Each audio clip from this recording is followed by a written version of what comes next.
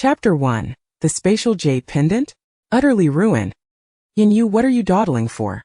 Quickly hand the jade pendant to Senior Ruan. Did you not agree to lend it to her just moments ago? Xia Xiaoxiao, observing Yan Yue clutching the box containing the pendant yet hesitating to pass it to Ruan Bingyu, spoke with a hint of urgency. Beside her, Ruan Bingyu could not restrain herself and reached out eagerly to grasp it. Indeed, dear Yan Yue, I am truly grateful for your willingness to lend me the pendant. I promise to return it to you after tomorrow's classical music concert. Ruan Bingyi's words conveyed gratitude, but a flicker of darkness passed through her eyes. Once she obtained the pendant, Yan Yue would be of no consequence in this world. She remained oblivious to the fact that Yan Yue's expression had transformed almost instantaneously. This is the protagonist's greatest advantage in the novel. Why are you hesitating? Hand it over to me. Ruan Bingyi's heart raced with impatience. Ruan Bingyu had traversed into a post-apocalyptic novel, where the protagonist was none other than the girl before her, Yan Yue. The gourd-shaped jade pendant was a treasured heirloom left to Yan Yue by her grandmother. Starting tomorrow, the world would be engulfed by rain, a deluge that would persist for a fortnight. This rain carried a unique virus, and by the end of the first week, half of the global population would undergo a horrifying transformation, becoming zombies.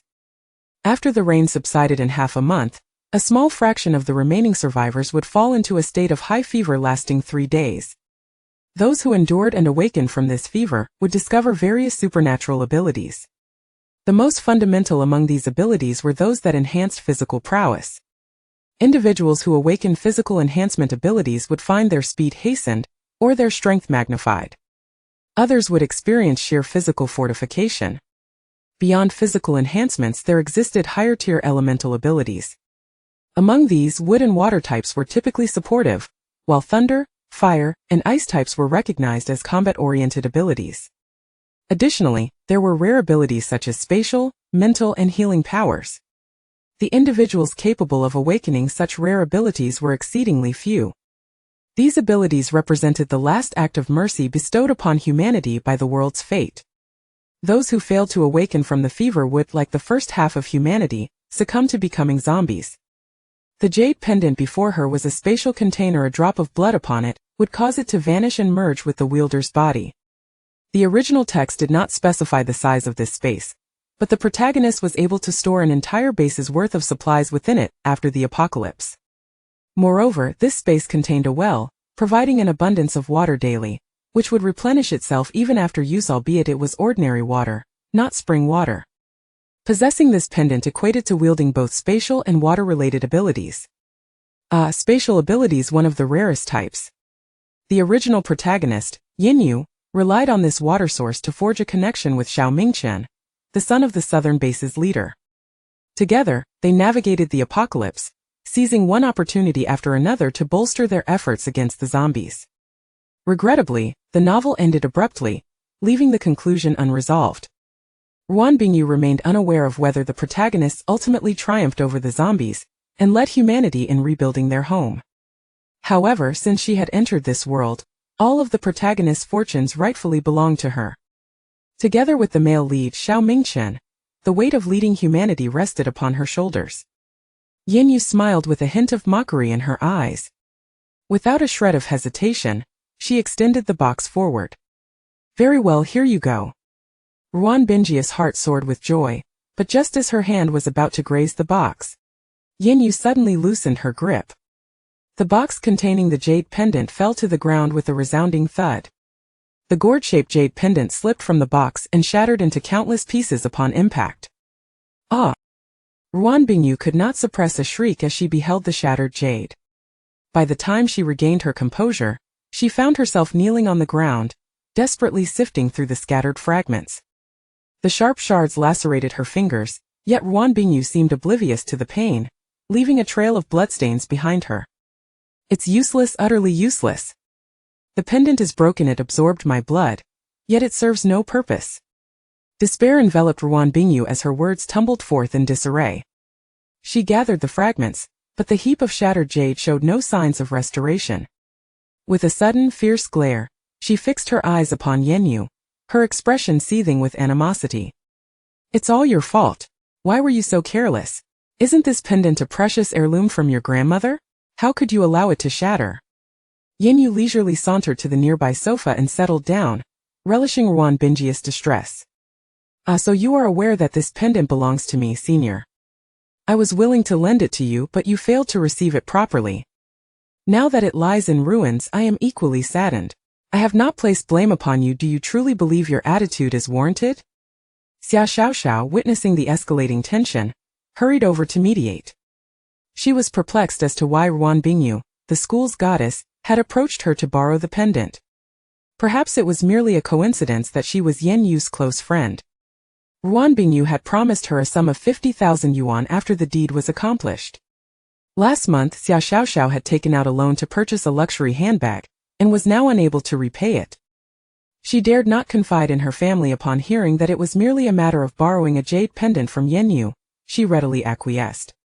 Yeah, you should not speak so. Senior Ruan must simply be overly fond of the pendant. Senior Ruan mentioned that the gown she will wear while playing the pipa at tomorrow's concert complements this pendant beautifully.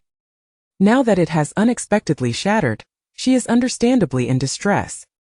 Yan Yue regarded this superficial friend with indifference, resolved to sever any future ties, and felt no inclination to extend her goodwill today. As for the pendant's spatial properties, Ruan Bingyi's intentions to claim it for herself remained a mystery to Xia Xiaoxiao, who naively believed it was merely a matter of borrowing it for a brief period. At best, she was a foolish pawn.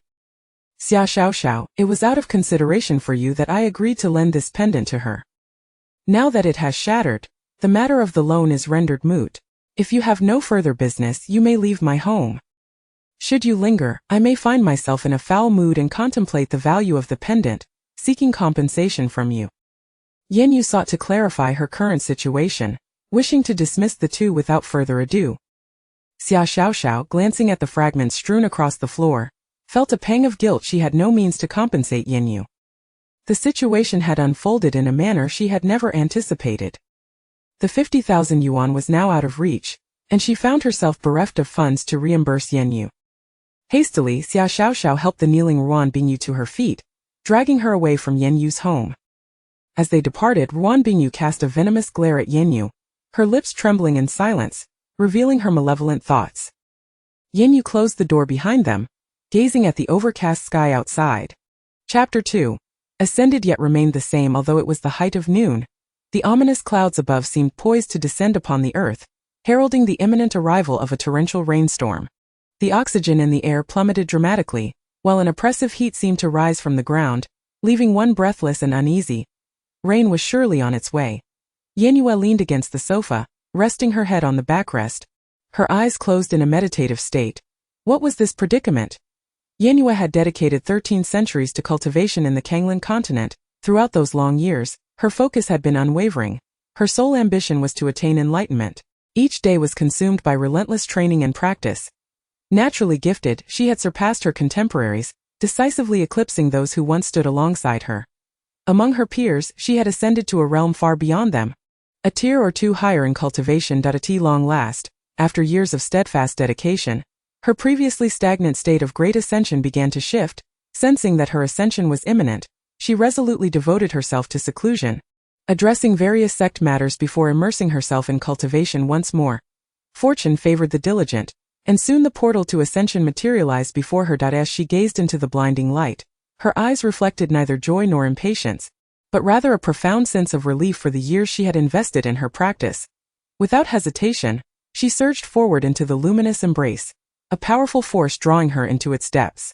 When Yan Yue regained her senses, she found herself suspended in a boundless void. This dark expanse was scattered with luminous orbs of varying sizes. Some glowed brightly, while others dimmed considerably. Yet the orb before her was distinctly different from the rest. Its flickering halo shimmered weakly, exuding an aura of instability, as if it were on the verge of extinction. It became clear that ascension did not lead directly to the celestial realm. Rather, as Yan Yue now experienced, it involved becoming a guardian of various dimensions. Their mission was to restore those realms on the brink of collapse, battling external forces intent on their destruction, and seizing the destiny that belonged to these fragile worlds. The dimension before Yan Yue was indeed on the verge of ruin. Suddenly, a soul began to coalesce above this realm. The newly formed spirit appeared tattered and torn, not merely in attire but in physical form. Resembling a ragged doll that had been mauled by beasts, its body bore countless wounds, with scarcely a morsel of flesh intact. Yan Yue could discern that this was a young girl. The girl, in a state of panic, surveyed her surroundings but found no signs of the horrors she feared. Abruptly, she crouched down and wrapped her arms around herself, weeping uncontrollably. Yan Yue chose not to intrude upon her sorrow, instead extracting the girl's memories from her mind. The girl also bore the name Yan Yue in her dimension. The apocalypse was underway, with humanity dwindled to a mere fraction of its former self. The land lay barren, devoid of crops save for a few mutated plants. It was the day before the rain that signified the onset of this cataclysm when the girl's friend Xia Xiaoxiao had brought her senior, Ruan Bingyu, to her home to borrow a jade pendant left to her by her grandmother. Ruan Bingyu promised to return it the following day after wearing it for just one day. At that moment, the girl had given little thought to the matter and handed over the pendant without hesitation. After midnight that fateful night, a torrential downpour began to assail the outside world. By the seventh day of this incessant rain, the entire globe was suddenly overrun by an overwhelming horde of zombies, their numbers accounting for 50% of the total population. In an instant, the residential buildings, streets, and thoroughfares were teeming with the undead, their anguished cries echoing from all directions as they feasted upon the living. Meanwhile, the rain continued to fall relentlessly until, after a fortnight, it ceased abruptly. Among those who had not succumbed to zombification, a scant few fell into a feverish stupor. Some of these fortunate souls awakened to discover various supernatural abilities, while those who remained unconscious transformed into zombies. The girl, however, did not suffer from fever. She did not become a zombie, nor did she awaken any latent powers. She was merely an ordinary person struggling to survive in this apocalyptic world. To stay alive, she trailed behind the military, scavenging the remnants of others' meals, expired and putrid scraps. After much hardship, she finally reached the southern base, having endured 5 years in this harrowing existence without ever having a full meal. It was during her last mission to procure supplies that she was discovered by a swarm of zombies. Those accompanying her, endowed with abilities, abandoned her to save themselves, thrusting her into the throng of the undead in a desperate bid for time to escape. In that moment, she was viciously torn apart by the ravenous creatures. Yet, the memories of this girl did not align with the original trajectory of this world. She was, in fact, the fated child of this realm. And within her gourd-shaped jade pendant lay a space containing an inexhaustible wellspring of water, a gift from the heavens to the child of destiny. Soon after, she would encounter unique opportunities meant solely for her. She would seize these chances and find like-minded companions with exceptional abilities, joining forces to combat the zombies and lead humanity toward victory. However, all of this was thwarted by the meddling of Ruan Bingyu, a woman who had traversed into her narrative. Ruan Bingyu usurped all of the girl's opportunities, choosing not to end her life directly, but instead allowing her to endure a despairing existence in this apocalypse. After witnessing the girl's memories and the original storyline provided by the cosmic order, Yan Yue gazed with sympathy upon the sobbing child before her, who was hiccuping in distress. She knelt before the girl and gently stroked her blood-stained, filthy little head. "You were never meant to be this way. Someone has stolen what belongs to you." Upon hearing Yan Yue's words, the girl momentarily froze before fervently shaking her head. "I want to be reborn. I wish to start anew in a world devoid of this apocalypse."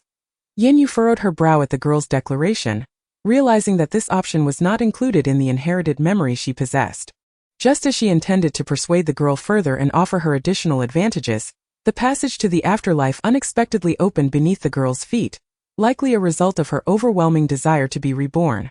The girl gazed at the gray passage before her, her tear-streaked face lifting as she asked Yan Yue, "Sister, what is this?" Just as Yan Yue began to reconsider her words, the girl, without a moment's hesitation, stood and leaped into the unknown. Chapter 3, The Soft and Adorable Cosmic Order, the Divine Beast White Tiger. Wait, let me finish. Would you like to hear the conditions I can offer? For instance, what if I were to create a portable system for you? From the depths of inherited memories, Yan Yue understood that numerous golden fingers could indeed be stacked. Regrettably, at that moment, the girl had completely vanished into the passage of reincarnation. The entrance of this passage began to constrict gradually, until the last wisp of the gray fissure sealed shut, utterly disappearing from Yan Yue's sight. Yan Yue gazed at the realm before her, its brilliance dimming increasingly. A sense of confusion washed over her. Could it be that on her very first day of duty, she was destined to collapse an entire dimension? Within her mind, she seemed to hear the lament of the heavenly Tao of this realm. Woo!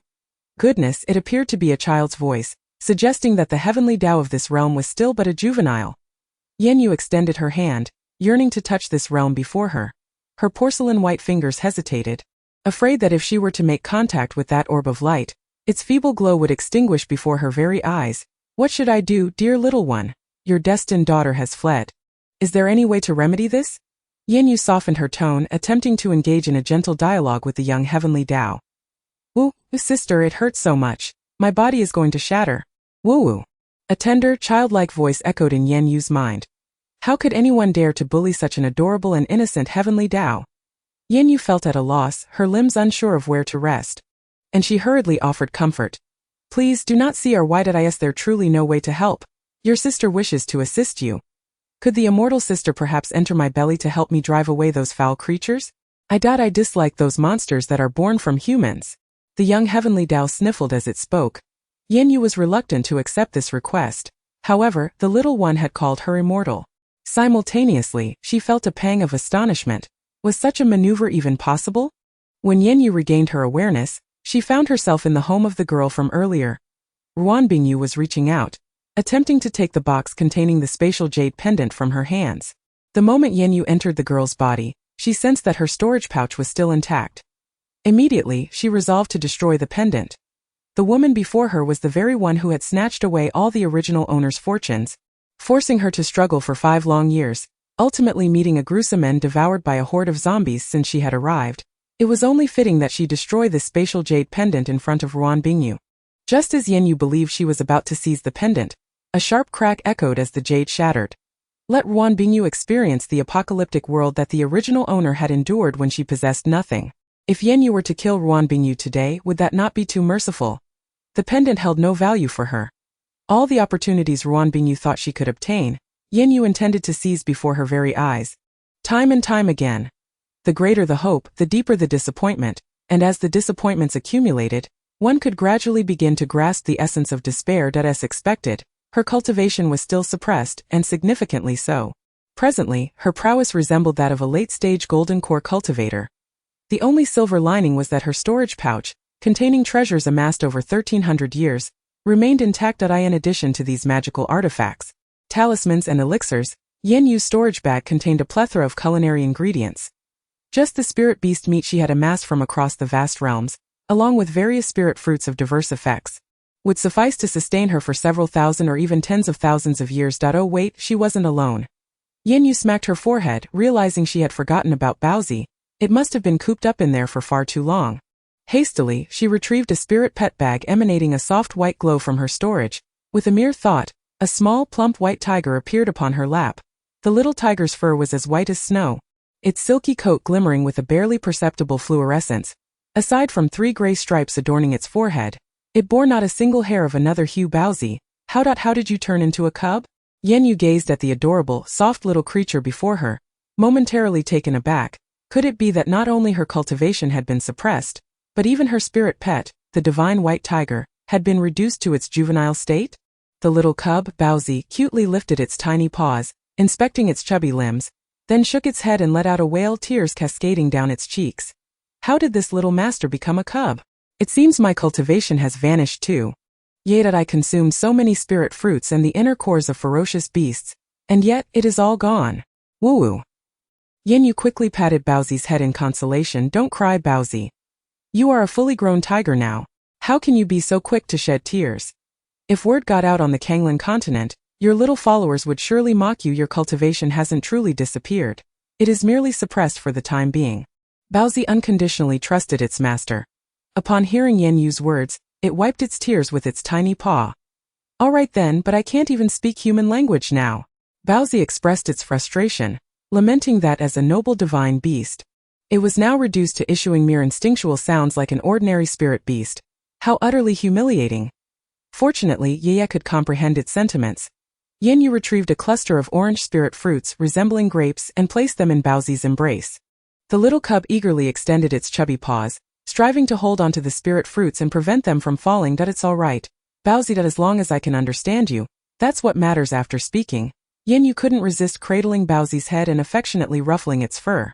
The little tiger's coat was soft and silky, providing an exquisite tactile sensation. It was simply too adorable. When Yan Yue had formed a contract with Baozi, it had already surpassed its cub phase. Reaching a length of 10 meters, about 1.5 times the size of an ordinary spirit tiger, Compared to the tigers of this mundane realm, it was several times larger, thus, she had never witnessed Baozi in such an irresistibly cute form. The chubby little cub, regardless of its actions, even merely staring vacantly, exuded an aura of endearment. Who would have thought that the esteemed Yan Yue, the most powerful cultivator of the Kanglan continent, harbored a penchant for all things cute? Yan Yue placed Baozi on the nearby sofa, unable to resist giving its belly a few gentle rubs before allowing it to enjoy the spirit fruits. Having merely glanced at the contents of her storage bag, she discovered a plethora of items, many of which were collected during her early cultivation days. It was imperative for her to conduct a thorough inventory. Chapter 4. Supplies. Spirit tool Yuxiang. On the Kanglan continent, practitioners in the foundation establishment stage are already capable of fasting. However, Yan Yue's appetite, despite having endured for over a millennium, remained insatiable. Consequently, more than half of her storage bag was filled with provisions. Among them, a considerable heap consisted entirely of spirit deer meat, which she and Baozi had hunted in the beastly forest. During that expedition, they nearly captured every spirit deer in the forest. The spirit deer meat was tender and succulent, and Baozi adored roasted spirit deer meat, a preference that Yan Yue shared. Adjacent to the spirit deer was a substantial pile of the corpses of formidable spirit cattle.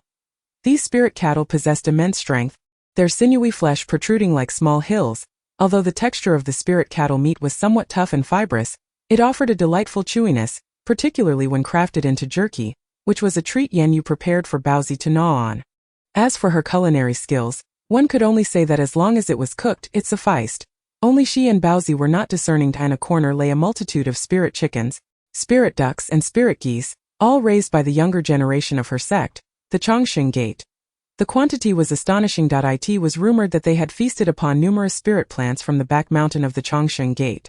The elders within the sect gazed at this flock with mournful eyes, yet dared not voice their grievances, for this was the sole request made by their ancestors. Among the lesser quantities were aquatic delicacies such as fish, shrimp, and crabs, which were among Yan Yue's favorites due to their tender, sweet flesh. Additionally, there was a mountain-like pile of spirit rice. The rice steamed from this spirit grain was crystal clear, and its unique sweet aroma could be detected from afar. The varieties and quantities of spirit fruits were countless. Yan Yue plucked a spirit fruit resembling a peach, its pink, juicy flesh enticing. Without even rinsing it, she bit into it with relish. There were also some pills and a few talismans, alongside a haphazard assortment of various magical tools. She pondered on their potential efficacy in this realm. However, Yan Yue quickly reasoned that, in this world devoid of spiritual energy where cultivation was impossible, as a golden core stage practitioner, she was far from needing to resort to magical tools for survival. Nestled in a corner of her storage bag lay a palm-sized, emerald-green jade box, quietly resting beneath a layer of dust. Since its contents were neither food nor essential items like pills or talismans, Yan Yue had overlooked it entirely. She had perhaps long forgotten what lay within that jade box. Recently, Yan Yue had systematically reviewed in her mind what preparations were necessary for the early days of an apocalypse, which primarily involved stockpiling supplies, food, water, weapons, and daily necessities. Women too needed to stockpile feminine products. However, as a practitioner, Yan Yue had long ceased to experience such biological cycles. As for food and drink, she had no need to hoard. Not to mention, she could hardly consume food grown in this polluted atmosphere. Thus, there was no necessity for her to expend time and effort gathering supplies. Those resources could be reserved for those in need. As for weapons, Yan Yue flipped her left hand. A 3-foot-long, half-foot-wide cleaver, entirely shrouded in black, with only the blade glimmering with a hint of cold light, materialized in her hand. This was the life-bound artifact crafted for her by her prodigious second senior brother, Yan Yue. During her time in the Kanglan continent, Yan Yue would typically refrain from wielding it. The life-bound weapons of other unparalleled geniuses on the Kanglan continent were nothing short of breathtaking. Yet, hers was an exceedingly hideous great cleaver. The second senior brother must have done this on purpose, undoubtedly still harboring a grudge from their childhood when she had secretly hung his wet pants on the clothesline in the disciples' dormitory after he had wet himself. How could a grown man hold such a grudge? Nonetheless, despite its unsightly appearance, the blade proved unexpectedly adept in her hands. When she faced those demonic cultivators, Yan Yue dispatched them with a single stroke, requiring no elaborate maneuvers whatsoever. Yan Yue caressed the cleaver, Yushuang, and thought, "My current cultivation level is merely at the golden core stage. I shall rely on you even more in the future." Though its exterior was rather unsightly, the great cleaver Yushuang emitted a resonant hum. Upon hearing this, Yan Yue felt a surge of joy in her heart. Could it be that Yushuang's spirit still lingered? Indeed, the spirit of Yushuang had not vanished. Although the blade was hideous, its spirit manifested as a chubby little girl dressed in black, sporting 2 playful buns atop her head. However, this black-clad little sprite perpetually bore a serious expression, her face devoid of any emotion upon each appearance. The spirits of all weapons on the Kanglan continent typically materialized in forms that mirrored their master's inner imaginations. While Yushuang's exterior matched Yan Yue's envisioned image of softness and cuteness, its frosty demeanor was immutable. She approached the bathroom mirror to gaze upon her reflection. Yan Yue slightly furrowed her brow, perplexed. The girl in the mirror bore a striking resemblance to her, perhaps even reminiscent of her initial days of cultivation. In the void, she could hardly discern her original appearance amidst the bloodied visage of the former host. The woman in the mirror possessed fair skin, large almond eyes shimmering with vitality, and a nose that was dainty yet straight, complemented by softly tinted lips and a face no larger than a palm. As Yan Yue's cultivation advanced on the Kanglan continent, her features underwent subtle transformations. Her visage became more exquisite, her skin radiant as jade. Whenever she presented herself to others, she feigned an icy demeanor. Regrettably, Yan Yue was too engrossed in her cultivation to indulge in ethereal, flowing skirts each day. She donned a simple gray-blue robe, her long lustrous black hair gathered at the nape of her neck, loosely secured with an unremarkable peachwood hairpin. Among female cultivators, Yan Yue stood out as a most unconventional figure in the Kanglan continent. Gazing at her reflection, she wore a white ruffled-collared blouse paired with a plaid pleated skirt. She found it difficult to comprehend such a style with a mere thought. The figure in the mirror instantly changed into a faded gray-blue robe. The attire she had previously worn fell gracefully at her feet. Yan Yue ran her fingers through her slightly curly long hair. The volume was quite satisfactory. With a graceful motion, she gathered her hair atop her head, retrieving a peachwood hairpin from her storage bag to secure it in place. Yan Yue gazed at her reflection in the mirror, a satisfied smile gracing her lips. This is more like it. She now bore an impressive resemblance to I in the living room. The Baozi emitted a few eager cries. Yeah, Baozi is hungry. Lingua is not enough to satisfy. Baozi desires meat. The Baozi had finished its lingua, yet for it, such sustenance was merely a light snack. Being in its juvenile stage, the Baozi required nourishment to support its growth, and thus needed to consume meat. Yan Yue swiftly extracted a spirit deer from her storage bag, briefly preparing it before placing it before the Baozi. You can roast it yourself. Upon hearing this, the Baozi expelled a stream of blue-white flames from its mouth. It exerted effort to regulate the intensity, enveloping the spirit deer evenly in the flames. Before long, the deer was perfectly roasted, crispy on the outside and tender within, sizzling with juices. Yan Yue without hesitation tore off a leg and took a bite. Truly, it was the exquisite spirit deer unique to the spirit beast forest, its flavor remarkably delightful even without the addition of any seasoning. The Baozi, still mastering its control over the icy blue flames, showed no sign of anger when Yan Yue snatched a leg from its carefully roasted deer. Instead, it willingly tore off another leg and offered it to her. Its chubby little paws were now slick with deer juices. Yeah, you should have this too. Baozi and Yi are the best in the world. This adorable display melted Yan Yue's heart. She merely wished to savor a taste, yet the Baozi needed to replenish its strength. Without a second thought, she placed the leg into the Baozi's mouth. Chapter 5. A familiar scent after devouring nearly an entire roasted spirit deer. The Baozi's little belly was round and plump, resembling a ball. It lay sprawled beside Yan Yue, contentedly snoring, drifting into a drowsy slumber. Yan Yue sat cross-legged, contemplating an attempt at cultivation. She meditated for quite some time, channeling the energy pathways within her body. Unfortunately, this world was devoid of even the slightest trace of spiritual energy. Not only was spiritual energy absent, but the very air was tainted, filled with various murky essences. Yan Yue detested this atmosphere immensely, yet she did not seal off her sense of smell, forcing herself to adapt as best as she could. At that moment, she felt as though she were on the verge of ascension. She had given all her spirit stones to her sect, the Chongqing sect. That substantial sum of stones was nearly 10 times the total amount possessed by the entire sect. This act had moved her white-bearded master to tears. Nearly rushing to embrace her legs in gratitude, the master led the disciples of Chongqing sect in a day-long series of prostrations before her. As a result, even now, she found it impossible to extract a single spirit stone for her own absorption. Had she known better, she would have saved some. Regret gnawed at her. It seemed that, for the time being, she could not enhance her cultivation in this world. Yan Yue ceased her meditation, leaning back on the sofa to feel the weather outside. Tick-tock. The 3 hands of the clock on the wall converged at the numeral 12. Yan Yue sensed the gentle patter of rain beginning to fall outside. Before long, the rain intensified gradually, swiftly coalescing into a deluge reminiscent of a cascading waterfall. The mobile phone left behind by the previous owner on the coffee table incessantly beeped, a testament to the fervent exchanges occurring within the community group of the neighborhood. Building 7, Apartment 203, what on earth? The rain was just mild a moment ago. How did it suddenly become so torrential? I was drenched to the skin just walking from the electric bike shed to the entrance. Building 3. Apartment 1201. Indeed, I have finally grasped the meaning of the phrase torrential downpour. I just went out to the balcony to retrieve the flowers, and the soil in the pots is nearly washed away.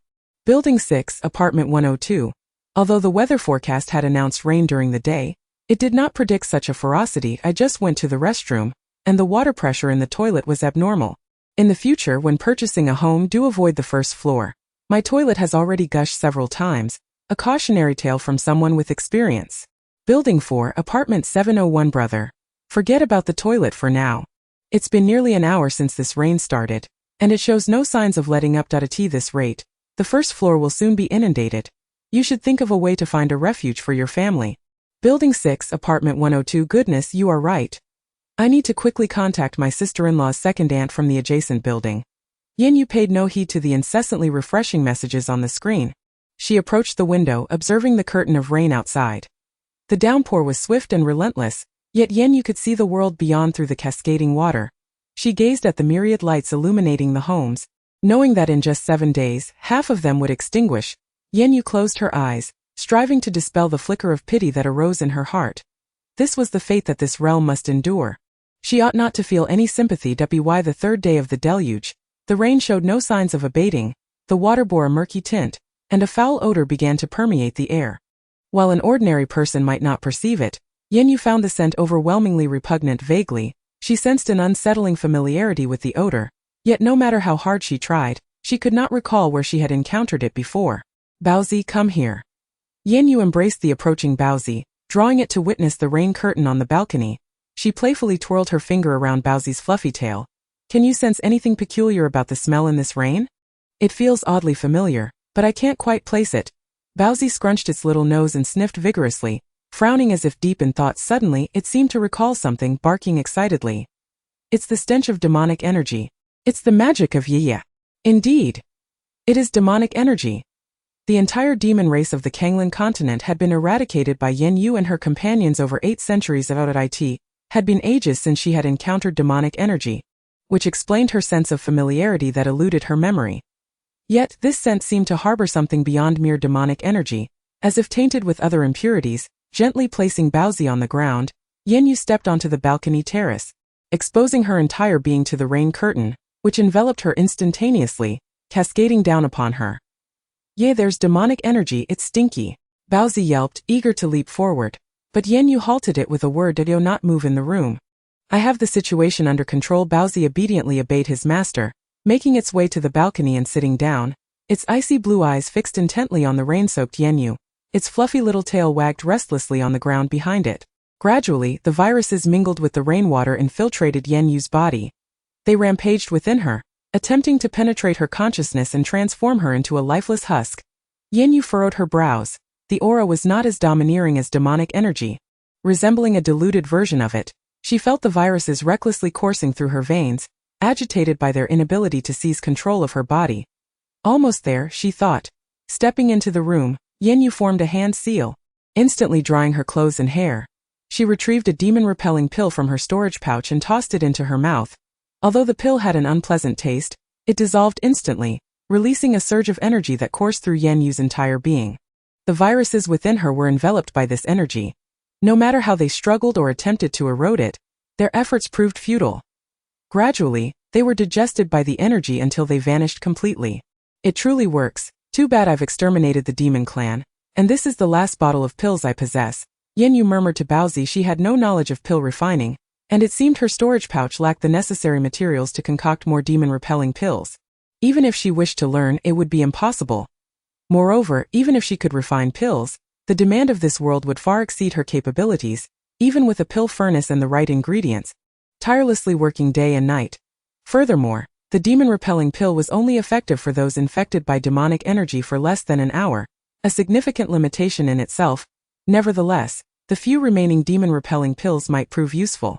It had been raining incessantly for 3 full days, and the water levels were beginning to rise. According to Yan Yue's estimations, it was nearly encroaching upon the 3rd floor. The community's property management group had erupted into chaos. Yan Yue pulled out her phone from her sleeve.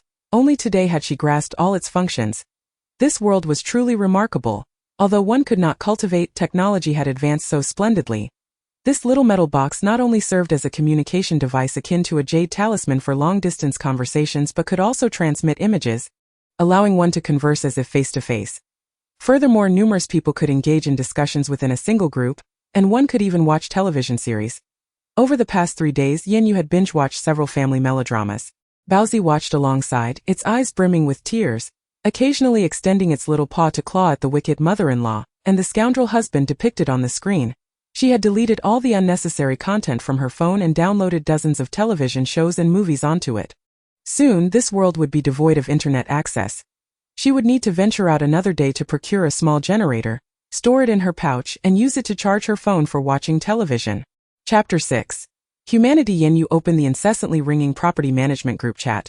Building 9, Apartment 301. The water has reached the 3rd floor. What should we do?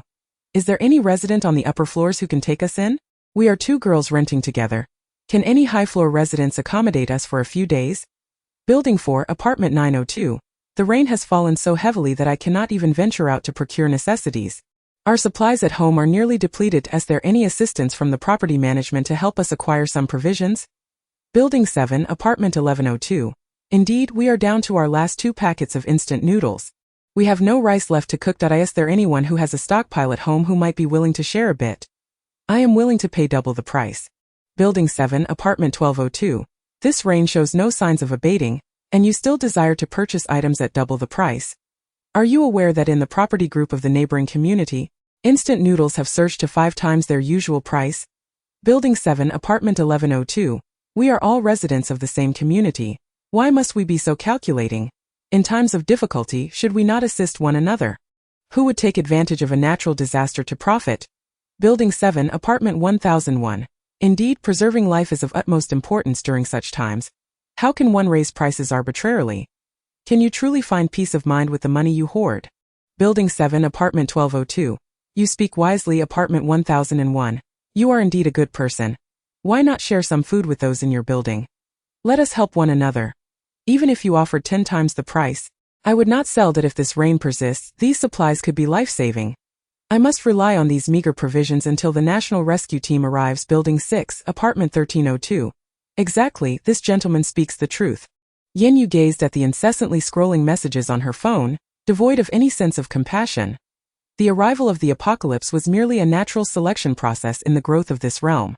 Furthermore, human nature is the most perplexing of enigmas. If Yan Yue were to extend her compassion to assist one individual today, tomorrow there would be a second, a third, and she would find herself obliged to continue such acts indefinitely. The principle of reciprocity, where a favor is met with resentment, implies that one day, should she refuse to assist those individuals, she would become a target of collective ire, even from those who once benefited from her kindness.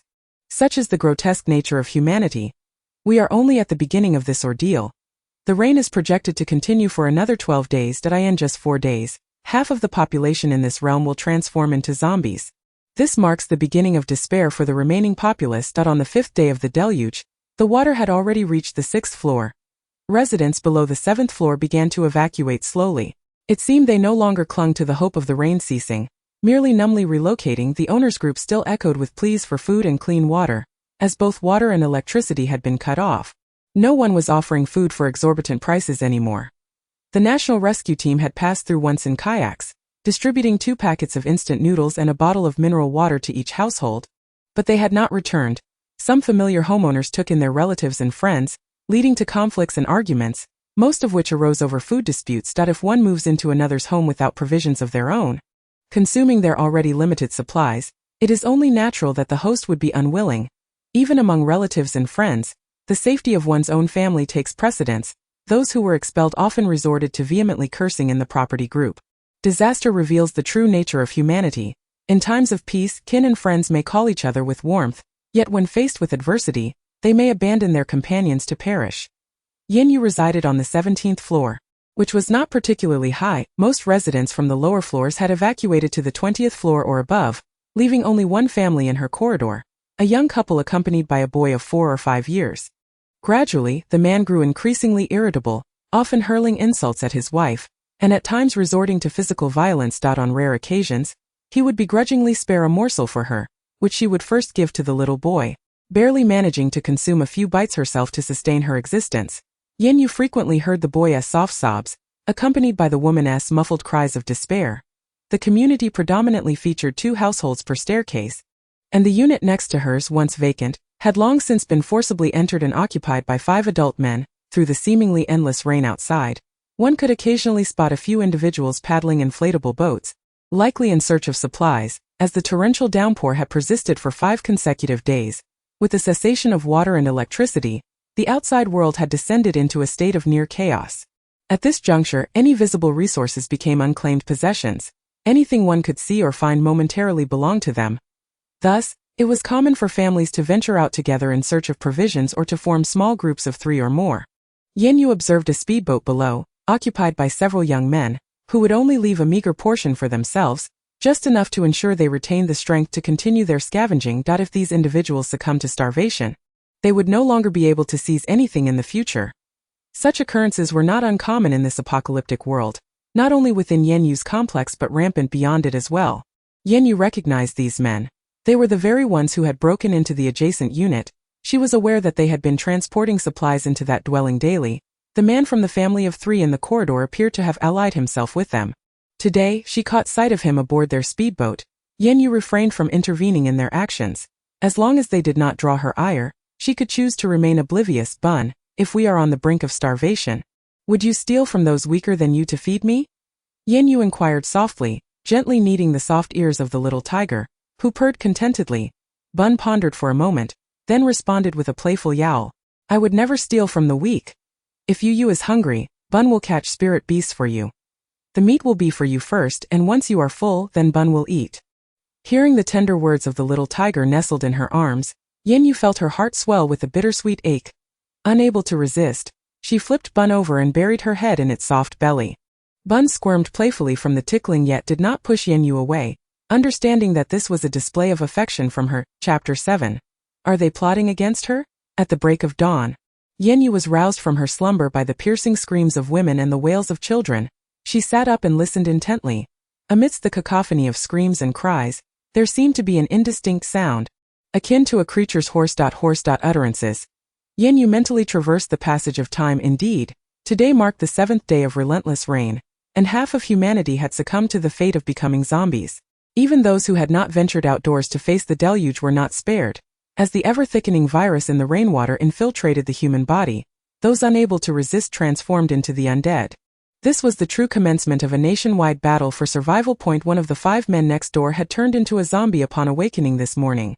By the time the others realized what was amiss, he had already bitten another. The remaining men quickly grasped the gravity of the situation. One among them was on the brink of becoming a zombie. A tumultuous clamor of combat erupted outside, the dull thuds of bodies colliding with the ground echoing for nearly half an hour. The 3 men left next door, alongside the father from a family of 3, banded together, wielding knives to sever the heads of the 2 already mutated individuals. Gradually, the cries of women and children outside began to diminish, leaving only the faint sobs of a child. Now, the streets were rife with zombies not only outside, but within the corridors of the building. On the staircases and even within rooms, a zombie could spring forth at any moment. Fortunately, the initial zombies that appeared were rather clumsy and sluggish in their movements. Nevertheless, the family in the corridor no longer dared to remain outside. The man sought to squeeze in with the men from the neighboring room, pleading desperately, claiming that he was merely a solitary occupant and that they need not concern themselves with his wife and child. Yet, the men were wholly reluctant. Changzi, do you recall that woman we spotted on the balcony the other day? Inquired a slender man with yellow hair, nudging the crew-cut man beside him with his elbow. The robust Changzi, upon hearing this, wore a lecherous grin, stroking his chin thoughtfully. Indeed, I remember. Though her attire was peculiar, her complexion was as fair as goat's milk. Moreover, she was impeccably clean. Yet our building has long been without water and electricity. We've had someone guarding our home day and night, yet we have never seen her venture outside. She must have an abundance of supplies stockpiled. Indeed, we were all thinking about that woman that night.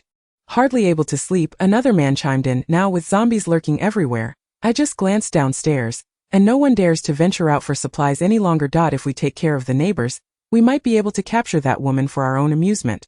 The yellow-haired man continued. On the other side, a bespectacled man with dark circles under his eyes and severe myopia approached, clutching a notebook. Intrigued, he joined their conversation. I concur. I've been subsisting on the supplies noted in my notebook these past few days.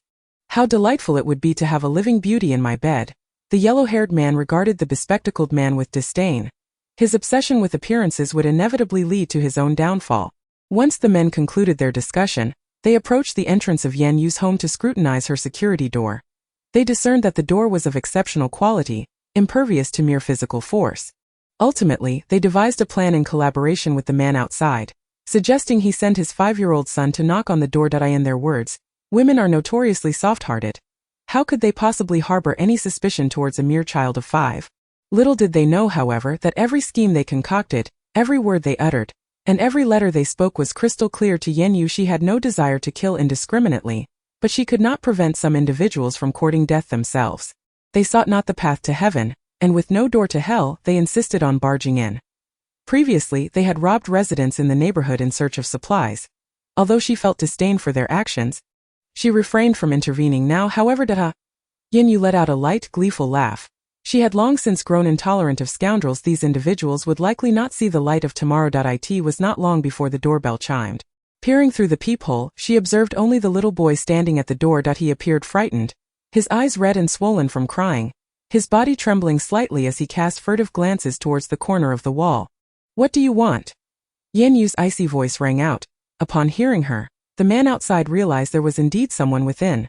The father of the family hurried over and gave the boy a sharp pat on the head, eliciting a yelp of pain from the child. Yang, remember what Daddy just told you? The little boy, looking aggrieved, pouted his lips. Sister, I'm so hungry that I haven't eaten anything in a long time. Sister, could you please give Yang something to eat? Yang is really very hungry, and Mommy is hungry too. Woo. The boy, perhaps truly famished, grew increasingly distressed, his sobs escalating. Yan Yue's expression remained unchanged as she replied coolly, but sister has nothing to eat either. You should ask your father to find something elsewhere. Upon hearing Yan Yue's words, the man grew anxious. He glanced over at the neighboring door and caught sight of the menacing gazes of the others. Recoiling slightly, he understood that if he failed to have his son knock down this door today, those men would not spare him. In a desperate move, he twisted the boy's arm tightly, causing the child's cries to swell. Ooh. Daddy, it hurts. Yang is in pain. Sister, I'm really very hungry. I beg you, please give Yang just a little to eat. Why harm the innocent children? Yan Yue fumed. In this apocalyptic world, every child is exceedingly precious. Are you certain you wish to ask me for food? Certainly, the man replied eagerly, nodding fervently. Thank you for being willing to save my son. If he doesn't eat soon, he will starve. Yan Yue retrieved a fruit the size of a plum from her storage bag. This low-grade spiritual fruit, while delicious, possessed no other notable properties. She opened the door, taking advantage of their distraction to swiftly close it again. Yan Yue extended the fruit towards the little boy. Here, eat. The child received the fruit from her hand. Astonished and overwhelmed, he greedily inhaled the sweet aroma, and then hastily stuffed it into his mouth, devouring it ravenously. As he reached the last remnants, a sudden thought seemed to strike him. Reluctantly, he extracted the morsel from his mouth and hurried to the corner of the wall, where a battered woman lay, barely clinging to life. He approached her side and gently placed the remaining piece of fruit into her mouth, uttering, "Mama, this sweet fruit is from my sister." Chapter 8. Seeking death. Yan Yue's pupils constricted as she witnessed the scene before her. It was that woman just moments ago. She had overheard a group of men conspiring on how to lure her out, seize her resources, and subsequently distribute them for their own indulgence. The woman had timidly voiced a dissenting opinion, suggesting that as a girl, she too faced hardships, and perhaps they could take her possessions while sparing her life. For this single utterance, she was met with a brutal beating by the men. With her husband among the most vicious, he not only struck her with fists and feet but also hurled insults, chastising her for valuing her life while worrying for others. At that moment, the woman could barely lift her gaze, instinctively swallowing the fruit that was offered to her. This woman possessed a good heart, and this little human cub was indeed a good cub. Upon noticing Yan Yue's emergence, the men immediately converged around her. They had only caught a fleeting glimpse of her from the balcony that day, and before they could analyze her further, Yan Yue had retreated indoors. Yet now, seeing her in person, she was even more breathtaking than they had imagined. They could only describe her with shallow terms of beauty. Her skin was as fair as snow, and her long thick black hair was elegantly swept up. A few rebellious strands fell across her forehead and cheeks, adding an air of languor to her presence. Most astonishing were her eyes, pure and untainted by the dust of the world, aside from her somewhat peculiar attire. There was not a single flaw to be found on her. What kind of family could raise such a clean and pure girl? How could such a girl possibly appear in this ordinary neighborhood? Their minds were consumed by Yan Yue's visage, and they unconsciously wore expressions of ecstasy. Such a treasure, had it been before the apocalypse, they would not have merely dreamed of sleeping with her. Even a mere glimpse would have been a rarity. Yet now in this new world everything had changed. The constraints of law had vanished, and here was a lone beautiful girl left to fend for herself. Given their fortuitous encounter, they believed they could do as they pleased with her. The one with yellow hair pointed to the two corpses of zombies they had decapitated behind them, feigning ferocity as he addressed Yan Yue. "Beautiful lady, do you see that? Do you know what that is? Those are zombies. We are in the apocalypse, do you understand? Just like in the movies, zombies eat people. For a girl like you, being alone in this world is exceedingly perilous. If you are wise, you will stick with us as long as you serve us well. We will ensure your safety." The buzzcut man, Changgu, promptly nodded in agreement, exclaiming, "Indeed, I see you are brimming with energy and your complexion is radiant. There must be a plethora of food in your home. How about this? You provide us with all your provisions, and from now on you shall accompany us. Naturally, your supplies will henceforth be distributed by us." At that moment, the bespectacled man clutching a notebook was fixated on Yan Yue, nearly drooling as he leered at her. His gaze traversing her entire form, rendering her exceedingly uncomfortable. They had initially planned to lure Yan Yue out, seize her resources and indulge themselves for several days. After all, a young woman subjected to the whims of so many men wouldn't likely survive for long. They had never contemplated taking Yan Yue with them on their journey. In this apocalyptic world, women were plentiful. Should the need arise, they could easily capture another along the way, as keeping one by their side would be a burden. Yet at that moment an unspoken consensus emerged among them. This particular girl, even if a burden, must be taken along. Such a rare gem deserved to be enjoyed at a measured pace, for they would likely never encounter another like her. Perhaps, should they come across formidable individuals in the future, they might even offer her up for some advantage. Just as they reveled in their fantasies, a loud crash erupted as the laptop in the bespectacled man's hands plummeted to the ground. The noise quickly overshadowed by his anguished cries. "Ah!" he shrieked, his hands pressed against his eyes, emitting a chilling wail. His eyeglass lenses had shattered into dust, leaving only the bare frames. Blood streamed from the gaps between his fingers, mingled with an unknown viscous substance of black and white. Astonishingly, his eyeball had inexplicably exploded. The other three men, witnessing the bespectacled man's gruesome fate, instinctively recoiled, terror etched on their faces as they gazed at Yan Yue. "Changgu, this woman is peculiar. There are only a few of us here, yet the glasses have suddenly transformed in such a manner. It must be her doing," the yellow-haired man stammered, retreating in trepidation. The bespectacled man, slumped on the ground, continued to wail in agony. "We no longer desire your supplies. We admit our folly in underestimating you. Would you consider sparing us?" he pleaded, his vision extinguished, which could be seen as some measure of retribution for her. "If you still feel aggrieved, you could take his life instead," the yellow-haired man urged desperately. However, Changgu remained reluctant to concede. He halted his retreat, glaring furiously at Yan Yue. He scrutinized her attire, a striking grayish-blue robe that stood out conspicuously. Who would dress like that nowadays? Could it be that she was indeed a sorceress? He glanced at the yellow-haired man and the man with a family. Both were trembling, their faces pale and visibly useless. Changgu clenched his teeth. She was merely a woman that if she truly possessed any formidable power, she would have dispatched them by now. Yet, all she had done was incapacitate the bespectacled man. Perhaps her tricks were exhausted, and she had no further means to defend herself. Why should they fear her? They could overpower her together and compel her to reveal how she had silently caused the explosion of the bespectacled man's eyeball. If we were to acquire this ability, we would possess a considerable advantage in this apocalyptic world. The expressions of the yellow-haired man and the short-haired strong guy softened somewhat, seemingly swayed by the words, and they halted their advance towards the neighboring room. At that moment, Yan Yue could not help but smile, her lips curling in a manner reminiscent of glaciers melting and winter snows dissolving. The yellow-haired man and the buzz-cut strongman were momentarily entranced, forgetting their actions. With a subtle motion of her left hand, a large pitch-black blade materialized in Yan Yue's grasp. "You are correct. I should have eliminated you immediately." As her words echoed, the jade-like blade was raised. The chilling, obsidian surface of the weapon reflected the astonished faces of the three. their eyes nearly bulging from their sockets in shock. They felt a sudden chill at their throats, and it seemed as if they were soaring through the air. Without even a hint of pain after a dizzying whirl, they crashed to the ground with a thud. They beheld their own bodies, still upright, eyes filled with boundless regret and an overwhelming terror. The severed heads that had fallen to the ground emitted 2 faint gasps, their eyes wide open, before they instantly ceased to draw breath. Chapter 9. You may proceed at your leisure. Yan Yue surveyed the lifeless bodies sprawled on the ground, her nose wrinkling slightly, a hint of disdain flickering in her eyes. This group was so repugnant that even their blood reeked foully. A faint whimpering sound emanated from the corner. Yan Yue turned to look. The woman, who had barely clung to life moments ago, now summoned an unexpected strength to tightly cover the boy's mouth, preventing him from uttering another sound. This girl was terrifying. She had effortlessly severed 3 heads with a single stroke. Despite knowing she could not protect her son at this juncture, the woman exerted every ounce of strength to shield him. One of her eyes was swollen and bruised, reduced to a mere slit, while the other was only half-closed. Yet, within that half-closed eye, Yan Yue discerned profound fear. This woman seemed to have uttered a word of caution to her. If this woman were to perish, the child would not survive either. She had no desire for complications. I shall not harm you or your child. Yan Yue rummaged through her storage bag and produced a green spirit fruit renowned for its health-boosting properties.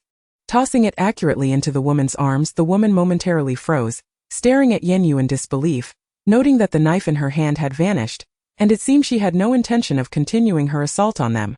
She released her grip on her son's mouth and with great difficulty, picked up the spirit fruit to feed it to her child. Even on the brink of death, she chose to reserve her meager sustenance for the infant. Something within Yan Yue stirred. She spoke before the child could open his mouth. That fruit is meant for you. It is beneficial for your health. That if you perish, your son shall not endure. Reflect on this matter. Without waiting for the woman's response, Yan Yue turned and stepped into the room, shutting the door behind her. The woman in the corner hesitated for a moment before suddenly seizing the green fruit and ravenously shoving it into her mouth. She swallowed it whole, scarcely registering its flavor. One thought consumed her mind. She could not die. The formidable girl spoke the truth. Outside, there were monsters that devoured humans. If she were to perish, what would become of her precious Yang Yang? Yang Yang is still so small. As Yan Yue stepped into the room, she noticed Baozi sitting at the entrance waiting for her. His ice-blue eyes were wide open, filled with a sense of grievance and accusation. Why didn't you take me out? You currently possess only the cultivation of the golden core stage. What would happen if someone stronger than you bullied you in my absence? Baozi appeared somewhat displeased. He believed that the current Yaya was far too weak, and he felt it was imperative to remain by her side at all times to protect her. She had actually gone out to confront the villains alone without him. Yan Yue found the situation amusing. The little tiger seemed unaware of its own capabilities. It perceived its golden core late-stage cultivation as feeble, oblivious to the fact that in its juvenile state, it was significantly weaker than her. Nevertheless, seeing Baozi's concern for her brought joy to Yan Yue. In that moment, she certainly wouldn't reveal the truth, which would be a blow to the little tiger's pride. She crouched down and picked up Baozi. You are right. Next time I encounter such a situation, I will definitely take you along. Suddenly, Yan Yue recalled something and added, however, it seems there is indeed a matter for which I must trouble you. Baozi. I forgot to deal with the bodies outside. If left unattended, they will soon begin to stink, so I shall leave it to the capable Baozi to incinerate them. Leave it to you, my dear. Baozi proudly lifted his small head, exuding an air of confidence. Yan Yue reopened the door, her gaze meeting the face of the woman from earlier. The woman's eyes darted away, clearly hesitant to face the girl who could kill without hesitation. I just wanted to move these bodies. Did I disturb you? The woman awkwardly clutched the clothing of the headless corpse in her hands behind her. A human child was holding a bloodied human head, evidently assisting their mother with the task. It seemed that the woman had taken Yan Yue's words to heart. She had consumed the spirit fruit. Yan Yue felt satisfied. This woman displayed a keen sense of awareness. Even knowing to assist her in handling the bodies, you need not take these corpses elsewhere. Simply drag them to the hallway and pile them up. I will take care of them. All right. The woman nodded repeatedly. Fearful that her agreement had not been prompt enough, whatever this girl commanded, she would comply without question. Simply needing to follow her orders, the woman dragged all the headless bodies to the hallway and piled them together. Yan Yue could distinctly sense that her movements were somewhat rougher when she was handling her husband's corpse. Ultimately, even the 2 zombie bodies that had previously lost their heads to that group were dragged over and neatly stacked. The human child arranged 3 human heads and 2 zombie heads atop the topmost corpse with meticulous care. Quite artistic indeed. In an instant, The hallway was left with only the bespectacled man whose eyes had been burst by Yan Yue. He had long since fainted from excessive blood loss and had yet to regain consciousness. The woman seemed to take notice of the bespectacled man and, without hesitation, walked over to drag him alongside the pile of corpses. Yan Yue felt quite pleased. She set Baozi down on the ground and patted the little tiger's round head. Go on, Baozi, I leave the rest to you. With her short legs carrying her, Baozi approached the heap of corpses, and her mouth suddenly unleashed an icy blue flame. The moment this frigid azure fire made contact with the bodies, it swiftly spread, consuming the entire mass in an instant. As the flames ignited, the bespectacled man awoke in agony, struggling vehemently and emitting a chilling scream. Regrettably, he could muster only a few cries before being reduced to ashes. The woman, witnessing a scene that surpassed her comprehension, wished fervently that it was she who had been blinded instead of the bespectacled man. It seemed she had uncovered the secret of the girl. Would she truly not be silenced? Fear gripped her, causing her to tremble. Meanwhile, 5-year-old Yang Yang gazed at Baozi with sparkling eyes, his admiration nearly overflowing. At that moment, in the heart of this human cub, the little tiger cub had proven to be remarkably formidable, successfully replacing the once illuminating figure of Ultraman Tiga in his esteem. Now the little tiger Baozi was his ultimate hero. Yan Yue discerned the woman's unease and spoke to her. Pretend you have seen nothing today. The notion of Baozi's fire-breathing still seemed absurd, and it was quite remarkable that the mother and child had not been frightened. However, once the rain ceased, some individuals would awaken their latent abilities, at which point Baozi would no longer stand out as much. Yan Yue was unperturbed by the prospect of the woman daring to spread tales. She lacked the courage for such ventures. If the woman were alone, it might be a different matter, but alas, she was a mother to a cub. Her soft spot. My name is Li Ying, and this is my son Yang Yang. We won't say a word, Li Ying declared, turning to glance at the adjacent room with a hint of longing, the very space previously occupied by those 5 men. May we stay here? We won't be a bother. Yan Yue recognized that the room contained supplies plundered by the men, and there was quite a considerable amount. This woman was not foolish. She sought refuge next door, gaining access to a trove of resources while avoiding any trouble. Yet, being clever was indeed advantageous. Feel free, just do not disturb me. Chapter 10. The rain ceases. Yan Yue sat on a chair, gazing out at the balcony. The torrential downpour that had persisted for over 10 days had now dwindled to a gentle patter. The rain was on the verge of stopping. Yan Yue distinctly felt that as the rain subsided, the temperature in the air gradually began to rise. The humid atmosphere combined with the increasing warmth would render the surroundings uncomfortably damp. However, these fluctuations in temperature and humidity bore no consequence for her, as an extreme heat wave loomed on the horizon. Outside, the number of zombies was steadily increasing. Within the building where Yan Yue resided, the mutated zombies, having been bitten, roamed the hallways. Some ordinary people, now driven to desperation by hunger, frequently contemplated robbing Li Ying, who was alone with a frail child and lacked a capable adult male in her household. Having consumed the spiritual fruit provided by Yan Yue, Li Ying's physical prowess had surpassed that of a robust adult male. Armed with a kitchen knife, she repelled all those who attempted to invade her home, even managing to slay a few in the process.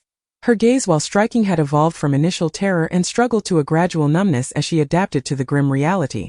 The world has now transformed into a realm of cannibalism. Li Ying understands that if she exhibits kindness towards others, it would be an act of cruelty towards herself. In order to survive in this harsh reality alongside Yang Yang, she must forge her own bloody path. Li Ying is aware that her rapid recovery from injuries and the remarkable strength she has gained must be attributed to the fruit given to her by the girl next door.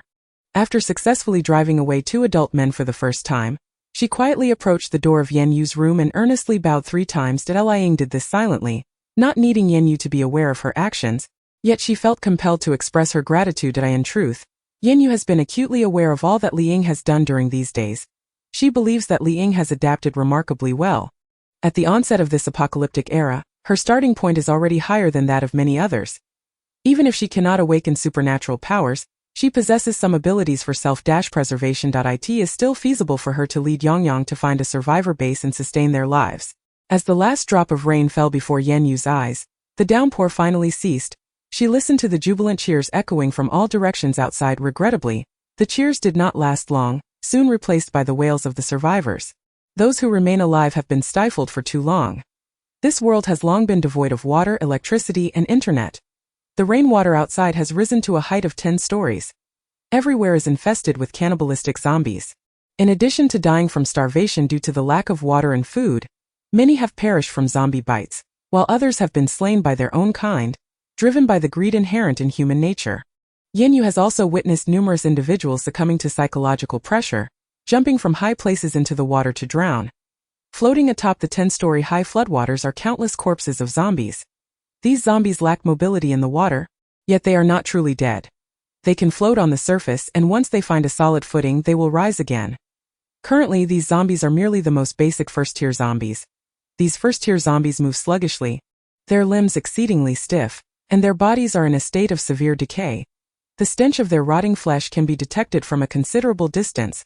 They are devoid of any consciousness, driven solely by an instinctual desire to feed, fervently yearning for blood and flesh.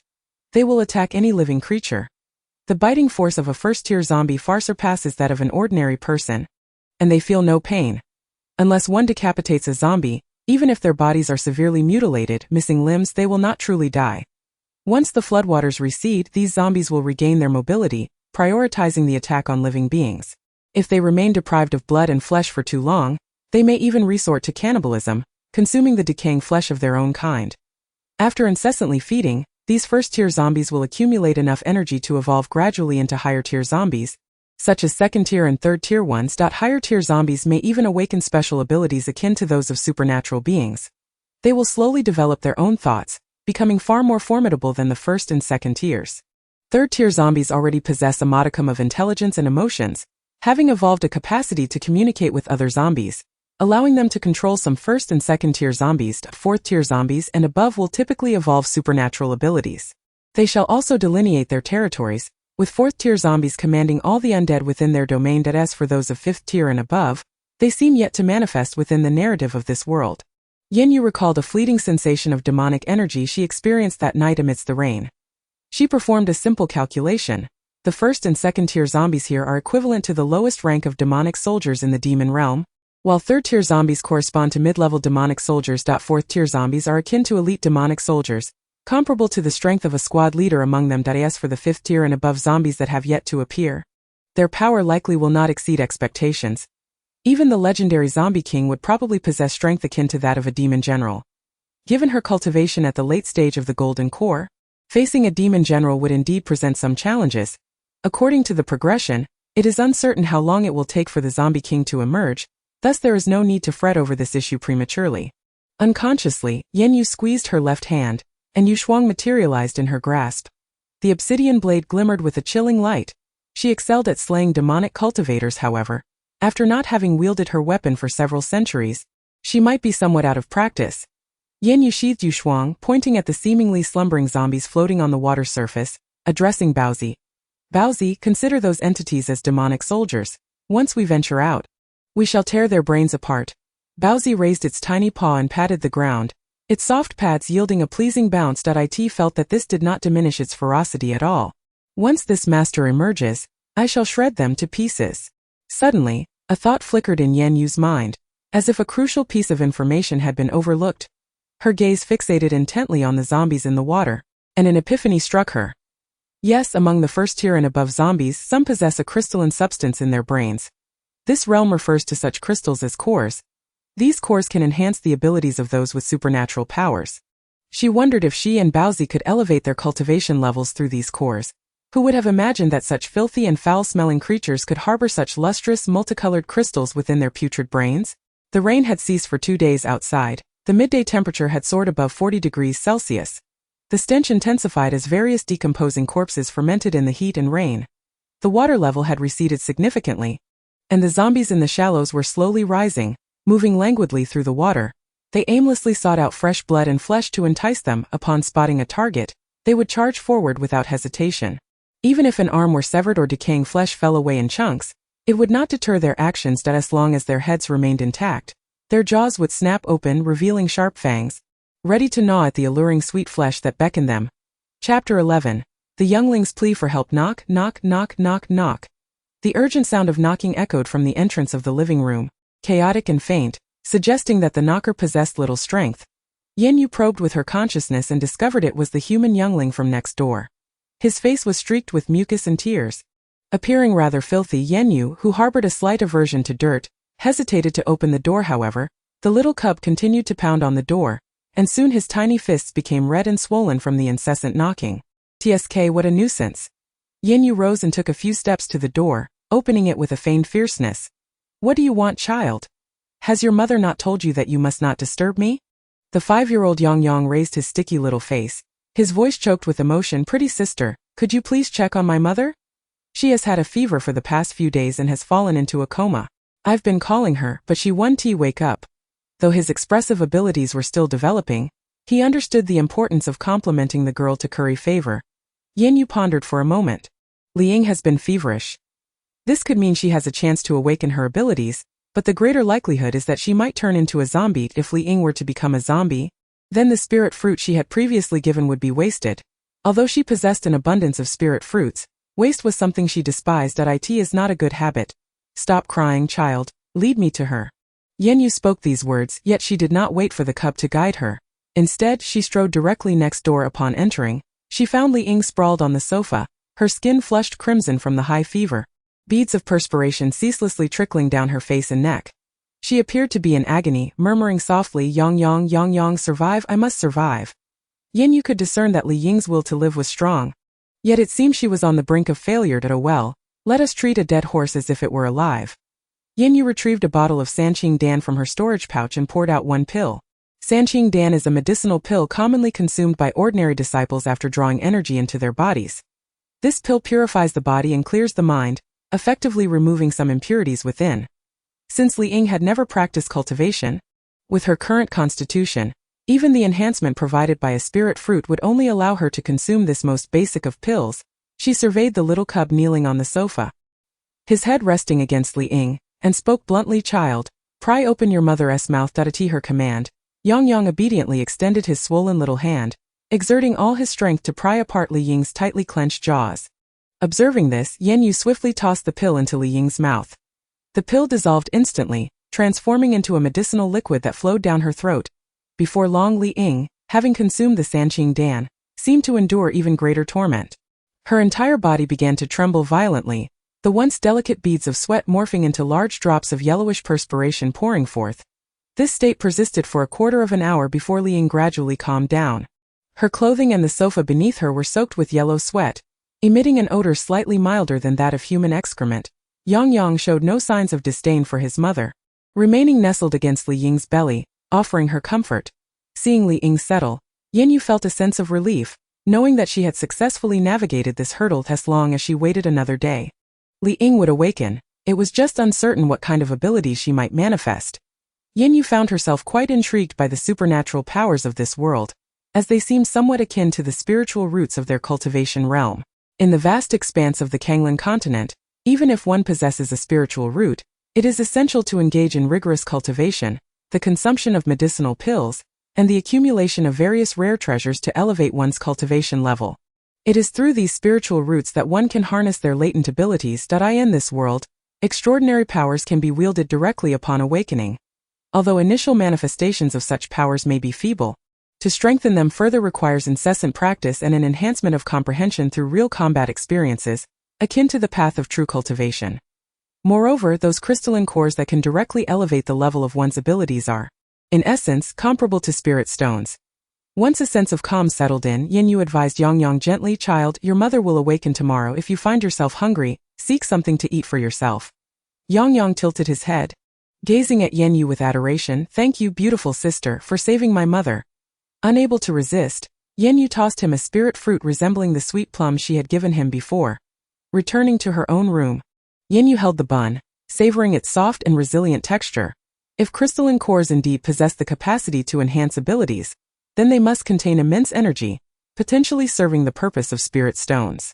The following afternoon, Li Ying arrived at the door with Yang Yang. Upon awakening that day, she sensed the changes occurring within her body. From the jumbled words spilling from Yang Yang's mouth, she gleaned the crucial points.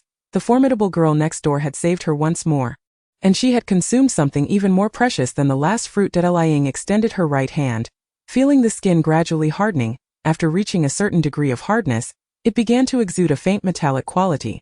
Yan Yue opened the door but did not allow the mother and child to enter.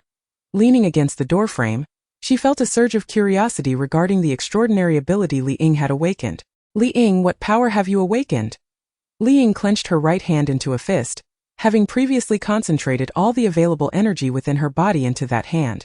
She swung her fist forcefully against the wall, and the cement crumbled instantly, creating a deep crater as lime and shattered bricks flew in all directions. While her fist remained unscathed, I sensed that with all my might, I can render a certain part of my body incredibly hard. Akin to possessing the hardness of metal, that I also feel a peculiar connection to the metallic objects in my home, that I wish to manipulate them. I believe I can, yet it seems just beyond my reach. Upon hearing this, Yan Yue comprehended the nature of Li Ying's awakening. It was likely a metal-based ability.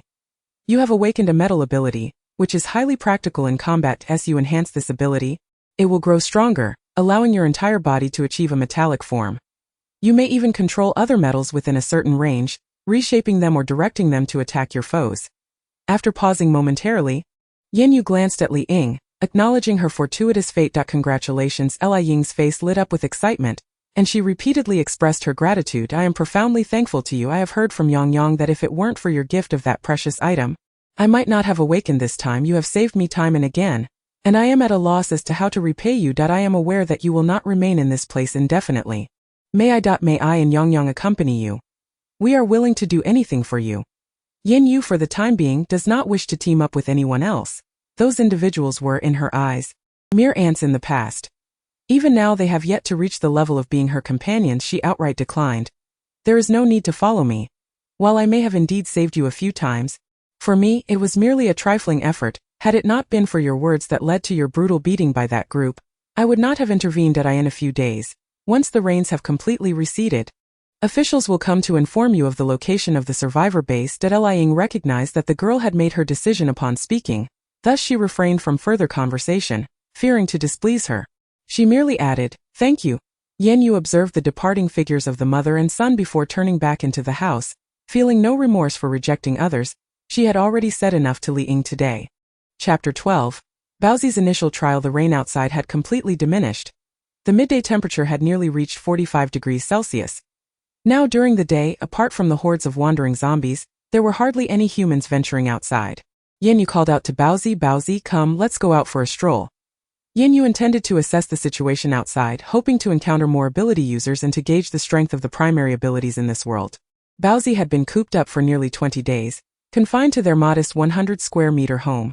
With days filled only with eating and sleeping. Upon hearing the prospect of going out, it immediately rushed to the door, barking excitedly, urging Yan Yue to hurry. Amused, Yan Yue opened the door, reflecting on how she had previously perceived Baozi as rather composed. Had it not only regressed in size to that of a cub, but also in intellect. It must be acknowledged that Baozi's mental faculties had indeed diminished, akin to that of a 7 or 8-year-old child. As Yan Yue opened the door, Baozi eagerly darted outside. Upon reaching the staircase, it appeared somewhat bewildered, completely unfamiliar with the structure of modern buildings, unsure of which direction to take. It could only turn back and wag its tail at Yan Yue, hoping for a swifter pace from her. Yan Yue, still unhurried, closed the door behind her and descended the stairs with Baozi, one level at a time. When they finally emerged from the building, the previously vacant surroundings were suddenly filled with zombies, drawn by the scent of fresh flesh. They stiffly turned their heads, emitting excited sounds, hissed at hiss. The zombies approached them step by step, their movements sluggish, and it seemed that with each step decayed flesh might fall from their bodies. Yan Yue's assessment was that they were weak yet repulsive. She had no desire to engage, nor to wield Jushuang. "Baozi, can you handle this?" For these ordinary first-tier zombies, it should suffice to let Baozi take action. At that time, she could cast a cleaning spell to wash Baozi off. Baozi immediately howled, enthusiastically patting its little chest with its pudgy paw. "The young master is quite capable. These little zombies are hardly worthy of his regard. Yeah, you may observe from the sidelines, Baozi will swiftly resolve this matter." The term little zombie was something Baozi learned from watching videos with Yan Yue. Back then, the internet was still accessible. Yan Yue nodded in approval. Taking a couple of steps back, she wished to lean against the wall of the building, turning her gaze to the stains left behind after the sewage had dried, leaving mottled marks. She abandoned the thought, resigned to standing idly. The zombies, noticing Yan Yue retreating, grew anxious. They attempted to hasten their approach but found themselves powerless. With every movement, the decaying flesh on their bodies seemed to shed even faster. Baozi could never allow these inferior creatures to approach. Yan Yue lunged directly at the shoulder of the foremost zombie, claws gripping its head, and effortlessly tore the brain of the first-tier zombie from its torso. With a resounding thud, it discarded the head to the side. It appeared that Baozi required merely 2 seconds to extract a zombie's head. Before anyone could react, it had already leaped onto another zombie. The same technique was employed, and the sound of a skull splattering upon impact echoed once more. In just a few minutes, Baozi had thoroughly decapitated all the zombies in the vicinity of the building. Exhausted yet triumphant, it wobbled over to Yan Yue, raising its small head in a display of pride while letting out a series of excited yelps. Isn't the young master impressive? Despite being just a cub, dealing with these foul creatures is merely child's play. Yan Yue gazed at the little proud creature and affectionately patted its round head. Noticing Baozi's significant depletion of energy, she hurriedly retrieved a spirit-replenishing pill and placed it in its mouth. After all, this world offered no spiritual energy to absorb. This white tiger is extraordinary. Minggu, despite still being a cub, it has already dispatched so many zombies. If Minggu could acquire this white tiger, our search for supplies would become considerably easier, not to mention it looks quite formidable. A sharp, grating male voice interrupted. Yan Yue turned her attention towards the source of the sound, finding 5 individuals approaching, 4 men and 1 woman. The speaker was a short man with unkempt hair and an unseemly expression. The one he referred to as Minggu was a man of slender build, dressed in a denim jacket, standing between 1.75 to 1.8 meters tall. The eyes of this group were fixated on Baozi, their faces betraying a gluttonous desire, particularly the man in the center, Minggu. His gaze revealed not only greed but an unmistakable determination to possess Baozi. It seemed he had already regarded the creature as his own property. As they drew closer to Yan Yue, the thin man, Minggu, looked up at her, opening his mouth as if to speak, only to be momentarily stunned. The heat of the day had caused sweat to obscure his vision, and he could only discern that she was a woman. To his surprise, despite her peculiar attire, a flowing green robe and a loosely tied Taoist bun atop her head, she possessed a complexion as pale as snow. Her delicate face featured a refined nose and lips, and her large eyes appeared devoid of any discernible emotion, radiating an innocence reminiscent of a sheltered young girl. This woman surpassed the beauty of the female celebrities from the world before the apocalypse. Moreover, she appeared remarkably pristine despite the sweltering heat outside. While the others were on the verge of being scorched, yet this woman, clad in an elongated robe, bore not a single bead of sweat upon her exposed skin, seemingly untouched by even a speck of dust. Initially, Minggu had only desired a white tiger, but now this woman had captured his interest as well. He had awakened his extraordinary abilities and regarded himself as the chosen one of this world. The apocalypse belonged to his era. The woman trailing behind him, Luo Mengsha, was none other than the belle of their school. Previously, she wouldn't spare him a glance, yet now, upon learning of his powers, she shamelessly sought to accompany him. Minggu swallowed hard, his gaze gradually turning lecherous. "Little sister, are you alone?" Yan Yue found this amusing and replied nonchalantly, "Indeed, I am alone, accompanied only by my pet." Upon hearing her words, Minggu felt reassured and grew bolder. "Little sister, this is your first venture into the world since the apocalypse, is it not? You are yet unaware of how terrifying this world has become. However, you are fortunate to have encountered me. If you follow me from now on, entrust your white tiger to me, and serve me well each day. Your brother will protect you." No sooner had this fool finished his sentence than the woman trailing him rushed forward. She donned a soiled white dress, her hair unwashed for quite some time, greasy strands clinging to her cheeks. Yet one could still discern her striking beauty. In stark contrast to her appearance, the expression on her face was one of utter disdain, her eyes brimming with rage. She glared furiously at Yan Yue, yet her words were directed at the fool, Minggu. "Chanming, what do you mean by this? I have only just followed you for a day, and you promised to treat me well and protect me. Now, after merely casting a glance at this woman, you wish to take her along. What am I to do?" Chapter 13. Fire Element Ability Users. At that moment, Luo Mengsha's interruption caused Minggu's expression to shift dramatically. Without hesitation, Luo Mengsha voiced her grievances. What if the girl before them chose to refuse? Li Ming swiftly extended his hand and struck Luo Mengsha forcefully, sending her tumbling to the ground. "You wretched girl! How dare you jeopardize my good fortune? We are living in apocalyptic times. Your looks no longer hold any allure. Do you truly believe I possess such extraordinary capabilities that I can safeguard only you?" He continued, "A woman with such a strong sense of jealousy is undesirable. If you obediently follow me and serve me, there will always be a place for you by my side." Luo Mengsha, clutching her swollen cheek and shedding tears, dared not speak.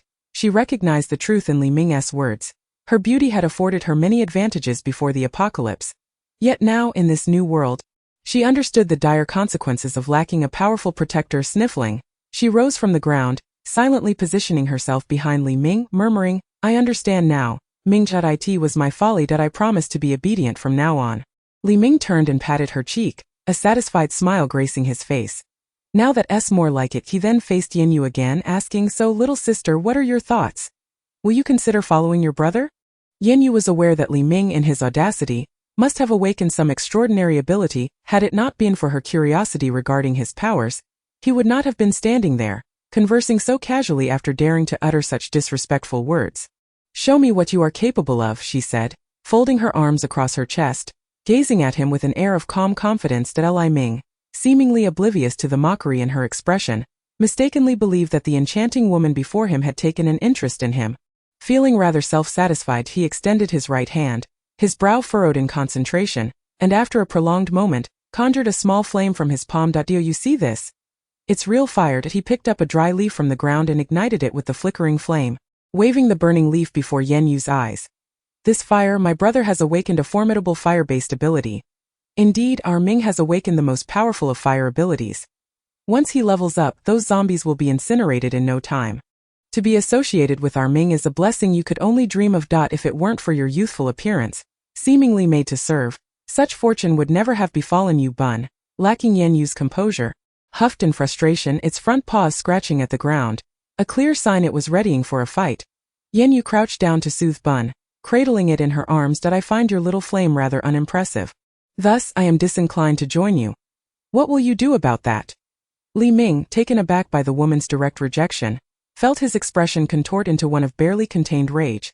Since discovering his fire ability, no one had dared to show him such blatant disrespect. Even Mu Chuan, who had awakened a water-based ability in the same building, treated him with a modicum of respect. "I advise you not to disrespect me. We are 5, and you are but 1. While your white tiger may possess some prowess, we all witnessed how he was left exhausted after dispatching those zombies, barely able to stand. I extend my goodwill in allowing you to accompany me. Yet you shamelessly refuse to acknowledge my authority. Do you not blame me for being ruthless?" Li Ming turned to glance at his 3 companions, who rushed toward Yan Yue. Yet, upon seeing her unperturbed countenance, with a hint of a smile playing at the corners of her mouth, they hesitated. Could this woman possess some strange power? Frustration surged within Li Ming as he barked, "What are you all doing? Do you dare defy my orders?" At his words, the 3 men recoiled slightly. Recalling Li Ming's peculiar ability, they promptly lunged toward Yan Yue's arm. However, as Yan Yue's mind shifted, they found themselves frozen in place. Their bodies remained poised to seize her, yet expressions of terror began to replace their earlier bravado. They attempted to speak, but no sound emerged from their lips. "What are you fools doing?" Li Ming, already agitated, grew more furious upon witnessing his companion's stilled movements. He kicked at the small, sleazy man in front of him, who offered no resistance and simply toppled backward with a resounding crack. The back of his head met the ground, reminiscent of a watermelon bursting, blood mingled with pale brain matter, splattering in all directions. Yet, Yan Yue stood frozen in place, untouched by any trace of blood. Li Ming's fury gradually subsided, morphing into sheer terror. This woman was a monster. She was not human. He hadn't even seen her strike. A desperate urge to flee surged within him, but he found himself paralyzed before him. The exquisitely beautiful woman parted her lips slightly. "You have shown me your fire. Allow me to reveal mine in return." For the sake of fairness, after speaking, Yan Yue bent down to caress the white tiger nestled in her arms. "Baozi, show him your fire." Li Ming's pupils dilated. Even his dim-witted mind grasped that the fire she referred to was far beyond a mere flicker like his own. This woman was terrifying. Why had he dared to provoke her? Alas, the realization came too late. He was now engulfed in abject fear, the movements of the tiger cub appearing to him in slow motion. He watched as the white tiger slowly opened its mouth and unleashed a torrent of icy blue flames. "Ah!" He managed a single scream before he was instantly reduced to ashes behind him. Luo Mengsha trembled like a leaf in the wind, her body quaking uncontrollably. She scrambled backward with all her limbs, her legs resembling limp noodles, incapable of supporting her. She could only exert every ounce of her strength, inching away in a desperate attempt to distance herself from that horrifying woman. Further, ever further. Out of the corner of her eye, Yan Yue noticed Luo Mengsha's frantic movements. The ground where she had crawled bore a faint yellow trail. Why was she so unfazed? Yan Yue understood that in the apocalyptic landscape, women often faced harsher trials. Turning her gaze to the 2 immobile yet living individuals, she observed that they had uttered not a single word, merely obeying Li Ming's command to seize her. Let them remain frozen here for a while longer. The earlier immobilization spell could only last a quarter of an hour, so Yan Yue cast another binding charm on each of them. As for whether zombies would approach or unforeseen events would transpire during this half hour, that was beyond her control. Their survival now hinged solely on their luck. Chapter 14. The soil filled with death in the ensuing days. Yan Yue took Baozi out daily. On one hand, it was for training. The simplest method of cultivation was to exhaust one's spiritual energy, depleting her spiritual veins to gradually expand them. Regrettably, this world lacks spiritual energy. Once depleted, one could only replenish it with medicinal pills. On the other hand, Yan Yue had been diligently searching for second-tier zombies. She was eager to ascertain whether the zombie cores held any value for her and Baozi. Unfortunately, after 5 days of scouring the vicinity, they had nearly cleared the streets of zombies without encountering a single second-tier one. That was the evolution of zombies truly so sluggish. Once more, Yan Yue ventured out with Baozi. As they exited their residential complex, they spotted a multitude of survivors queuing in the park across the street. Approaching, Yan Yue sought out a middle-aged woman with a kind demeanor and inquired, "Excuse me, what is happening in this park? Why are there so many people waiting in line?" The kindly-faced aunt turned to look at the girl who had inquired of her.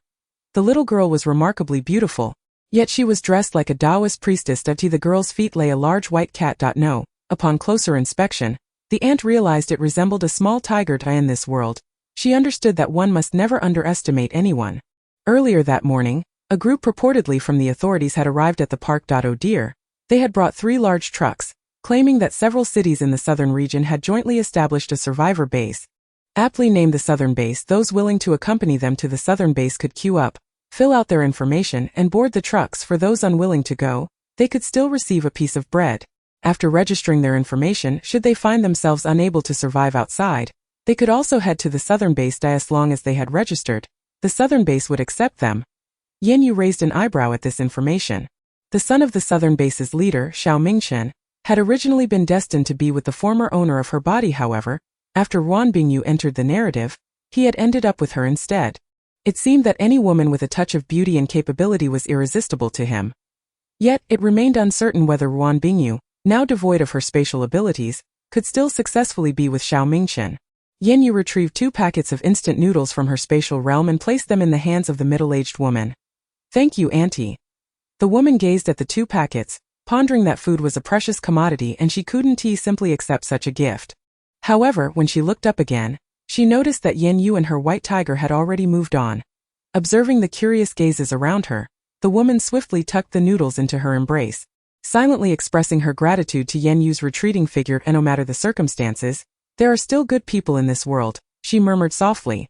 Although Yan Yue did not consume the food available in this world, during her outings with Baozi, she would still gather some when the opportunity arose, as in today's situation. After all, her own spiritual fruits, while plentiful, were primarily meant for her and Baozi's sustenance.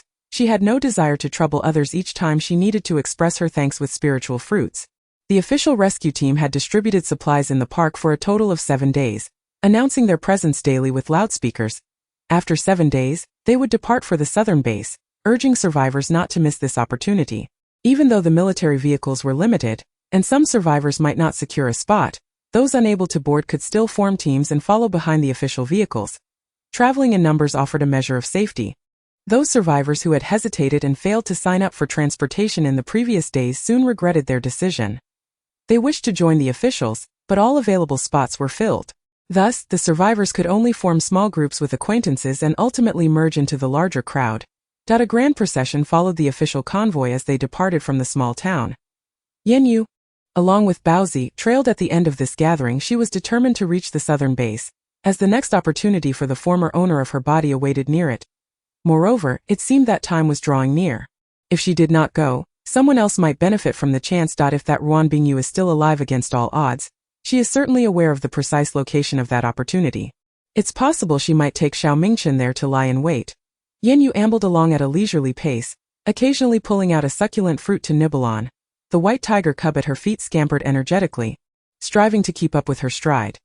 Yan Yue noticed that the cub, Baozi, seemed to have grown a bit larger, yet it still retained its round and adorable appearance. The duo of Yan Yue and Baozi was exceptionally eye-catching. She always seemed to produce some food from nowhere, sometimes an unfamiliar fruit, at other times a piece of jerky. Moreover, her fair complexion and rosy cheeks suggested she had never known hunger. Yet, this woman did not even carry a backpack, leaving only one possibility. She had awakened a spatial ability. How enviable. When the main group first set out, Yan Yue and Baozi lingered at the back of the formation. As a result, some ill-intentioned individuals began to harbor thoughts against them. They dared not disrupt the front or middle of the group for fear of alarming the authorities, but with Yan Yue consistently bringing up the rear, those with ulterior motives felt they had a chance. However, after more than 10 days, those who attempted to trouble Yan Yue either found themselves directly torn apart by Baozi or incinerated to ashes by its fiery breath. Yan Yue was no saint, and in this apocalyptic world, it was a critical juncture for humanity's survival. Rather than assisting one another, these individuals were preoccupied with nefarious schemes. They might as well seek their own demise. After witnessing several waves of their downfall, it became apparent that the enchanting girl in the Taoist robe was not to be trifled with. Even two individuals with abilities had fallen to her cub's might gradually. Others began to distance themselves, daring only to steal glances at them. Yan Yue felt quite satisfied with this development. Her surroundings had finally become tranquil now. Within a 20-meter radius, not a single living being remained. She continued to follow the main group at a relaxed pace, all the while observing the desolate land around her. Every 10 kilometers or so, she would scoop up soil from the ground to examine in her palm. Gazing at the coarse, grayish-white earth, she noted the pervasive lifelessness. It was devoid of any nutrients. Yan Yue cast the soil aside, her hand remaining spotless. Not a speck of dust left behind. It appeared that this land was indeed barren. Over the course of more than 10 days of travel, she had encountered only one living plant, a mutated cactus. Beyond that, there was not a trace of green to be seen. Without regenerative resources, once the existing food in this realm was consumed, what fate awaited humanity? Would this realm ultimately be doomed to extinction? The trajectory of this realm, as transmitted to her by the little heavenly path, had indicated that the original protagonist, alongside Xiao Mingchen and the other main characters, would lead humanity to victory. Yet, she had not discerned how they achieved this triumph from the original storyline. Was it merely that the protagonist group defeated the zombies? If so, the tragic fate of the original host might not have been the first instance of self-rescue in this realm. Could it be that the little heavenly path was deceiving her? Chapter 15. The emergence of the second-order zombie. The midday temperature soared perilously close to 50 degrees Celsius as the number of individuals succumbing to heatstroke in the ranks increased. Even the rescue team found the oppressive daytime heat unbearable. They had since adjusted their travel schedule to the cooler hours of the night. Although the nighttime temperatures were not as high as during the day, they inadvertently facilitated the movements of the zombies. In the darkness, the undead could navigate with ease, while humans found it increasingly difficult to detect their presence. And the elongated line of survivors, apart from Yan Yue, who remained clad in her long-sleeved robe, everyone else had stripped down to the bare minimum during the day. They risked sunburn while attired. Yet with the sun's retreat at night, the survivors were eager to shed even their undergarments. Third brother, are we truly safe? Do you think that woman will realize we are the ones pulling the strings? 50 meters away from Yan Yue, 3 furtive men cast their gaze in her direction. What is there to fear? Just a few days ago, we witnessed our eldest brother and fourth brother perish at her hands. Do you not yearn for vengeance on their behalf? The man referred to as third brother maintained a stoic demeanor as he continued. Moreover, we do not intend to engage directly. We merely seek to lure that zombie towards her. Third brother speaks wisely. The deaths of our eldest brother and fourth brother were horrendous. Not even ashes remain. That white tiger accompanying the woman is exceedingly sinister, and fourth brother possessed fire abilities. Yet, compare fourth brother's flames to those of the white tiger, and they appear as mere bean sprouts. The zombie in question had eyes that glowed a faint red, setting it apart from ordinary zombies. I witnessed it devour an ability user just yesterday. This creature has been closely tracking our group. Fifth brother, your speed is unmatched. You must draw that zombie away. Understood, second brother. The diminutive fifth brother offered no further commentary. Second brother had always been the strategist among their group. When eldest brother and fourth brother sought to confront that woman, second brother had attempted to intervene but failed. The result? Not a trace remained. Having recovered from 3 days of fever, fifth brother found himself unexpectedly swift upon awakening. It was later revealed that he had awakened a speed ability, though it paled in comparison to those with formidable offensive powers. He counted himself exceedingly fortunate amidst the fate of those who had succumbed to zombification. Fifth brother stealthily approached the red-eyed zombie and hurled a stone in its direction. The previously lethargic creature suddenly became agitated, honing in on fifth brother's position and accelerating towards him. Realizing the danger, fifth brother quickly turned and fled. He ran towards Yan Yue, mindful of her formidable abilities, and dared not approach too closely. At approximately 20 meters from her, he tossed another stone near her, then promptly darted in the opposite direction. At that moment, Yan Yue held a cluster of fruits in her hands, leisurely consuming them as she walked, occasionally tossing a piece to the ground beside her companion Baozi. Fortunately, the other survivors kept their distance, having learned to respect Yan Yue's prowess. Otherwise, in such sweltering weather, it would be a sight to behold, her and Baozi enjoying such fresh fruits while those around them drooled with envy. This, primarily, could hinder her appetite. Yan Yue cast a glance at the stone lying merely a meter away from her. She had long noticed a figure stealthily approaching her. However, sensing no murderous intent, she feigned ignorance. Heh. The red-eyed zombie, having lost its target, turned its gaze toward the nearby Yan Yue and charged excitedly in her direction. Upon seeing this red-eyed zombie, Yan Yue's eyes sparkled with delight. Ah, a second-tier zombie. Yan Yue crouched down and gently patted Baozi's head. Baozi, our sparring partner has arrived. Go retrieve its head for me. Baozi swallowed the fruit in its mouth and dashed straight toward the red-eyed zombie. The second-tier zombie was remarkably swift, its movements less rigid, and its strength far superior to that of a first-tier zombie. As the zombie noticed a small white fluff ball rushing toward it, its clawed fingers swiped menacingly at the approaching bundle. Baozi attempted to replicate its previous tactics against the first-tier zombies, aiming to leap onto the zombie's shoulder and tear at its head. Unfortunately, the second-tier zombie was not so accommodating. Just as the fluffy creature was about to land on its shoulder, the red-eyed zombie suddenly bent down, evading the attack, and reached out to grasp Baozi in midair. Baozi twisted its body to dodge the zombie's deadly claws. Landing gracefully on the ground without hesitation, it launched another round of assault. If the front was unfeasible, it would attack from the rear. Baozi circled to the back of the red-eyed zombie and leaped off the ground with its hind legs. Yan Yue was uncertain whether this second-tier zombie possessed a crystal core. Fearing that the core might be incinerated by the ice-blue flames, she instructed Baozi not to breathe fire, which also served to hone Baozi's close combat skills. Before the red-eyed creature could react to the imminent danger from behind, Baozi had already landed on its back, its claw-like nails digging deep into the creature's flesh. The red-eyed zombie violently shook its body, attempting to dislodge the white tiger on its back, but to no avail. Just as Baozi extended its forepaw to grasp the zombie's head, the red-eyed zombie's arm abruptly bent at a 90-degree angle, emitting a sharp creak in the night. It swiftly clawed at one of Baozi's forelegs, instantly staining the snow-white fur with a splash of crimson. Yan Yue's expression darkened, and a red spirit fruit in her hand was crushed. Vivid red juice dripped from her fingers onto the ground. Yet, she did not intervene, for she had faith in Baozi. After all, a mere second-tier zombie, even without the ice-blue flames, was something it could handle. They would inevitably encounter more formidable foes in the future, and there might come a time when she would find herself at a loss. Moreover, Baozi would never willingly remain in the spirit pet pouch. Thus, Baozi had to grow stronger. Ow! Baozi yelped in pain, yet its movements did not falter. It lifted its forepaw and forcefully shook off the zombie's grip. The long dark claws of the red-eyed zombie grazed Baozi's foreleg, leaving a long bloody gash. Seizing the opportunity, Baozi climbed onto the zombie's shoulder, its claws sinking into the creature's skull. It aimed to rip the zombie's head off as it had done before. However, after a futile attempt, it found it unyielding. After 2 attempts, still no success. What a disgrace! Baozi hoped that Yan Yue had not witnessed this. If it were back in the Kanglan continent, such a creature would have been effortlessly vanquished with a mere swipe of its claws. The bun, feeling a mix of embarrassment and indignation, found itself unable to extract the zombie's head. In a fit of determination, it gripped the head with both paws and twisted with all its might, causing the zombie's head to rotate a full 180 degrees.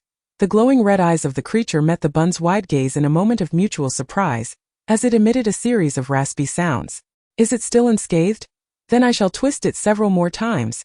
The bun, akin to a spinning top, began to rotate the red-eyed zombie's head in circles, regardless of how the zombie struggled and writhed.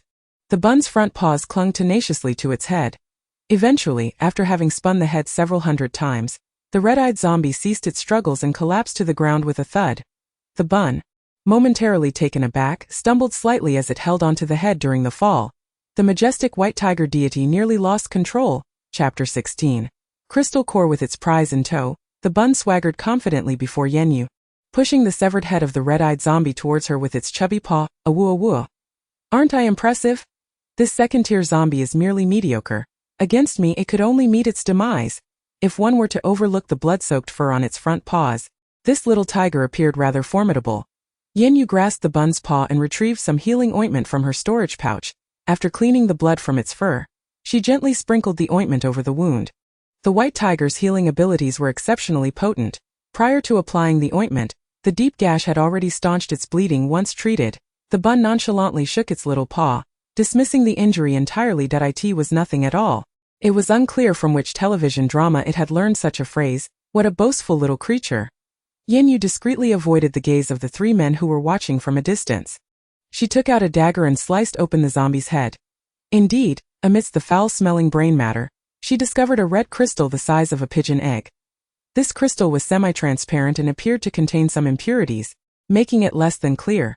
This, then, was the zombie crystal core, albeit the lowest tier of such cores. The bun leaned in to inspect it, its little nose twitching as it took a whiff. Woo! It has a slightly pleasant aroma. But it's not as fragrant as spirit stones, nor as visually appealing. However, it seems edible. Yan Yue did not rush to examine the crystal core. Instead, she placed it in her storage pouch and turned her attention to the three men who had been covertly observing her. They were the ones who had drawn this second-tier zombie towards them. Although she had been searching for such zombies herself, Yan Yue felt discomfort by the fact that others were fixated on her life. The three men, witnessing that she had not taken action and that her pet had dispatched the red-eyed zombie, were now visibly trembling in fear upon realizing that Yan Yue had discovered them. "Run!" The man who had proposed the idea stammered, his lips quivering, oblivious to the half-burnt cigarette that slipped from his fingers. Old Five decisively grabbed his hand and turned to flee. "Third brother, you can run on your own. I'll take second brother with me." After just 2 steps, he suddenly halted. Old Two, caught off guard, asked Old Five, "Why have you stopped?" Old Five's lips trembled, and his teeth chattered, rendering him speechless as he pointed a quivering finger ahead of him. Second brother, that woman is right here." His voice was barely a whisper, as if a mere breeze could disperse it. Yet, the fear embedded within his tone enveloped the three of them like a tangible shroud. They should not have provoked this woman. Clearly, the eldest and the fourth had already succumbed, and they ought to have remained cautious. The three seemed to sense the slow approach of death itself. They could muster not even a shred of defiance. Yan Yue raised her hand and gently waved it. The long sleeves of her grayish-blue robe brushed through the night air, stirring a subtle breeze. Da-da. The trio dared not scream aloud, clutching their shoulders tightly. One arm was severed at the root. They understood that this woman had spared their lives, and in that instant, the only sound surrounding them was the chattering of their teeth, producing a rhythmic clack-clack. Yan Yue said nothing and turned away, departing without a word. Her decision not to kill them was not born from benevolence. Originally, they were not 3 but 5.2 among them had proposed to rob her. But this second brother had opposed the idea. The third and fifth had resolutely followed his lead, while only the eldest and fourth had acted recklessly. Ultimately, they perished at her hands after the deaths of their 2 brothers. The remaining ones sought vengeance out of brotherly loyalty. Yan Yue could have easily slain them, but after this experience it was likely they would never again entertain thoughts of harming others. Thus, sparing their lives was of little consequence. Finding an open space, Yan Yue retrieved the crystal core she had just acquired. After cleaning it thoroughly, she held it in the palm of her hand for a closer examination. The core's original hue should have been white, while the red she observed appeared as threads of energy flowing within the crystalline structure. An idea sparked in Yan Yue's mind. Why not attempt to extract this energy as one would with spiritual stones? She promptly set to work with her index and middle fingers pressed together. She gently placed them upon the red crystal core in her left palm. As her fingers slowly lifted, the red energy was drawn out bit by bit, until the core transformed into a translucent white.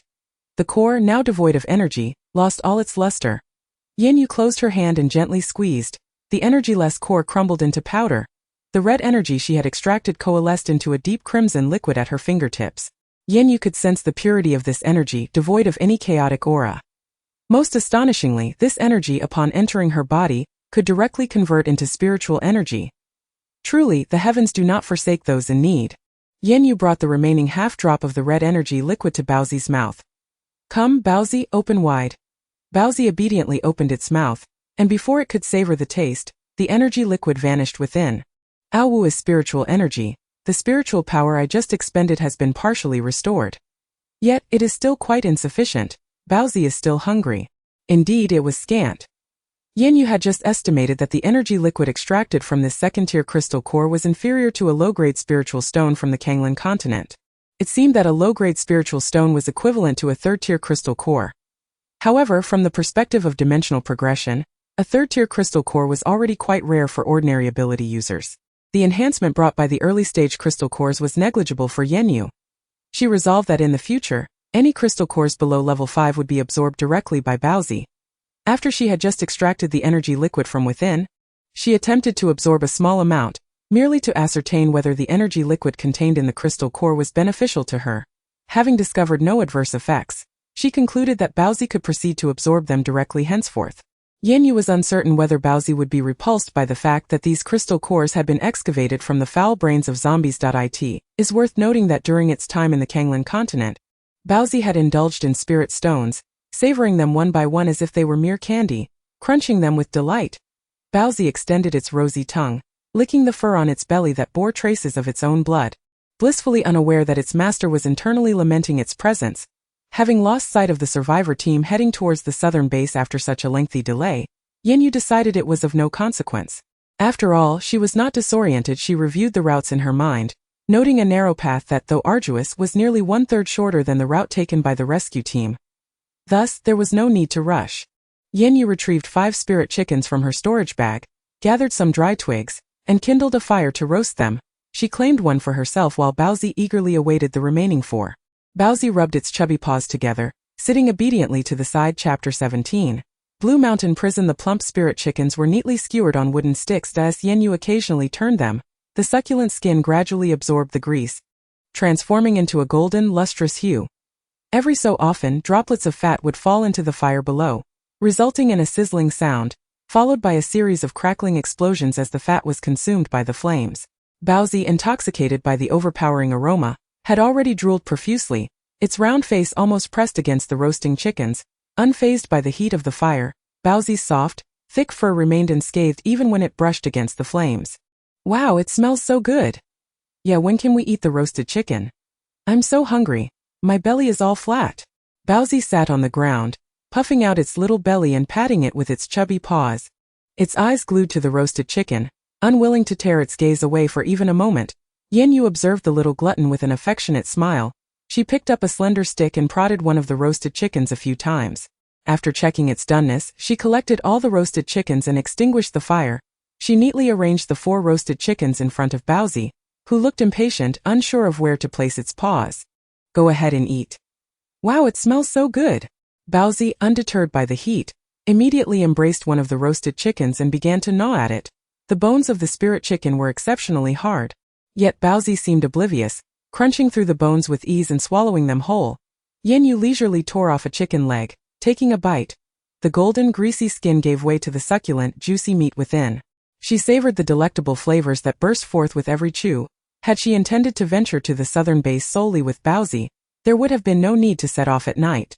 Once they had finished the spirit chickens and tidied themselves up, the pair found a clean spot to lie down on the ground. Yan Yue rested her hands behind her head, gazing at the sky.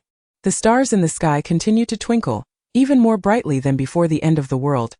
Baozi rests upon her abdomen, his little head gradually succumbing to drowsiness.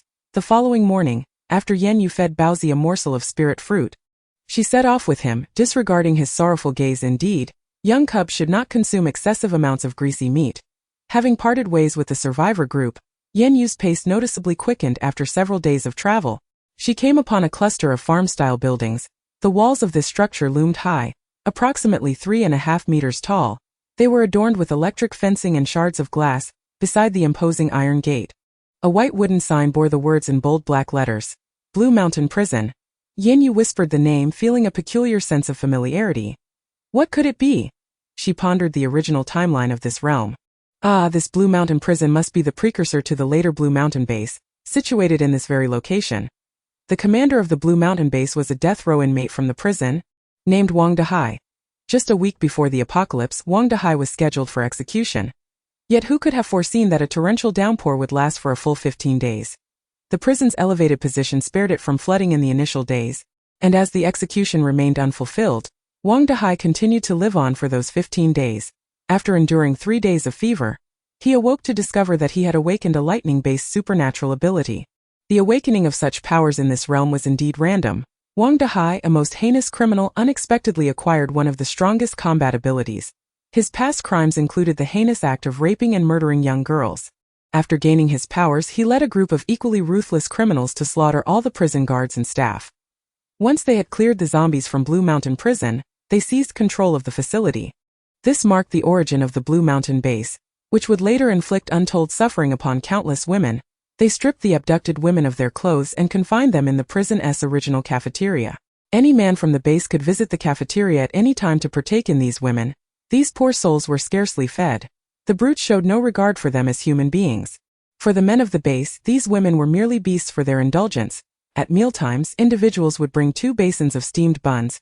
Though referred to as buns, they were merely hard lumps made from a mixture of sawdust and coarse, tough rye flour. Even such coarse and barely edible fare saw more than 100 women scrambling on the ground to snatch what little they could. Every time such a scene unfolded, the feeders would erupt in laughter, reveling in the degradation of these once exalted women, now reduced to the status of mere dogs. Yan Yue furrowed her brow, summoning Yushuang into her hand, and with a swift kick, she forced open the great iron gate without hesitation. She strode inside with Baozi the guard, taken aback at the sight of a woman clad in a Taoist robe, resembling a celestial being, accompanied by a small white tiger. Was instantly captivated. This was a rare gem indeed. Yet, he wondered why no one was escorting her. Disregarding all concerns, he resolved to indulge himself before she was taken to the cafeteria. Perhaps the girl before him is still a novice. The man, oblivious to the peril, emerged from the gatehouse, reaching out to seize Yan Yue's arm, attempting to drag her into the gatehouse for his nefarious intentions. Yet, before his hand could even graze the slate-gray wide sleeves, his head had already been severed from his body, tracing a graceful arc through the air. A trickle of saliva, the remnants of his lustful gaze upon Yan Yue, lingered at the corner of his mouth.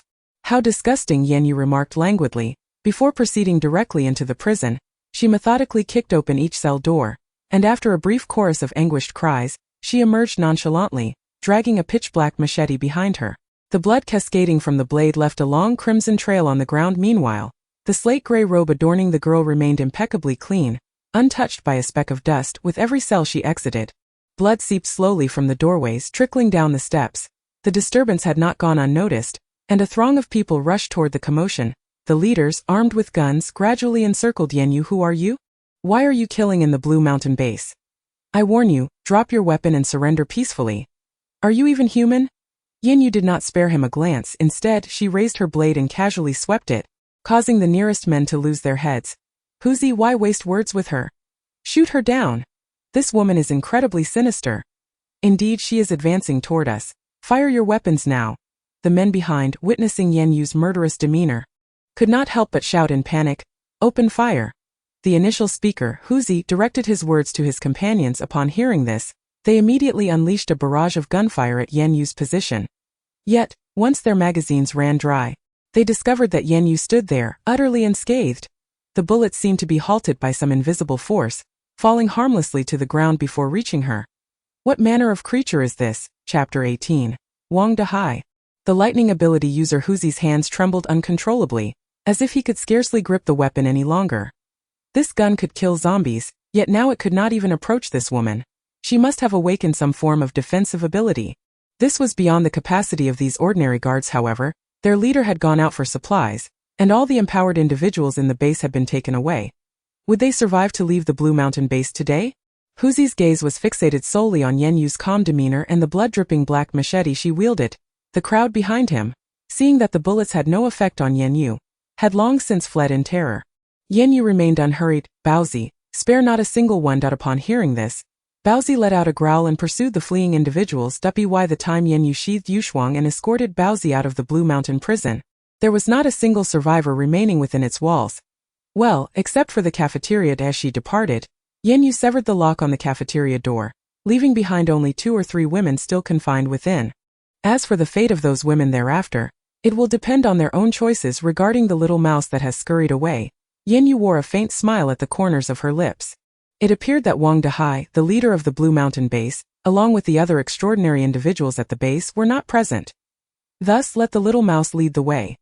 Yan Yue strolled leisurely, trailing behind the person who fancied they had escaped the clutches of the murderous sorceress. After a short distance, she beheld 2 trucks blocking the road ahead. In the bed of one truck stood a dozen men, among whom was a robust bald man, his face marred by a deep crimson scar that extended grotesquely to the back of his head like a centipede.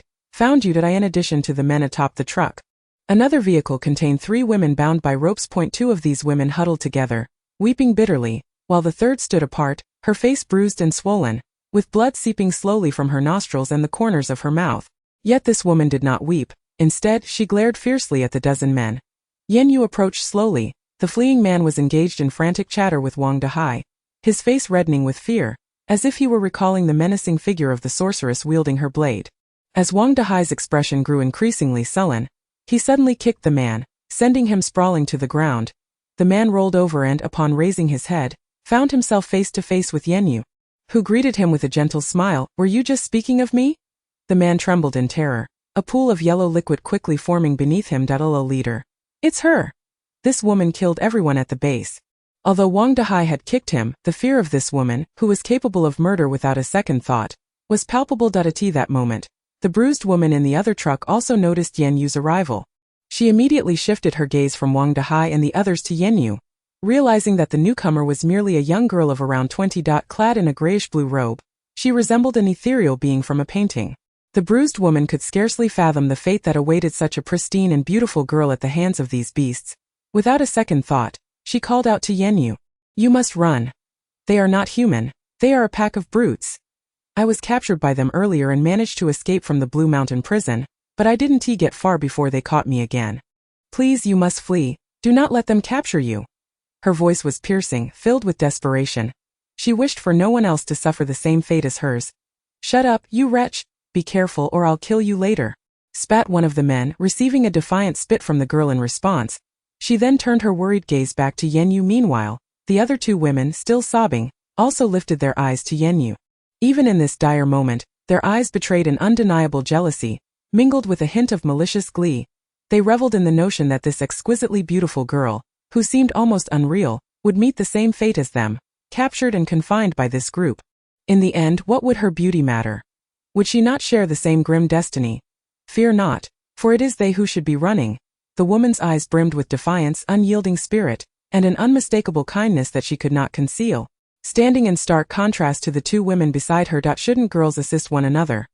Alas, not all women grasped this fundamental truth. Wang Dahai was determined not to let this woman escape. He had just learned that she was responsible for the massacre of hundreds at his Lanshan base. Though those individuals lacked supernatural abilities, they possessed several firearms. This woman appeared to wield some unique power. With her incredible speed, even potent bullets could not touch her. Yet now that she had been delivered to him, he would ensure she understood that there are always greater forces at play. Who was she to have annihilated hundreds of his people? Wang Dahai ground his teeth in fury. Yan Yue, with her hands clasped behind her back, gently shook her head. No, not all have perished. There are still a few of you left to be dealt with. You wretched harbinger of death. Then I shall grant you your wish. Wang Dahai's rage reached a boiling point. This insolent woman dared to utter such defiance before him. She must never have encountered a formidable opponent. Wang Dahai promptly commanded the short-haired man to his left, Dongzi, to direct water towards her. Dongzi possessed water-based abilities, while Wang Dahai wielded lightning powers. Water conducts electricity. Though his lightning abilities were not yet formidable enough on their own, combined with Dongzi's water abilities, they could unleash devastating damage. Yan Yue observed the small stream of water approaching her. It bore no force, as if its sole intent was to drench her. She chose not to evade it, curious to see what tricks Wang Dahai had in store. The stream successfully soaked her robe, drenching her right side and flowing into her wide sleeves. Upon witnessing Dongzi's strike succeed, Wang Dahai quickly extended his right hand, gathering a sphere of lightning energy within his palm, and hurled it towards Yan Yue. Nearby, Baozi, seeing the tiny lightning sphere flying through the air, rolled on the ground with laughter. "How absurd! He dares to attack you with such a minuscule lightning ball. It's simply hilarious." The plump, snow-white creature chuckled, its eyes crinkling with mirth. The incoming lightning sphere struck Yan Yue's damp side, instantly transforming into arcs of electricity that danced across her body. Yan Yue felt a sense of bemusement. This level of ability was remarkably feeble. Wang Dahai watched in disbelief as the blue currents coursed over the woman's form, inflicting not a trace of harm. His expression shifted from one of assured victory to sheer terror. This woman was beyond his capacity to confront. He needed to flee. He must escape at once. Yan Yue discerned his intent to flee and extended her hand towards the top of Wang Dahai's head. He and his companion suddenly felt a shadow loom overhead. Looking up, they beheld a cloud, neither too large nor too small, hovering directly above them, its expanse perfectly encompassing them all within the ominous clouds. A surge of purple lightning brims with potential. Yan Yue purses her lips and smiles faintly at a mere trifling talent. An exceptional thunder-type spiritual root. Chapter 19. My name is Lu Yuns. Yan Yue's words faded. A cylindrical bolt of purple lightning erupted forth. This striking bolt enveloped Wang Dahai and his companions, accompanied by a cacophony of teeth-gritting thunder. When the purple lightning subsided and the dark clouds dispersed, not a trace remained of the dozen or so figures, save for the charred remains of a truck skeleton. The two women, who had once cast envious glances at Yan Yue, now gazed at her with profound terror. To them, this girl was far more formidable than Wang Dahai and his crew. Although Wang Dahai's gang had captured them, they had refrained from killing them immediately. Little did they know that, while Wang Dahai spared their lives, a fate far more brutal awaited them. Spare us, please. We are not affiliated with them. We were captured too. Please let us go. The two women, their hands bound behind their backs, could only bow repeatedly to Yan Yue. Meanwhile, the young woman who had previously urged Yan Yue to flee now struggled to open her swollen eyes, her gaze sparkling brightly as she fixed it upon Yan Yue. This moment, Lu Yun's heart raced with excitement. Is this what it means to be strong? It dawned on her that with sufficient power, one could effortlessly crush those scoundrels possessing supernatural abilities without flinching. This is incredibly impressive. Although Lu Yun had awakened her spatial abilities, she had disclosed this to no one. While rare spatial abilities, if exposed too soon without formidable strength for protection, could lead to peril. Yan Yue flicked her hand, and the ropes binding the three women snapped apart. Despite the beating she had endured, Lu Yun was undeterred as she leaped from the truck, trotting over to Yan Yue with a broad smile, her white teeth glimmering in the sunlight. Hello, I am Lu Yun. Thank you for saving me. How wonderful. Yan Yue mused that Lu Yun must have been raised in an exceptionally nurturing and healthy environment. Despite having just escaped from the clutches of evil, her body marred with wounds, she could still smile and face life with resilience. I'm Yan Yue. What are your plans now? Lu Yun had anticipated that such a powerful figure would engage with her. To her surprise, Yan Yue's expression remained stoic, devoid of any discernible emotion. Lu Yun brushed her tattered short-sleeved t-shirt and replied, I was headed to the southern base. I hope to find them there. Even if they are not present, I can wait for them. Unfortunately, I was delayed for 2 days after being captured by that pack of beasts. Now I intend to continue my journey. Once I reach the southern base, I will be safe. Yan Yue pondered for a moment. This woman did not seem troublesome. She spoke, I am also heading to the southern base. You may accompany me. Upon hearing this, Lu Yun's spirits soared. She thought of ways to repay her benefactor. Perhaps she could help carry her backpack. However, when her gaze fell upon Yan Yue, who appeared utterly unencumbered, she was momentarily taken aback. Does the powerful one also possess spatial abilities? Though Yan Yue had just uttered a phrase that was somewhat incomprehensible, mentioning something about extraordinary spiritual roots, which seemed like a term from the world of cultivation, Lu Yun did not take it seriously. She merely assumed that the prominent figure was still a young girl, and a touch of youthful exuberance was quite normal. Thus, in her mind, she accepted that Yan Yue possessed lightning-based abilities, and remarkably advanced ones at that. Now she had also discovered that this formidable individual wielded spatial abilities. Truly a remarkable figure. The two women nearby noticed that Yan Yue had no intention of harming them. Given her extraordinary prowess, they reasoned that accompanying her to the southern base would ensure their safety throughout the journey. Observing the rosy complexion of this woman, it was evident she lacked for nothing. If they traveled alongside her, surely she would not be so inconsiderate as to hoard everything for herself. They hastily scrambled down from the truck and approached Yan Yue. Speaking as if it were a foregone conclusion, since you all are headed to the southern base, might you take us two along as well? We are utterly helpless, and what if we encounter scoundrels like Wang Dahai on the way? After all, you have already saved us, and if you bring her along, surely you cannot abandon us as well. Lu Yun felt a surge of displeasure as she noticed the woman pointing at her. She harbored a strong aversion to these two women. When Wang Dahai had found them earlier that day, she had been hiding not far away, completely undetected by him. However, these two women were aware of her hiding spot. Just as Wang Dahai was about to take them away, they revealed her location, leading to her capture as well. Lu Yun had barely managed to escape, and now she was nearly caught again. The last thing she wanted was to journey alongside these two women. Yet, she could not dictate the prominent figure's choices. If Yan Yue wished to include them, she could only discreetly warn her to be cautious of their dubious intentions. Yan Yue did not miss the sudden puffed-up expression on Lu Yun's face. This woman had no skill at concealing her emotions whatsoever. However, she herself was not fond of these two women either. It appeared that aside from their jealousy and lack of empathy, they harbored even more serious character flaws, Let them fend for themselves. You two shall not accompany me, or else do not blame me for taking your lives," she declared succinctly. These two simple sentences left the women paralyzed with fear, too terrified to move. They longed to chastise Yan Yue, accusing her of being callous and lacking compassion, of abandoning them in the wilderness with nothing. Yet they dared not utter a word, for they understood that Yan Yue's threats were not to be taken lightly. Should they dare to utter another word, they might meet a fate akin to Wang Dehai and his ilk, reduced to dust. Unperturbed by their thoughts, Yan Yue turned and departed. Lu Yun hurriedly jogged to catch up, positioning herself on either side of Baozi, flanking Yan Yue. It was now evening, and the sun had dipped below the horizon. Yet, the temperature remained uncomfortably high. Lu Yun wiped the sweat from her brow, grimacing in pain as the salty liquid trickled over her wounds, a sensation both excruciating and oddly refreshing. She observed Yan Yue's composed stride. Wondering if the prominent figure had yet felt hunger, she retrieved a loaf of bread and a bottle of mineral water from her spatial storage and generously offered them to Yan Yue. One might think that her space was brimming with supplies. In reality, however, Lu Yun's provisions dwindled to merely 2 bottles of water, a single loaf of bread, and 2 boxes of biscuits. "Yan Yue, are you hungry?" "Here, have this," she said. Yan Yue observed Lu Yun's outstretched hand, which appeared almost claw-like, perhaps due to the relentless heat. Lu Yun's skin, exposed to the sun, had darkened considerably, yet glimpses of her skin peeking through the tattered t-shirt suggested that she was once a fair-skinned girl. Yan Yue, fully aware of the scarcity of food in this post-apocalyptic world, noted Lu Yun's gaunt and sunburnt appearance, which implied she often went hungry. Yet Lu Yun was willing to part with a whole loaf of bread and a bottle of water, likely the best she had to offer. Yan Yue did not miss the glint of longing in Lu Yun's eyes as they fixated on the possibly expired bread. It seemed Lu Yun possessed space-related abilities. Yan Yue accepted the bread from Lu Yun, tore open the packaging and took a bite.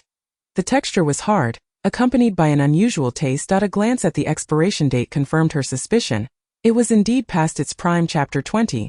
Do you want the spirit fruit or not?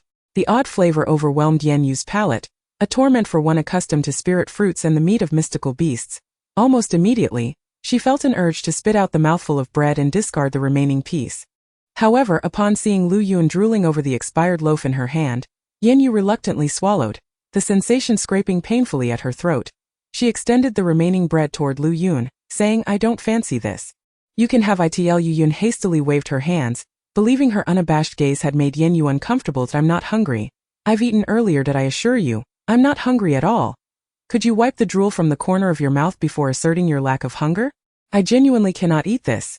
Yan Yue rolled her eyes internally. "If you don't want it, I'll just throw it away." Feigning to discard the bread, Lu Yun realized that Yan Yue truly had no desire to consume it. She quickly snatched the partially bitten loaf from Yan Yue's hand. Wait. Since you don't want it, I'll reluctantly finish it," Lu Yun exclaimed as she devoured the bread ravenously. Yan Yue cast a sidelong glance at her. It was hard to discern any reluctance in Lu Yun's demeanor. She ate so hastily that she choked on the hard crumbs, erupting into a fit of violent coughing. Quickly, she covered her mouth to prevent any crumbs from escaping. Lu Yun's motivation was not mere politeness. She simply detested wasting those crumbs. Observing her struggle, Yan Yue, suppressing a smirk, twisted open the previously mentioned bottle of mineral water and handed it to her. Lu Yun, disregarding any hesitation, seized the water and gulped down half the bottle in one go. "You can keep it. I'm not thirsty," Yan Yue declined flatly, "and regarding your spatial abilities, it might be best to refrain from showcasing them so casually in front of others. You seem rather vulnerable." Yan Yue had been quite considerate in her choice of words. Lu Yun scratched her head. Feeling somewhat embarrassed, "I would never allow anyone to discover my spatial abilities. I was confined by Wang Dehai and his associates for 2 days, and I nearly starved, having not taken a single morsel to eat. You, on the other hand, are different. You look down upon my meager possessions and abilities." When Lu Yun learned that Yan Yue also possessed spatial capabilities, she felt an instant kinship with her. Yan Yue rather admired this young woman, having been captured by that brutish gang of Wang Dehai and taken to Nanshan prison for 2 days. She observed the tattered t-shirt clinging to Lu Yun's form. What transpired during those 2 days is all too evident. Yet, she still clings to hope for life and faces her circumstances with unwavering positivity. Moreover, Lu Yun harbors kindness towards others, which is a rare and commendable quality. Some individuals, having plunged into the abyss themselves, cannot maintain a calm demeanor when confronting those outside the chasm. They often contemplate how to drag others down with them, seeking solace in shared suffering. The 2 women from earlier serve as living examples of this. Yan Yue would only lead Lu Yun to the southern base. the path ahead is one she must traverse alone. Given the uniqueness of her abilities, should she fail to find a reliable team of ability users to ally with, her future may remain fraught with hardship. This foolish woman seems utterly unaware of such realities. Lu Yun, having just satiated her hunger, wore an expression of profound contentment, almost on the verge of humming a tune. Yan Yue pondered briefly before retrieving 2 spirit fruits from her storage bag. Of the same verdant variety she had previously offered to Li Ying, the translucent jade-green fruits appeared delightful in her alabaster palm. Yan Yue extended her hand towards Lu Yun, inviting her to partake in the fruits. Lu Yun's eyes lit up as if the fruits had sprouted from her own hands, fresh fruit. She had not laid eyes on any for over a month. Gazing at the 2 plump fruits, reminiscent of small nectarines, she felt a pang of confusion. She could not recall any such translucent green fruits available in the market. Surely, they were not the kind of artificially dyed peaches sold by elderly women in tourist spots. Were they? Yet, they did not appear to resemble those at all. These green fruits looked pleasantly rounded and juicy. Surely, the esteemed one would not wish her harm.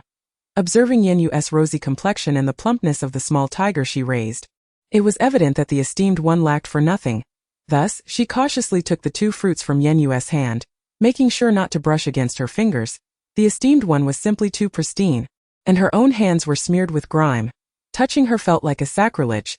Yan Yue glanced at the darkening sky. If Lu Yun were to consume those spirit fruits, her body would require time to absorb the spiritual energy within.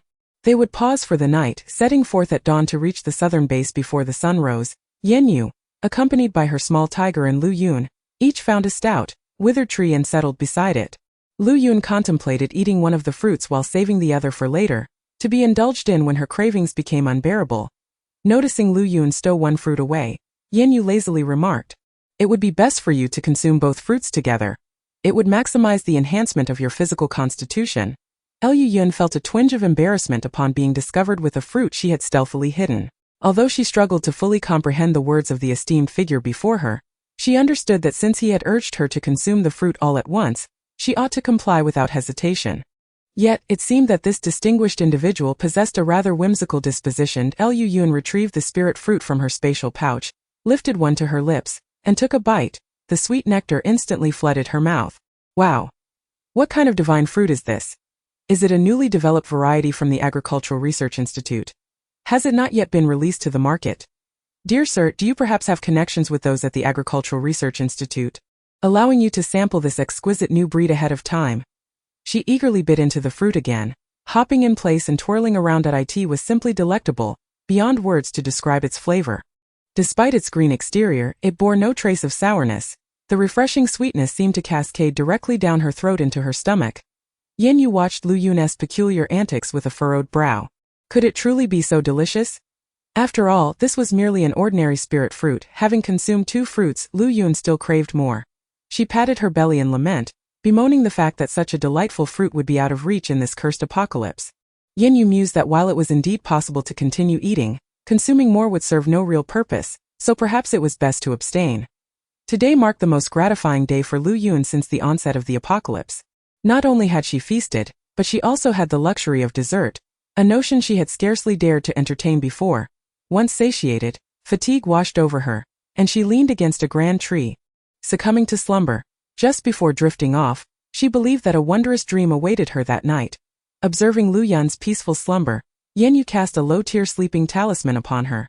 Satisfied that she would remain undisturbed for a while, she retrieved a sizable piece of spirit beef from her storage pouch. She instructed Baozi to gather some dry twigs, igniting a fire to roast the meat. Though Baozi's icy blue flame could suffice for cooking, Yan Yue felt that the essence of spirit beef was best enhanced by a touch of smoke and fire. Baozi, already ravenous, received a small piece of raw meat to gnaw upon prior to their pact. Baozi had been accustomed to raw fare, but since savoring roasted meat under her care, it had seldom shown interest in eating it raw again. Yan Yue meticulously cut the beef into small chunks, skewering them onto branches and generously sprinkling salt for flavor as the spirit beef cooked. Its savory aroma wafted through the air. Unable to resist, Yan Yue produced a small flask of peach blossom wine brewed by her third senior sister. She indulged in a delightful pairing of meat and wine, savoring each bite and sip. Baozi, witnessing this, clamored for a taste of the wine. Succumbing to its pleas, she offered it a tiny amount. To her surprise, just that small sip of peach blossom wine rendered Baozi inebriated. It rolled on the ground, yowling in delight. After much coaxing, It finally succumbed to a deep slumber. Once Baozi was peacefully asleep, Yan Yue extinguished the fire. She cast a glance at Lu Yun, who was snoring softly with her little black face nestled against the tree. For reasons unknown, a wave of inexplicable guilt washed over her with a swift motion.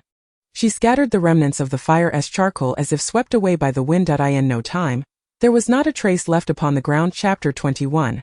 The transformation of Lu Yun at the break of dawn the following day. As the sky began to lighten ever so slightly, Lu Yun gradually awoke from her slumber, for reasons unknown. While she usually felt utterly fatigued from her daily travels upon waking, today she was imbued with an inexhaustible vigor. She felt as though she could effortlessly carry 200 bags of cement in one breath. But wait, what was that tantalizing scent of meat? Lu Yun wrinkled her nose and inhaled deeply, confirming the unmistakable aroma of meat wafting through the air. Rising to her feet, she followed the faint scent, only to find a slender twig charred around the edges, with remnants of some oily residue. Could it be that someone had been roasting meat here? Upon further inspection, however, she discerned no signs of a fire in the vicinity. Perhaps it was merely the remnants of barbecued meat consumed by passers-by. Lu Yun muttered to herself. Meanwhile, Yan Yue, who had already awakened, touched her nose in contemplation, wondering why only a skewer remained uncleaned. Yet Lu Yun's sense of smell was remarkably acute. She could detect the scent of meat emanating from a bamboo skewer that was quite a distance away. Unbeknownst to Yan Yue, Lu Yun's olfactory senses were indeed sharper than most. However, the primary reason for her heightened awareness was the overwhelmingly enticing aroma of the spirit beast meat. Yan Yue stood and cleared her throat before addressing Lu Yun. Have you noticed any changes in your body? At this, Lu Yun's enthusiasm surged. Boss, I feel as robust as an ox. Despite not having eaten anything since I woke up, I possess an unending reservoir of energy. She glanced at a withered tree nearby, stout as a barrel, and pointed at it, continuing, I can't help but wonder if I might be unwell. I truly feel that I could fell that tree with a single punch. With that, Lu Yun rubbed her hands together, eager to test her newfound strength. Why not go ahead and give it a punch? Yan Yue replied nonchalantly. Lu Yun immediately approached the stout, withered tree. She crouched slightly, adopting a horse stance, and clenched her right fist to gather her strength. With a decisive strike, Lu Yun's fist collided with the tree. The tree trembled but exhibited no further reaction. Yet today, her punch only elicited a slight sting. And miraculously, she sustained no injury. Ha ha ha, boss, perhaps it was merely my imagination. My strength hasn't significantly increased after all. Lu Yun laughed awkwardly. Yan Yue, however, was not disheartened. She gazed at the withered tree and spoke slowly. Not bad at all. You've done quite well. As soon as Yan Yue's words faded, the tree that had been standing steadfastly moments before suddenly crashed to the ground with a resounding thud. The parched earth, baked by the sun for nearly a month, erupted in a cloud of dust. The fracture in the tree's trunk precisely aligned with the spot where Lu Yun had just struck. Lu Yun was left utterly astounded, her mouth agape as the dust cloud settled into her open mouth, prompting a series of coughs. Cough, cough, coughed. It was only then that Lu Yun realized she had indeed broken the tree. What immense strength did that require? Had she transformed into a superhuman? She spat out the dust from her mouth, hastily turning to gaze at the spot where her boss had just stood. That place is surely the most laden with dust. Could she have inadvertently brought about her own demise? Once the airborne dust settled, Lu Yun finally beheld Yan Yue, her form impeccably pristine. The ashen-hued robe she wore was untouched by any speck of dust, and her skin was as fair as freshly fallen snow. This scene, which ought to have appeared abnormal, did not strike Lu Yun as unusual in the slightest. It seemed to her that a figure of such stature should indeed remain untainted, forever immaculate. She hurriedly took a few steps to Yan Yue's side, her tone laced with confusion. Lu Yun extended the hand that had just struck the gnarled tree, continuing, moreover, it seems that not only has my strength increased, my skin, flesh, and bones appear to have undergone a form of evolution. I exerted such force in that punch, yet my hand bears not a single mark. Could it be that I have awakened a second time, this time with a power that enhances my physical form? No. Lu Yun's voice dwindled to a whisper as a sudden realization sparked in her eyes, filled with excitement as she gazed at Yan Yue. It must be those two fruits, the two green fruits from last night. Am I correct? Thank you so much, esteemed one. Lu Yun was not particularly slow-witted.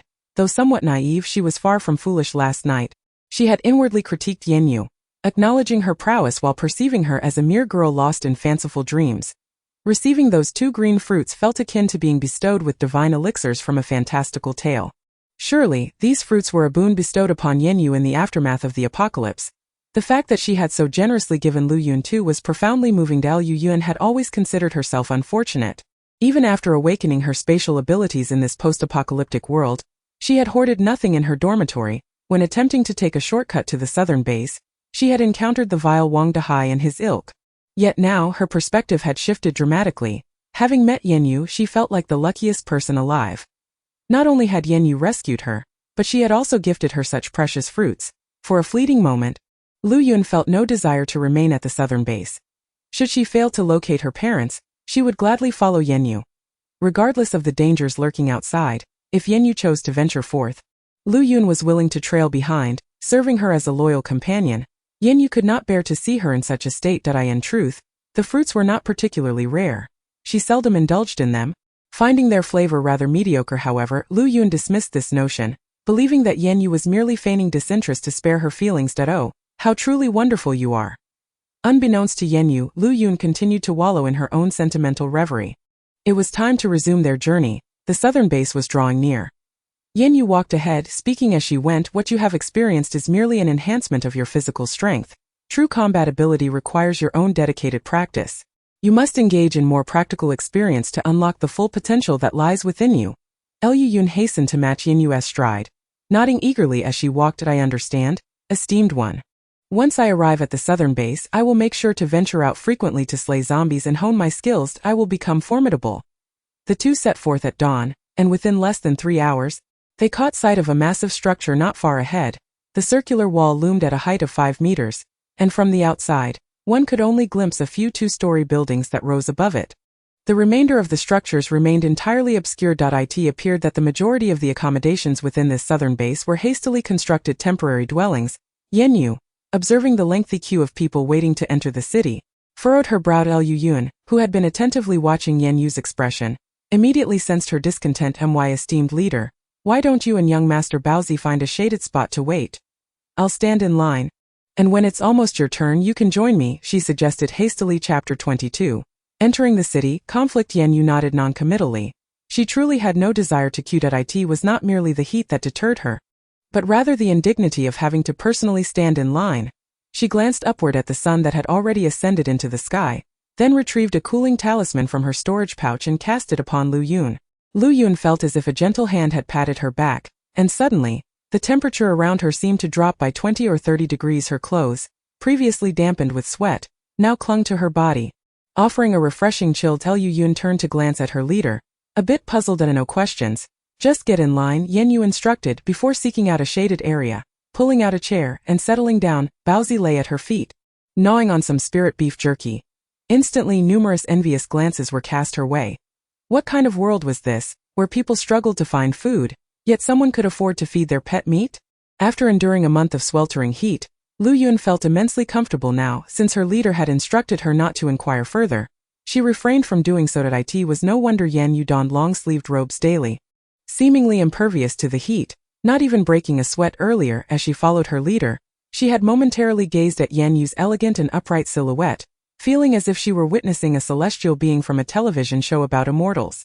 Shaking her head, she admonished herself not to dwell on such thoughts. In this post-apocalyptic world, with zombies in abundance, how could there possibly be immortals? Her leader must simply possess extraordinary abilities. Hastily, Lu Yun jogged to the end of the line. A kind-hearted woman in front of her noticed that she was a young girl and offered a friendly warning. Young lady, are you an ability user? If so, you can join that shorter line over there. You'll enter the base much faster. An ability user can bring one ordinary person in directly. Lu Yun hesitated to reveal her spatial abilities, but she realized that her current physical strength could easily pass as that of a physical enhancement ability user. Assessing the seemingly endless line before her and then glancing at the sparse queue of only a few dozen people on the other side, she made a swift decision. Thank you, elder sister. You are truly kind. Lu Yun expressed her gratitude before turning and sprinting toward the line for ability users. The woman who had alerted her watched her depart with a tinge of envy. Realizing that her good-natured warning had indeed been well-founded. After switching lines, the pace of the queue quickened significantly. Within less than an hour, only 2 or 3 people remained ahead of Lu Yun. She hurriedly waved at the distant Yan Yue, exclaiming, "Boss, we will be there soon. You should come over quickly." With that, she ambled toward Lu Yun, clutching her Baozi leisurely. By the time it was Lu Yun's turn, she had just reached Lu Yun's side. The sweltering heat prompted those in line to press forward eagerly, all longing to enter the city. Behind Lu Yun stood a young woman, now less than half a body length away from her. Upon noticing Yan Yue approaching with the intent to cut in line, the woman immediately took offense. Pointing at Yan Yue, she sharply retorted, "On what grounds do you presume to jump the queue?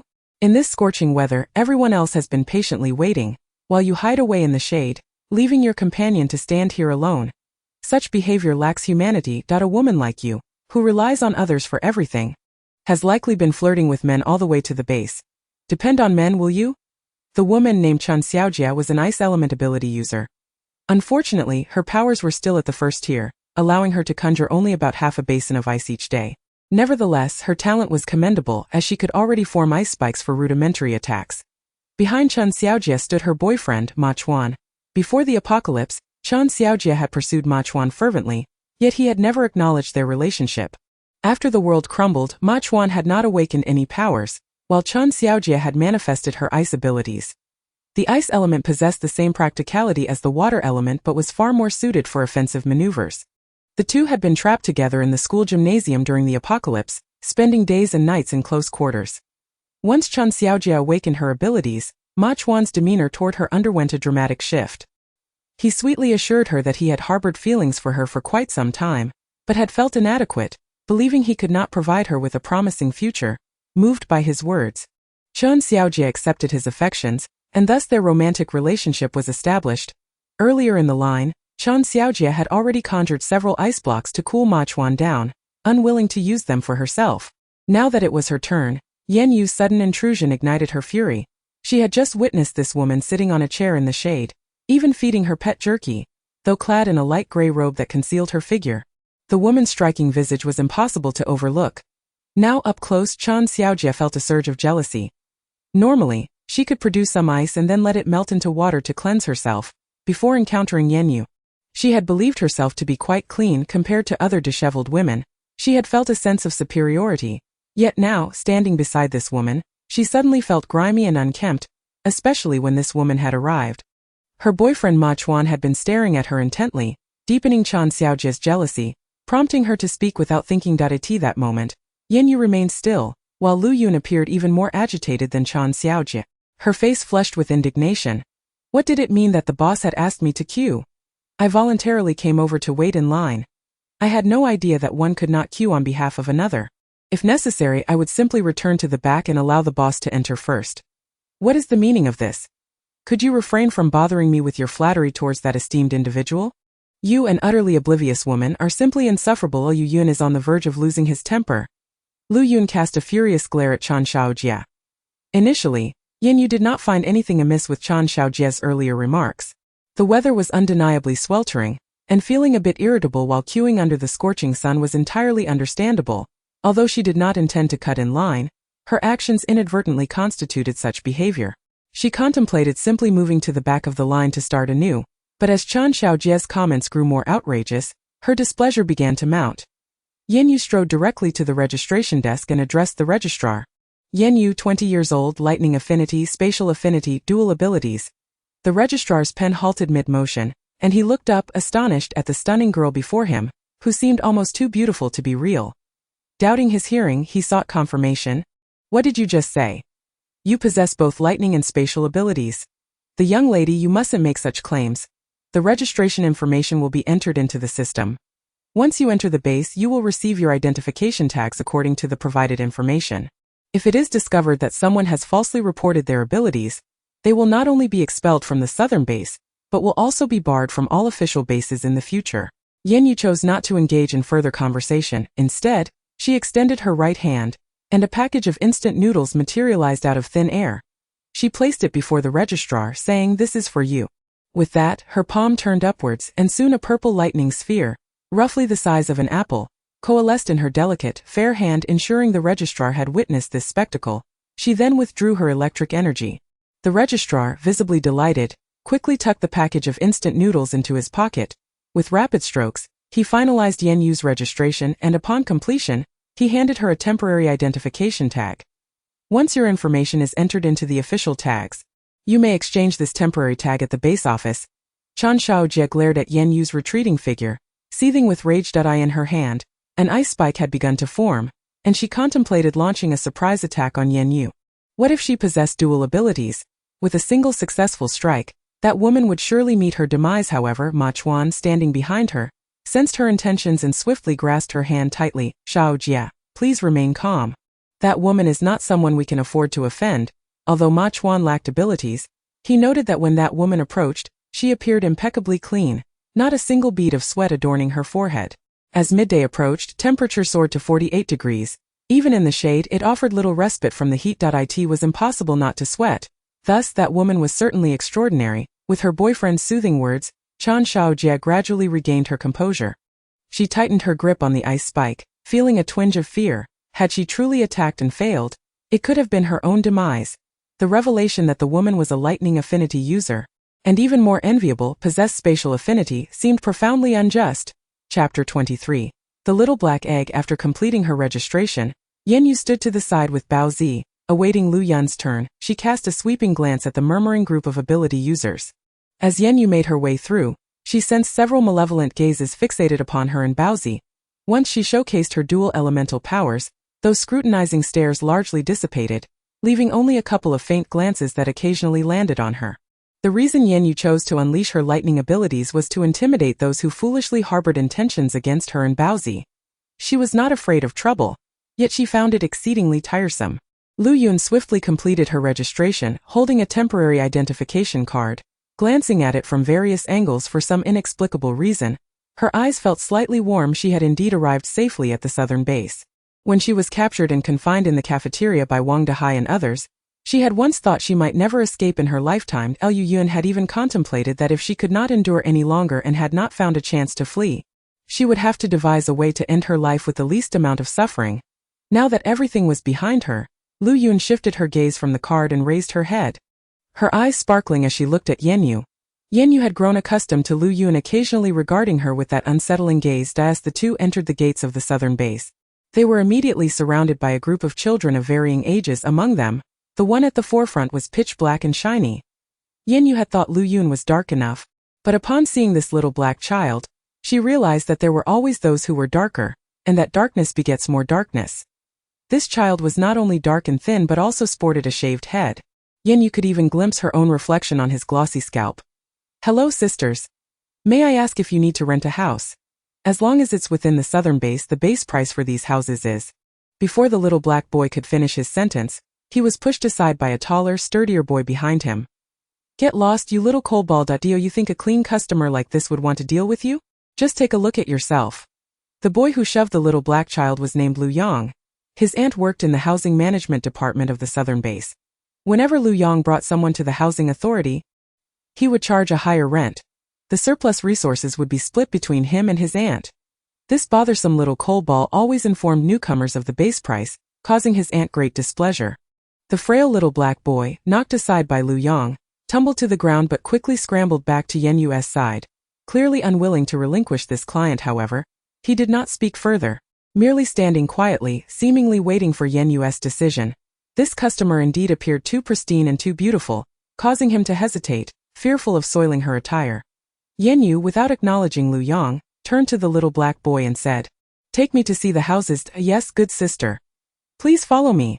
The little black boy instantly brightened, his face breaking into a radiant smile. Perhaps it was his exceedingly dark complexion that made his teeth appear so brilliantly white. Lu Yang observed the retreating figures of several individuals, shouting furiously from behind. Xiao Haiden, upon hearing the threats emanating from behind, involuntarily shuddered, though his face betrayed no signs of retreat, having long grown accustomed to being bullied. He thought that enduring another beating was a trivial matter compared to the gnawing hunger that plagued him. Moreover, if he failed to deliver food to those extorting protection fees in the impoverished district, his hulk would be beyond saving. Xiao Haiden's eyes instinctively darted toward the plump, ball-like bun glistening by Yan Yue's feet, an expression of envy flickering across his countenance. This white tiger truly was a splendid creature. In stark contrast, his own hulk had become nothing but skin and bones by following him. Each morsel he earned outside was barely enough to feed both himself and Hulk after surrendering most to those who demanded protection fees. Hulk always hesitated to eat, aware that he felt like a burden.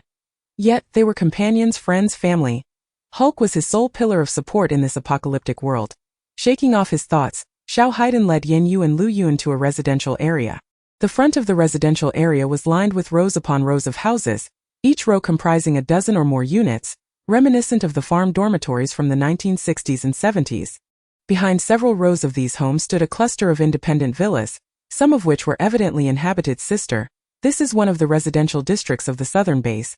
The ordinary houses in front require 10 caddies of grain per month. Yan Yue's gaze barely lingered on the row houses. Instead, she inquired about the villas behind. What about those standalone houses? Xiao Haiden discerned that the girl before him seemed to lack for nothing in terms of food, indicating that she might be a significant client. Having spent over half a month at the southern base, he had yet to encounter anyone seeking to rent a standalone villa. Typically, such clients were beyond his reach. Dominated by Lu Yang and his group. As he pondered whether to ask for a slightly higher fee later, he quickly suppressed the thought. No, if he acted in such a manner, how would he be any different from Lu Yang and his crew? Regardless of how abundant the client's grain may be, it belonged to them. He merely needed to secure his rightful share. Sir, the price for the standalone villas at the back is 300 caddies of grain per month, and currently, only 2 of these properties have been rented out due to their perceived low-cost performance ratio, Xiao Haiden reported candidly, having switched his address for Yan Yue from sister to sir. In truth, if he managed to rent out a villa, he would receive a warmer reception from the staff at the housing authority, making future interactions less troublesome. Yet he still articulated the pros and cons of the villas. Yan Yue glanced at the location of the villas and chose the one at the far right. Then let us go with that one. What procedures are required? Please lead the way. Xiao Haiden beamed with delight. Certainly, sir, please follow me. He then walked ahead to guide her. Yan Yue observed Xiao Haiden's silhouette, lost in thought. The reason she had chosen this particular Xiao Haiden, aside from finding Lu Yang's brash demeanor off-putting, was due to a more significant motive. As the little black egg stood before her, speaking, she felt as if she could perceive a faint thread emanating from his mind. This thread was not aimlessly drifting. It was intricately linked to her own consciousness. Yan Yue did not resist this thread, allowing it to penetrate her awareness. To her astonishment, she found herself compelled to trust him, convinced of the veracity of his words. It seemed this was a manifestation of a certain application of psychic abilities. However, observing the emaciated figure of the little black egg, it was evident that he was unaware of the extraordinary powers he had awakened. If the southern base were to discover his psychic abilities, they would surely have taken him under their wing for proper training long ago. Chapter 24. Increased appetite. Yan Yue followed the little black egg into the office of the Housing Management Bureau at the southern base. Although referred to as a bureau, it comprised merely 2 small rooms. Seated in the outer room was a corpulent middle-aged woman, her gaze fixed on the little black egg with an unfriendly demeanor. The little black egg instinctively shrank back, clearly having been reported to his aunt, Lu Yang. Yet, having already accepted this task, he was now just a step away from completion, and retreat was not an option. Mustering his courage, the little black egg stepped forward. Director Feng, greetings. This esteemed lady wishes to rent the villa located at the far right of the East District. I have brought her here to complete the paperwork. Upon hearing that Yan Yue and her companions intended to rent a villa, the plump Director Feng's expression softened slightly. Nevertheless, she sternly admonished the little black egg. You wait outside. Just look at your filthy appearance. Don't dirty my office. Today, if her nephew Lu Yang had brought this significant client, she stood to gain at least 50 jin of grain. Losing such a bounty without being able to express her frustration to the client, she redirected her ire entirely onto the little black egg. The paperwork proceeded relatively smoothly. Yan Yue had previously acquired a grain and oil shop, knowing that she would not consume the provisions herself. Without hesitation, she produced 3 bags of rice, each weighing 100 jin, from her storage pouch and let them fall to the ground. Lu Yun promptly stepped forward to receive a set of keys from Director Feng. Then followed the esteemed lady out of the Housing Management Bureau office. At the entrance, the little black egg stood with his hands clasped before him, one foot idly kicking at the ground. Upon hearing their footsteps, he hurriedly approached. Upon seeing the keys in Lu Yun's hand, a look of joy spread across his face. Noticing the little boy waiting patiently, Lu Yun felt a pang of sympathy and inquired, "Now that the task is complete, what will be your reward, little one?" Lu Yun felt a bit awkward. Only 2 packs of biscuits remained in her storage, with no bread left. Would biscuits suffice? She tentatively asked. The little black egg nodded vigorously, affirming that biscuits would be acceptable. Just 1 large bag or 2 smaller ones. Relieved to hear that biscuits were an option, Lu Yun was about to retrieve the 2 packs from her storage when Yan Yue raised her hand to stop her. Instead, she produced a packet of instant noodles and 2 sausages to offer to the little black egg. The boy's face lit up with delight. Occasionally, generous clients would bestow extra tips upon them. However, in this resource-scarce post-apocalyptic world, such occurrences were exceedingly rare. Today, The adult unexpectedly bestowed upon him 2 additional sausages, which certainly delighted Hulk. Xiao Haiden promptly accepted the instant noodles and sausages, stowing the latter within his clothing while holding on to only the package of noodles. Do you require me to escort you and your friends for a brief tour of the southern base? He inquired. Should you have any questions, feel free to ask. I am well acquainted with nearly everything pertaining to the southern base. Yan Yue gently shook her head. Not today. Please wait for us at the villa entrance tomorrow morning. Understood, esteemed adult. I shall undoubtedly arrive punctually at dawn, Xiao Haiden affirmed with eager nods. Tomorrow, he would still be of use to the adult, which meant he could earn his keep for the day. His luck was indeed remarkable today, having encountered such kind-hearted individuals. Observing Xiao Haiden's lively departure, Yan Yue noted how, at that moment, he resembled a small child. This little one was rather slender. By his stature, he appeared to be merely in his early teens. Was he still just a cub? She realized she had yet to inquire about his name, causing her to furrow her brow slightly. Such an ill-mannered child, lacking even the knowledge to introduce himself. Please take these, Lu Yun insisted, gesturing towards the pile of supplies before her. No, esteemed one, you have already aided me immensely. I cannot possibly accept your resources. She protested. I have arrived at the southern base, and I shall seek employment tomorrow. With my considerable strength, I can certainly sustain myself. However, she faltered, not only can I sustain myself, but I could also support you and BHUHS. Lu Yun spoke, her confidence waned, glancing at the seemingly juvenile tiger that, in size, rivaled an adult snow leopard. Was young Master Baozi not a tad larger and plumper than his peers? It seemed unlikely that she could adequately provide for him. You need not concern yourself with me and Baozi. We shall not dine with you, just accept this, as I have little patience for loquacious individuals. Hearing the esteemed one's words, Lu Yun felt compelled to oblige, her earlier reservations dissipating. Although the esteemed one appeared fierce, their actions were undeniably warm-hearted. Lu Yun gathered the supplies into her space. Her storage was not particularly vast, roughly equivalent to a 100 square meter residence. Nevertheless, the 2 bags of rice, a box of instant noodles, and several cans seemed rather meager within her space, yet, compared to the 2 small bags of biscuits she had previously possessed, she now felt abundantly rich. Lu Yun silently vowed, one day, I shall fill my space with provisions. Yan Yue ascended with Baozi, while Lu Yun settled on the ground floor. Once the esteemed one had gone upstairs, Lu Yun began to familiarize herself with the various rooms on the first floor of the villa. In the kitchen, she discovered an array of pots, pans, and utensils, and astonishingly, a canister of liquefied gas. It appeared that although the villa's rent was steep, its amenities were quite comprehensive. Lu Yun prepared herself a bowl of instant noodles enhanced with canned meat, indulging in a rather luxurious meal. In the past, this single bowl would have sufficed to satiate her hunger. However, after adding the meat, she found herself still unsatisfied. Could it be that with her newfound strength, her appetite had similarly increased? Lu Yun hesitated over whether to steam another pot of rice, but after a brief internal struggle, she ultimately decided against it. Having not engaged in any work or ventured out to slay zombies today, she pondered the necessity of such a meal. Meanwhile, Yan Yue and Baozi were indulging in roasted fish and crabs on the second floor of the villa. Learning from her previous experience, Yan Yue had set up a barrier to mask the cooking odors before preparing the meal. She retrieved an array of vividly colored spiritual fruits from her storage bag and crafted a simple fruit platter. In front of Baozi lay a dozen roasted fish, each appearing to weigh around 5 pounds. The skin was golden and crisp, curling outward to reveal succulent fish flesh, glistening with juices. Baozi embraced one of the roasted fish, relishing every bite. Yan Yue, with deliberate grace, wielded a small hammer to crack open a crab leg nearly as long as her arm. She shattered the hard shell, revealing the snow-white crab meat within. Grasping a pair of jade-green chopsticks, she delicately extracted the succulent crab leg meat, which shimmered like crystal, tempting anyone who beheld it with a bite. The juices burst forth, rich and tender, eliciting a satisfied sigh from her lips. It was truly delectable. Who could have imagined that beneath the grotesque exterior of this 8-legged creature lay such exquisite meat? Yan Yue savored every morsel of the crab, which was as large as a basin, and her taste buds and stomach responded with delightful contentment. Chapter 25. Changchan is struck. The next morning, as Yan Yue descended the stairs with Baozi, she spotted Lu Yun devouring a pot of rice, shoveling spoonful after spoonful into her mouth. Yan Yue raised an eyebrow in bemusement. Was she truly so ravenous so early in the day, resorting to eating directly from the pot?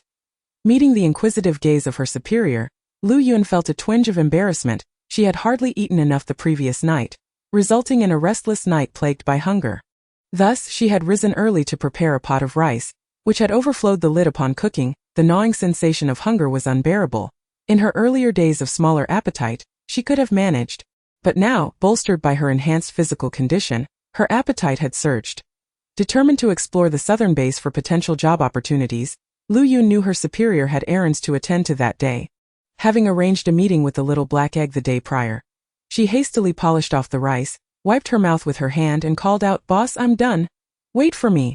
With that, she hurried to catch up with Yan Yue, who was already heading out, and opened the door for her. Once outside, Yan Yue surveyed the empty entrance of the villa, a flicker of doubt crossing her mind. The little black egg did not strike her as the type to stand her up. Could it be that he had taken on another client today, causing a delay? Noticing the slight furrow in her superior's brow, Lu Yun assumed Yan Yue was displeased and quickly attempted to lighten the mood. "Haha, boss, don't be upset. Perhaps that child got caught up in something." She added, "If there's anything you wish to know about the southern base, we can always seek out another guide." Yan Yue, not expressing a definitive stance, merely nodded in acknowledgement. She felt a twinge of confusion, but her emotions were far from anger. Such trivial matters hardly warranted the wrath of the esteemed immortal. With resolute strides, she directed her steps towards the center of the southern base. "Hurry, hurry. If we're late, we might miss it. I heard there's a life at stake in the slums. Jian and his gang had been extorting protection fees from the impoverished area daily. This was not the first time tragedy had struck. Was there no one to intervene? How could they? The denizens of the slums were universally regarded as the downtrodden, devoid of any supernatural abilities. Who among the gifted would reside in such a place? Moreover, Ma Jian's father held a position within the official Supernatural Management Bureau, overseeing logistics. Who would dare report such matters? Indeed, who would risk incurring the wrath of Ma Jian's father? Rumor had it that the victim this time was merely a child of around 10. Could it be that little Chang Chan?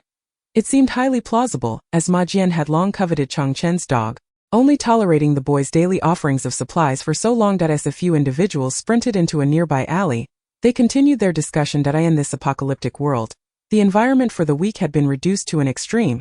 With oppression of the vulnerable a common plight, Yan Yue could hardly intervene, yet from their conversation, she discerned that the victim was still a mere child. Unconsciously, she halted her forward motion and turned towards the direction of the group she had just overheard.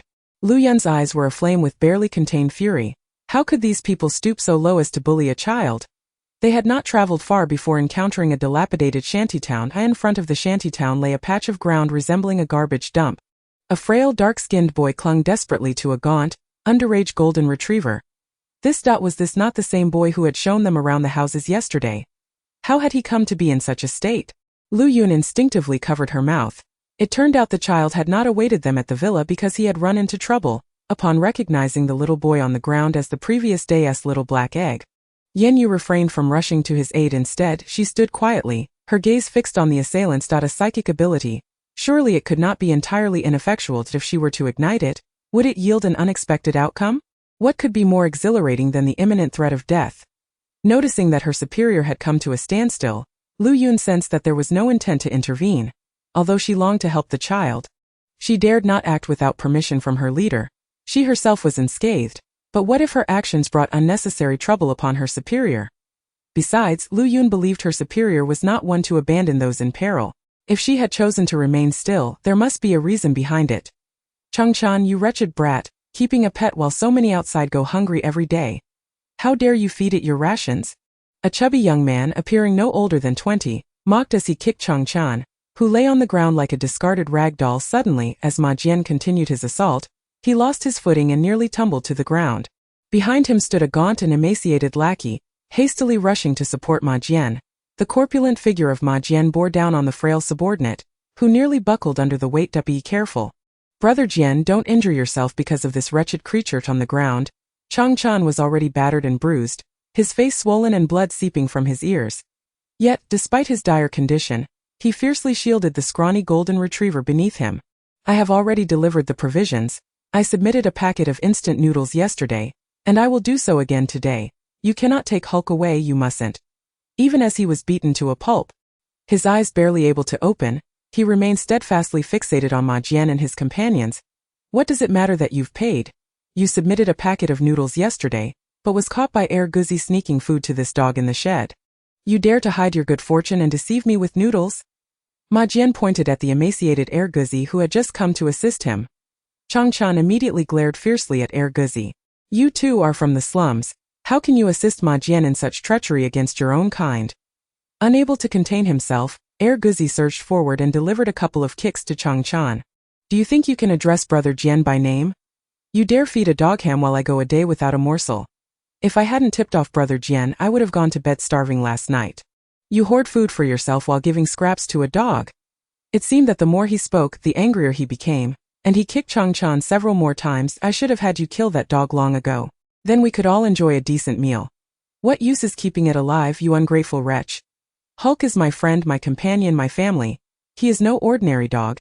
He is not. At this moment, Chang Chan was struggling to breathe, and the golden retriever he sheltered beneath him suddenly began to thrash violently. It extended its tongue to lick the bloodied wounds on Chang Chan, its eyes shimmering with unshed tears. Woof woof. Woof woof. It barked a few times at Chang Chan, attempting to push him off. Chang Chan, battered and weary, lacked the strength to resist. After a few futile struggles, Hulk managed to dislodge Chang Chan, who collapsed onto the ground beside him.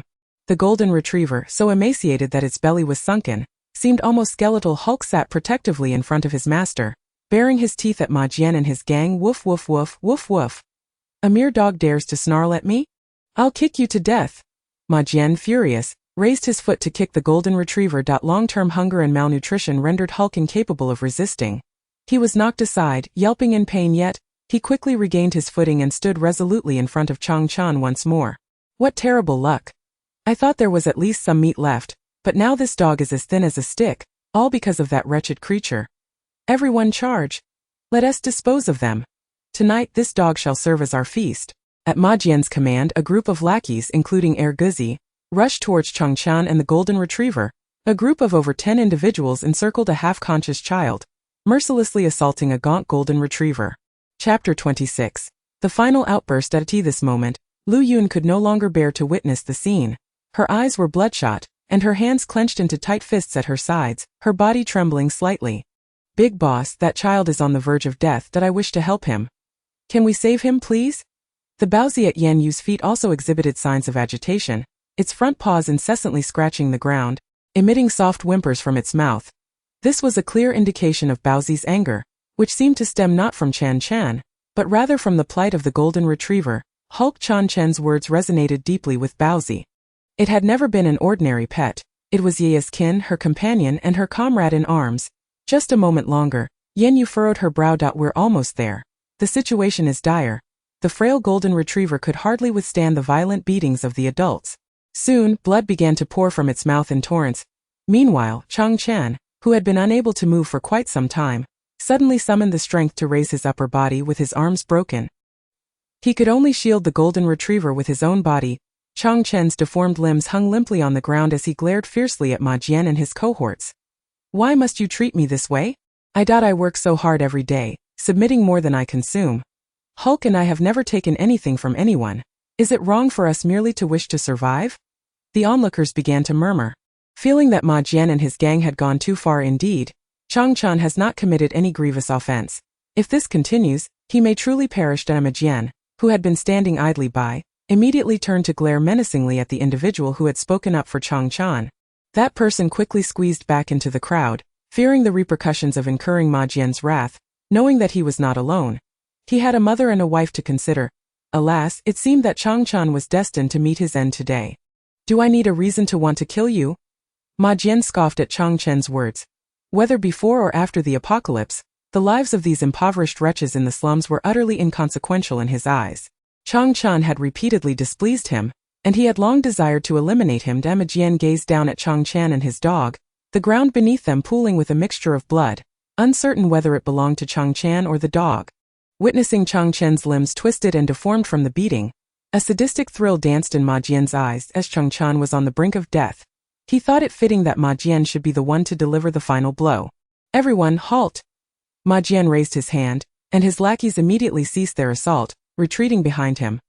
Bro Jian, this kid has quite the endurance, but he won't last much longer, Guzi flattered. Ma Jian approached Chang Chan.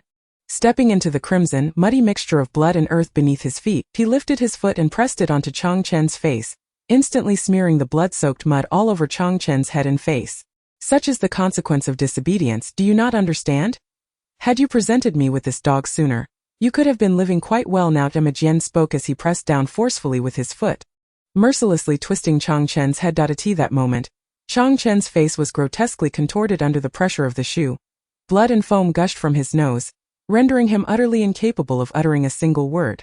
Chang Chen's face was aligned with the golden retriever, which lay on the ground beside him, its mouth opened and closed, yet it could produce no sound. The golden retriever, still clinging to life, seemed to perceive its little master calling for it. It strained to lift its head for one last glance at its young owner, yet even this minuscule effort eluded its capabilities. Li Jian, witnessing this, immediately raised the foot that had been pressing on Chang Chen's head and kicked towards the golden retriever. This beast is still alive. The golden retriever was sent sprawling across the ground with a thud, seemingly falling silent forever. Chang Chen, with his fingers painfully crushed, made a desperate attempt to reach the spot where the golden retriever had landed. Yet it seemed he could no longer touch his beloved Hulk. Suddenly, Chang Chen turned his head with great effort, fixing his gaze intently upon Ma Jian and the others. This simple motion appeared to drain him of all his strength. Why? He emitted a faint sound. You've dealt with a dog.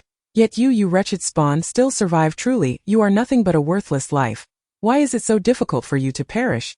He lifted his foot, preparing to continue the assault on Chang Chen, but suddenly noticed a shift in the boy's expression. Chang Chen's previously squinted eyes flew open, locking onto Ma Jian with unwavering intensity. In that moment, Ma Jian sensed a perilous aura emanating from the eyes of this boy, who seemed on the brink of death, and just as Ma Jian hesitated, 2 streams of blood trickled from the boy's eyes. Not only from his eyes, but blood also poured from his ears, nostrils, and mouth. Why? This time, the boy's voice rang out, tinged with madness. Ma Jian was taken aback by the sight, his raised foot momentarily frozen in place. In the next instant, Ma Jian clutched his head and screamed. He writhed in agony on the ground, and to his horror, his face bore a striking resemblance to that of Chang Chen moments ago. Blood flowing from all his orifices, the few henchmen behind him fared no better, also clutching their heads and rolling about in despair. The surrounding onlookers were taken aback by this spectacle. No, it is that boy Chang Chen. The man who had just defended Chang Chen pointed at him. At that moment, Chang Chen resembled a malevolent spirit risen from the depths of hell. His eyes, bloodshot, remained fixed on Ma Jian and his cohorts, his lips seemingly whispering incessantly. The others, witnessing Ma Jian and his companions also bleeding profusely, then gazing upon Chang Chen's current visage, began to believe the man's words. They could hardly fathom that Chang Chen possessed such formidable power. Alas, in his present state he would surely not survive. Had he recognized his abilities sooner, how could he have failed to protect himself and that dog? Oh, they are going to die. Yet we must save them. We must save them. I want to rescue that foolish dog. Baozi could no longer contain itself and rushed forth, seizing the seemingly lifeless golden retriever in its mouth. Yan Yue did not intervene this time. She turned to the side where Lu Yun stood, her eyes rimmed with red. All right, boss, I will go at once. Lu Yun hurried over and lifted Chang Chen from the ground. As she felt the weight in her arms, tears streamed down her face uncontrollably. The child was lighter than she had imagined. Blood bubbles continued to ooze from his mouth. Lu Yun thought to herself, this child was beyond saving, yet she could not allow his lifeless body to remain amidst this heap of refuse. Before leaving, Yan Yue cast a final glance at Ma Jian and his group. Although the child had unleashed a mental attack in his dying moments, it still lacked the necessary potency. Had she not intervened, these individuals would have awoken as mere imbeciles. With an unflinching demeanor, Yan Yue dealt them a finishing blow. No onlookers dared to step forward to stop her. The woman clad in a Taoist robe exuded an aura that was undeniably formidable. To their astonishment, she was accompanied by a mutated white tiger. While some individuals in the base had previously captured mutated beasts, they were merely ordinary specimens. This exquisite white tiger was a sight they had never encountered before. At that moment, someone noticed that the group led by Ma Jian, who had been wailing in despair, now appeared to have lost all signs of life. Ma Jian's father worked in the official Supernatural Abilities Bureau. If he were to die in the slums, would anyone come looking for trouble? Soon, someone rushed to the official side to seek help, while a few others stealthily followed behind Yan Yue and her companions, eager to ascertain where this Taoist-robed woman resided, in case the authorities inquired about Chang Chen's whereabouts. Chapter 27. There is still breath left. Lu Yun cautiously cradled the limp form of Chang Chen, placing him onto the bed in an empty room. Baozi, upon witnessing this, also laid the golden retriever beside Chang Chen, certain that the foolish dog wished to be near its master. Lu Yun gazed at Chang Chen, who lay on the bed like a tattered doll, seemingly imperceptive of the rise and fall of his chest, yet his eyes remained wide open, as if they could not close. The blood seeping from his eyes had diminished, as though his entire being was on the verge of exsanguination. Boss, Shall we just leave them here? Lu Yun understood that Changchan was essentially beyond rescue. Nevertheless, she clung to a glimmer of hope, looking intently at Yan Yue. What if the boss was no ordinary person? Perhaps she could save him. Yan Yue reached out to check Changchen's breath, speaking calmly, "It's all right, there is still breath left." After saying this, she rummaged through her storage bag, finally retrieving a vial of bone-replenishing elixir. She briefly probed the little black egg's consciousness, expending all her mental energy to leave another in tatters, while her own mental realm lay in shambles. After a moment's thought, Yan Yue produced a spirit-replenishing pill and promptly placed it into Changchen's mouth. Turning around, she saw Baozi leaning against the bed, gazing at her with eager eyes, noting its hopeful expression. She reasoned that the bone-replenishing elixir was not particularly precious. Thus, she retrieved another vial of the elixir from her storage bag and gestured for Lu Yun to administer it to the golden retriever. Lu Yun dared not act as casually as the boss. She cautiously took the round pill, roughly the size of a licorice candy, and gently placed it into the mouth of the golden retriever. After administering the medicine, Lu Yun firmly grasped the dog's jaws and gave them a slight shake, ensuring that the pill had successfully traveled down its throat. In her heart, she silently reassured herself that the little creature would be all right. Lu Yun had come to understand that anything produced by the esteemed individual was undoubtedly of the highest quality, that if the esteemed one proclaimed that this child would not perish, then it was assured that the child would survive.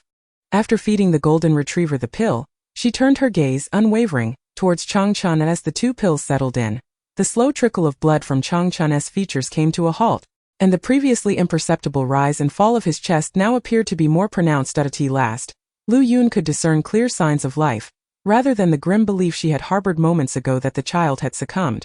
Staring at him so intently would not prompt an immediate revival, she mused, chuckling nervously. Lu Yun felt a twinge of embarrassment. In truth, she was genuinely worried about Changchan, while simultaneously eager to witness the miraculous effects of the esteemed one's medicine. Deep down, she had begun to believe that Yan Yue was indeed an extraordinary practitioner, a transcendent being. How foolish she had been to harbor such doubts. The esteemed one had declared her to possess the rarest spiritual root. And so it was. Noticing that Baozi still looked anxiously at the golden retriever, Yan Yue gently stroked its head in an attempt to offer comfort. "Baozi, it will be fine." Baozi turned its round head to gaze at Yan Yue. "I wish to save it because it reminds me of our battle against that demon lord in the void world. We were both gravely injured at that time, and the demon lord had said that if you killed Baozi, he would spare you. But you did not. You insisted that Baozi was your companion, not something to be discarded at will." Baozi nuzzled Yan Yue's hand. "Though this foolish dog's owner may not possess your strength, he regards his companion just as you regard me. This foolish dog is as loyal to its owner as I am to you." Yan Yue understood Baozi's sentiments. They had fought side by side countless times, facing the brink of death without ever abandoning one another. However, that ancient demon lord had merely sought to sow discord. Even if she had slain Baozi, he would not have spared her. Yet, seeing the heartfelt expression in Baozi's eyes, she decided to keep the truth to herself. Meanwhile, Lu Yun, unable to comprehend Baozi's beastly language, sensed that the young master was undoubtedly conversing with the esteemed one. In the afternoon, Yan Yue instructed Lu Yun to rent a generator from the authorities, as she disliked the oppressive darkness of the villa at night. Later, Changchan gradually awoke, his eyes fluttering open to reveal a pristine white ceiling above him. Beneath him lay a soft mattress, and he was cocooned in a fluffy blanket. Had he died? Was this heaven? Yet, he was not a good child. He seemed to have taken a life. Could a murderer still ascend to paradise? Changchan gazed at the crystal chandelier emanating a gentle glow from the ceiling. Slowly, he extended his hand, yearning to touch the light. Indeed, it seemed he had passed on. However, at present, his arm was in pristine condition, the skin now a healthy shade of wheat rather than the previous deep darkness. Although there were still some blackish-gray patches on his arm, which appeared somewhat unkempt, this was entirely normal. Changchan turned his head and noticed Hulk lying quietly beside him. A sudden smile curved his lips. "Hulk, you're here too? It's rather comforting. Even in death, at least we are together." Changchan reached out and embraced the frail Hulk beside him. The slumbering golden retriever stirred, awakened by the movement of its owner. Gazing up sleepily, it let out a few whimpering sounds. "Oh, you're awake, are you?" Lu Yun, holding a pot in one hand and a spoon in the other, leaned against the doorway, eating while observing the two small beings huddled together. She had been dining at the table in the living room when, in her hazy state, she thought she heard a few barks. Initially, she dismissed it as a figment of her imagination, yet her concern compelled her to come and investigate. To her surprise, both the person and the dog were indeed awake. Lu Yun's eyes widened in astonishment as she approached Chang Chan. Looking as if she had seen a ghost, she scrutinized Chang Chan from head to toe. Hello there. Your arm can move now? And why aren't you as dark as before? Though you do have a bit of a smell. Chang Chan, feeling somewhat bewildered, recognized her as the young lady who had accompanied the dignified figure he had encountered yesterday. How could she possibly be here? Had she also met her end? Did that previous gentleman perhaps No. Chang Chan slapped his forehead a few times, chiding himself for such errant thoughts. That gentleman was a good person. And he seemed quite formidable. He surely would not succumb so easily. Yet this lady before him was evidently an attendant of that gentleman's sister. Have you also passed away? Chang Chan asked innocently, his wide eyes filled with curiosity. Coughing slightly, Lu Yun, who had just taken a mouthful of rice, could not contain herself and spat it out. What do you mean dead? Who is dead? Children shouldn't speak so carelessly. I'm perfectly alive and can devour an entire pot of rice. I am not dead. Chang Chan stammered. Then what about Hulk? He quickly turned to check on Hulk, who was nearby. Although still quite thin, Chang Chan inexplicably felt that Hulk appeared healthier and stronger than before. So Hulk isn't dead either? Of course not. Both of you are alive and well. It was the esteemed one who saved you, Lu Yun explained, referring to the beautiful lady in the Taoist robe whom Chang Chan had seen yesterday. Though Lu Yun could have consumed the entire pot of rice by herself, upon witnessing Chang Chan and the little golden retriever awake, she had no choice but to share the remaining half of the pot with them. Lu Yun's former neighbor had also owned a large golden retriever. Whenever she encountered the neighbor taking the dog for a walk, she could not resist the urge to pet it. The residents affectionately referred to that golden retriever as Little Chicken Feather. Consequently, accustomed to this name, Lu Yun would instinctively exclaim, "It's Little Chicken Feather." Upon seeing any golden retriever. Chapter 28. The request of the bun. As Chang Chan and the golden retriever devoured their meal with fervor. One sat at the table while the other sat on the floor. Seated across from Chang Chan, Lu Yun gazed hungrily at him as he ate, her expression clearly indicating that she had not had her fill. The meal Chang Chan and the others were enjoying originally belonged to her.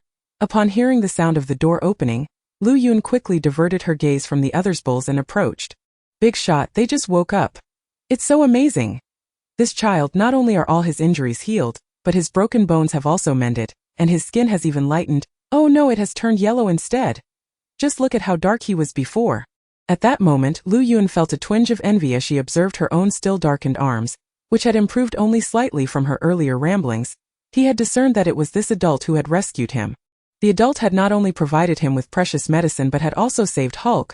The adult did not regard Hulk as merely a dog, unworthy of life. He was at a loss as to how he could repay this benefactor. Given his own weakness, even laboring like a beast seemed insufficient to offer any real assistance. Suddenly, Chang Chan's expression shifted as a thought struck him. In that moment of near demise earlier that morning, he seemed to have comprehended a newfound ability. He felt his mental energy transforming into numerous tendrils, each capable of being controlled, able to penetrate the minds of others. It could locate their central nervous systems and launch an attack on their mental domains. It appeared he had done just that to Ma Jian and the others. The image of Ma Jian and others writhing in agony was imprinted in his mind's eye just before he lost consciousness. He realized he was indeed useful. He had awakened a supernatural power. Chang Chan seemed to have made a resolute decision. He approached Yan Yue and knelt before her, his knees striking the floor with a sharp sound that made Lu Yun's scalp tingle. This child is so sincere, she thought, feeling that her own previous gratitude had seemed rather perfunctory. Thank you, esteemed adult, for saving both me and Hulk. The little golden-haired Hulk, unsure of the current situation, nonetheless understood his master's actions. He quickly pushed his bowl towards Chang Chan, offering the half-eaten rice, then mimicking Chang Chan by bending his front legs as if to kneel. Woof, woof, woof. Baozi, the proud white tiger, was taken aback. He understood what this foolish dog was implying. It was audacious enough to suggest that the noble white tiger partake of its leftover rice. Although this may have been the best the foolish dog could offer, how could the esteemed white tiger deign to consume such base, mundane food? With a haughty snort, Baozi turned his head away, refusing to acknowledge the dog. Meanwhile, Chang Chan noticed that Yan Yue remained expressionless and continued, I am unsure how to repay you. I feel as though I have awakened a supernatural ability, but I do not yet know what it is. However, I can sense that this ability is formidable, and I will surely become powerful in the future. And no matter how powerful you become, it makes no difference to me. Since you are aware of your awakened ability, you can lead your companions and live well. You will thrive beyond others. Yan Yue could have provided Changchan with ordinary healing medicine, allowing him to recuperate gradually. However, driven by an insatiable curiosity to witness the manifestation of psychic abilities in their offensive state, she could only watch helplessly as the child was brought to the brink of death. The celestial master felt a twinge of guilt in her heart, prompting her to administer a high-quality elixir to the child. Fearing that he might not withstand the backlash of such potent psychic energy, she reluctantly offered him one of her only 2 spirit-restoring pills. This was primarily due to her immense spiritual awareness, rendering the elixir nearly ineffective for her. She had already bestowed her remaining resources upon the younger disciples of her sect. As she gazed at Changchan, now lively and vibrant, a sense of relief washed over Yan Yue, allowing her to discard that lingering guilt. After all, he was alive, wasn't he? On the ground, Changchan discerned the refusal embedded in Yan Yue's words. Indeed, the adults seemed to look down upon him. A wave of sadness washed over him. He was merely a 12-year-old child, and tears began to well up in his eyes. Baozi slowly shuffled over to Yan Yue's feet, rubbing against her leg while whining, "Yeah, Baozi wants to take this foolish dog along. It's so weak that it will be eaten by others out there." Yan Yue rolled her eyes inwardly. After merely receiving a bowl of leftovers, Baozi had been won over. Yet hadn't Baozi previously claimed that it cherished being with her? Why then did it seem to prefer that dog now? Baozi quickly shook its round head. "Oh, that's not it. Yeah. Baozi just thinks it needs a little sidekick. In the past, whenever I roamed the Kanglan continent, I was always followed by a procession of spirit beasts. Now I have none, which makes me seem rather unremarkable." Yan Yue pondered seriously. Indeed, Baozi used to have many companions, and it appeared to be rather lonely now. Her gaze fell upon the slender, foolish-looking little yellow dog. If she were to take this little creature along, the child would inevitably accompany it. Yan Yue poked Baozi's plump head. "You are quite troublesome. Fine, you both may follow me from now on." Changchen's face instantly lit up with sheer joy. "Thank you, my lady. Thank you for allowing me and Hulk to accompany you. We will definitely listen to your commands." Though Changchen could not comprehend the exchange between the white tiger and the lady, it was evident from their interactions that the tiger wished to be accompanied. He could hardly believe that he was fortunate enough to follow the lady thanks to Hulk. Regardless, as long as the outcome was favorable, that was all that mattered. "What about me? Have you forgotten me, esteemed one?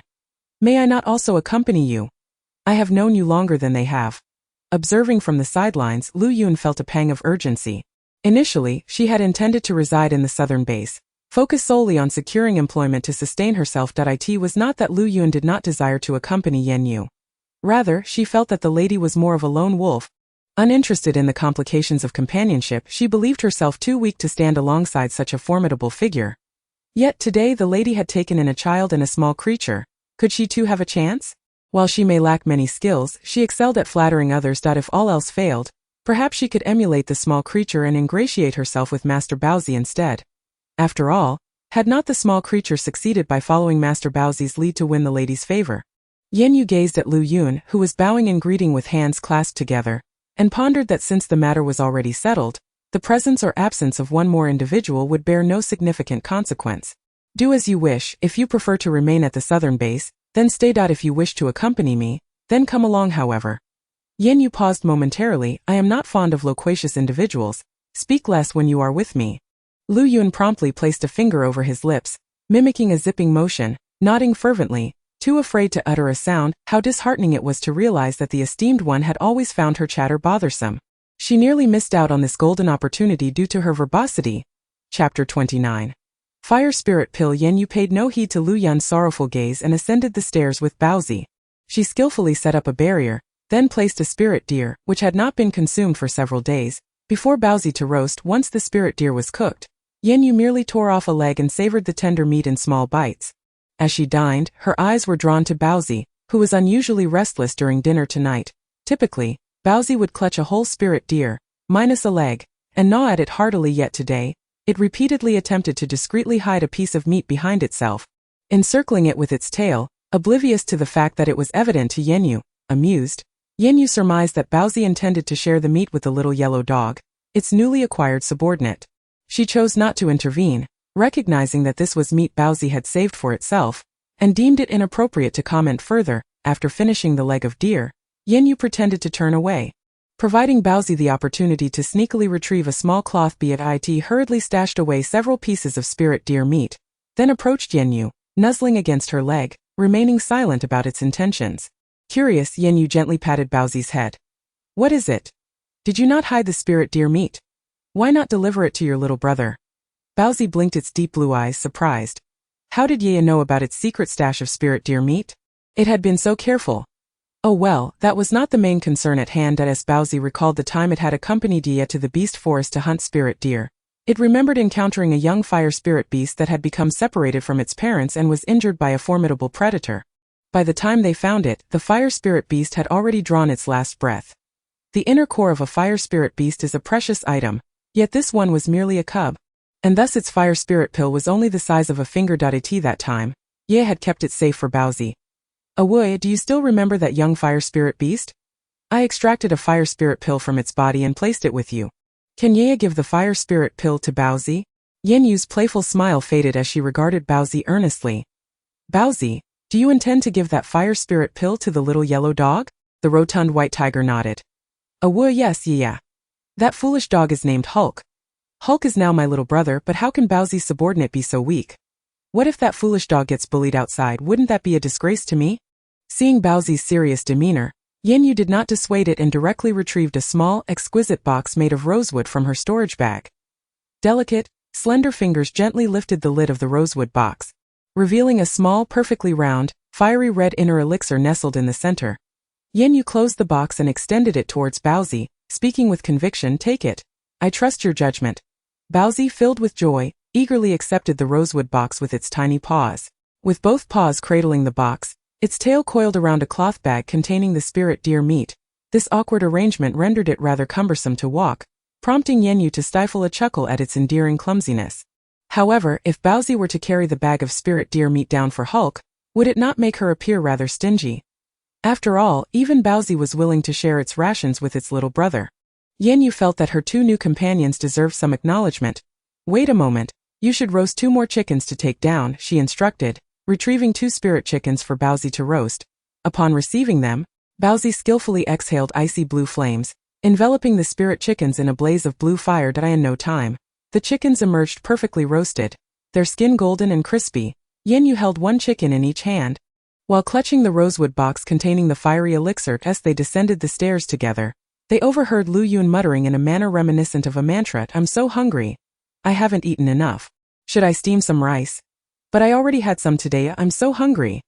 Just then as she rambled on, she suddenly seemed to catch a whiff of something, turning her head sharply towards the staircase, sniffing intently. Is that the aroma of roasted chicken? Yet, how could such a tantalizing scent waft through the air? Could it be an illusion born from her prolonged abstinence from meat? But when she looked up, she saw the 2 golden roasted chickens, larger than geese, gradually approaching her. Only then did Lu Yun realize the situation.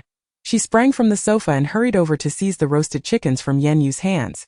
Regardless of whether the chickens were meant for her, how could she allow the esteemed one to carry such hefty birds with those delicate fingers? She felt utterly foolish. As Lu Yun grasped the roasted chickens, her hands trembled slightly, not from a lack of strength, but from having underestimated their substantial weight. These chickens felt remarkably solid in her grip. These are for you and Chan Chan. You two can share. Yan Yue stated. Lu Yun, taken aback, noticed that both the esteemed one and young Master Baozi appeared quite well fed.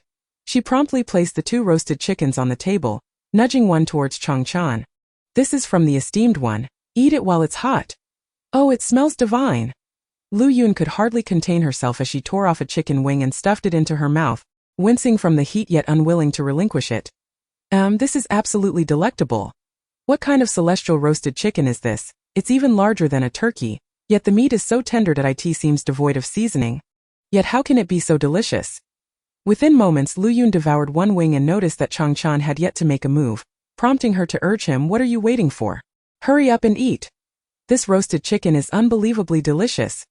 Chang Chan gazed at the roasted chicken before him, which weighed nearly half as much as he did. Feeling somewhat conflicted, he too longed to indulge. His mouth watering uncontrollably, he dared not utter a word, fearing that the moment he spoke, he would be unable to contain the incessant flow of saliva. Yet, he could hardly finish the entire roasted chicken before him. At this moment, Lu Yun seemed to have realized that Chang Chan was at a loss as to how to begin.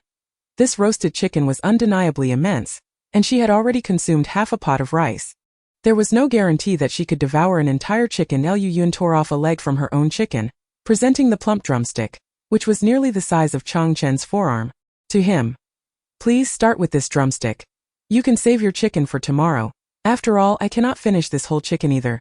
Chang Chen's eyes glistened with moisture. This chicken had been a gift from Lord Yan Yue. However, it was meant to be shared among them. Yet, Lu Yun was willing to part with the most delectable portion of her share for him. Tomorrow he vowed to share half of his roasted chicken with Lu Yun as well. Accepting the drumstick from Lu Yun's hand, Chang Chen quietly expressed his gratitude. "Thank you, Sister Lu Yun," before taking small bites of the drumstick. After just 2 bites, he seemed to recall something and hastily stood up, clutching the drumstick as he sought out Hulk, who was lounging by the doorway. However, as he approached, he spotted Hulk also approaching with a cloth bag in his mouth. Their paths intersected perfectly. The two of them, a boy and his dog, locked eyes upon seeing his master. Hulk eagerly dropped the bag at Chang Chen's feet, continuously nudging him with his head. "Woof woof. Master, eat quickly. Delicious meat." Hulk had nearly succumbed to the temptation to eat first. But thinking of his master, he decided to bring the delectable morsels to share. Although Chang Chen could not comprehend Hulk's barks, having spent several months together, he understood perfectly what Hulk meant. A shy smile crept across his lips. As it seemed they were in sync, Baozi pranced over with a lively gait, positioning himself between the boy and the dog. "Awu, you need not feed him. He is my little brother, and I shall take care of him." Unfortunately, Chang Chen could not grasp Baozi's words. He looked helplessly at Yan Yue, who stood not far away. Yan Yue's brow twitched. Had she truly descended to the role of translator for Baozi? Just because the Celestial Lord was approachable did not mean she was to cater to every whim. "Baozi says you should eat your own food. He will take care of his little brother," Yan Yue stated before turning to leave. "Humph." After hearing Yan Yue's words, Chang Chen turned his gaze back to Baozi. "Thank you, young Master Baozi, for being so kind to Hulk." He had picked up the term young master from Lu Yun's reference to the white tiger. Baozi nonchalantly responded with a couple of playful yips. Chapter 30. From chick feathers to turkey feathers. Lu Yun, Chang Chen, and Hulk had eaten their fill. Leaning against the back of the sofa, Lu Yun rubbed her round belly. At last, she felt satiated. It had been so long since she had truly eaten her fill, or perhaps it was more accurate to say it had been ages since she had experienced such satisfaction.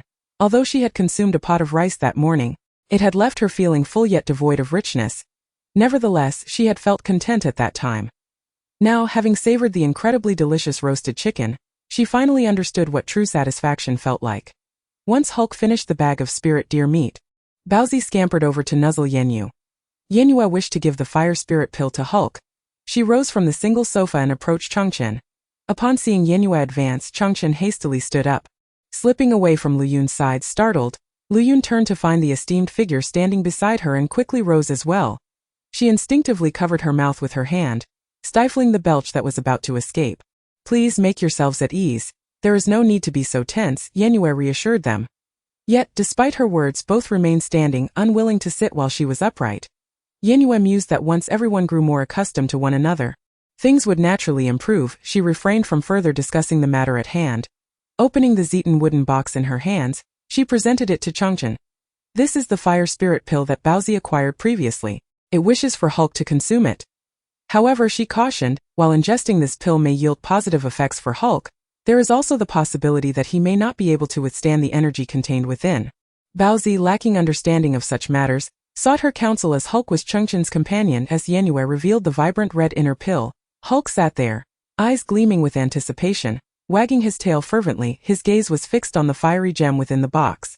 Baozi had just informed him that he would receive a treasure, and by consuming it, he would gain strength, enabling him to protect his master. Hulk had always felt like a burden to Chang Chen and yearned to be a formidable warrior, one who could stand in front of Chang Chen and vanquish all the villains who bullied them. Chang Chen initially hesitated, fearing that if Hulk consumed the red pill, the outcome might be disastrous. The thought of facing such consequences was daunting.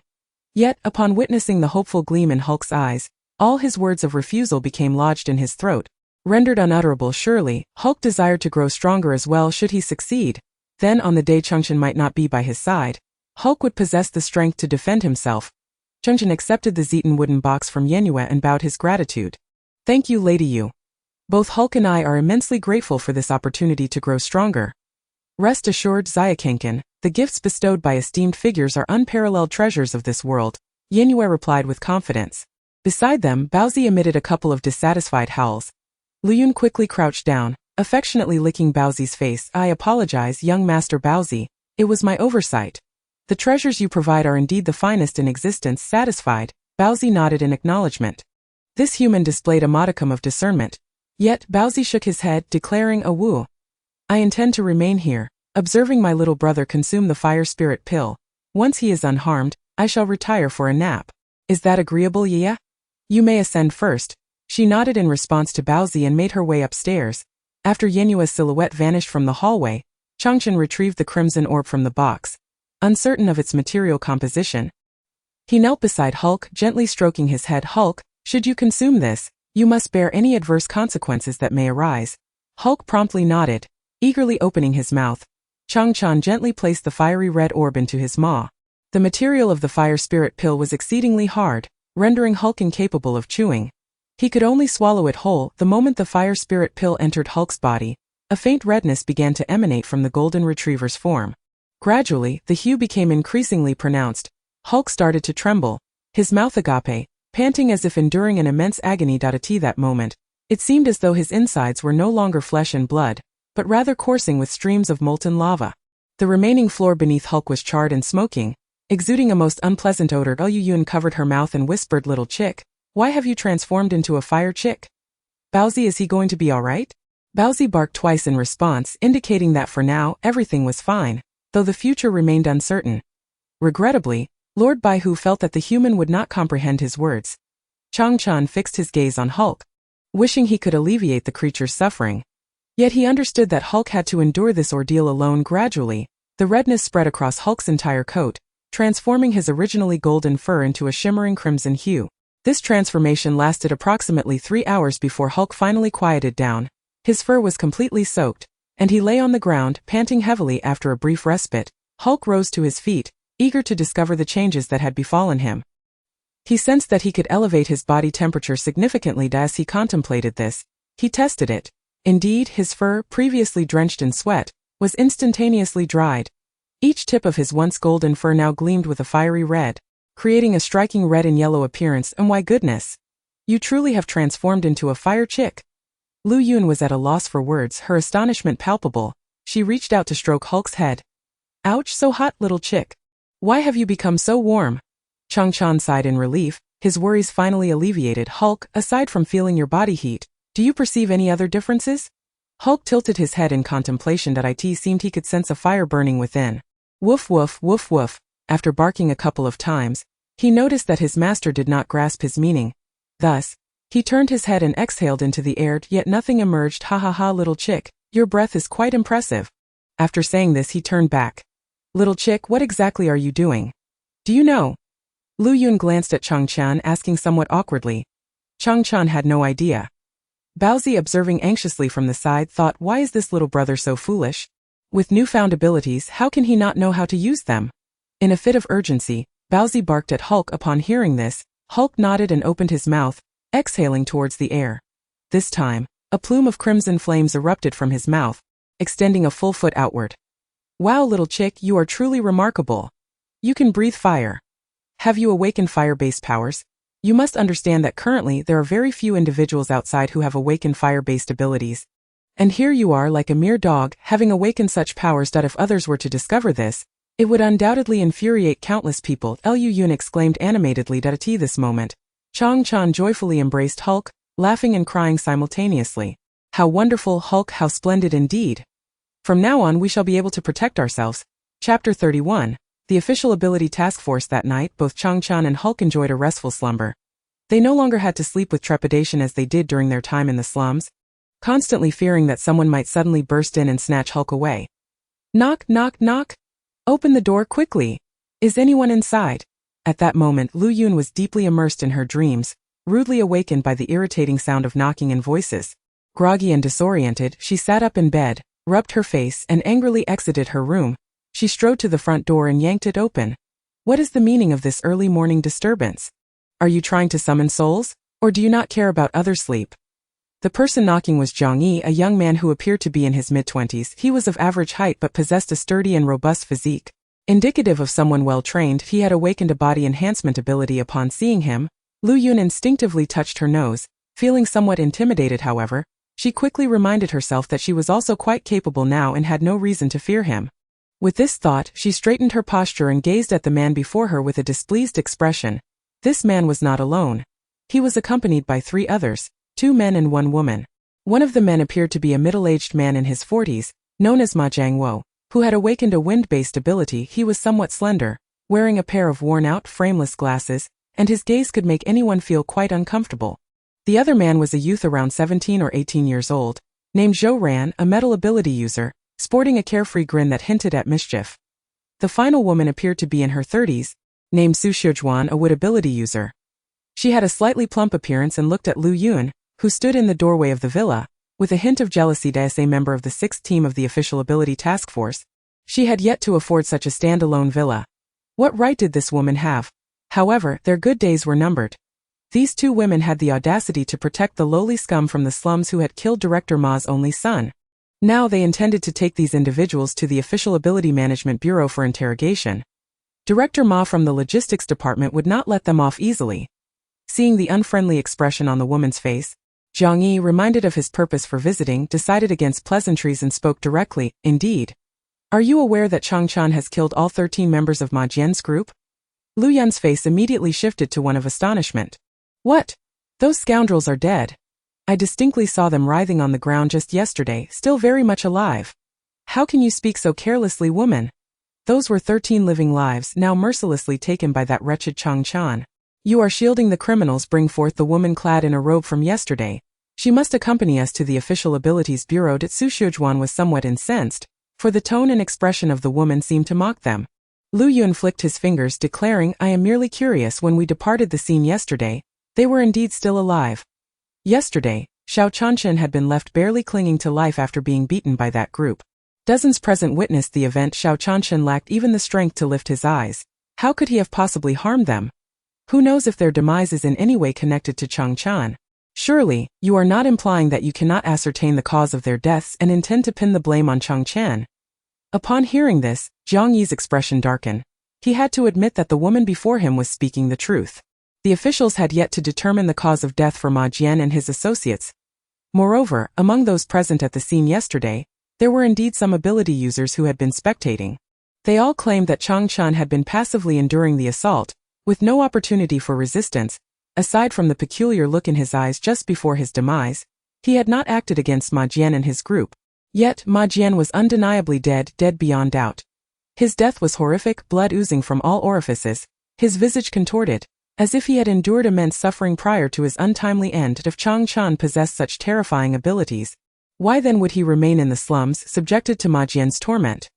Yet, someone must be held accountable for Ma Jian's death. Otherwise, who will quell Director Ma's wrath?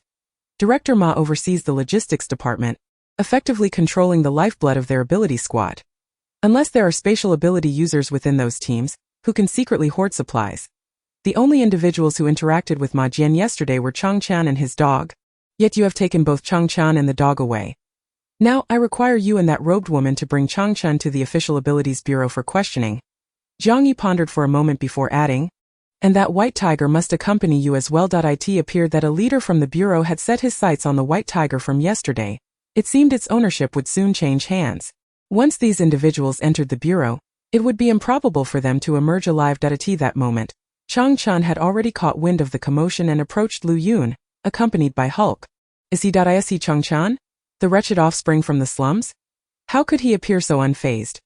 Clearly, everyone present yesterday believed that Changchan should not have survived. The emaciated middle-aged man Ma Jiangwo pointed at Changchan beside Lu Yun, incredulity lacing his tone. This wretched child was indeed suspicious. Or perhaps it was that robed woman who was peculiar. Lu Yun concealed his amusement, deeply dissatisfied with the appellations they used. Su Xiujuan then raised her voice sharply, stating, you claim that Ma Jian's death has no connection to this wretched child. I see that his seemingly near-death state yesterday was merely an act. Otherwise, how do you explain his current lively demeanor? Lu Yun shrugged nonchalantly. What is there to explain? Naturally, it is because our esteemed leader possesses miraculous elixirs. He gestured toward Changchan, asserting, he was indeed on the brink of death yesterday. One cannot dismiss his perilous state simply because our leader revived him. That's none of your concern. Lu Yun remained indifferent to the notion of the Dao. Zhang Yi suppressed the fluttering of his heart. Yet, observing his current demeanor, It seemed as though he had never suffered any injury. During their missions, they often faced life-threatening situations should he procure such a miraculous elixir. The lives of their small team would be assured. It was evident that he was not the only one with such aspirations. The faces of several teammates behind him were marred by expressions of greed. Boss, once that woman in the robe emerges, let us compel her to surrender the elixir. Otherwise, once we enter the ability bureau, we shall seize nothing. Ma Jiangwo approached Zhang Yi, speaking directly to him. Liu Yun could not help but roll her eyes. Could you refrain from discussing how to divide the spoils of the esteemed in my presence? Do you truly wish to court death? Unwilling to engage further in their quarrel, Liu Yun grasped the doorknob, preparing to close the door. I have already stated that Ma Jian's group's demise has no connection to Changchan, and it is even less related to us. As for the cause of their deaths, you may investigate it yourselves. That is a matter for your official ability bureau. Do not disturb our rest. If you persist in your incessant chatter and awaken the esteemed, I shall take your lives. Having spoken, Liu Yun attempted to shut the door. She wondered whether the esteemed had been disturbed. This group truly deserved their fate. Chapter 32. I will not let you be alone. Just as Liu Yun was about to close the door, Zhang Yi made his move. He reached out his palm, stopping the door from shutting. At that moment, Zhou Ran also focused his thoughts, and the doorknob that Liu Yun held detached from the door as if the screws securing it had melted away. Liu Yun stared blankly at the doorknob in her hand, marveling. Truly, they are the ability users of the official team. How convenient it would be to employ such powers for burglary. At that instant, leisurely footsteps approached from behind Liu Yun and Changchan. Liu Yun hastily brandished the doorknob, turning to face the figure of Yan Yue walking towards her. Beside her, Baozi appeared somewhat drowsy, glaring at the individuals at the door with displeasure. Did Liu Yun raise the doorknob for Yan Yue to see? Esteemed, they have damaged our lock. Zhou Ran looked on in disbelief. How could this person complain like a primary school student? Moreover, was this even the crux of the matter? Even if they had damaged her lock, what could these two women do about it?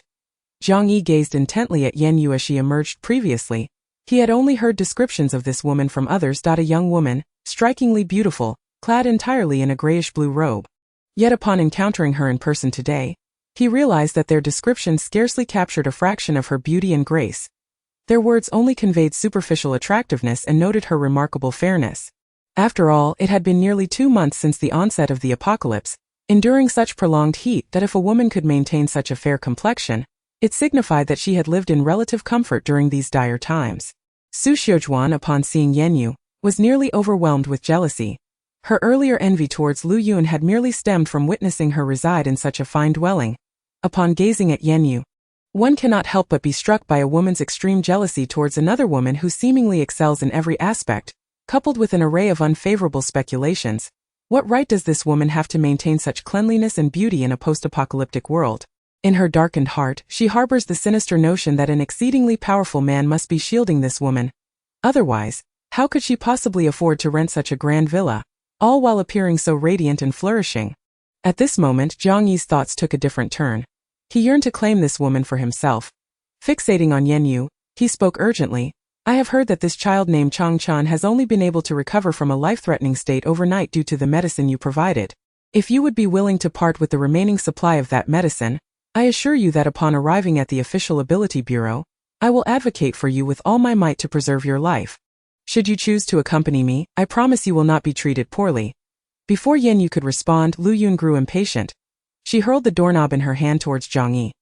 Why don't you take your face and stick it to the entrance of the base?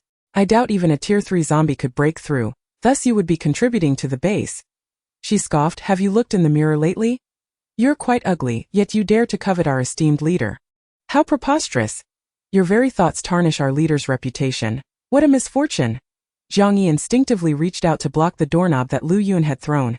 Initially, he assumed it was merely a careless toss, but as he caught it, an unexpected pain surged through his palm, causing him to stagger back. To his astonishment, this woman was also a physically enhanced ability user, her strength rivaling his own.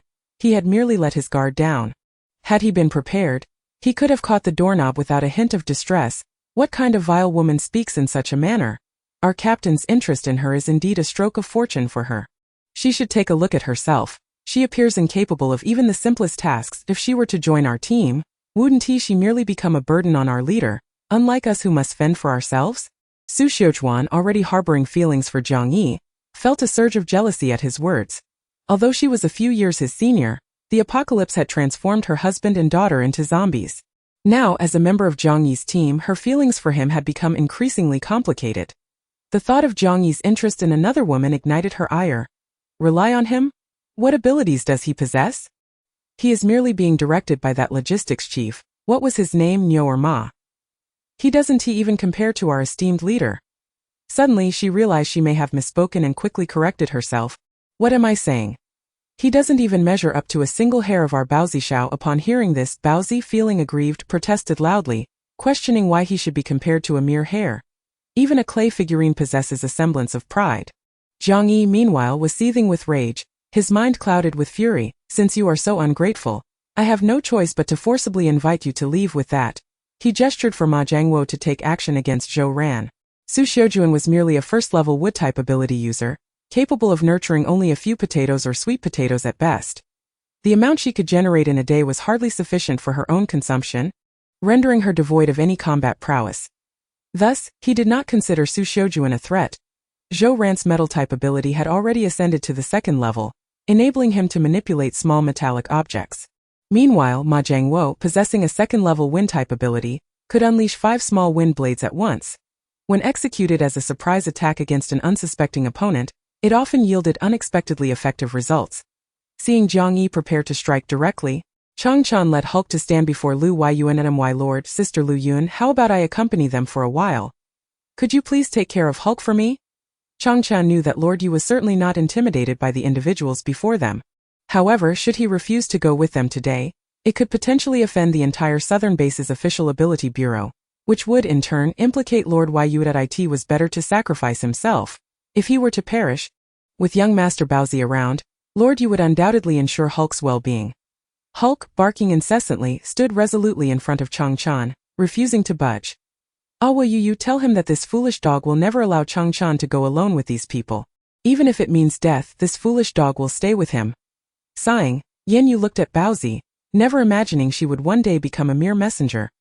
Hulk says it won't let you go with them alone. Please step back for now. After speaking, she glanced at the fiercely determined Lu Yun, and continued, Lu Yun, take Hulk and practice your skills. Chapter 33. Lu Yun and Hulk take action. Alright, my lord. Lu Yun immediately rolled up her sleeves, eager to find someone to spar with as she wished to gauge her current strength. A few days ago, a senior had given her a manual on boxing. Although she had stayed up late studying it for 2 days, she could only comprehend the first page. Lu Yun had just practiced 2 or 3 moves, but she felt incredibly powerful. The senior had undoubtedly bestowed upon her a long-lost martial arts manual. Even if she only mastered a move or 2, it would suffice to deal with the brawny Zhang Yi before her. With a swift change in footwork, Lu Yun slightly lowered her stance, forming a fist with her right hand at her side. Gathering her energy in her dantian, she launched a powerful punch directly at Zhang Yi. Observing the dark, slender woman before him, Zhang Yi remained silent as she charged at him with a punch. Recalling the force with which she had thrown the door handle, he dared not underestimate her and raised his fist to meet hers. With a resounding crash, Lu Yun's punch sent Zhang Yi staggering backward, and he barely managed to regain his footing after being propelled 10 meters away. This woman possessed extraordinary strength, despite having enhanced his physical abilities to the latter stage of the second level. He was still unable to withstand her blow. However, judging by her demeanor, it seemed she relied solely on this one move. He could not remain stationary forever, allowing her to strike without consequence. Zhang Yi adjusted his state, shaking off his numb and swollen arm, which had been jolted from the impact. As he beheld Lu Yun charging towards him, he braced himself for another encounter. The two engaged in fierce close-quarters combat, each punch landing with palpable force, the sound of fists slicing through the air resonating in the atmosphere. Meanwhile, Ma Jiangwo and Zhou Ran observed that Lu Yun had distanced himself from Yan Yue. Realizing that she was now devoid of her protector, thus presenting them with a golden opportunity, with a flicker of inspiration, Zhou Ran manipulated the previously encountered doorknob, melting and reshaping it into a sharp weapon, which he hurled towards Yan Yue. In a swift response, Hulk lunged forward, kicking the makeshift weapon away. His forepaw was instantly gashed, blood cascading down from the wound as if it felt no pain at all. Upon landing, he charged directly at Zhou Ran.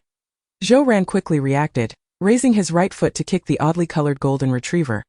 Typically, golden retrievers sport a golden or cream hue, yet this particular one had tips of red fur, creating a peculiar blend of colors. However, there was no time to ponder the canine's unusual appearance. He transformed his right leg into metal, knowing that if he landed the kick, the dog would either perish or be severely injured. Just as his foot was about to connect, the retriever unleashed a torrent of flames from its maw. Zhou Ran collapsed to the ground, clutching his leg and howling in agony. The thermal conductivity of metal is extraordinary, and his right leg was scorched to a bright red, resembling a piece of iron awaiting forging. Seizing the moment while the golden retriever was momentarily fatigued, Ma Jiangwo unleashed 5 wind blades towards Yan Yue. To his astonishment, the retriever reacted far quicker than he anticipated, leaping towards the wind blades. Ha ha ha, your fire is utterly ineffective against my wind blades. You beast! Die! Ma Jiangwo's face twisted into a sinister grin. Hulk, aware that his flames would not deter this strange attack, still positioned himself protectively before his benefactor, resolute that he would not allow her to suffer even the slightest harm. Before Ma Jiangwo could relish his triumph, a woman clad in a grayish-blue robe merely raised her hand, causing the wind blades to pivot and head straight back towards him. Terrified, Ma Jiangwo hastily summoned the wind to escape. His speed was remarkable. Ordinarily, evading such wind blades would be a trivial task. Yet, these blades seemed to possess a radar-like precision, relentlessly tracking his every move until his abilities were depleted. In horror, he beheld the wind blades closing in. No! Help! Spare me! I was wrong! The very blades he had summoned pierced through his body, leaving 5 gaping wounds in his torso. Blood gushing forth uncontrollably, he collapsed to the ground, trembling hands futilely attempting to staunch the flow of blood. Nearby, Su Xiujuan had already succumbed to terror, sitting paralyzed on the ground. Meanwhile, Lu Yun was gradually gaining the upper hand in her own battle. Her physical enhancement differed from Zhang Yi's abilities. While his powers had a limit, Lu Yun's enhancement was a pure transformation of her physical constitution.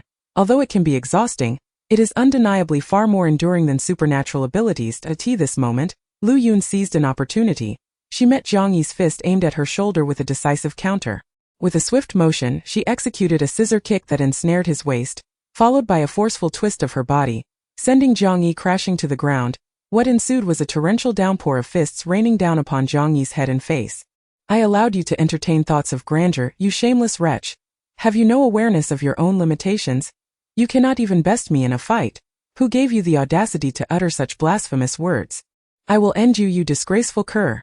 Enough, continue this, and he will truly perish, Yan Yue remarked coolly, observing Zhang Yi's head, which had become unrecognizable. Lu Yun had never taken a life before. She feared that, should this girl come to realize she had committed murder, she might struggle to accept it. The world is rife with those of nefarious intent and unrepentant malice. In time, as Lu Yun grows accustomed to taking lives, she may find herself desensitized.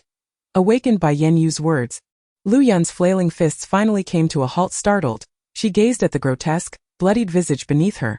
How had he transformed into such a state? Had she truly done this?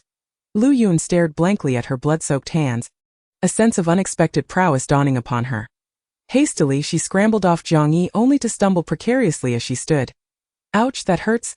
Limping towards Yan Yue she lamented, big sister, he hit me so hard. I feel as though my entire body is falling apart. I am but a girl. How could he strike me with such ferocity? Yan Yue glanced at Zhang Yi, who lay motionless not far away, his bloodied head nearly twice its original size. Then, observing Lu Yun's pitiful demeanor, one that suggested she had been wronged, the celestial being found herself at a loss for words, utterly disinclined to respond. Noticing her indifference, Lu Yun felt no disappointment. Turning her attention to Su Xiujuan, who was slumped on the ground, she laughed and taunted, did you overindulge in water today? What is that yellow puddle beneath you? Are you overheated? Look at your pants, they are soaked through. Is there a foul odor in the air? Have you truly been so frightened that you lost control of yourself? Ha ha ha. Su Xiujuan, feeling both frightened and humiliated, dared not retort. The entire fighting force of their squad had been annihilated, and as a mere wood-type supernatural being devoid of any combat capability, her thoughts were consumed with the desire to preserve her own life. Chapter 34. Changchen's powers exposed. Yan Yue instructed Lu Yun and Changchen to dispose of the deceased, the injured and those paralyzed by fear, casting them far away. Their presence was a nuisance at the entrance, and they were to clean the bloodstains at the door as well. While Lu Yun and Changchen were diligently engaged in their task, another group approached their villa. This time, the newcomers were clad in more formal attire, with a middle-aged man at the forefront, surprisingly dressed in a black suit. In this sweltering heat, one could only wonder if he was suffering from heat rash beneath his clothing. Greetings, I am Shan Tao, the Deputy Director of the Official Supernatural Bureau of the Southern Base. I wish to speak with the young boy from the slums, Changchan, regarding a few inquiries. Would this be a convenient time? Lu Yun observed that the middle-aged man before him was quite polite. Although he appeared to want to refuse, his demeanor and expression seemed rather humble. To attain the position of deputy director of an official large bases ability bureau in a post-apocalyptic world, this individual must possess considerable skills. There seemed to be no malice in his gaze. Lu Yun set aside the mop and said to him, "Please wait a moment. I shall consult our superior." At that moment, Yan Yue and Baozi were seated on the sofa in the villa's hall. Upon hearing Lu Yun's message, Yan Yue raised an eyebrow, seemingly aware of Shun Tao's intentions. "Let him in." She instructed. It would be sufficient for him to relay the information regarding Changchan, thus sparing her the need for excessive explanation as for whether Changchan would choose to align with the official faction. After narrowly escaping death, he likely wished to sever any ties with the authorities. Shun Tao instructed his subordinates to wait outside the villa as he entered alone. His subordinates caught sight of Ma Jiangwo's corpse and the incapacitated Zhang Yi nearby. They contemplated stopping him, but, seeing Shun Tao's determination, they dared not intervene. Shun Tao stepped into the villa's hall, where he noticed a girl seated in the main single sofa, clad in a grayish-blue robe. Her appearance almost ethereal. Resting on her lap was a white tiger cub, nearly the size of an adult tiger. The cub's weight was estimated to exceed 300 jin, yet the girl seemed oblivious to its heft. Gently scratching its chin, the white tiger emitted a contented purring sound. On a long sofa to the side sat a frail boy, seemingly around 10 years old, with a similarly gaunt golden retriever lying at his feet. Despite its thinness, the golden retriever's coat gleamed with a smooth sheen, seemingly tinged with a hint of red. Shun Tao's eyes brightened. This must be Changchan, the legendary psychic ability user. Psychic abilities are exceedingly rare. According to their official records, only one individual had awakened such powers, the ruler of the northern base. The suspicious demise of Ma Zhonghai's son and his companions had stirred the curiosity of the base's experts. After a night of investigation alongside ability users, they had been unable to determine the cause of death. Typically, the passing of Ma Zhonghai's son would not have alarmed the experts. However, this unnatural death aligned perfectly with the research interests of these specialists. That night, they had communicated via radio with experts from other bases, and it was ultimately Professor Liu from the northern base who suggested that these individuals might have fallen victim to a psychic attack. He had witnessed their ruler employing such an attack, resulting in the individual bleeding from all orifices, clutching his head in anguish before falling silent. This bore a striking resemblance to the circumstances surrounding the deaths of Ma Jian and others, nearly identical. Upon receiving this information, the experts promptly reported to the base leader. As a trusted confidant of the leader, Shun Tao was assigned the task of persuading Changchan to join the official ability bureau. Promising that they would exert their utmost efforts to nurture his talents, Changchan, he began, "I am Shun Tao, the deputy director of the official ability bureau. You may not yet be aware of your unique capabilities. Could you describe the changes you experienced physically or mentally at the moment when Ma Jian and his companions suddenly collapsed, bleeding from their orifices?"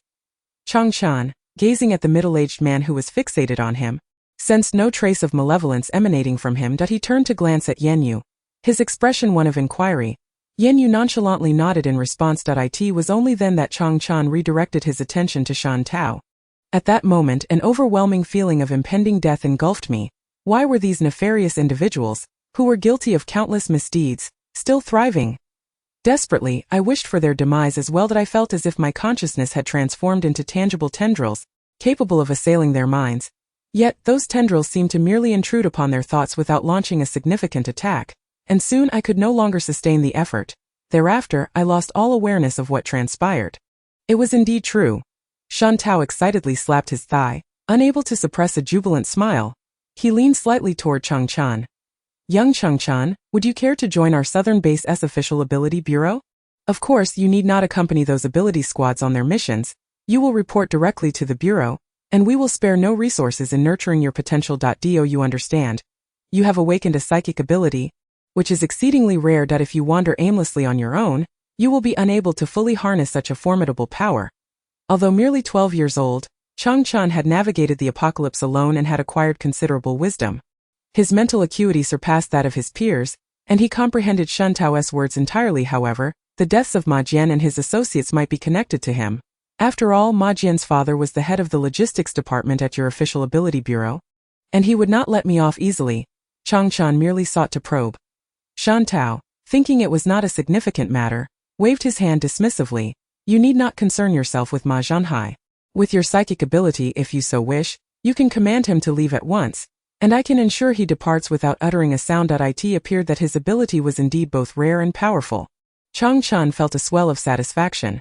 He resolved to become stronger so as not to hinder others. Previously, he admired his sister Lu Yun for her formidable prowess, and the Hulk had transformed into a fire-breathing mutant beast. Young Master Baozi was another story altogether. Yet, he had felt utterly powerless. Now, he realized he had awakened such a potent and rare ability. He would no longer need to feel inferior. A smile graced Chang Chen's delicate face. Upon witnessing his smile, Yan Yue felt a sense of relief. This child had been under tremendous emotional strain, torn between wanting to stay and fearing he would become a burden to others. Director Shen, I may not be able to accompany you to the Ability Bureau. I wish to stay with Lord Yu. Both my life and Hulk's were saved by him, thus our lives belong to him. I apologize, Director Shen, but I shall go nowhere but with the Lord. Chapter 35. Could she be a healer? You may not yet grasp the formidable challenges associated with the ascension of abilities. Only second-tier zombies and above possess the potential to yield crystal cores. As for third-tier zombies, even the entirety of the first and second teams from the official Ability Bureau may find themselves outmatched. Furthermore, your psychic abilities require a far greater and more stringent number of crystal cores to upgrade than those of ordinary abilities. You are still young, and while you may not fully comprehend these intricacies, the adults around you should certainly be aware. Shen Tao perceives this child as utterly uninformed regarding the evolution of abilities. He merely believes that whoever saves him warrants his allegiance. As he speaks, he casts disapproving glances at Yan Yue. This young lady, although you have rescued Chang Chan, you cannot leverage gratitude for personal gain. For the betterment of this child's future, I believe it would be prudent for you to entrust him to our official Ability Bureau. Shen Tao is convinced that if this robed girl were to speak, then Chang Chan would undoubtedly acquiesce to accompany him to the official Ability Bureau. I do not interfere with the decisions of others. Yan Yue does not perceive Chang Chen's youth as a justification for claiming authority over him. Having protected Hulk in this predatory world for so long, how could his mentality possibly resemble that of an ordinary child? Director Shen, you need not persuade me further. I truly will not accompany you. As long as I live, I shall follow Lord Yu. This matter pertains to your entire future. How can you treat it so frivolously? You must understand that should your psychic power reach a certain level, you will hold considerable influence in this apocalyptic world. Shen Tao cannot fathom why, despite presenting such an alluring proposition, one that even includes the immediate dismissal of Ma Zhenhai upon Chang Chen's arrival at the official Ability Bureau, this child remains resolutely intent on following a girl who appears only slightly older than himself. I will not go. I am sorry. Chang Chan does not wish to elaborate further and firmly declines. Shen Tao, having reached his current position, finds himself slightly irked after expending considerable effort in persuading a child merely to be met with indifference. You truly lack appreciation for your circumstances. You are oblivious to the terrors that lie outside. Let me be clear. Should you refuse to join the southern base, it is likely that you will no longer be welcome there. No, how can you, sir, be so unreasonable? Just a moment ago you were speaking so amicably. Now that he is unwilling to become a civil servant, you would deny him the right to remain here. That is utterly absurd. Hearing Shen Tao's words from her perch by the door, Lu Yun is incensed. She strides over and confronts Shen Tao with fervent indignation. Shen Tao, now devoid of his prior politeness, rises to address the group. In any case, I have conveyed the message. The directive from above is clear. Either join the official Ability Bureau or vacate the southern base. 3 days. Yan Yue states coolly. What? Shen Tao believes he has misheard. What do you mean by 3 days? I mean that 3 days hence we shall depart. A modicum of respect must still be afforded to the southern base. After all, who can predict the future achievements of a psychic ability user? Although Shen Tao's countenance was darkened, he recognized that Yan Yue's words held a semblance of truth. Unless he completely severed ties, any future fortuity that Chang Chan might encounter could potentially lead to enmity. Very well, I shall consult with my superiors. 3 days should pose no issue, Shen Tao stated, turning on his heel to depart. Today, he had suffered a loss of face and was decidedly displeased that he had anticipated that by personally intervening and proposing such enticing conditions, even a child who had lived in the slums and never tasted a full meal would eagerly follow him. Yet, to his dismay, it had all been in vain. Upon exiting, Shen Tao noticed his subordinates gazing at the emptiness he left behind, and his expression hardened. He had not ventured far from the villa when he suddenly halted, causing one of his subordinates to nearly collide with him. A subordinate timidly inquired, and Shen Tao shot him a glare, dismissing him with a wave of his hand. Yes, nothing. Let us proceed. At that moment, Shen Tao's thoughts drifted to the child named Chang Chan. The transformation from near death to vibrant life had occurred in but a single day. Even under the most advanced medical conditions prior to the apocalypse, such an outcome was inconceivable. Unless that girl clad in a Taoist robe was a high-ranking healer of supernatural abilities, this matter, he felt, warranted reporting to his superiors. Although healing-type abilities were not as rare as psychic abilities, he had yet to encounter even a whisper of such phenomena. With a sense of urgency, Shen Tao quickened his pace and exited the villa district. Meanwhile, Lu Yun paced restlessly in the living room, her expression troubled. Unbeknownst to her, Baozi trailed behind her, carefree and oblivious. Initially, Lu Yun had wrestled with the decision of whether to confide in the boss. However, Baozi's antics had lightened her mood. She settled onto the sofa opposite Yan Yue, hands resting on her knees, her fingers unconsciously fidgeting with the fabric. "Boss, I would like to step out for a moment. I wish to explore the southern base and seek any traces of my parents." After voicing her desire, she glanced at Yan Yue's expression. Noticing her boss remained impassive yet attentive, signaling her to continue, Lu Yun added, "Just yesterday I vowed to stay by your side, and now I find myself wanting to search for my parents. I feel somewhat guilty about this. However, I am genuinely concerned and wish to ascertain whether they still exist in this world. Rest assured, once I locate them and confirm their safety, I shall continue to follow you." Yan Yue, however, was indifferent. Whether or not someone accompanied her did not impede her intentions. She saw no fault in Lu Yun's desire to seek her parents. "There's no need for hesitation. Pursue what you wish. Do you not perceive following me as a restriction? As long as you do not cross my boundaries, I will not interfere with your choices or whereabouts." Lu Yun was deeply touched by this response. Had it been before the apocalypse, her boss would have been the epitome of an exceptional employer, capable, wealthy, and devoid of constraints. Yet Lu Yun also understood that she was of little utility to her superior, who nonetheless bore her without disdain. The esteemed individual mentioned that they would depart from the southern base in 3 days, prompting her to make the most of this time to search for any trace of her parents. "Thank you, kind sir, you are truly wonderful." Sob. Yan Yue gazed at Lu Yun, whose face was smeared with tears and mucus, feeling a sense of disdain. Chapter 36. A mother-daughter reunion. After seeking the esteemed individual's advice, Lu Yun set out towards the trading market of the southern base. Although the market was rife with both the reputable and the dubious, it served as an excellent venue for gathering information. The golden-haired dog, Hulk, followed closely behind her. He was no longer an ordinary canine. Perhaps the effects of the spirit beast meat and the fire spirit pill were at play, for in just a day, Hulk appeared considerably more robust than the previous day. It was also due to Cheng Chen's concern for her safety that she insisted Hulk accompany her. After a short while, Lu Yun arrived at what was purported to be the largest unofficial trading market of the southern base, only to feel a twinge of disappointment. Wasn't this merely an ordinary flea market? The vendors had carelessly laid tattered cloths on the ground, displaying their wares atop them. Here, bartering was the norm, and transactions were conducted using base credits, as currency had lost all value in the aftermath of the apocalypse.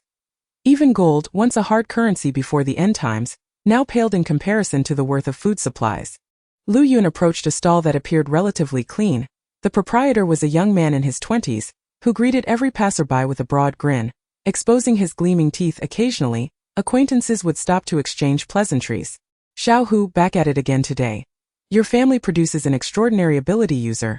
You often bring home supplies to help out." "Indeed, my brother is quite impressive. He excelled in his studies before the apocalypse. Had it not been for the chaos, he would have been preparing for the college entrance examination, and gaining admission to prestigious universities like Beijing University or Tsinghua University would have been a breeze." Xiao Hu was a proud younger brother, and their family's ability to secure daily meals relied entirely on his siblings' efforts in slaying zombies outside. After a few more exchanges, the passerby departed, leaving Lu Yun with the opportunity to crouch down at the stall. Hulk obediently sat beside her. "Dear sister, what do you seek? Is there anything on my stall that catches your eye?" the vendor inquired, casting a glance at Lu Yun. He then retrieved a faded sun protective garment from a nearby cloth bag, continuing, "Would you be interested in this? The sun outside is particularly fierce during the day, and this sun protective attire is in high demand. Many female members of official ability teams are eager to acquire it but struggle to find one. Overall, she was a girl of somewhat darker complexion. She understood the vendor's recommendation stemmed from her skin tone, yet she bore no ill feelings. Her gaze wandered to the other items on display. There were 3 bags of 1 kilogram rice and 2 pieces of what appeared to be spoiled cured meat. With some mold still clinging to the edges, however, in the current circumstances, these items were indeed rare treasures. Lu Yun picked up a bag of rice and inquired, "Young man, how much for this rice?" "The rice is sold in 1 kilogram bags, perfectly measured and abundant. Not a single grain is lacking, and it is not sold in portions. It requires merely 15 points. Would you care to take a piece of the cured meat beside it, sliced into delicate, thin pieces? When steaming the rice, one can lay a layer of this meat atop, and once the steaming is complete, the slices emerge translucent and glistening, exuding an irresistible aroma. Liu Yun had just shared the remnants of a roasted chicken with Chang Chan that morning. Now, faced with the moldy cured meat, she finds her appetite entirely diminished. Furthermore, purchasing it necessitates points. She possesses none, having been on the verge of being expelled from the southern base. Liu Yun was about to inquire with the vendor whether she might barter with other items. She still had instant noodles and canned goods provided by a benefactor that she had yet to consume. Recently, her appetite had surged, necessitating several bags of instant noodles to satisfy her hunger. She felt it somewhat wasteful, primarily subsisting on braised rice. However, before she could voice her thoughts, she was interrupted. "Xiao Hu, you have rice again today," exclaimed a familiar voice from behind her. The quality seems quite good today. The last batch had a hint of mold. The points have increased somewhat, but Uncle Lu works at the official office and earns quite a few points daily. What do you say? Today, why not take 2 bags? Lu Yun paused, momentarily taken aback by the familiar tone. She had recognized it after more than 20 years. She swiftly turned to look, and a middle-aged woman, appearing to be in her 40s, had approached the stall. "Mama. Mother, is it really you? I've finally found you." Woo. Wei Lan, caught off guard, was enveloped in Lu Yun's embrace. Her small dark face buried in Wei Lan's shoulder, she wept profusely, soon soaking the fabric with her tears. "It's Xiao Yun. Xiao Yun, my daughter, I finally found you." Wei Lan lifted Lu Yun's head, gently caressing her daughter's cheeks. "You've lost weight, and your complexion has darkened. Why, daughter, what hardships have you endured?" The once resolute Lu Yun, who had always presented a strong front before Yan Yue, now completely unraveled. Her tears flowed more fiercely. "Mother, you have no idea. Since the apocalypse, I have struggled to find enough food and sleep. I was bullied. They were so cruel. How can there be such wicked people in this world?" Wei Lan, instantly filled with empathy, comforted her daughter by patting her back. "Who has been bullying our Xiao Yun? Your father is presently working at the official office. Though he holds no substantial power, he knows some influential individuals." Gradually, under her mother's soothing words, Lu Yun began to calm. She shyly wiped her tears from her face. "It's all right now, mother. Those who bullied me are all dead. I encountered a remarkably powerful girl who helped me eliminate those wicked individuals. By the way, what is father currently doing at the official office?" Lu Yun's father, Lu Zhongshu, was a renowned architect before the apocalypse, having designed iconic buildings for numerous cities. Such talents are never overlooked, regardless of the era. Currently, the southern base consists of temporary housing. Lu Zhongshu is collaborating with several architects to design a new type of survivor base. "Your father is still in his original field, designing houses," she replied. After Wei Lan finished speaking, she turned to the vendor and said, "Xiao Hu, please pack up all the rice and cured meat from your stall for me today." "Certainly, Aunt Wei," he replied. Liu Yun desperately wanted to express her disinterest in the cured meat, yet upon seeing her mother's joyful expression, she could only stifle her disdainful thoughts. Unable to voice them, Wei Lan paid no mind. After all, the individual had saved her daughter, and what harm was there in being a little eccentric? Besides, in these times, most capable ability users tended to assess others with a discerning eye. Not wishing to engage with outsiders could hardly be deemed a flaw. "It's fine. If she chooses not to come, then so be it. After your meal, see if there's anything nice at home to send her way," Wei Lan mused, having already accepted in her heart that since her daughter had found them, they would inevitably live together in the future. They ought to express their gratitude to the benefactor who had rescued her daughter. In this merciless world, individuals willing to assist strangers were exceedingly rare. Such kindness was truly invaluable. Chapter 37. Discussion. Lu Yun observed her mother gleefully packing the rice and cured meat, temporarily refraining from mentioning her intention to leave the southern base. The mother-daughter duo, accompanied by Hulk, traversed the trading market toward the official dormitories of the southern base.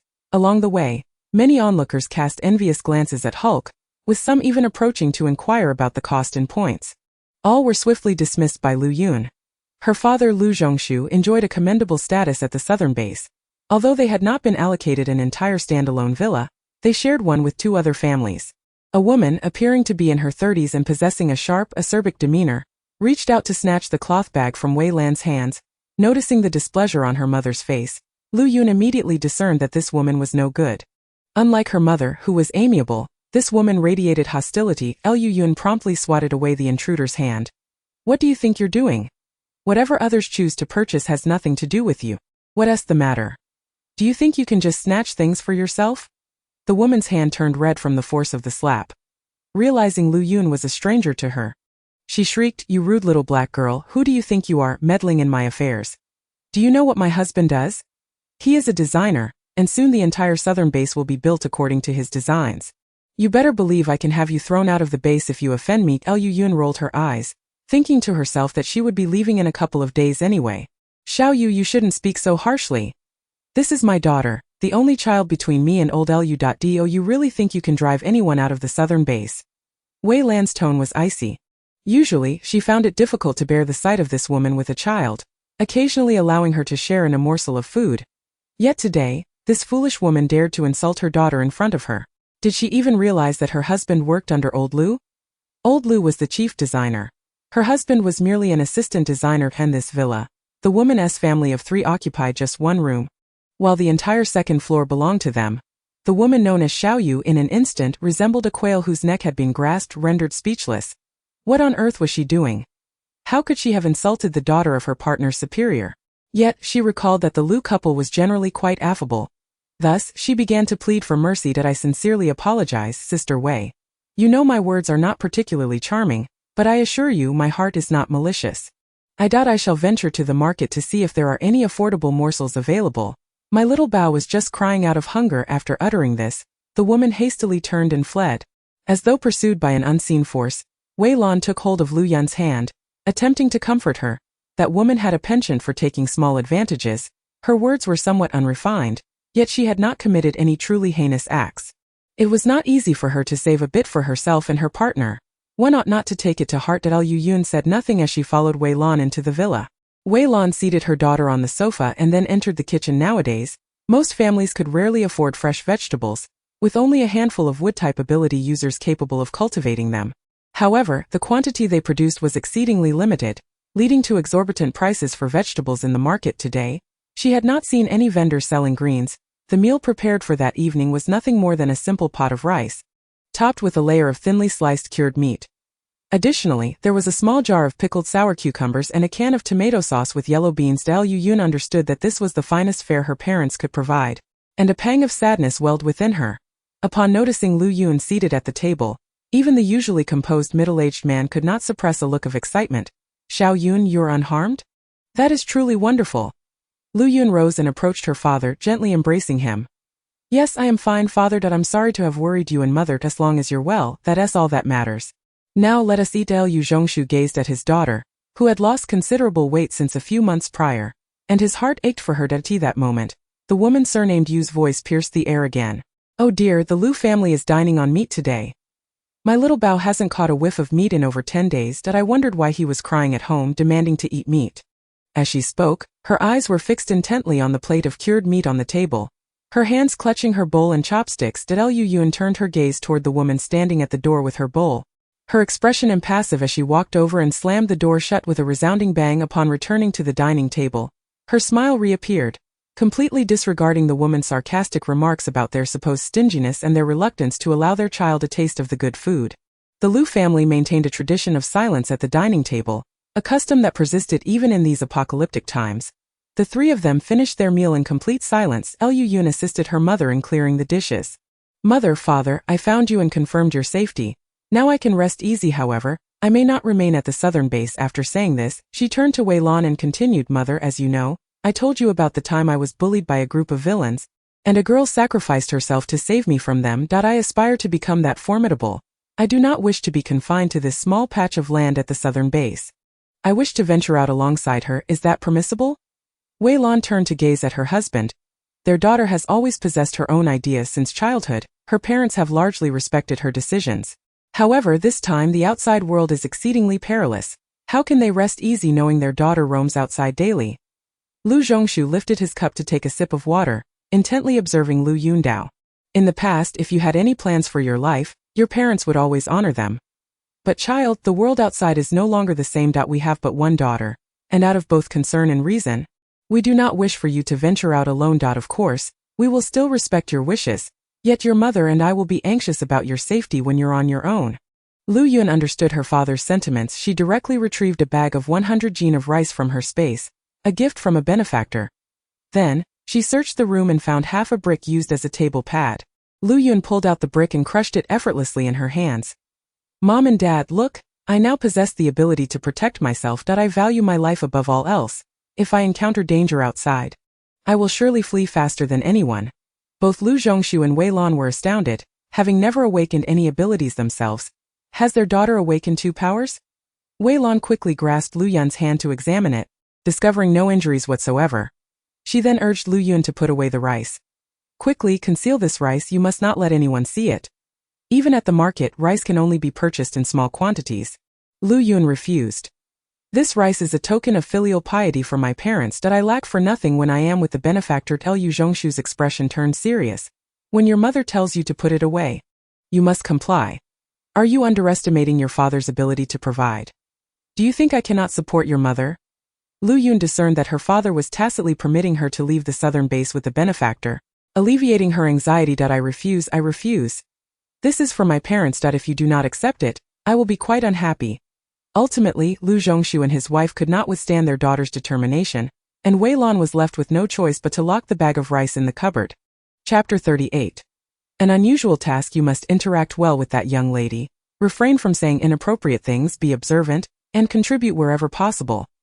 Wei Lan understood her daughter's disposition and held Lu Yun's hand, imparting a few more words of caution. At that moment, Lu Yun felt a wave of sadness, lowering her head as her voice trembled. I am sorry, Mom and Dad, for not being able to bring joy to your lives.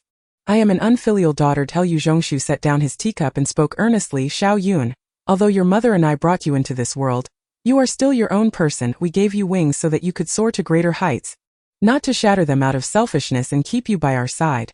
Pursue what you wish to do. If ever you grow weary, your mother and I will always be your harbor. Lu Yun gazed at her father.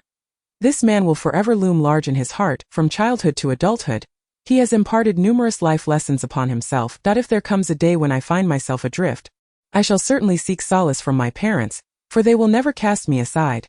This afternoon, Lu Zhongshu took leave from the base, yearning to spend a little more time with his daughter at home. The trio nestled together for an entire afternoon, engaged in conversation. As the moment of parting approached, Lu Yun summoned great courage to turn away under Wei Lan's tear-filled gaze. Yan Yue, Changchan, and Baozi Hulk were busy roasting spirit beast meat in the villa's grand hall. Yan Yue glanced up at the listless Lu Yun and refrained from inquiring about her whereabouts that day or whether she had found her parents. You seem as though you've dined outside. Surely, you can't have an appetite for spirit beast meat now. The portion of spirit meat Yan Yue offered included Lu Yun's share, and she merely sought to lighten Lu Yun's mood, given her current state. The enticing aroma of the roasted meat wafted through the air, causing Lu Yun's stomach to betray her with a growl. Given her current appetite, it was inconceivable that she had eaten her fill with her parents. Moreover, the atmosphere of parting had been so heavy that she had little inclination to eat. Now, however, the scent of the roasted spirit beast meat had stirred her cravings. I want to eat. I didn't have enough outside, she declared, striding over to Changchan and plopping down beside him unceremoniously, undeterred by the heat of the fire. Her eyes fixated hungrily on the skewers of roasted meat above. Boss, I actually found my parents today, and they are doing quite well. My father used to be an architect, and now he is the chief designer for the future city of the southern base.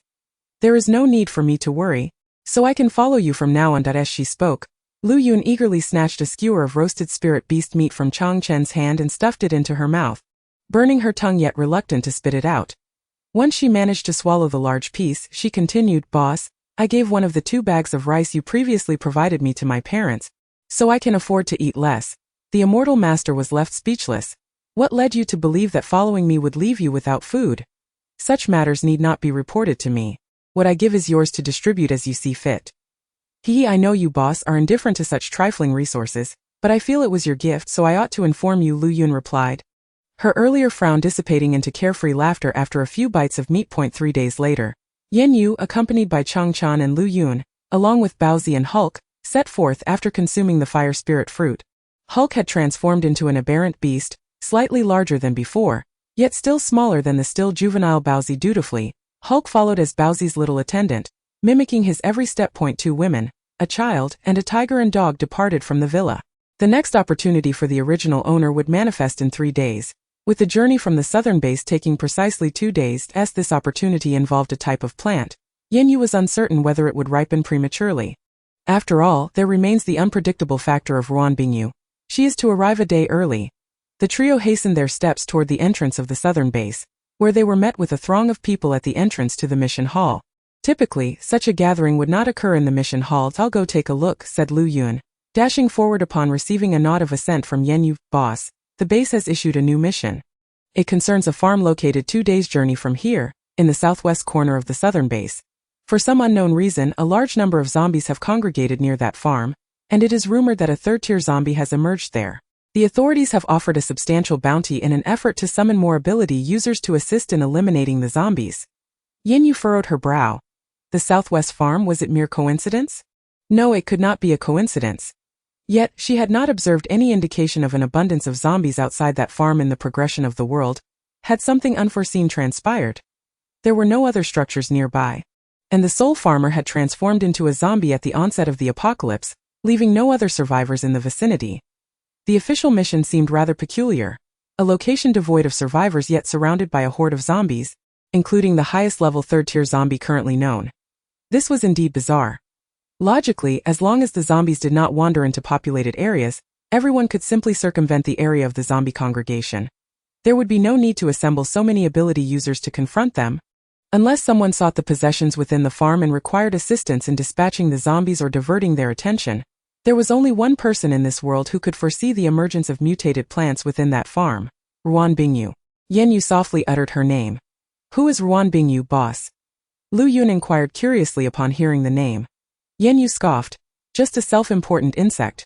This pest was still alive, having compelled the authorities to issue such a clearly perilous mission that would lead many ability users to their demise.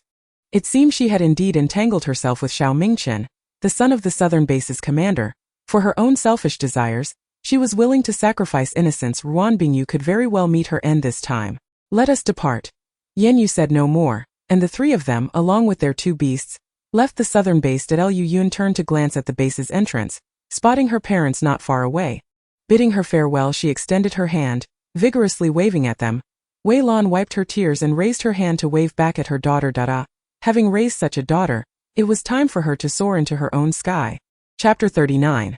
This is no ordinary third-tier zombie. Once Yan Yue and her companions exited the base, they observed a spacious area not far from the entrance, where already a dozen ability users had gathered. It appeared they had all accepted that peculiar mission. Yan Yue quickened her pace, eager to ascertain the situation on site. The 3 of them, along with a dog and a tiger, had traveled for a day and a half. And finally, they were only a kilometer away from the farm. Yan Yue extended her spiritual sense to probe the surroundings. Outside the modest farm, layers upon layers were encircled by at least several thousand zombies. Among them, there were 50 second-tier zombies, and a third-tier zombie stood prominently in the midst of the horde. Yan Yue turned to Changchan and inquired, "Could you use your mental power to sense and discern the levels of those zombies?" Changchan obediently nodded, promptly closing his eyes to release his mental energy. After a brief moment, he began to furrow his brow, his lips paling slightly. Finally, just as his mental energy was nearing depletion, he suddenly opened his eyes wide and exhaled deeply. "Master, I can sense that within those zombies there are 50 second-tier zombies. The rest are all first-tier. Did you not detect any beings of a higher level than the second-tier zombies?" Yan Yue surmised that Changchen's ability level was likely around 2, thus limiting his detection to the presence of second-tier zombies. "No." Changchen shook his head. "However, there is one zombie in the center that I cannot ascertain its level. It might be that third-tier zombie." Yan Yue nodded, retrieving some spiritual fruits from her storage pouch to distribute among Lu Yun, Changchan, Baozi, and Hulk. "First, consume these to replenish your stamina. You will soon face a fierce battle." Lu Yun and Changchan eagerly stuffed the fruits into their mouths. Any hint of hesitation deemed disrespectful to the spiritual fruits. They had become accustomed to their benefactor providing them with these fruits and the meat of spiritual beasts. Indeed, they had come to understand that these fruits and meats were imbued with spiritual energy. What their benefactor stated was undoubtedly true. The group gradually approached the outskirts of the farm. As they drew within 200 meters of the outermost zombies, one second-tier zombie finally took notice of them. Hiss. Hiss. The second-tier zombie emitted a sound, and the third-tier zombie instantly turned its attention towards Yan Yue and her companions. The sound produced by the third-tier zombie transcended mere hissing, possessing a tangible tone. As its voice fell, all the first-tier and second-tier zombies turned their heads and charged towards Yan Yue and her group. The second-tier zombies moved with relative speed, while the first-tier zombies plodded along behind. "You may coordinate your efforts," Changchan, attempt to briefly control these zombies with your mental power, while Baozi and Lu Yun engage in close combat. Hulk stood protectively beside Changchan, ready to fend off any zombies that might attack him. Aside from Changchan, the three of you should refrain from using your powers for the time being. Should you find yourselves in danger and unable to cope, then employ your abilities. Your close combat skills require honing. Understood, Master. Alright, boss. Awu understood, yeah. Woof woof woof woof woof woof woof woof woof. Baozi cast a disgruntled glance at his younger brother. Awu, everyone else speaks just a few words. Why do you have to say so much? Are you trying to draw Ye's attention? Hulk sensed his leader's displeasure and let out a couple of soft whines, apologizing to his superior. Only then did Baozi relent. Yan Yue observed the two young ones with a hint of exasperation. Baozi, there are zombies behind you. Baozi swiftly turned around, leaping towards the zombie that was preparing to ambush it. How dare you attempt to sneak up on me? Watch as I rip your head apart. Subsequently, Lu Yun, Changchan, and Hulk all joined the fray. Yan Yue, however, traversed the horde of zombies as if she were in a realm devoid of obstacles, heading straight for the third-tier zombie. The third-tier zombie, upon seeing the woman approaching, could not help but salivate. Her flesh smelled incredibly enticing, far more delectable than anything found on the farm. Its desire to consume her grew insatiable as these thoughts coursed through its mind. It sprang forward towards Yan Yue. Yan Yue met it with a graceful flourish of her sleeve, raising her hand to deflect the clawing grasp of the third-tier zombie. Its fingers were adorned with long, blackened nails that gleamed faintly, reminiscent of metal. One could easily surmise that, given the hardness of those nails, being caught would result in grievous wounds. Even a similarly ranked physical enhancement ability user would think twice before allowing itself to be ensnared. Yet, just as the zombie's hand was about to make contact with Yan Yu's arm, it seemed to be repelled by an unseen force. The third-tier zombie's hand appeared to collide with Yan Yu's arm, only to be deflected away, though in truth it had never touched her. Frustrated, the third-tier zombie lunged again, attempting to claw and scratch at Yan Yu's body. After successfully blocking a few of its attempts, Yan Yue discerned that the zombie's physical strength exceeded what was typical for its rank. Thus, she ceased her defensive maneuvers and instead took the initiative to attack. With two powerful punches, she sent the third-tier zombie crashing against a large tree. Where it finally came to a halt. It seemed incredulous, glaring fiercely at Yan Yue as it rose from the ground. Suddenly, it reached out with a clawed hand, and Yan Yue felt something from the earth below thrusting her upward. She deftly evaded, glancing back to see a row of earthen spikes erupting from the ground in the very spot where she had just stood. Realizing that this woman had effortlessly dodged its ability, the zombie understood it was no match for her. She had merely been toying with it. It turned and fled. Yan Yue was taken aback. Had the intelligence of third-tier zombies reached such heights? She pursued it, and as the zombie sensed her chasing presence, it hastily conjured a wall of earth to impede her progress. Observing the wall, which was a solid 20 centimeters thick, Yan Yue halted her advance. At that moment, she found herself disinclined to chase any further. In half a day's time, Ruan Bingyu and Xiao Mingchen would likely arrive with the other ability users who had accepted the mission. This third-tier zombie, this one that had just ascended to the fourth tier, would serve as a suitable opponent for them to practice against. Having exchanged a few blows with the zombie, Yan Yue felt something was amiss. She then exerted an additional fraction of her strength, delivering 2 more punches. After sustaining her strikes, the zombie appeared only mildly injured. It was at that moment she realized that this zombie was no ordinary third-tier creature. It wasn't until it unleashed its earth-based ability that Yan Yue confirmed her suspicion. This was indeed a fourth-tier zombie. However, it seemed to have only recently attained this rank, and was yet unable to unleash its full potential. Yan Yue cast a glance at the modest farm before her, consisting of merely 3 thatched cottages enclosed by a fence. This could scarcely be deemed a farm. At best, it resembled a humble homestead. How could such a place give rise to the extraordinary mutated strawberry imbued with energy? Moreover, it had attracted so many zombies. The third-tier zombie must have encountered some fortuitous opportunity here to ascend to the fourth tier in such a brief span of time. Chapter 40. The zombies have all perished. The first-tier zombies had been almost entirely eradicated, leaving fewer than 10 second-tier zombies stubbornly resisting this moment. Lu Yun felt somewhat fatigued, yet she still raised her fists, striking repeatedly at the second-tier zombie before her. Only when she had reduced its head to a pulp did she lower her fists, supporting herself on her knees as she gasped for breath. Baozi, let us make quick work of this. Awo understood. Yu. Now behold my performance. Baozi dashed towards the last 8 second-tier zombies, unleashing a torrent of ice-blue flames. They had previously tested this, discovering that Baozi's ice-blue flames would not directly incinerate the crystal cores. At the time, Baozi had been astonished that its formidable innate fire could not even char the grotesque stones devoid of spirit stones. After Baozi dispatched the remaining 8 second-tier zombies, Lu Yun had regained some of her strength. She cracked her knuckles and approached the second-tier zombies whose heads she had just obliterated. Baozi, licking its plump paws, remained still. What a joke! How could His Excellency the White Tiger deign to engage in such menial labor? Awo, foolish dog, go assist me in extracting the crystal cores. Upon hearing this, Hulk scampered off eagerly to dig out the crystal cores. Before long, Lu Yun and Hulk had thoroughly excavated the heads of all the second-tier zombies. Including the 3 cores dropped by the 8 zombies Baozi had incinerated, they had amassed a total of 21 crystal cores. Lu Yun wrapped these crystals in a cloth and presented them before Yan Yue. Esteemed one, behold, a total of 21. Yan Yue nodded. They had spent the past 2 days traversing, slaying zombies, and extracting crystal cores.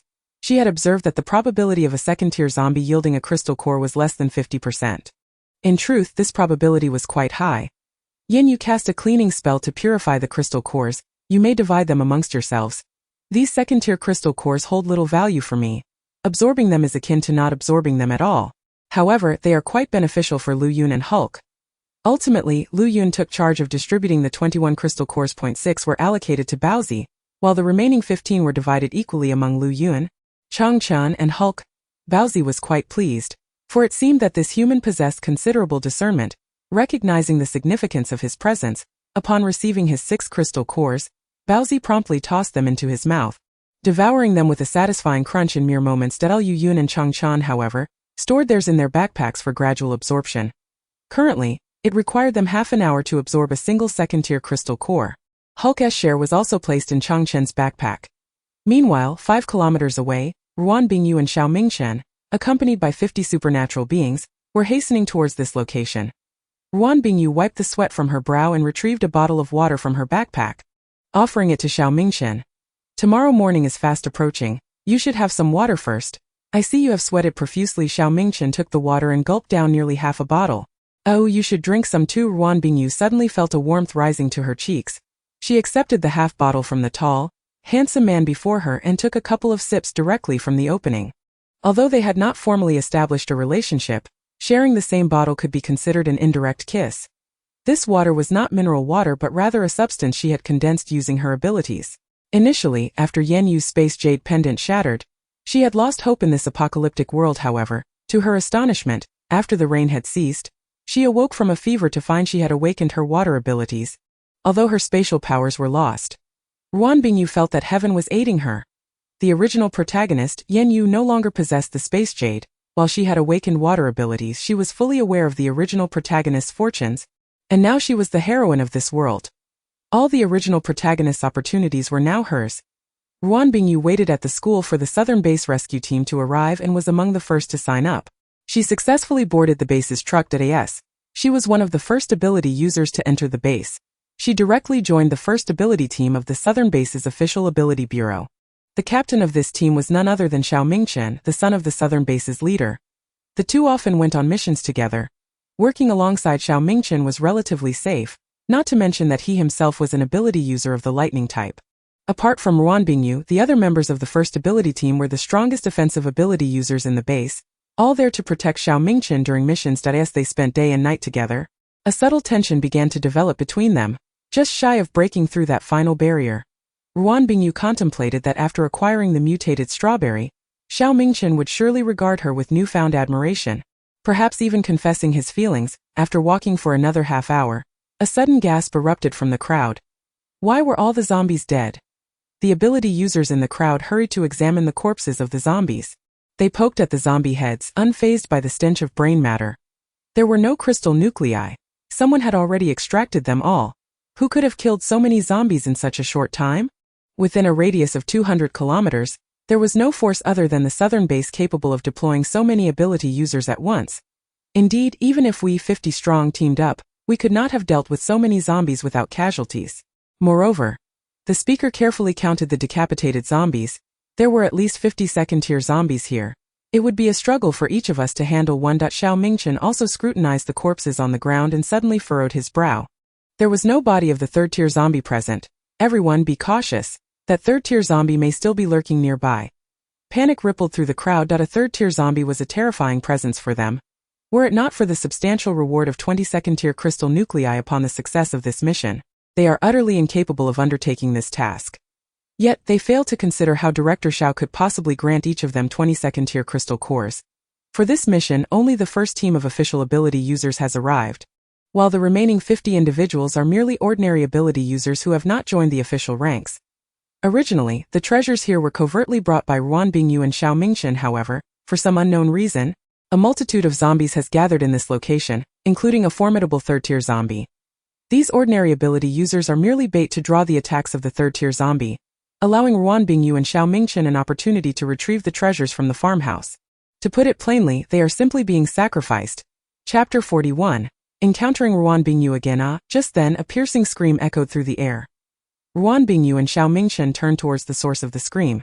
On the very edge, one ability user had already been bitten on the neck by a zombie. He screamed as he kicked his legs, but in a matter of moments he had lost his breath.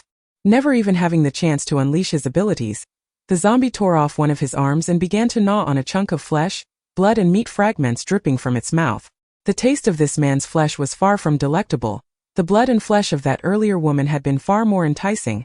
Yet she was truly formidable, utterly unbeatable. Focus on that third-tier zombie. Everyone attack it together. Xiao Mingchen commanded. However, he and the members of the official first team stood frozen in place. The remaining ability users, in a desperate bid for survival, were compelled to charge forward, despite their reluctance. The speed of the third-tier zombie far exceeded theirs. If they all joined forces, there might still be a chance to defeat it. Thus they began to unleash their abilities upon the creature.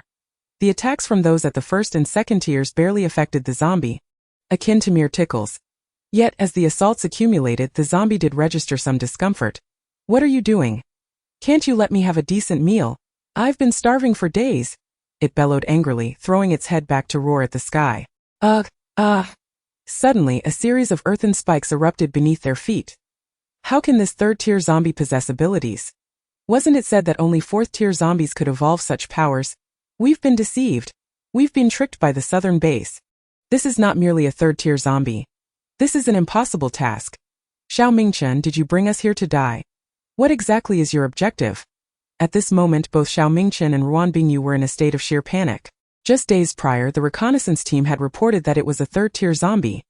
If it were a fourth-tier zombie, then even with the few members of the first ability team, they would stand no chance against it. Meanwhile, that fourth-tier zombie continued to engage the remaining 30 or so ability users. Ruan Bingyu made a swift decision. "Mingchen, we must leave at once. Let us retrieve the items and escape from another direction." Xiao Mingchen wholeheartedly agreed. He gestured for the 5 subordinates behind him to follow. The surviving 30 or so ability users, seeing them head towards the small courtyard with 3 thatched cottages, hastily followed in their wake. "Let us pursue them. They shall not shake us off. There must be something of great value within, for they would not risk their lives to race towards it. Everyone, run. Even if we face death today, we cannot allow them to reap the benefits. Should anyone be fortunate enough to escape, they must expose the southern base for its heinous slaughter of ability users." The fourth-tier zombie, upon seeing Xiao Mingchen and Ruan Bingyu dash into that small courtyard, grew anxious.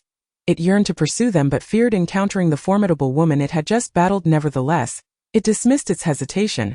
What if that which it had sought all along was discovered by those few individuals before it? The fourth-tier zombie ceased its one-sided massacre of the ability users and directly chased after Xiao Mingchen and his companions. At this moment, the 50 ability users who had come were reduced to around 30.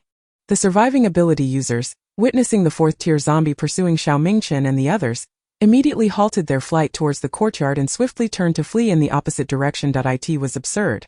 If others were not pursuing them, why would they willingly march to their doom? Regardless of the treasures that lay ahead, what use were they if they lost their lives? These individuals disregarded their injuries, rising immediately even after falling, desperately scrambling to run further away, as each step brought them closer to safety. That moment, Xiao Mingchen and Ruan Bingyu also detected the fourth-tier zombie closing in on them. Xiao Mingchen's expression was grave. Although his lightning ability had reached level 3, it was solely achieved through the accumulation of crystal cores, and he had only just attained this level, rendering his power only marginally stronger than that of a level 2. "Let us quicken our pace. You 5 stay back and cover us," commanded Xiao Mingchen to the 5 individuals trailing behind him. Since his father had taken command of the southern base, these 5 had consistently accompanied him, ensuring his protection. This was their duty to ask them to stay back was tantamount to condemning them to death. Yet Xiao Mingchen felt no remorse upon hearing his words. The expressions of the 5 men darkened. They were acutely aware that staying behind meant sacrificing themselves against the 4th-tier zombie. However, their families were all at the southern base, that if anything were to befall Xiao Mingchen today, it would not only affect them but also endanger their loved ones. Together, the 5 exchanged glances, summoning their strength to unleash their abilities upon the advancing 4th-tier zombie. In an instant, the creature was besieged by flames, ice, and earth. A metal ability user transformed entirely, charging at the 4th-tier zombie. At that moment, the 4th-tier zombie sought a swift resolution. Enduring the pain coursing through its body, it charged headlong into the fray with a single strike. The heads of several individuals were shattered. Only the metal ability user survived 2 blows before meeting his demise. Seeing the zombie drawing near once more, Xiao Mingchen grasped Ruan Bingyu's hand and ran for their lives, occasionally releasing bolts of lightning in a desperate attempt to impede the creature's advance. They finally burst into the small courtyard. Upon entering, Ruan Bingyu immediately released Xiao Mingchen's hand and sprinted towards a small patch of vegetables in the yard. She reached the mutated strawberry plant, only to find that it had withered down to a few leaves, significantly larger than those of an ordinary strawberry. Amidst those leaves, there remained a few stems connected to the fruit, yet the fruit atop the stems had mysteriously vanished. The point where the stem had been severed still oozed a translucent liquid. It was evident that the mutated strawberries had just been plucked. Ruan Bingyu's eyes widened in fury. The 4th-tier zombie was already on its way, and she had failed to acquire the mutated strawberries. Who was it? Who had taken my mutated strawberries? Ruan Bingyu turned, casting her gaze towards the thatched cottage. Beneath the eaves of the cottage sat 2 women and a small boy. Next to them was a round, plump white tiger the size of an adult bull, accompanied by a golden retriever that glimmered with a red HUD. That moment, the 4th-tier zombie also charged in. It immediately spotted the delectable woman and, overcome by primal hunger, lost its sanity and lunged at Yan Yue. Yan Yue conjured jade frost in her palm and with a swift stroke, severed the zombie's head. Nearby, Hulk observed as the head rolled across the ground, skillfully rising from beside the bun. He scampered over to the dismembered head, pried open the skull with his claws, and began to stir the brain matter. Upon discovering a crystal core, he joyfully extracted it, licked it clean, and presented it before Yan Yue. Chapter 42. The Rage of Powerlessness. It's you. Yan Yue. It's you, isn't it? Ruan Bingyu instantly recognized Yan Yue before her. Although the girl before her had undergone a dramatic transformation in demeanor and appeared far more refined than before, Ruan Bingyu still immediately identified the original protagonist of this world. She had just witnessed Yan Yue conjuring a black machete out of thin air. That was spatial ability. Yan Yue, you're deceiving me. The jade pendant you dropped at your home was a fake, wasn't it? You must have been reborn. Yes, you are definitely reborn. Heavenly heavens, you brought me here only to allow the original protagonist to be reborn. How could you do this to me? Think whatever you like, Yan Yue replied nonchalantly. It must be said that if the process were correct, the original protagonist indeed ought to be reborn. Ruan Bingyu felt her assumption was entirely valid. Yan Yue possessed spatial abilities and was aware of the existence of mutated strawberries. She had clearly arrived here a day earlier, yet Yan Yue had still outpaced her. She was indignant. Why should this be the case? Xiao Mingchen gazed at the girl in a gray-blue Taoist robe standing in the center beneath the thatched cottage's eaves. An inexplicable thrill surged within him. It felt as though he should have known this girl long ago. Yet, Xiao Mingchen was certain that today was the first time he had encountered her. As for the words Ruan Bingyu had just uttered, he could not comprehend them at all. What rebirth? What crossing over? However, as he looked at the 4th-tier crystal core before Yan Yue, a fervent greed glimmered in his eyes. My lady, we discovered this 4th-tier zombie first, and thus this crystal core should rightfully belong to us. Even if you do not slay it, we will take care of it ourselves, so I implore you to return the crystal core to us. What did you say? Repeat that, I must be hearing things. Lu Yun pretended to dig into his ears and looked towards Changchan. Little Changchan, did you hear that?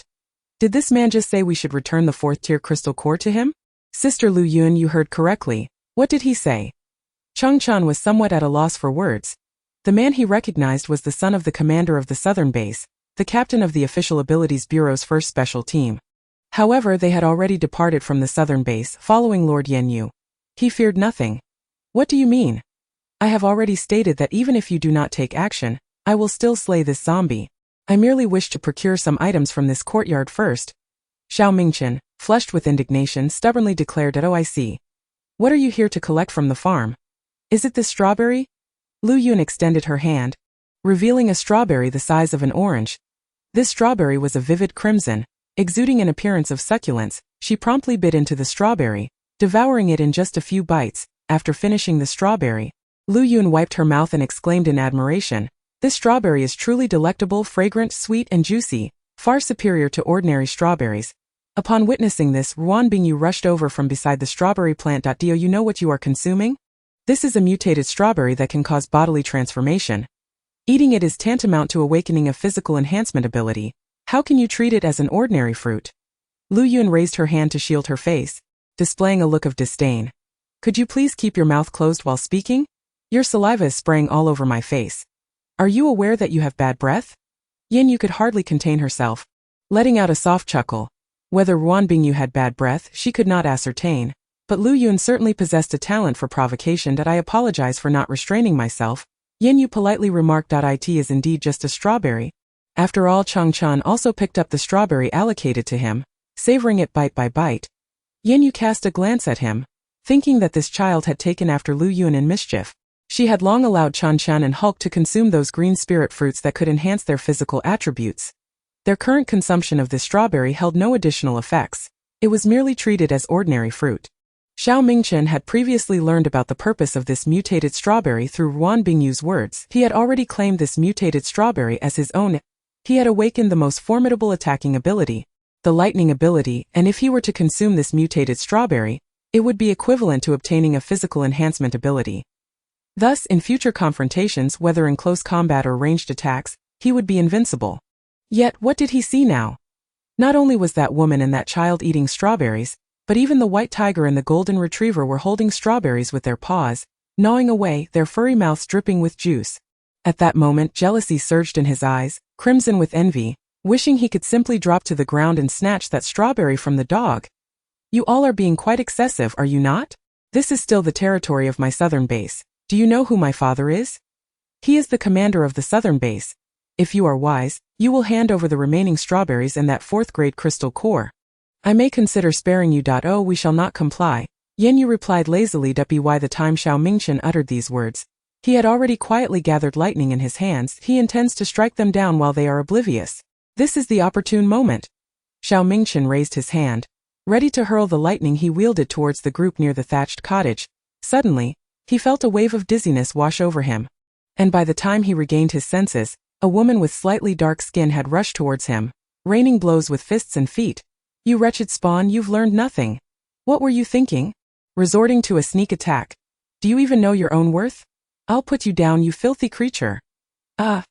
Please stop, don't hit me. Ruan Bingyu, it's all your fault, you deceitful woman. You were the one who told me there were treasures here. If it weren't for you, I would never have come. Xiao Mingchen was in excruciating pain, and began to lash out at Ruan Bingyu. This moment, Ruan Bingyu was so agitated that her mind was somewhat clouded. She laughed derisively at Xiao Mingchen. Ha ha ha. Xiao Mingchen, is this all you amount to? Do you realize? Originally, Yan Yue was destined to be your other half, but alas, she doesn't even glance in your direction now. Ruan Bingyu pointed at Yan Yue and then at Xiao Mingchen, laughing uncontrollably. Upon hearing her words, Xiao Mingchen was momentarily stunned, hope flickering in his eyes. He was the only son of the southern base's commander and a formidable lightning ability user. Tall and handsome, an abundance of female ability users admired him. As for Yan Yue, he thought, if he could just say a few flattering words to her, how could she possibly not like him? Xiao Mingchen, battered and bruised from Lu Yun's assault, could barely rise to his feet. He pushed himself forward with his arms, looking up at Yan Yue. Was it true what Ruan Bingyu said? Shouldn't they be a pair? Lu Yun, who had just lowered her sleeves, became even more enraged upon hearing his words. She rolled up her sleeves again and unleashed another barrage of punches and kicks at Xiao Mingchen. How can you be so shameless? You're truly ugly, yet your thoughts are so grand. Do you even realize your own worth? Don't even think about comparing yourself to a big shot. You're not even worth a single hair of our Baozid. Oh no, I mean not even a single hair of our Hulk. It's truly unfortunate that a fool like you has set sights on a big shot. Having learned from her previous lesson, Lu Yun no longer dared to compare herself to the big shot's toes. Even a single hair of young Master Baozi was off limits now. Upon hearing this, Hulk lifted his dog head and barked twice, displaying a proud demeanor. Chapter 43. Cluck cluck? Ha ha ha ha. I told you she doesn't even regard you. She hasn't spared you a single glance. Ruan Bingyu laughed maniacally. Just moments ago, Yan Yue had effortlessly slain that fourth-tier zombie with a single strike. She was now immensely powerful, far surpassing what was depicted in the novel she had read. It seemed Yan Yue had acquired some fortuitous opportunity unknown to her. Is this what it means to be the heroine? Ruan Bingyu felt an overwhelming sense of resentment. At this moment, Xiao Mingchen clenched his fists tightly, his body covered in dirt from crawling. You vile woman! How dare you laugh at me? I shall end you! He unleashed a bolt of lightning towards Ruan Bingyu. Ha ha ha ha! Suddenly Ruan Bingyu's laughter was abruptly silenced. She gazed incredulously at Xiao Mingchen, her mouth agape yearning to articulate something. Yet no words escaped her lips. Alas! He has slain that woman, big boss. Were they not lovers? Who can say? Yan Yue replied nonchalantly, relieved that she did not have to take action herself. Originally, she had no intention of sparing Ruan Bingyu today. If she is dead, then it will be your turn, she declared, not waiting for Xiao Mingchen's reaction as she extended her delicate, fair hand towards him, gently grasping Dian an instant. Xiao Mingchen clutched his chest with both hands, emitting muffled sounds as blood gushed forth from his mouth in convulsions. Gradually, the blood was mingled with the remnants of his internal organs, pouring out uncontrollably. Xiao Mingchen lay on the ground, twitching incessantly until he fell silent. Lu Yun looked at her boss with admiration. What manner of skill is this? How magnificent! Did she just crush his heart, liver, spleen, stomach and kidneys from afar? Yan Yue cast her a glance disregarding her and turned to Chang Chan. You performed admirably just now. This Xiao Mingchen is a level 3 ability user, yet you managed to briefly control him with your mental prowess. Chang Chan felt a bit bashful at the praise from an esteemed figure. Rubbing her newly sprouted hair, I merely reacted hastily when I saw him attempt to attack you, not anticipating that a level 3 ability user could be so easily disturbed. In truth, after employing her skill, Chang Chan quickly realized that with such prowess, it was impossible for Xiao Mingchen to harm her. However, if given another chance, she would unhesitatingly interfere with Xiao Mingchen's mind again. His ability level was merely accumulated through the stacking of crystal cores. While crystal cores are indeed vital, the comprehension of abilities and practical experience are of even greater significance. Otherwise, one is but a slightly more formidable Fade. Chang Chan and Lu Yun nodded in agreement. Yan Yue recalled the direct descendants of those aristocratic families in the Kanglan continent, whose ranks were artificially elevated through pills and spiritual stones due to their poor aptitude. During competitions, they were swiftly vanquished by opponents of higher levels. Xiao Mingchen bore no distinction from those useless individuals who relied solely on pills for their prowess. A faint sound reached Yan Yue's ears, so subtle that none other than she could perceive it, including the mentalist Chang Chan and the divine beast Baozi, who was still licking the residual strawberry juice from its paws. The strawberry plant bore only 5 fruits now, yet the severed stalk indicated that it had once yielded more than 5. This suggested that someone or some creature had already devoured the mature mutated strawberries. The 5 remaining fruits were evidently the last to ripen, yet untouched. Yan Yue chose to disregard the scene in the small courtyard and turned towards the thatched cottage. As she approached the source of the sound, the presence of a living creature became increasingly palpable, though it seemed not human. Upon reaching a dilapidated water vat, she noticed a bamboo basket overturned within. Trembling incessantly, something inside quivered. Will you emerge on your own, or shall I retrieve you? Yan Yue inquired leisurely towards the contents of the vat. Upon hearing her speak, the bamboo basket trembled increasingly with vigor. Yet its contents remained elusive. At that moment, Lu Yun and Chang Chan, accompanied by Baozi and Hulk, approached the scene. Big boss, what is contained within that basket? Why does it persist in moving?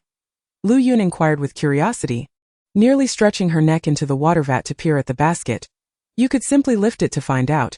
Yan Yue replied nonchalantly. It was rather peculiar that Lu Yun, a young lady in her 20s, exhibited a curiosity that surpassed even that of Chang Chan. The juvenile. Oh right, Lu Yun exclaimed, tapping her forehead, before reaching down to grasp the bottom of the bamboo basket and hoisting it up. Hey! This basket is surprisingly heavy. It must weigh several dozen pounds. After lifting the basket, Lu Yun leaned over to glance into the water vat, only to be met with astonishment. Big boss! The vat is empty, there's nothing inside. Could it be that the basket has come to life? Chang Chan couldn't help but facepalm, while Baozi wore an expression of disbelief. Only Hulk appeared blissfully unaware, his eyes wide open as he stared at the empty vat. Yan Yue cast a glance at Lu Yun and spoke, is it possible that the object resides within the basket? Upon hearing this, Lu Yun vigorously shook the basket in her grasp, with a loud cock-a-doodle-doo. A plump, glossy-feathered rooster tumbled to the ground. As it landed, it stumbled awkwardly, flapping its wings in a frantic attempt to regain its balance. This rooster was larger than a goose and almost rivaled an ostrich in size, which explained why it had been unable to extricate itself from the basket. It seemed it must have exerted considerable effort to squeeze itself inside in the first place. The rooster's beak was sharp and elongated, its hue a lustrous golden akin to jade. Atop its head sat a vibrant crimson comb, while its plumage gleamed in shades of gold and red. Its magnificent tail boasted a striking peacock blue. The claws bore nails that appeared longer and sharper than those of an ordinary rooster. Uncontrollably, tears streamed from Lu Yun's eyes. It's a rooster, big boss. A magnificent rooster, she exclaimed. This rooster is so plump. It seems to be nearly the same size as that roast chicken you gifted me last time. Lu Yun's gaze was fixed intently on the rooster, which in turn, with its beady green eyes, was equally transfixed upon her. Just as Lu Yun prepared to seize its wings and capture it, the rooster, startled, abruptly raised its head, opened its beak wide, and emitted a piercing shriek. The sound seemed to possess a power capable of penetrating the very soul. Changchan immediately activated his abilities, using his mental energy to counteract this force. He sensed the magnitude of its strength and realized he could only adopt a defensive stance, unable to launch a counterattack. Baozi grew restless, his front paws scratching at the ground incessantly. Meanwhile, Lu Yun and Hulk could no longer endure the cacophony. Blood began to seep from their nostrils. Silence! Yan Yue commanded sharply, directing her formidable consciousness toward the rooster. Instantly, the rooster ceased its shrieking, as though its lifeline had been choked. Only then did Lu Yun and Hulk begin to recover. My head hurt so much, she lamented, collapsing onto the ground against the large water vat. Panting heavily, the bun lay half-crouched on the ground, issuing a threatening roar towards the large rooster. Cock-a-doodle-doo. The rooster weakly responded, as if conceding defeat. Woo. This woman is truly terrifying. Had I known better, I would have sought a more secure hiding place. Aren't you a rooster? Why mimic a hen's clucking? Lu Yun, having regained her composure, could not help but inquire, as it was a question that had been on her mind. The rooster paused momentarily, retracting its neck, its beady green eyes furtively glancing at Yan Yue. In the past, there were several hens here. After laying eggs, they would cluck, and the owner would be delighted, rewarding them with extra food. Eventually, the rooster learned to cluck like them. The owner, mistaking it for a hen laying eggs, would come to provide more grain. You are quite clever, aren't you? Lu Yun couldn't resist nodding in admiration. Suddenly, she slowly turned her head to face the rooster, her eyes nearly bulging in astonishment. You can speak? Oh my, this is remarkable, a rooster that can talk? Chapter 44. The disappearing way of heaven. The sound emitted by the rooster was a slightly high-pitched, youthful voice, articulating in standard Mandarin. Witnessing a chicken converse in human language was enough to leave Lu Yun utterly flabbergasted. It had already evolved to the peak of the 4th rank, nearing the 5th. And it was likely that it had consumed a considerable amount of mutated strawberries. There might have been other opportunities as well, allowing it to articulate human speech akin to a 5th-rank mutated beast. Yan Yue approached, squatting down before the rooster, scrutinizing it closely. Share, what have you experienced in these days? Her tone was gentle yet imbued with an inexplicable authority that was hard to resist.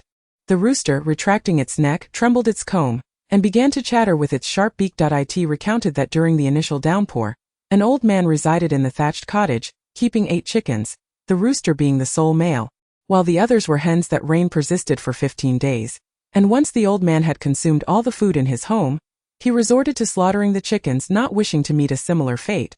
The rooster braved the rain and fled to the yard outside the cottage, hiding within a bamboo basket. Eventually, the old man transformed into a zombie and wandered off, leaving the rooster alone in the yard, accompanied only by a living strawberry plant. This strawberry plant would bear 1 or 2 ripe fruits every couple of days, and the rooster would timely devour the ripe strawberries as time passed. It grew larger and eventually became what it is now. The energy contained in its earlier scream was a form of sound-based supernatural ability. This rooster possessed not only the formidable physique of a mutated beast but also the capability to attack its opponent's neural pathways with sound. Had Yan Yue not intervened in time, Lu Yun and Hulk would have suffered grievous injuries from the sonic assault, potentially leading to a mental breakdown. It bore a striking resemblance to the psychic attack used by Changchan that day, yielding similar results. Even Changchan with his current strength could only withstand it for a short while given the disparity in their levels. Why with such prowess do you still cower in fear, hiding within the water tank? Lu Yun found this perplexing. The rooster, tilting its head, revealed a glimmer of naive foolishness in its beady green eyes. Is the chicken truly impressive? It merely shrieked out of sheer fright. It seemed that this rooster lacked a clear understanding of its own capabilities. Lu Yun, Changchan, Baozi and Hulk were quite intrigued by the rooster, encircling it to engage in lively conversation. Yan Yue, undeterred by their antics, stepped out of the thatched cottage and surveyed the yard once more. Upon closer inspection, she discovered that aside from the withering mutated strawberry plant, there were no other mutated varieties in the vicinity. The sole effect of that mutated strawberry was to enhance physical strength. It was inconceivable that this rooster had attained its current level merely by consuming a handful of strawberries. Yan Yue expanded her consciousness, scanning a kilometer radius around the cottage. Still, there was nothing. Could it be underground? After a brief moment, her furrowed brow relaxed. She had found it. Such a formidable energy source. No wonder the horde of zombies had congregated here, and no wonder that third-tier zombie had ascended to fourth tier so swiftly. The fourth-tier zombie's true objective was not the mutated strawberry, but this entity. With her palm facing downward, a luminous white object burst forth from the earth. Yan Yue reached out to grasp the white object, which resembled an irregular stone, emanating a hazy glow. Aside from its misty luminescence, it appeared rather unremarkable, even less appealing than a crystal core, yet the energy it harbored was astounding, as if it had been concentrated countless times over. Yan Yue regarded the irregularly shaped stone deep in thought. She called out to Xiao Tiandao in her mind. Xiao Tiandao, are you there? Is Tiandao absent? Yan Yue was uncertain whether she was asking herself or someone else. Indeed, this world had undergone more than one or two resets. It could no longer maintain consciousness. Had it fragmented into several pieces? And where had they scattered throughout this world? Was it attempting to rejuvenate this crumbling realm? Yan Yue recalled the soft, endearing voice of Xiao Tiandao. It was this world, and this world was it. With the world in such disarray, how could it not feel anguish? Yan Yue carefully stored the fragment of the world's essence in her storage bag. For now, such a significant sacrifice was unnecessary. She would devise a way to save this world. Alas, yet another task had been added to her list. She needed to collect fragments of the world's essence. Otherwise, once she rescued this world, if its energy were depleted, a new consciousness of Tiandao would emerge. This world would then belong to another Tiandao. Upon noticing Yan Yue's return, the rooster promptly silenced itself. It was terrified of this girl, whimpering softly. "Oh great one, where have you been?" Lu Yun asked, looking up at Yan Yue from the ground. "Nothing much, just a casual glance around." "What were you discussing?" "We were naming this rooster. We let it choose from names like Big Yellow, Big Flower, Jojo in general, but it has taken a liking to the name Gao Gao Da. So that is what it shall be called." Lu Yun gazed at the rooster with a hint of disdain, for she utterly despised that name.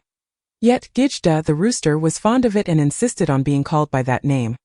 "Dear adults, Gijda wishes to accompany you. I do not want to remain here all alone. With no one to converse with. It is so lonely being a chicken." Gijda spoke. Those little green bean-like eyes gazed up at Yan Yue with a pitiful expression. Sister Lu Yun and brother Changchan have said that Gijda is now quite formidable and can assist the adults in combating villains. Would you be so kind as to take the chicken along? Yan Yue regarded this mutated chicken, infused with the primordial powers of the world. Who could have imagined that this ordinary rooster from before the apocalypse had inadvertently transformed into one of the mightiest mutated beasts in existence? Had there been a person in this courtyard back then, that individual would now stand at the pinnacle of human combat prowess. How fortunate for this chicken. Let us depart. We must leave this place now. And you shall follow closely. Yan Yue turned, casting a glance at the rooster. Gijda flapped its two claws excitedly, clumsily trotting along. The chicken has found companions. It is no longer just a chicken. Gijda, Gijda. Although its manner was somewhat ungraceful, resembling a giant moth flapping about. Gijda, you need not call out. The adults do not appreciate noise, Changchan kindly reminded as he observed the exuberantly hopping Gijda. Upon hearing that the adults disdained noise, Gijda promptly shut its beak. Yet, its swaying body still betrayed its excitement. The chicken remained silent, yet its joy was palpable. Though it refrained from cawing, it could still leap with glee. Chapter 45. The peculiar town. That evening, as the group of humans and beasts settled down to rest, Yan Yue, with an impassive expression, retrieved 2 spirit deer and 2 spirit chickens from her belongings, tossing them directly to Lu Yun and Changchan for roasting. Initially, it had been just herself and Baozi, 1 person and 1 tiger. How effortless it had been. Now, inexplicably, they had gained 2 additional companions and 2 more mutated beasts. As she observed the increasing depletion of the spirit beast meat and spirit fruits, a slight pang of regret tugged at Yan Yue's heart. Although even if hundreds of people came and feasted for hundreds of years, they could not exhaust the supplies within her storage pouch. The dwindling stock still weighed on her mind. After all, supplies were merely supplies. The more consumed, the less remained. there would be no further opportunities to replenish her stock. The pile of grains and oils collected from the previous store had scarcely been touched, and she and Baozi hardly consumed spirit rice. Perhaps it was best to have them eat more in the future. Gijda watched the 2 roasted chickens hanging from a branch, their size comparable to its own, shying away and hesitant to speak. Could those 2 chickens, like itself, be mutated ones? Would the adults merely regard it as a source of sustenance? Why was the life of a chicken so arduous? Gijda, come and eat some meat. Would you prefer spirit deer meat or spirit chicken meat? Chicken will eat deer meat, Gijda murmured softly. How could it dare to consume chicken meat? That would be cannibalism. Lu Yun promptly tore off a leg of deer and placed it before Gijda to eat. Gijda took a single bite of the spirit deer meat and immediately sensed the vibrant energy coursing through it. The spirit deer meat was delectable. After devouring a leg, Gijda felt no fullness, yet it chose not to continue eating, instead settling quietly to the side. Baozi then tossed it 2 spirit fruits for dessert. The sound of joyous pecking filled the air as the chickens indulged in delightful fruits, delectable morsels that surpassed even the strawberries grown in the yard.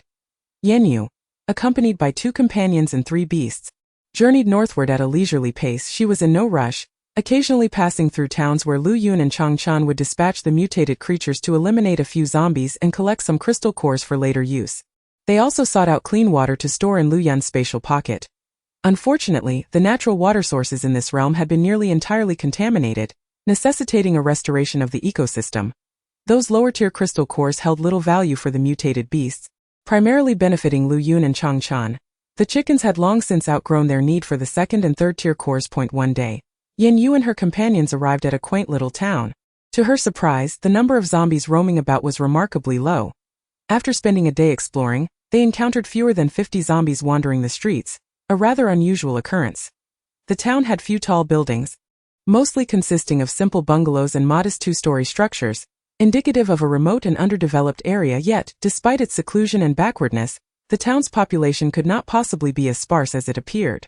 The condition of the houses suggested that, prior to the apocalypse, this was not a deserted settlement. Now not only were the zombies scarce, but the bodies of both humans and zombies were likewise difficult to find. Sir, I feel something is amiss here. That I sense numerous zombies lurking within these residences, yet they seem to be in slumber. Do zombies require sleep? Changchan furrowed his brow in confusion. He had grown accustomed to seeking guidance from adults when confronted with the unknown. He had become proficient in wielding his mental powers, capable of launching various levels of attacks, even momentarily controlling multiple 3rd-tier zombies simultaneously. Sadly, they had yet to encounter any 4th-tier zombies. It seemed a high-level psychic zombie was orchestrating the others. However, I do not detect the presence of any 4th-tier or higher zombies here, which is the most perplexing aspect. As dusk began to envelop the town, a faint yellow light emanated from a 2-story building. This town is intriguing.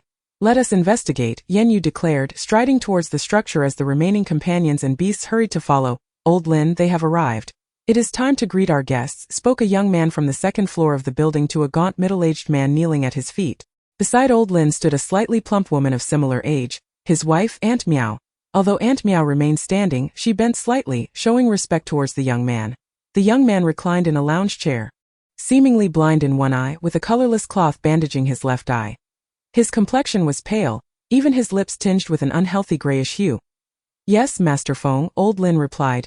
Yan Feng lazily waved his hand, signaling them to leave. Old Lin and Aunt Miao descended from the 2nd floor. Leaning closer to Old Lin, Aunt Miao whispered, since the incident with the boss and his wife, Feng has become quite strange. Alarmed, Old Lin quickly glanced around and hurriedly covered Aunt Miao's mouth. One ought not to utter words that should remain unspoken. He is no longer the Feng of old, but rather, he should be addressed as Feng Zhu. You are well aware of Feng Zhu's formidable abilities. Should you wish for death, do not involve me in your demise. Miao Shan, feeling somewhat embarrassed, closed her lips tightly. Yet soon an unusual excitement spread across her countenance. It is said that Feng Zhu has not only brought 3 new items but also 3 beasts. It has been ages since I have savored anything other than the unaging meat. While the unaging meat is indeed delectable, excessive consumption is unwise, and I have recently felt an overwhelming heat within my body. Lao Lin's heart brimmed with joy. Indeed, it is time to change our palate. Lao Lin and Miao Shan stood at the entrance, waiting for a spell. At last, a group of individuals and their extraordinary beasts ambled toward the doorway. Yan Yue gazed at the sign affixed to the entrance of the small building. Yan Family Inn. Good evening, esteemed guests. The sun has set. Do you require accommodations? Our modest establishment has 3 vacant rooms, and we also provide meals at reasonable prices. Observing Yan Yue's arrival, Lao Lin hastened to approach, eager to promote their offerings. Our culinary expectations are quite lofty. Do enlighten us on your signature dishes. Yan Yue could detect a foul odor emanating from the two, yet her expression remained serene. Lao Lin felt a wave of disdain. What a world we live in, where one still holds high standards for food. He vividly recalled the haughty demeanor of previous ability users, yet their expressions upon tasting meat remained etched in his memory. Our inn, just before the apocalypse, received a new stock of cured meats and Jinhua ham. You cannot fathom how exquisite those thinly sliced cured meats are. Steamed over water, they become crystal clear, and upon biting into them, the rich fat oozes forth, delightfully aromatic.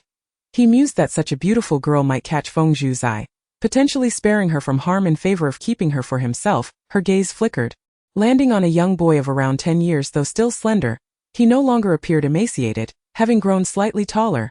This one seems more tender, Miaoshen thought to herself. Suddenly, her eyes lit up, fixating intently on the 3 mutated beasts trailing behind the group. What breed is that white tiger? It appears so plump. Its fur gleams and shines, likely weighing around 400 pounds, and that rooster, resembling an ostrich, must possess an abundance of meat. Although the golden retriever does not appear particularly fat, its size is considerable, and it is not devoid of flesh. Miaoshen envisioned these creatures transforming into her and Lao Lin's meals. The glint of greed intensified in her eyes. Then let us stay here tonight, Yan Yue declared, leading the 3 individuals and 3 beasts into the Yan family inn. Once she confirmed their entrance, Lao Lin promptly shut the door and locked it. Why are you locking the door? Considering it is now dark, this small town sees little traffic, and we have only enough rooms for your party. We shall not accommodate any other guests. There are often zombies wandering outside. Securing the door is a prudent measure. Your reasoning seems sound, Lu Yun nodded, refraining from further inquiries. Chapter 46. Yan family and Lao Lin led the way. Instructing Miaoshen to prepare the meal in the kitchen, he escorted Yan Yue, Lu Yun, and Changchun to the doors of 3 adjacent rooms on the first floor, speaking up. These are the 3 rooms in question, each of which we have meticulously cleaned. However, the clean water remaining in our hostel is rather scarce, and it may not suffice for our guests to take showers. Yan Yue stood at the doorway, gazing up at the upper floor. Are there no rooms on the second floor? I am not particularly fond of staying on the first floor. Indeed, your establishment clearly possesses 2 levels. Why is it that only the first floor has rooms? Lu Yun inquired as well. Previously, the esteemed individual resided on the second floor of a villa at the southern base. Given that this house undeniably has a second story, how could one allow such a distinguished guest to be relegated to the first floor? Old Lin cautiously glanced upstairs, fear evident in his eyes. Noticing the young girl in the Taoist robe staring intently at him, he hastily concealed his expression and forced a smile. The second floor is merely a storage area for us. With every room cluttered and untouched, accumulating dust and mold, it is uninhabitable at present, so we must regrettably accommodate you on the first floor. Please bear with us. Very well, since the second floor is indeed inconvenient, we shall have to stay here. Yan Yue did not press the matter further. Her inquiry was merely tentative. She was unaware of the contents cluttering the second floor, but she was acutely aware of the peculiar figure staring at them from above. With Baozi in tow, Yan Yue temporarily entered the room. It wasn't until Aunt Miao called them for dinner that the 3 emerged, accompanied by the exotic beast. On the dining table lay 2 plates of dishes and 3 bowls of rice. The rice, a mixture of aged grains and sorghum, appeared yellowish and hard. However, the 2 plates of meat were utterly tantalizing. One plate featured thin slices of cured pork, precisely as Aunt Miao had described. After steaming, it became translucent, with a harmonious balance of fat and lean meat. The lean portions displayed clear marbling, saturated with the oil rendered from the fatty bits, still steaming and exceedingly tempting.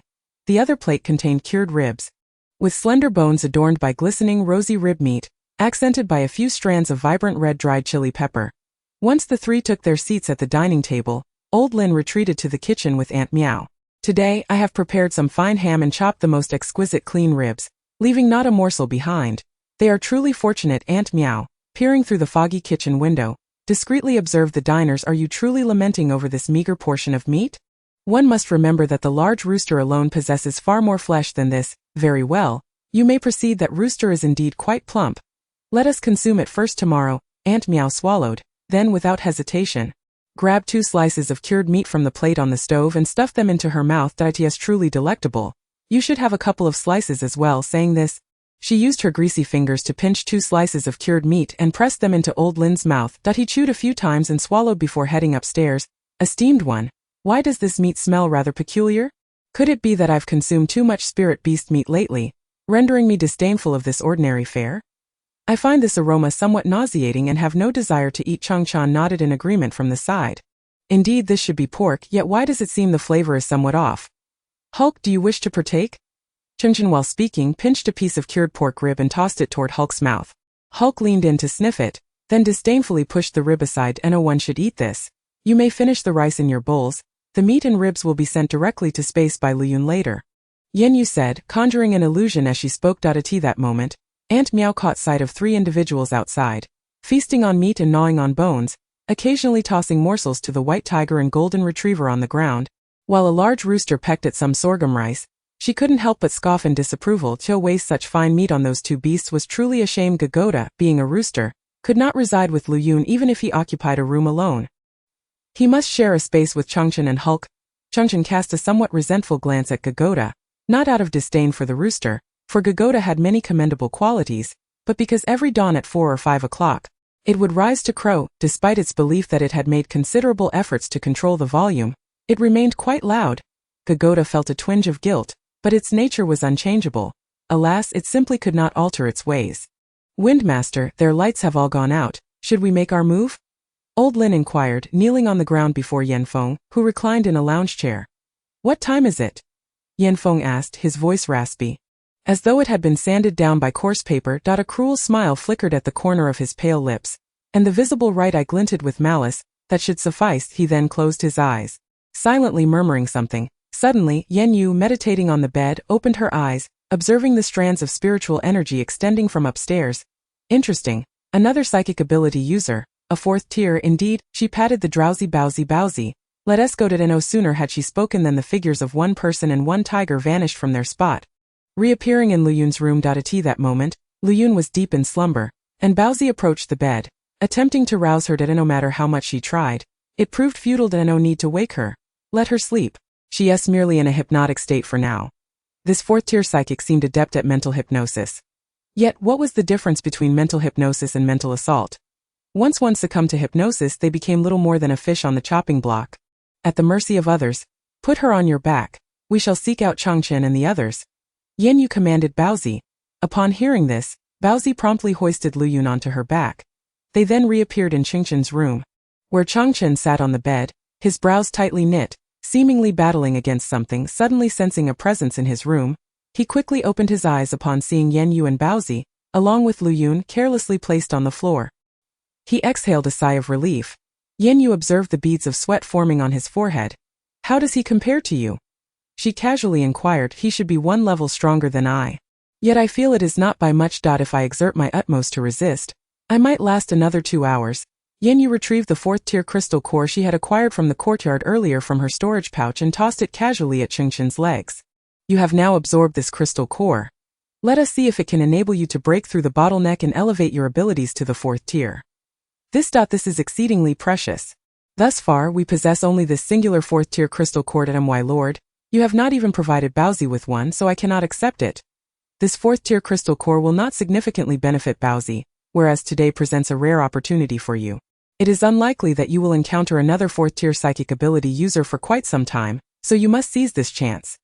After Yan Yue concluded her words, she settled into the solitary chair in the room. Changchan felt a surge of emotion. He understood that it would be impossible for him to elevate his psychic abilities to the late 3rd tier so swiftly on his own. Let alone this 4th tier crystal core. Even the entire southern base might not possess one. Thank you, my lord. I assure you that I will not let you down.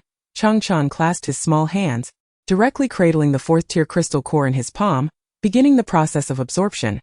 Chapter 47. The One-Eyed Yanfeng. As Changchan absorbed the 4th tier crystal core, Yan Yue sat in the lone chair in the room, lost in contemplation. Lu Yun had succumbed to a profound state of hypnosis, sprawled on the floor in deep slumber, with a suspicious liquid trickling from the corner of her mouth. One could only wonder what delectable feast she was dreaming of. Bowsy, feeling somewhat bored, surveyed the room and soon noticed Gijda, who was sleeping soundly in the corner. How absurd! As the most formidable member of this small group, aside from Yu and himself, Gijda displayed an utter lack of vigilance despite having been in this room for quite some time. Baozi trotted over to Gijda, bemused by the chicken's peculiar sleeping posture. Which well-behaved chicken sleeps with its feet in the air? Typically, only those unfortunate fowls whose necks have been severed and are being scalded for feather plucking find themselves in such a position. Baozi promptly delivered a playful peck to Gijda's head. Oh, is it dawn already? Gijda was startled awake by the sudden peck, flipping over and crowing loudly towards the sky 2 or 3 times. After finishing its crowing, it glanced out the window. Something was amiss. The outside was pitch black, devoid of any light. Upon turning back, Gijda found Baozi's large face looming before its small head. Young Master Baozi, what are you doing here? Oh, my lord is also present. Why is Sister Lu Yun lying on the floor? Gijda's small head was momentarily flustered, unable to comprehend the situation. Just moments ago, they had all separated into their own rooms, yet after a brief slumber, they were all back in the same room. Ah, you silly chicken, don't you feel that something is amiss? Baozi inquired seriously, tapping Gijda's head. Gijda, with its tiny green bean eyes, scrutinized the room's conditions. My lord, Changchan, and young Master Baozi are all awake, while Sister Lu Yun and Hulk are still asleep. They are far too indulgent in their slumber. As a chicken, I do not indulge in such excess, and I am awake. Baozi lamented that Gijda was beyond saving. He had asked it whether it sensed anything unusual about this inn, yet it merely recounted the happenings within the room. The bun has come to a realization that the clucking creature possesses a rather dull mind, and thus he has decided against continuing the exchange. At this moment, on the second floor above them, Yan Feng sat upon a chair, beads of fine sweat subtly emerging upon his forehead. His lips remained pallid and gray, while the eye not obscured by the cloth was still tightly shut. With his eyelashes gently quivering, seeing that he had not moved for an extended period, old Lin cast a glance at Aunt Miao, who had just descended. Aunt Miao nodded slightly at him, prompting old Lin to clear his throat and quietly inquire, Master Feng, how is the situation? Can Aunt Miao and I go downstairs to retrieve the goods? Silence. I did not permit you to speak. Tend to your own affairs. Yan Feng's brow furrowed deeply, internally chastising the old man for disturbing his concentration. He found it rather peculiar that although 3 individuals and 3 exotic beasts were present below, he could only perceive 1 person and 1 beast as being completely hypnotized by him. There remained a child whom he had yet to successfully hypnotize. That child seemed to possess mental abilities as well, albeit of a lower tier than his own, and was merely struggling in a state of desperation. What puzzled Yan Feng further was the other individual and the 2 exotic beasts. He found his mental power utterly incapable of penetrating their mental realm. He was a 4th-tier mental ability user. Such a phenomenon could only occur if they were at least 1 tier above him. Otherwise it was simply unimaginable. Alternatively, they could be immune to mental power, which was even more implausible. Yan Feng had observed them closely. None among the 3 were fools. Only an empty-headed simpleton would be impervious to his hypnotic prowess. Yan Yue gazed at Changchan, whose small face had turned crimson, beads of sweat continuously forming on his nose and forehead. He was nearing the critical point. Changchan had previously transitioned through his 2 upgrades with relative ease, yet this time the leap from a 3rd tier to a 4th tier ability seemed to provoke a more intense reaction. Accompanied by a significant increase in difficulty, it appeared that as 1's abilities escalated, the challenges of advancement would grow ever more formidable. One could only wonder what the consequences might be should an ability upgrade fail. In the Kanglan continent, if a cultivator were to falter during a major breakthrough, the repercussions could range from obliteration to a complete regression of an entire realm. The bun lounged quietly at Yan Yu's feet, its fluffy tail occasionally lifting to thump against the ground. After being roused by the bun, the clucking creature, dissatisfied with the answer it provided to the bun's inquiry, received no further attention. Its small green eyes darted around the eerily silent room, cautious of speaking out or resuming its slumber, silently lamenting its precarious existence as Changchan's flushed face gradually faded to a calmer hue. Yan Yue recognized that he had successfully leveled up. The strand of mental power extending from the 2nd floor persistently delved into Changchan's mind. At that moment, 2 strands of mental power emerged from Changchan's head, weaving and spiraling like twisted dough, slowly extending upwards along the mental thread from the 2nd floor. Changchan was about to launch a counterattack. Suddenly, Yan Feng felt a sharp pain in his head. The mental ability user downstairs had, astonishingly, traced his mental power back to him. During dinner that evening he had clearly sensed it. That child was merely a Tier 3 ability user. The disparity between Tier 3 and Tier 4 was not insignificant. Indeed, it was even greater than the gap between Tier 1 and Tier 3. How could this be possible? How could he have advanced to Tier 4 in such a short span of time? It was inconceivable that anyone could possess more crystal cores than he did. Yan Feng relinquished his attempt at hypnosis and began to concentrate his mental energy to counter the two strands of psychic threats. Under the full force of Yan Feng's mental resistance, Chang Chan, who had just ascended to Tier 4, found himself unable to breach his mental domain. Chang Chan opened his eyes and gazed at Yan Yue, saying, "My lord, if given sufficient time, I believe I have a chance to penetrate his mental domain. He seems rather inept at offense." Yan Yue shot him a sidelong glance. "Sufficient time, you say? Is that to inflict 800 upon the enemy while suffering 1,000 in return?" Chang Chan, realizing that his thoughts had been so easily discerned by his lord, lowered his head in embarrassment. Indeed, that had been his intention. To utterly breach that person's mental domain would undoubtedly entail some backlash against himself. Initially, he had thought to resolve the matter for his lord, believing that any damage to his mental energy could be recuperated gradually. However, his lord was truly formidable, as though nothing could escape her discerning gaze. Chapter 48. Go find him. Awaken Hulk and Lu Yun. We shall confront the proprietor regarding the hospitality of this island. As soon as Yan Yue finished speaking, Gogo seemed to have found its calling. It hurried over to where Lu Yun and Hulk lay side by side. First it pecked at Hulk's rear, then at Lu Yun's arm. "Ouch! Oh, that hurts!" Lu Yun nearly sprang to her feet in pain. Sitting on the ground, she glared fiercely at Gogo, her arm bruised. "Gogo, what are you doing? Why are you pecking me?"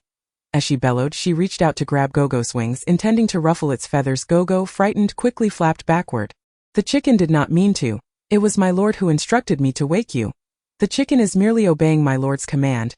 Sister Lu Yun and Hulk are slothful. None of us slept. Only the two of you were asleep." It selectively ignored the fact that it had also been awakened by Baozi's slap moments ago. However, Gogo was indeed asleep, while Lu Yun and Hulk had been hypnotized. Upon hearing Gogo's words, Lu Yun looked at the relaxed figure in the chair, at Baozi, who was nestled at the feet of the formidable one, and then turned to Chang Chan, who sat on the bed. "Ha ha ha. Great one, young Master Baozi, when did you arrive?" "Wait, that's not right, wasn't I in the adjacent room? When did I come here?" Lu Yun scratched her head, utterly perplexed. She stood up and dusted herself off. "How did I end up lying on the floor asleep?" "I assent it because you and that foolish dog are too weak, having been hypnotized by others?" Baozi growled at Lu Yun, yet she could not comprehend him. Normally, even if Baozi ridiculed her, as long as she did not understand, it felt as though no insult had been made. "Young Master Baozi said that you and Hulk are too weak. It wasn't he the chicken who said it." "But young Master Baozi," Gogo fluttered its wings in the corner, eagerly acting as Baozi's translator. Lu Yun clenched her fist, feeling a tingling sensation in her hand. How infuriating! She longed to seize that pesky creature and give it a good thrashing. She certainly did not require its unsolicited translation. The frustration. Why? She was but one individual, yet she found herself the weakest among the team. Now, even Hulk's fire-based abilities had ascended to level 3. It was one thing to fall short of the formidable leader and that young lad, Chang Chan, but to be unable to best even a mere dog or a chicken was utterly humiliating. Lu Yun could only stew in her own anger. She resolved to ignore that pesky chicken for the entire day, leaving it to ponder the reason behind her ire. Hulk, awakened from slumber, found his rear inexplicably sore. However, he did not delve deeper into the matter, merely shifting his behind from time to time. Yan Yue, noticing that both Lu Yun and Hulk had roused, promptly rose to ascend the stairs and confront the hypnotic mentalist. Observing the leader's intention to depart, Lu Yun swiftly dashed to the door to open it for him. After all, despite her anger, she still possessed the necessary awareness. For instance, the task of opening the door had always fallen to her, and no one could usurp that duty. The trio and their beasts ascended the stairs to the second floor. Old Lin and Aunt Meow trembled violently as the footsteps drew ever closer. "Wind, Master Wind, what shall we do?" "They are coming up." Aunt Meow leaned against Old Lin, sensing the same dread emanating from her partner. Rendered speechless by fear, were those two young women and that child, along with those beasts truly so formidable. Even the omnipotent Master Wind could not contend with them. In the end, they had all been rendered into preserved meat, stored away. Yet this time it seemed that none of them had encountered any mishap. Yan Feng, already fraught with irritation, found Old Lin's voice growing increasingly grating. Unable to rein in his emotions, he unleashed a mental assault on both Old Lin and Aunt Meow. This time he did not employ sleep magic but instead obliterated their mental domains. Old Lin's face, as parched as bark, momentarily registered disbelief before he and Aunt Meow collapsed to the ground, silenced forever. Indeed, humanity was insufferably noisy. Yan Feng spared not a single glance for the elderly couple who had served him faithfully for months. It seemed he had underestimated them. His singular visible eye fixed intently on the leading Yan Yue. There are always those stronger beyond the horizon. Do you not grasp such a fundamental truth? You remain ensconced in this small town, oblivious to the changes occurring in the world beyond. Liu Yun raised her chin, a flicker of pride igniting within her. She had completely forgotten that she had just been the sole individual subjected to hypnosis. Well, Hulk did not count as a person. Coo, yes, one-eyed master, should we send the chicken to peck out his other eye for your amusement? Then he would be entirely blind. The raucous chicken flapped its wings, eager for action. Just moments before, Yan Feng had been remarkably composed, but now he gazed incredulously at the talking rooster. This was no ordinary chicken. It was the size of an ostrich. Its sharp, elongated golden beak made it seem capable of piercing not just an eyeball, but even reaching the brainstem with a single peck. Had the mutated beasts outside evolved to such a staggering degree? Is a mere rooster truly so formidable? Then what of that white tiger, which upon entering the room made it feel instantly cramped? Surely its power is even more unfathomable. Yan Feng, witnessing this, dared not overestimate himself. His mental prowess was currently insufficient to entirely subdue even that child, who also possessed psychic abilities. Where did this group of anomalies emerge from? Yan Feng had heard from the survivors who arrived before him that there were numerous survivor bases outside. Yet he had never encountered any base housing such extraordinary beings. Suddenly, Yan Feng closed his eyes. Yan Yue observed as his psychic energy transformed into countless threads, dispersing in all directions from the small building. As these threads passed through them, they bore no trace of aggression. Simultaneously, he murmured something under his breath. My lord, it seems he is summoning something. Changchan also noticed those threads of mental energy. He attempted to intercept them, but the threads, lacking any offensive quality, naturally flowed through his own psychic defenses. He is summoning the zombies in this town. During the day, we only observed a handful of wandering zombies on the streets. However, one could sense that zombies existed in all corners of this town, suggesting only one possibility. They are in a state of slumber. Or perhaps, they are being compelled into sleep by a high-level psychic zombie. Liu Yun, utterly bewildered, grasped the essence of asking when in doubt and promptly raised her hand. Big shot. I have a question. Yan Yue glanced at her, granting tacit approval. Liu Yun hurriedly inquired, to control so many low-tier zombies in this town, it must be at least a fourth-tier psychic zombie. But what does that have to do with this one-eyed man before us? Why is it said that he is summoning zombies? Liu Yun was convinced her understanding was entirely correct. Only a higher-tier zombie, one awakened with psychic abilities, could exert such unscathed control over a multitude of low-tier zombies. Changchun typically employed aggressive psychic attacks to control zombies, unable to achieve such a method of taming. Chapter 49. He is no longer considered human. Yan Yue glanced at Yan Feng, who had his eyes tightly shut and brows furrowed, and casually remarked, because he can no longer be regarded as human. He is now akin to a half-human, half-zombie. Humanity may perceive him as one of their own, yet zombies view him as a powerful high-tier zombie. Really? Is that even possible? Wouldn't he then be invincible? He could walk among the horde without a single zombie attacking him, thus possessing an endless supply of crystal cores. Indeed, despite the numerous cores we consumed from our Lord, we have yet to reach 4th tier, whereas he has already attained it. This indicates he possesses far more crystal cores than we do. But how could he possibly slay so many zombies alone? If the situation is as our Lord described, then it makes sense, the zombies would not attack him at all, and he could even command them to assault other survivors. Chang Chen's analysis was both sound and logical. Nearby, Gijda listened to their conversation. Finding that if this were the case, this individual was quite intriguing indeed, she was curious to see if the eye he shielded resembled that of a zombie. Gijda contemplated. Its body impatiently surged forward. With a flutter of its wings, it ascended into the air, aiming directly for Yan Feng's face to peck. It skillfully controlled its strength, managing only to dislodge the rag covering Yan Feng's left eye. Gijda was curious to see what that eye looked like, careful not to damage it. After all, what if an adult wished to take a look as well? Gijda thought that such an intriguing sight must surely pique the interest of an adult.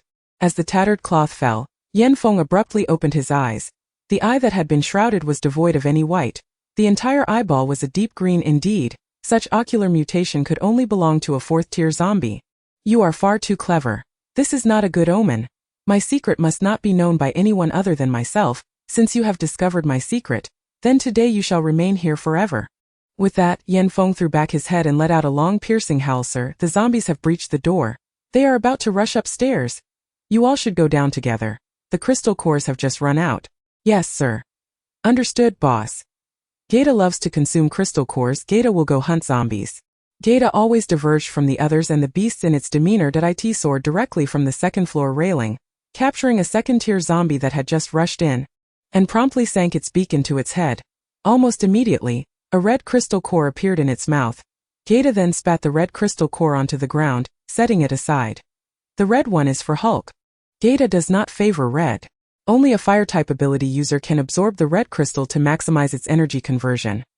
Gaeta could eat anything, yet it consistently reserved the corresponding crystal cores for its companions, opting to consume the remaining wood, gold, and water-type cores instead.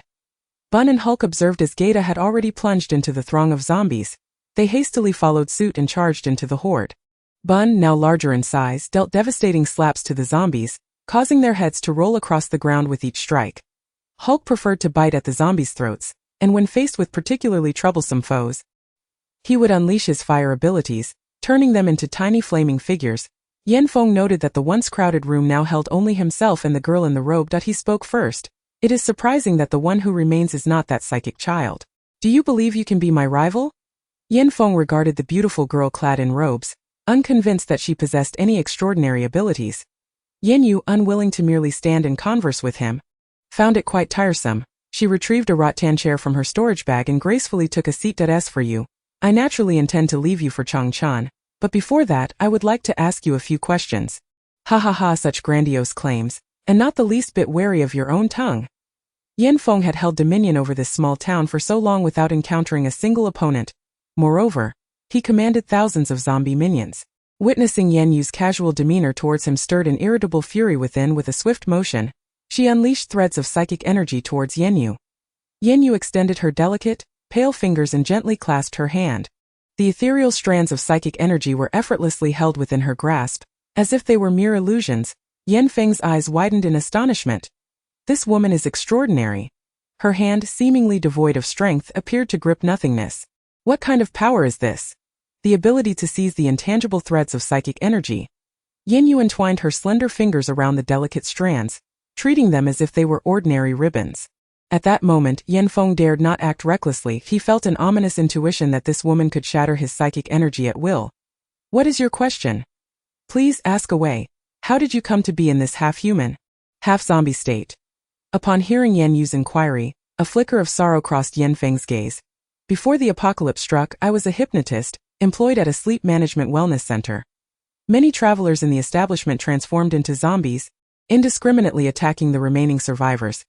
Soon my parents, the elderly Lin couple, and I, who were hiding in the basement, were discovered by those zombies. My aged parents, sacrificing themselves to help me escape, were both bitten. I attempted to pull my mother away.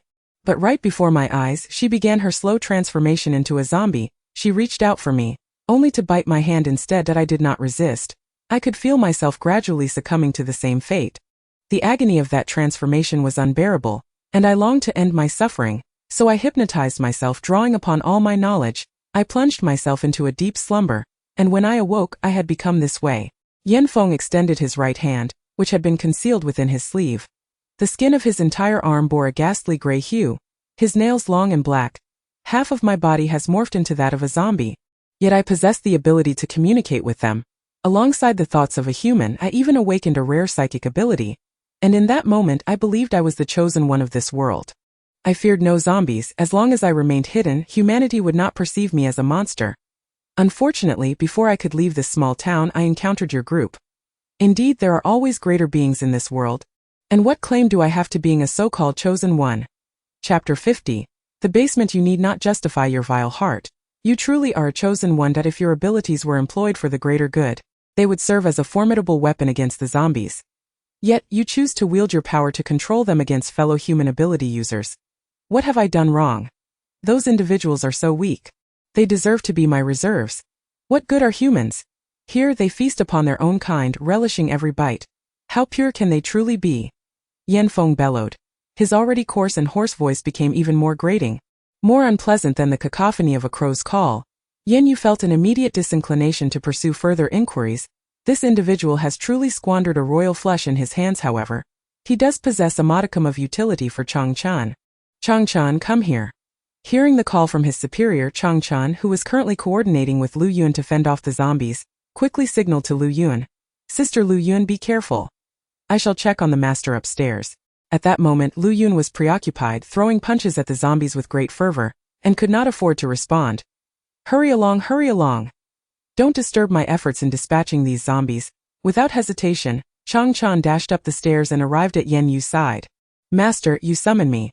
Upon seeing Changchan, Yan Yue rose and folded her recliner. "Indeed, I entrust this individual to you. I will have Gogo to bring you some crystal cores.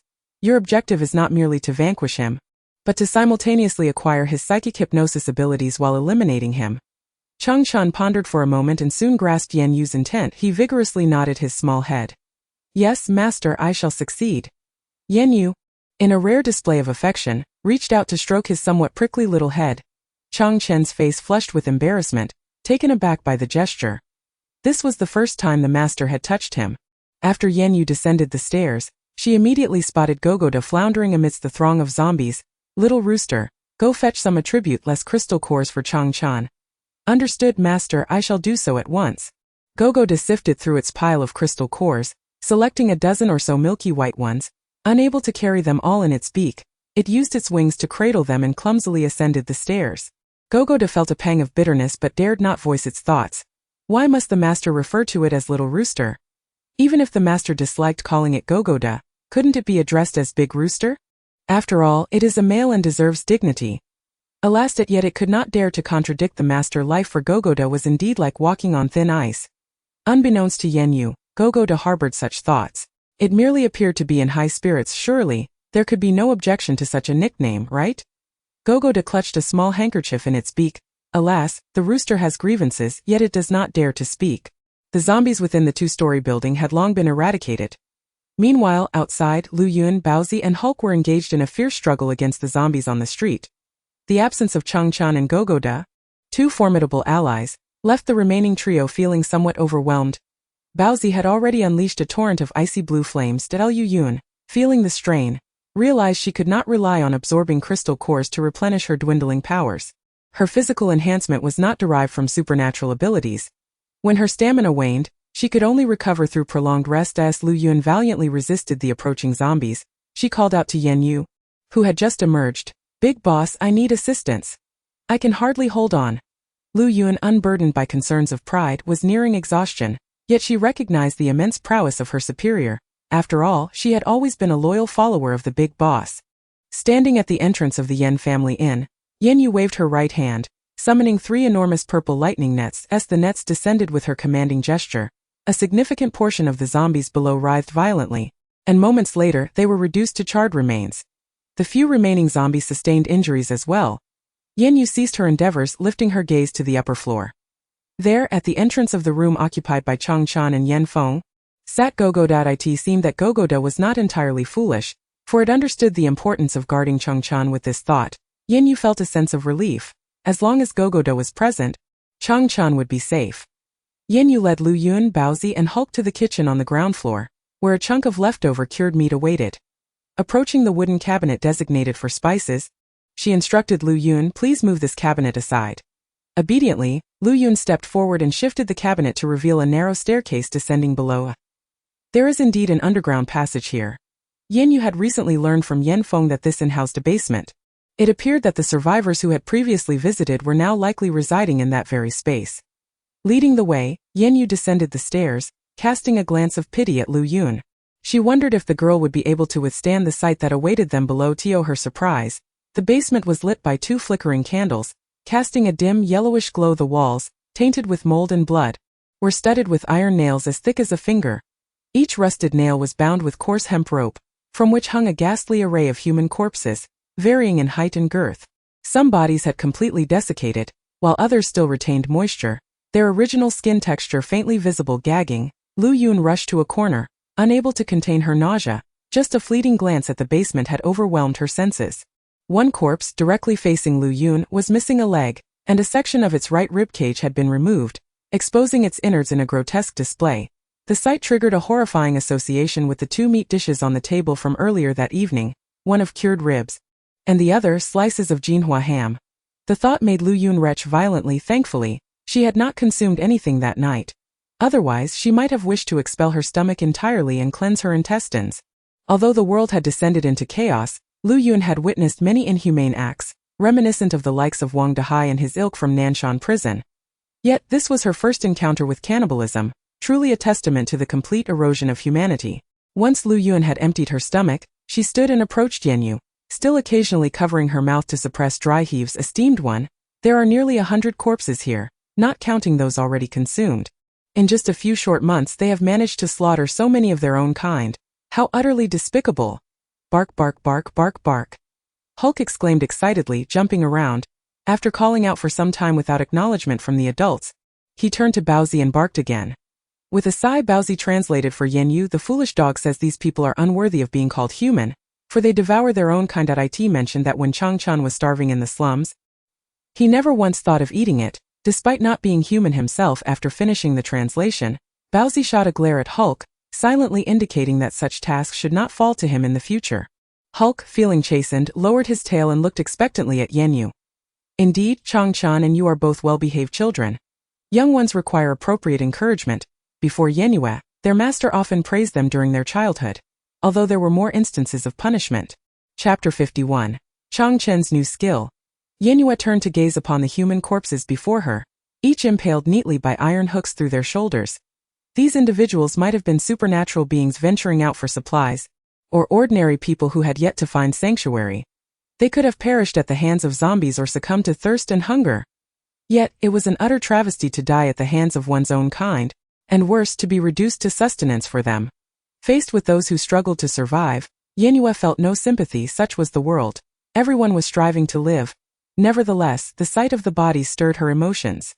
Baozi set this place ablaze. Yan Yue, accompanied by Lu Yun, Baozi and Hulk, ascended the dilapidated wooden staircase. The aged stairs creaked painfully beneath their feet, sending chills down the spines of those who heard it. Baozi brought up the rear. Upon reaching the midpoint, it unleashed a burst of icy blue flames toward the basement. The floor of the basement was slick with dripping grease.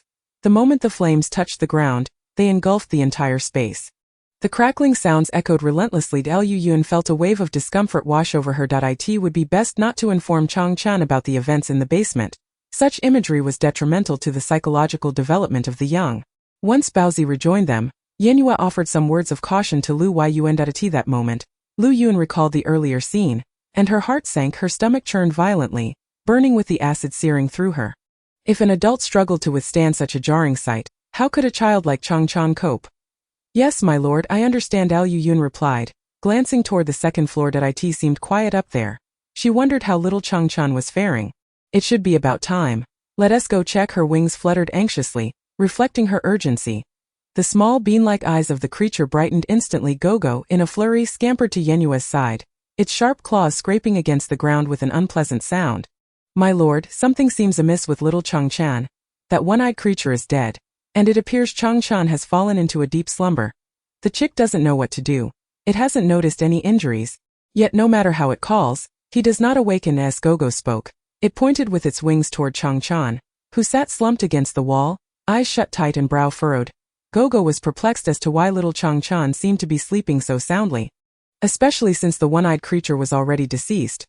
The adult had instructed it to watch over Changchan, and now that the child was in this state, would the adult blame it? Woe is me! How could it have failed at such a trivial task? Yan Yue cast a glance at Changchan and, employing her spiritual senses, scanned his mental realm. She discovered no damage. He was unharmed, likely just processing the new skills he had acquired. Gogo finally felt relieved. Hulk had already positioned himself beside Changchan, resting his head gently on the boy's knee, nuzzling his master affectionately. Upon hearing that Changchan was safe, Lu Yun too felt a weight lift from her heart. She cast a glance at Yanfeng, who was seated yet had his head tilted to one side. Why is there blood on his head? Lu Yun mused with curiosity as she approached to examine Yanfeng's head closely. Goodness, there's a gaping wound on his skull. But wasn't Xiao Qinshin's ability a mental attack? Can psychic abilities really cause such damage to a person's head now? Upon hearing this, Yan Yue lifted her gaze momentarily before turning her attention to Gijda. Feeling somewhat guilty, Gijda's small green bean-like eyes darted around before it finally confessed. After that peculiar individual perished, I thought he had become half a zombie, and what if there was a crystal core within his head? Thus, I made an incision in his skull and to my astonishment, discovered a crystal core indeed lay within. Gijda rummaged through its feathers with its wings, eventually producing a transparent crystal core the size of an egg. This is it, a 4th-tier psychic crystal core that I intended to keep it for Xiao Chanshan. I had no intention of consuming it myself. Gijda was not lying. Upon first spotting the 4th-tier psychic crystal core, it had felt a twinge of greed, yearning to devour it on the spot. However, considering that Xiao Chanshan possessed psychic abilities, consuming the core would hold little significance for itself. Yet, this 4th-tier core was an exceptional find for Xiao Chanshan, so it prudently stashed it away. Yan Yue, well acquainted with the character of this little rooster, harbored no doubts about its words. Yan Feng was merely half a zombie, and strictly speaking, he still barely qualified as human. It would be best to refrain from allowing Changshan to absorb this core extracted from Yan Feng's mind. You may consume it yourself. Yan Yue had observed Gijda's reactions while sorting through crystal cores and noted its evident desire for the psychic core. Previously, whenever it came across 1 or 2 psychic cores, it would reserve them for Changshan, opting to consume other attribute cores that were of no use to others instead. Gijda was elated. The flavor of this psychic core was simply exquisite. The rooster can finally eat. Thank you, my lord. Gijda promptly shoved the crystal core into its beak with its wings. Its head and mouth were not particularly large, yet it seemed as if the egg-sized core had been forcibly swallowed whole, without leaving even a trace behind. After consuming the core, Gijda began to flutter its wings, spinning in circles on the spot. Delicious, delicious crystal core. The rooster loves it. It continued to twirl for dozens of rounds before finally coming to a halt, only to realize it felt dizzy and unsteady, collapsing to the ground with a thud. It flapped its wings in vain, struggling to rise. Ha ha ha. Gijda, how clumsy you are. Lu Yun was amused by Gijda's antics, temporarily forgetting the mental shock she had just endured in the basement. Baozi also opened his mouth, emitting a series of delighted howls. Gijda felt indignant but remained silent. Even now it felt stars dancing before its eyes, its mind spinning in circles. Cursed fate. The rooster shall never spin again. At that moment, Changshan, who had been leaning against the wall, stirred awake. He rubbed the head of the dog resting on his knee and stood up, discovering his legs felt somewhat numb. After stomping his feet a couple of times to relieve the sensation, he made his way toward Yan Yue. My lord, I have mastered his mental hypnosis technique, but unfortunately, there is no one available to test it on. Yan Yue raised her head and caught a glimpse of Lu Yun, who was still laughing heartily. Wasn't that a person readily available? Changshan followed Yan Yue's gaze. Well, let us hope that when Lu Yun wakes up, she won't hold it against him. Changshan closed his eyes and released his mental energy. As soon as the delicate thread of his mental power entered Lu Yun's mind, she fell to the ground with a loud thud. The people and beasts in the room were momentarily taken aback. Changshan felt a bit embarrassed and cautiously remarked, I didn't anticipate that this mental hypnosis technique would be so formidable. Indeed, it is quite impressive, but primarily because Lu Yun's subconscious has no defenses against us, which is why you were able to succeed so effortlessly.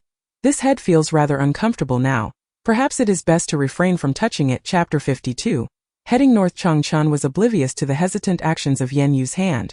If he had known that due to his hair being left untrimmed, the adult would be disinclined to touch his head, he would have likely sought a blade to shave off the newly grown stubble right then and there. After a while, Changshan directed his mental energy toward the unconscious Lu Yun, rousing her from her deep slumber. Huh? Why am I lying on the floor? What just happened?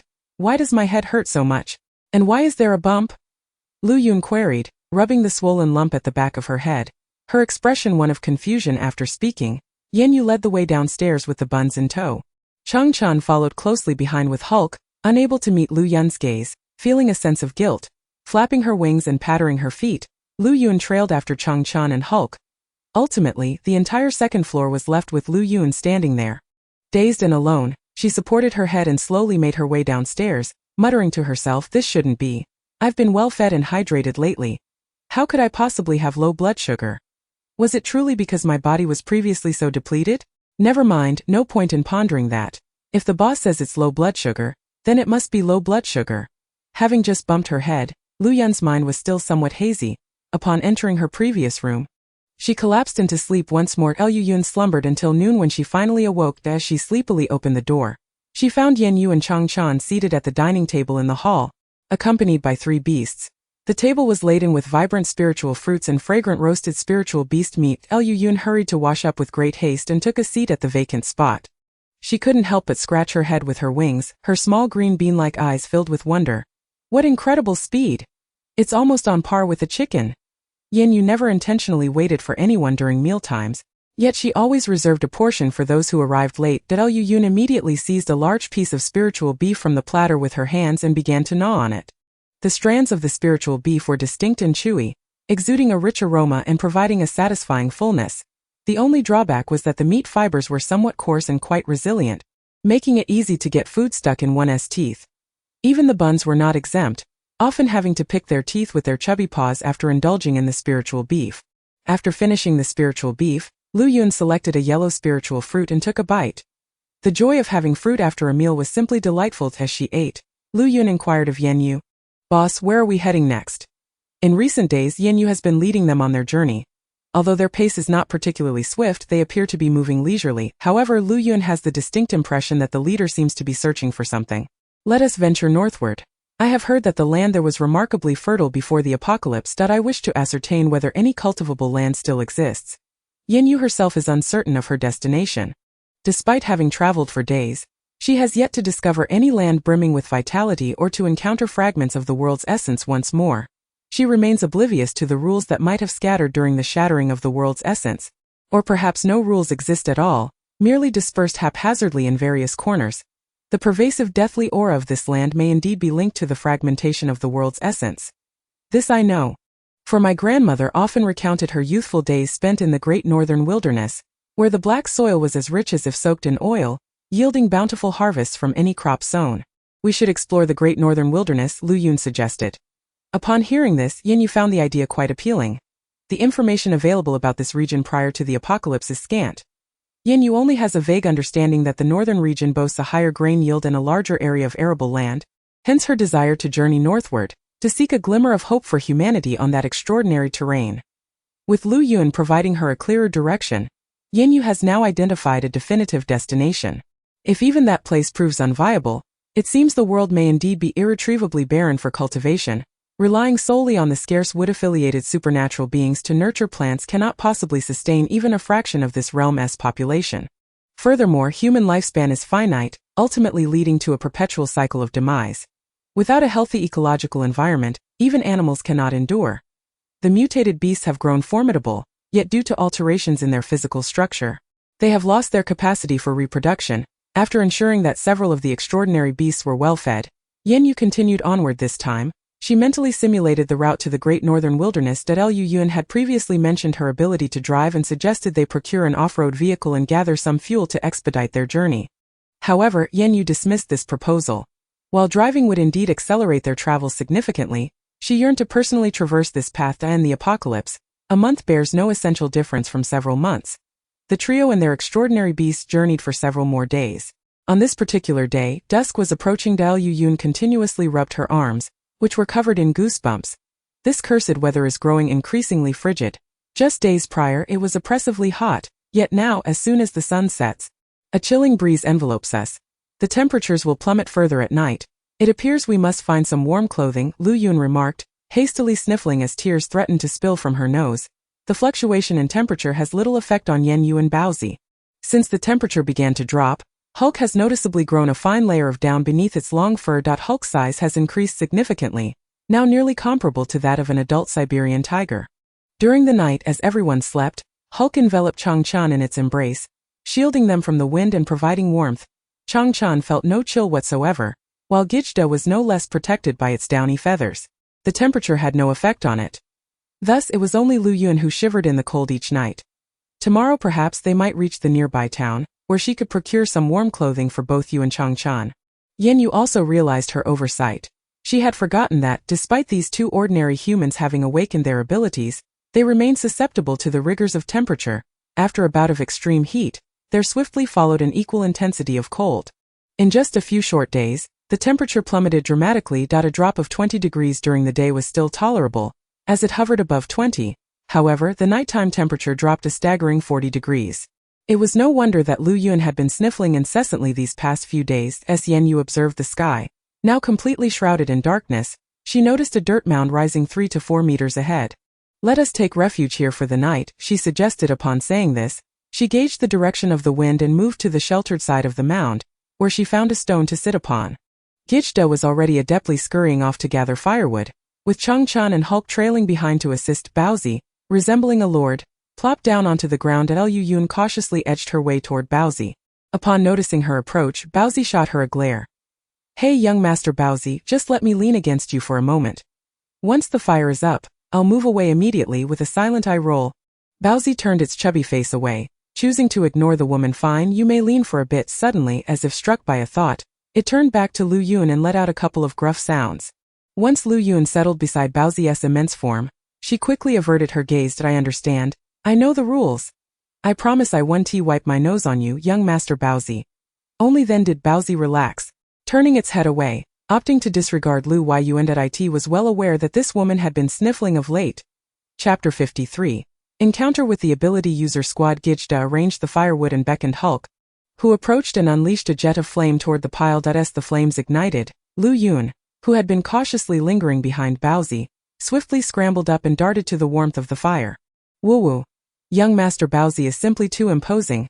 Were it not for the biting cold of the night and the occasional gusts of wind, not even 10 of me would dare to seek warmth behind young Master Baozi. My lord, while we were gathering firewood earlier, Gijda claimed to have heard footsteps approaching from our direction. Changchan, seated by the fire, spoke towards Yan Yue. That moment, Gijda was fervently fanning the flames with its wings, eager to stoke the fire into a roaring blaze. Yes, my lord. The chicken heard 6 individuals making their way towards us. No sooner had Gijda spoken than the 6 figures emerged into view of Yan Yue and her companions. What ill fortune! Others had already claimed this spot. Brother Yang, should we drive them away?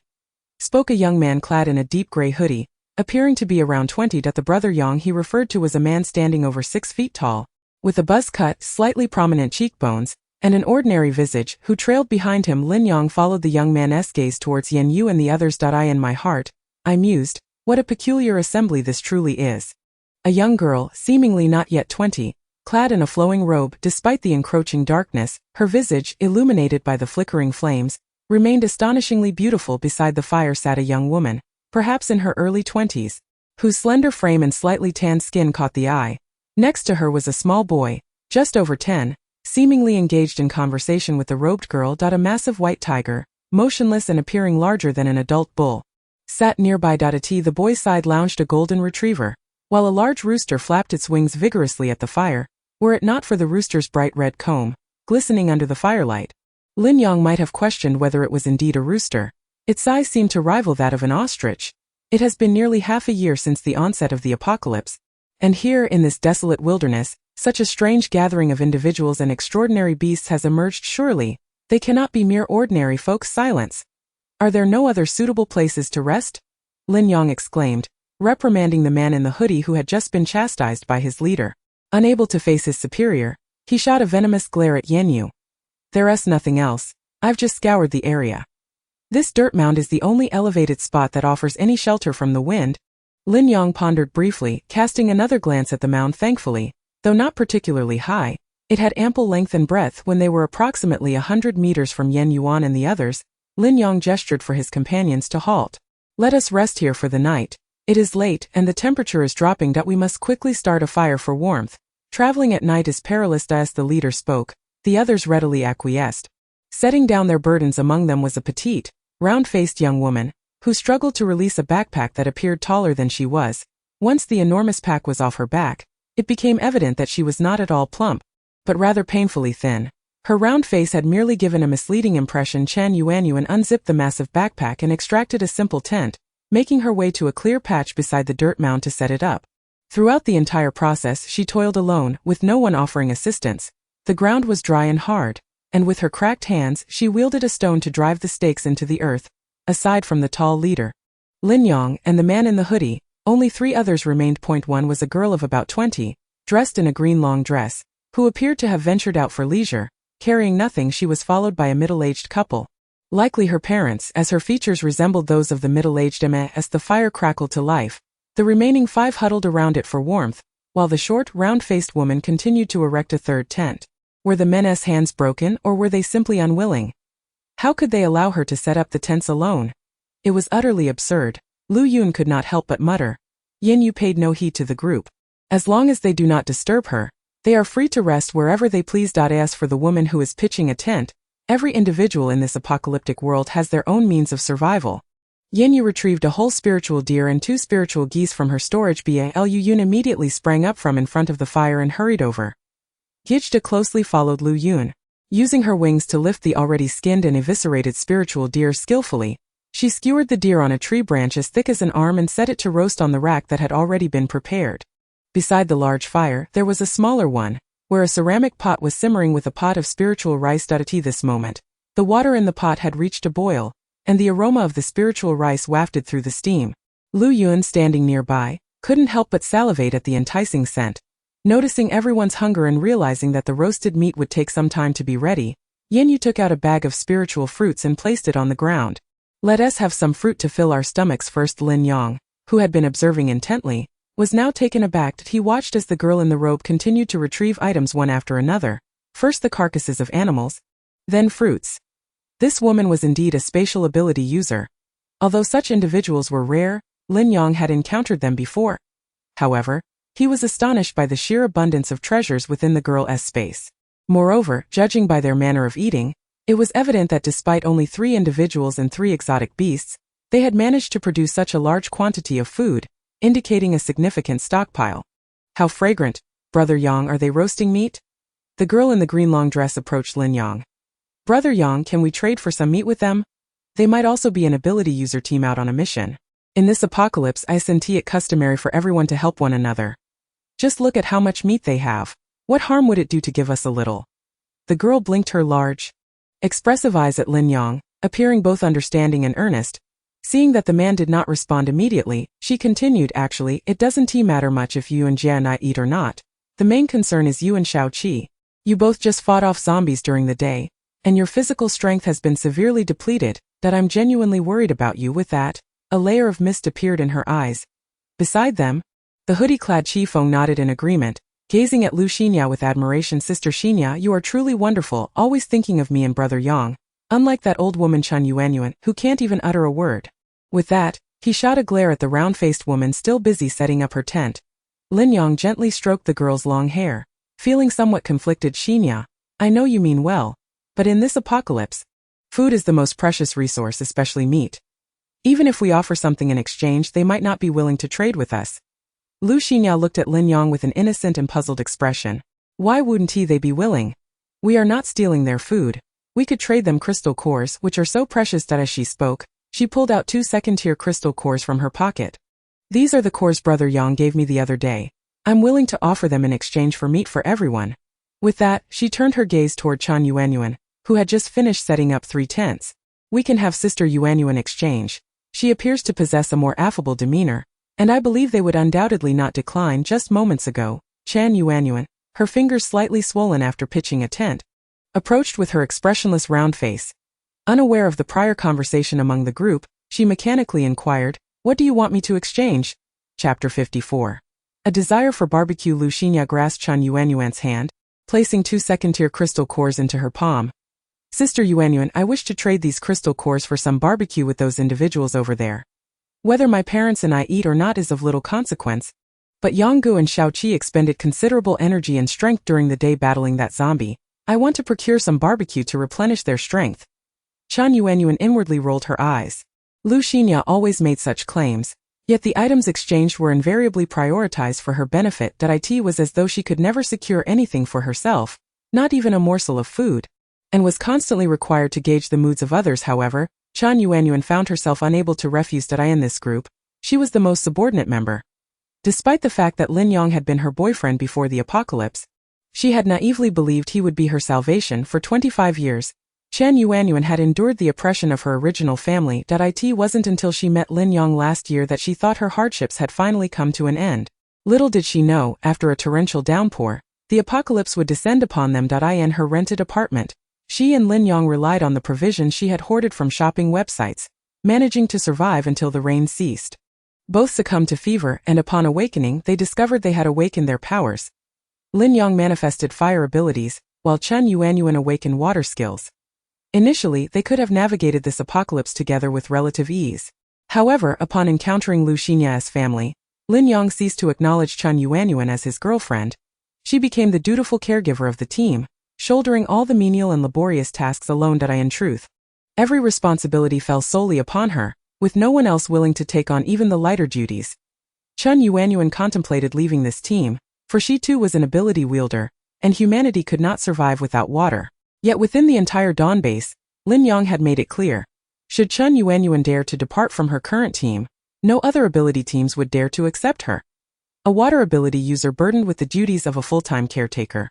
Even if Lin Yang did not regard Chun Yuanyuan as his girlfriend, he was unwilling to relinquish her to another ability team, for they would have to seek out another water ability wielder. Yet no other wielder would be as dutiful and self-sacrificing as Chun Yuanyuan. You don't need to use your crystal cores, Xiaoya. Keep them for yourself, Lin Yang remarked, observing the 2 yellow crystal cores resting in Chun Yuanyuan's dry palm. His gaze reflecting a hint of discontent. Chun Yuanyuan had long since grown accustomed to this, so what was it to her? These crystal cores were not plucked from Lu Xinya's pocket by her own hand. Lu Xinya hurriedly closed Chun Yuanyuan's hand. "I is fine, Yanggu. These crystal cores were originally given to me by you. And what's mine is yours." After all, with that, Lu Xinya shyly turned away. As Lin Yang observed Lu Xinya turn her back towards him, he hurriedly took large strides to her side. Indeed, everything Xiaoya says is correct. He contemplated that, at worst, he could provide the 2 crystal cores to Xiaoya later. Were it not for the apocalypse, he would never have had the opportunity to interact with a refined young lady like Lu Xinya, a paragon of beauty and privilege. Yet, at this moment, such a splendid girl had her heart entirely devoted to him. How could Lin Yang remain unmoved by this? "Hurry up, old woman. What are you still dawdling for? You've already taken Xiaoya's crystal cores," Qi Feng scolded Chun Yuanyuan, who stood motionless. She quickly bent an apology, saying, "All right, I'll go right away. I'm sorry, I was a bit distracted just now." With that, she promptly lifted her feet and headed towards Yan Yue and the others. Chun Yuanyuan walked.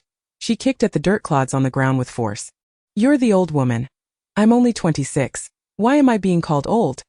Chun Yuanyuan could only mutter under her breath, too timid to raise her voice. Meanwhile, over with Yan Yue and her companions, the spirit goose had already been roasted to perfection, and the spirit rice was steaming nicely. The only thing left was the large spirit deer, which required a little more cooking. Liu Yun understood that the esteemed guest had a modest appetite. Preferring only the finest portions, she first served a bowl of spirit rice to the guest, then tore off a goose leg and placed it atop the rice before offering it to him. Yan Yue accepted the bowl from Lu Yun's hands and retrieved her jade chopsticks from her storage pouch, savoring her meal in small bites. Suddenly, a woman, approximately 1.50 meters tall and with a face as round as a compass drawing, approached them. Although her body was quite slender, her exceptionally round face gave an impression of slight plumpness at first glance. Chun Yuanyuan reached the fire, her gaze fixed on a massive rooster and a golden retriever nearly the size of a tiger. Feeling a twinge of fear in her heart as Lu Yun nibbled on a goose wing, she inquired, "Is there something you need?" Chun Yuanyuan had mentally prepared her words on the way there. Yet upon arrival she struggled to find her voice, managing to stammer, "Hello, we would like to exchange some roasted meat with you. This is a crystal core." She quickly extended her dry, cracked hand, revealing the 2 second-tier crystal cores. "We wish to trade these 2 crystal cores for a roasted, is this a roasted goose? I hope that's acceptable." As Chun Yuanyuan approached closer, she realized the roasted goose was impressively large. Comparable to a young piglet. Ahem. Liu Yun nearly choked on the round-faced woman's words. 2 second-tier crystal cores for 1 roasted spirit goose. How could this woman even entertain such an idea? In their group, second-tier crystal cores were as undesirable as scraps, not even fit for a dog. Indeed, not even Hulk would touch them. The second-tier crystal cores had accumulated in Lu Yun's storage space. Furthermore, it was not just a roasted spirit goose. 2 second-tier crystal cores wouldn't even suffice for a single piece of roasted goose meat. Noticing that this woman had been setting up her tent alone without any assistance, Lu Yun speculated that her treatment within that team must be quite poor. Gathering her thoughts, Lu Yun replied, "These roasted meats were prepared based on our appetites, and the portions are just enough for us. I'm afraid we cannot make an exchange." No exchange. If we trade for a chicken, we won't be full." As the harmonious clamor echoed from the side, Chun Yuanyuan gazed at the roasted goose, which was as large as a pig, and then at the enormous, indiscernible carcass resting on the rack above the fire. She pondered how such an abundance of meat could possibly be consumed. Moreover, the aroma wafting from the meat was undeniably tantalizing. Despite having worked as a chef for 3 years, she could not identify the source of such a delightful scent.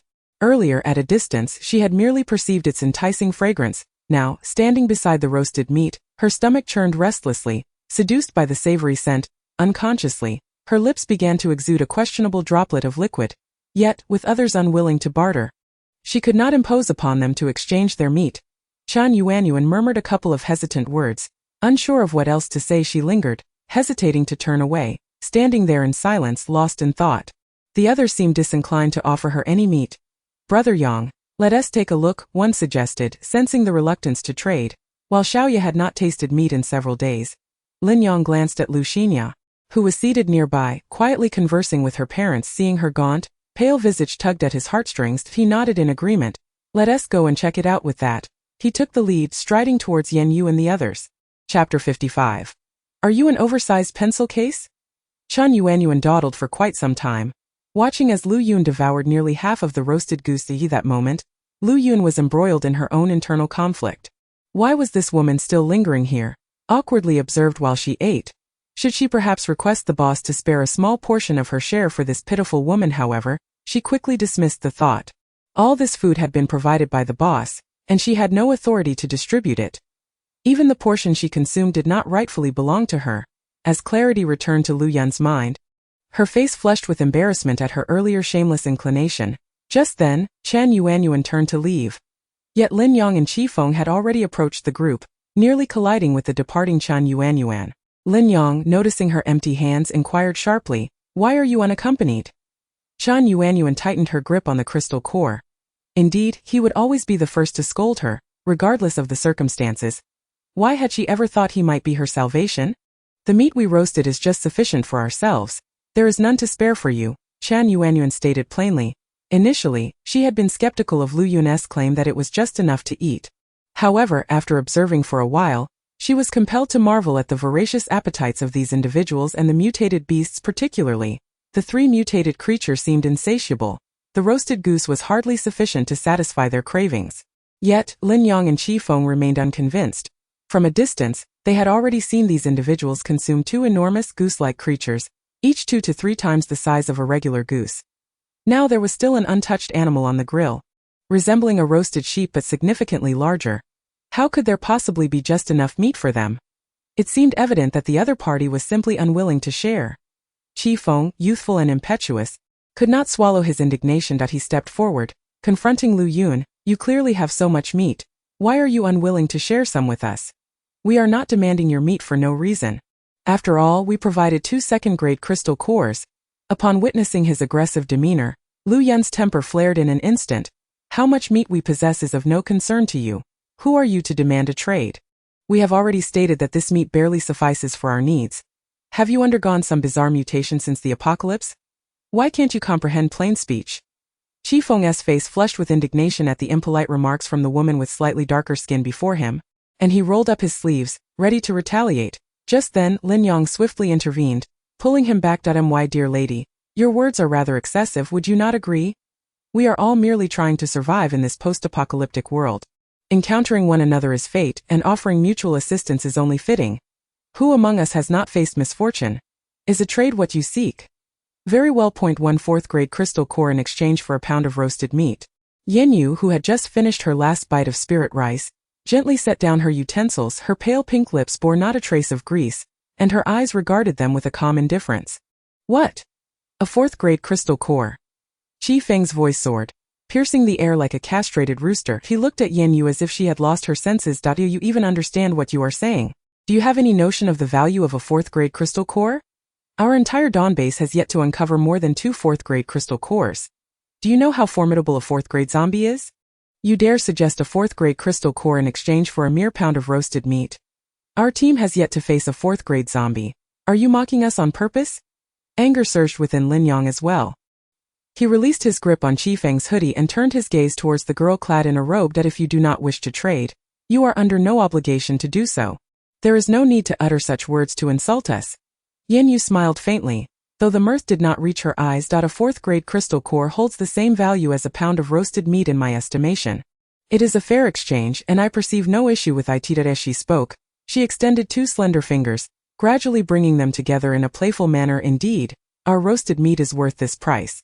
Is a 4th-grade crystal core truly so rare? Are 4th-grade zombies so challenging to defeat? Perhaps only in your eyes." Lu Yun continued to stoke the flames of discord from the sidelines. Of course, she did not perceive her words as incitement. Lu Yun believed she was merely stating the truth. While she herself might not be able to contend with a fourth-grade zombie, there were plenty in their group who could. Roughly speaking, it amounted to her being capable of battling a fourth-grade zombie as well. At this moment, Lin Yang could no longer contain his rising fury. This woman was clearly toying with them. The notion of exchanging a fourth-grade crystal core for a pound of roasted meat was simply preposterous. Qi Feng, seething with rage, strode over to the bonfire, delivering a kick to the flames while directing a gust of wind towards the inferno. He intended to let the fire spread. If they were deprived of the roasted meat, then neither would this group nor the beasts have the chance to partake. Gaga, quick-witted and nimble, seized the branch upon which the roasted spirit deer hung and swiftly darted aside. Chang Chan and Hulk hastily received the roasted deer from its mouth. Seeing the deer unscathed, Gaga turned its small round eyes to glare at Qi Feng. The villain! The chicken almost didn't get to eat its meat. Qi Feng was instantly startled and took 2 steps back. This mutated chicken could speak. Could it truly be a 5th-tier mutated beast? Yang Gu. Qi Feng glanced at Lin Yang beside him.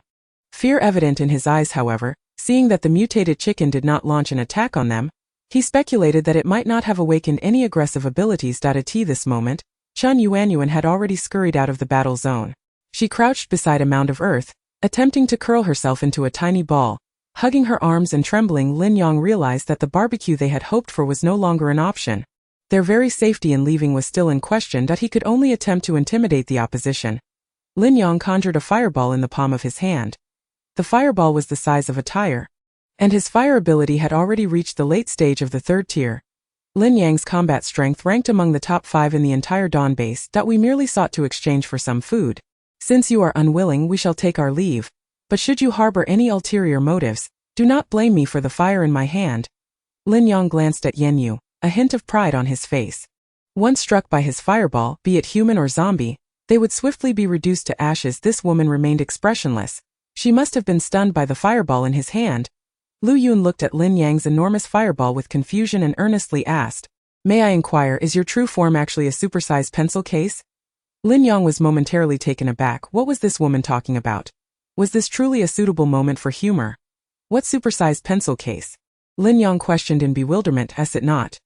Then how can you hold so many pens? It dawned on Lin Yang that this woman was mocking him. He twirled the fireball in his hand. Struggling to contain his rising anger, Lu Yun shot him a glance, then called out to Hulk. "Hulk, come over here and show him a bit of fire." Hulk obediently ran over and unleashed a large burst of flames into the air. The area of the flames was roughly equivalent to the fireball in Lin Yang's hand. It's just a fireball. Even our dog can do that. Lin Yang's teeth were clenched tightly, his pupils trembling as if shaken by an earthquake. What sort of monsters were these people? Even a mutated dog possessed the strength of a late-stage 3rd-tier fire ability.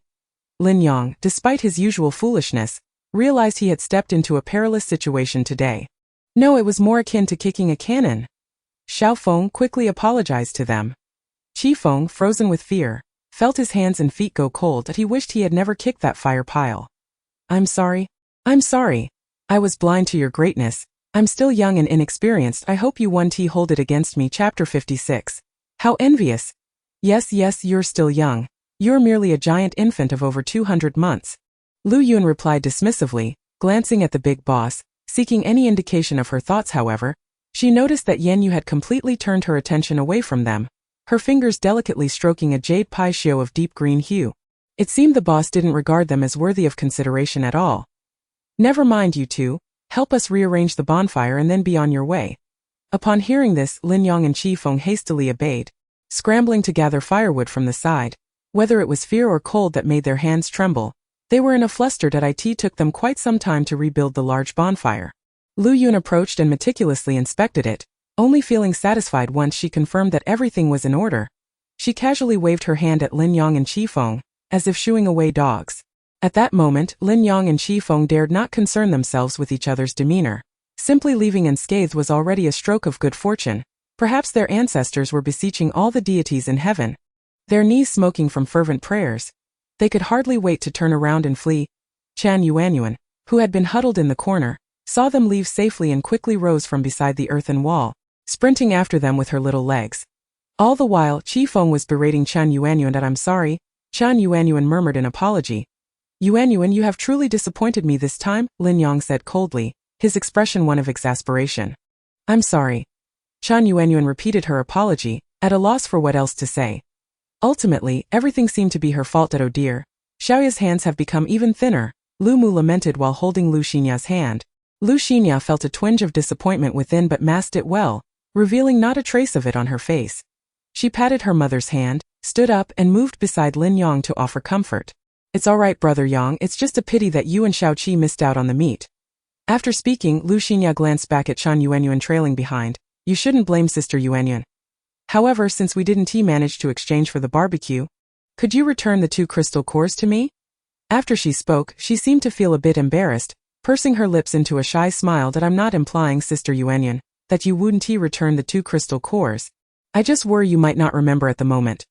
Lin Yang directed his words sharply at the now stationary Chen Yuanyuan. Hurry and return those 2 crystal cores to Xiaoya. How can you expect to keep them when you fail to accomplish your task? At his reprimand, Chen Yuanyuan trembled slightly, quickly handing over the 2 crystal cores to Lu Xinya.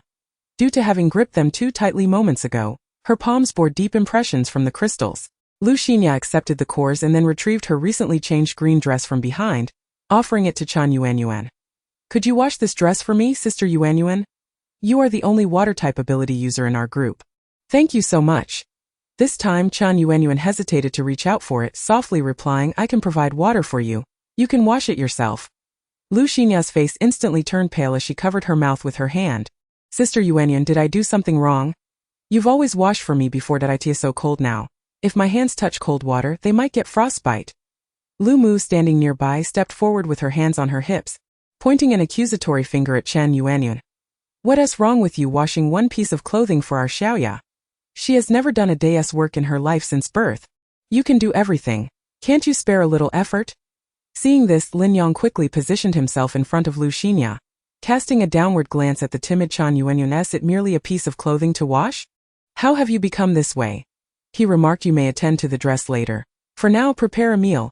Everyone is ravenous. Chen Yuanyuan had initially spoken without much thought, fully aware that the responsibility of washing the skirt ultimately rested on her shoulders. Yet, it was disheartening to witness Lu Xinya, a blatant embodiment of a scheming vixen, being indulged by these 2 men, who remained oblivious to her true nature. What utter fools! Grasping the green skirt, Chen Yuanyuan approached the edge of a tent and set it down carefully. From her backpack, she retrieved several packets of instant noodles and a pot, placing it atop the fire she had previously kindled to begin cooking. With Chen Yuanyuan's culinary skills, even the most ordinary instant noodles would taste delightful, provided she put her heart into it. However, did this group merit her efforts? Without hesitation, she tossed the cold noodles and seasoning into the pot, disregarding the flame's intensity. Once the noodles were ready, Lin Yang served a bowl each to Lu Xinya and her family, and heaped 2 large bowls for himself and Qifeng. When they had all filled their bowls, only a meager amount of broth and a few scattered strands of noodles remained in the pot. You should eat as well, Lin Yang suggested, observing the diligent Chen Yuanyuan. Without a word, Chen Yuanyuan poured the remaining broth into a chipped porcelain jar. Eat. What could I possibly eat? There's barely a sip of broth left, with just a couple of broken noodles. Will that suffice? She mused. Not only did she bear the burden of carrying the heaviest tent, but she also attended to every task within the team, ensuring they had water to cook and wash clothes, only to end her day with a scant bowl of instant noodle soup. Cherishing each sip of the warm broth, tears streamed down her cheeks, coaxed forth by the steam that enveloped her. What could she do? She had to survive, after all. Yet, was there any meaning in living this way? Chen Yuanyuan pondered. She was uncertain. She had long believed she had grown numb, resigned to being exploited, until one fateful day, when her body finally gave way, and they abandoned her. Perhaps that would be the end of her existence. However, just beyond the earthen embankment, she glimpsed a vastly different group. Among them were 3 individuals and 3 mutated beasts, seemingly intertwined in their camaraderie. They shared food and labored together, with some gathering firewood, others tending the flames, and some grilling meat. They sat around the fire, laughter echoing through the air. Even the silent mutated creatures chimed in with their calls, and there, seated apart in a flowing robe, was a beautiful young girl, her eyes sparkling with mirth as she observed their revelry. Was there truly such a team? Were not all groups like hers merely exploiting her? Why should it be so? She too possessed abilities. Why was she subjected to such treatment? Finishing the last mouthful of broth, Chen Yuanyuan collected all the bowls, placing them in the pot to wash. Lu Xinya, noticing her greasy hands while she washed the dishes, gently remarked, Sister Yuanyuan, when you wash my clothes later, please make sure to clean your hands well. I really like that green skirt. Thank you, Sister Yuanyuan. With that, Lu Xinya and Chen's mother retreated into a tent to rest. Chan Yuanyuan vigorously wiped the stains from the edges of the bowls with a rag. They vented their frustrations on her, leaving her to unleash her own discontent upon these lifeless objects. After washing the pots and pans, Chan Yuanyuan retrieved a clean plastic basin from a large travel bag. She filled it halfway with water and gently submerged a green dress. Meticulously kneading it, Chan Yuanyuan toiled late into the night, finally completing her tasks. That as she approached Lu Xinya's tent, she discovered that it had been zipped shut from the inside. Despite several attempts, she could not manage to open the zipper. She dared not exert too much force, fearing that it might damage the tent and lead to further blame. Unable to enter this tent, she noted that one was occupied by Qi Feng and Lin Fu, while Lin Yang had a tent to himself. She found herself with nowhere to go. Quietly, Chan Yuanyuan pulled a thick garment from her bag and donned it before seeking a corner to sit in. She curled up with her knees drawn to her chest, leaning against the earthen slope, resembling a tumbleweed unable to find a place to take root. A small and forlorn bundle despite her exhaustion. Sleep eluded her. Chapter 57. Resistance. Why are you still in bed, woman? Everyone is awake. Hurry and prepare breakfast. Our little Ye has low blood sugar and nearly fainted this morning from lack of food. The following morning, Chan Yuanyuan, utterly fatigued, had finally managed to doze off for a brief moment when she was jolted awake by her mother's sharp and cutting voice. Struggling to open her eyes, she realized she had slept for less than an hour. Now her eyes felt unbearably sore and swollen. The sclera was suffused with bloodshot veins. Sister Yuanyuan, did you not sleep well last night? It's all my fault. I inadvertently pressed against the tent's zipper while I was sleeping, and you being so understanding wouldn't hold it against me, would you? Lu Xinya was startled by the sight of Chan Yuanyuan's suddenly bloodshot eyes. Her hand, resting on Lin Yang's arm, trembled slightly. Just moments ago, she had seen Lin Yang emerging from the tent and pretended to stumble sideways, luckily caught by him. Lin Yang looked at Lu Xinya, whose complexion had paled and whose lips were lightly bitten, with concern, softly reassuring her. Xinya, you cannot blame yourself for this. It was unintentional. Besides, Yuanyuan was bundled in so many layers of clothing. What does it matter if she slept outside for one night? This desolate place is devoid of civilization, and there are no zombies lurking about. It makes little difference where she rests. They had retreated to this remote wilderness after encountering a fourth-tier zombie in the previous town. Lin Yang and Qi Feng were no match for such a formidable foe, so they had taken Lu Xinya and her family and fled to a more secluded area, finally eluding the relentless creature. After comforting Lu Xinya, Lin Yang turned his attention to the still motionless Chan Yuanyuan. What are you still sitting there for? Hurry up and prepare breakfast. We need to set off for the next town post-haste. Chan Yuanyuan remained silent with an air of indifference. She rose and walked over to the remnants of the previous night's fire pit. The flames had long since extinguished after a night of burning. She arranged a few new logs and struck a match to rekindle the fire. Chan Yuanyuan placed the pot in which she had cooked noodles the previous night onto the fire, adding a generous amount of water. She then took a small bowl of yellowed rice from the backpack containing their food and poured it into the pot. Mornings typically found them sipping rice porridge. The others would scoop the thick congee from the bottom of the pot, while she consumed the leftover rice soup. With a cracked ceramic ladle in hand, Chan Yuanyuan stirred the porridge incessantly. Cooking congee over an open flame risked scorching the bottom, and if it acquired a burnt flavor, their displeasure would be voiced towards her. While she busied herself with the cooking, Lu Xinya and her family of three sat together with Lin Yang and Qi Feng. Engrossed in some conversation, Lu Xinya occasionally erupted into peals of laughter, resembling the sound of silver bells. Unable to resist, Chan Yuanyuan glanced towards the other side of the earthen embankment. Those individuals were also preparing breakfast. The little boy appeared to be cooking porridge as he diligently stirred the contents of his pot. The aroma wafting from that direction was remarkably enticing. Despite their shared ingredient of rice, the fragrance that drifted towards her was far more delightful than any congee she had meticulously prepared in a clay pot before the apocalypse. A slightly dark, slender woman and a large rooster each held a stick, upon which a roasted chicken, comparable in size to a turkey, was skewered. A golden retriever and a white tiger were engaged in playful pursuit. Meanwhile, a beautiful young girl clad in a grayish-blue robe remained quietly seated in her spot from the previous evening, clutching a handful of grayish soil. Seemingly lost in thought after a moment, she scattered the dirt onto the ground, and a gentle breeze stirred, lifting fine particles into the air, although they were a considerable distance away. Chan Yuanyuan felt as though the dust had been blown into her eyes. Why else would they sting so painfully? Her vision began to blur. Drip, drop. Water droplets fell into the pot of porridge before her, reflecting a slightly distorted image of her face on the surface of the water. Suddenly, Yan Yue snapped back to reality. She extended her rough, calloused hand and forcefully wiped away the tears from her face. The already coarse and reddened skin of her cheeks was marked by fresh streaks of red from her calluses. With a sudden surge of anger, Yan Yue stood up abruptly, flinging the ceramic ladle onto the ground. With a sharp crack, the chipped ladle shattered into several pieces. The others engaged in conversation were startled by the sound, their attention immediately drawn to her. Yan Yue, what on earth are you doing? You've broken the ladle. How will everyone serve the porridge now? Qifeng was the first to stand and confront her. Sister Yuanyuan, what's wrong? Do you have some grievances against us? I wanted to help you with the cooking, but I woke up with low blood sugar this morning, and I was afraid that I might cause you trouble, Lu Xinya murmured, her head bowed and lips pressed together, looking quite pitiful. Lin Yong rose and approached the fire.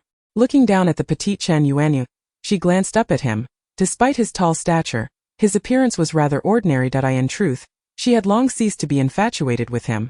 What kind of worthless individual was Lin Yong that warranted her dedication and effort? In a fit of frustration, Yan Yue kicked the pot of porridge off the fire. Scalding porridge splashed onto her calf, yet she appeared utterly impervious to the pain. I've had enough.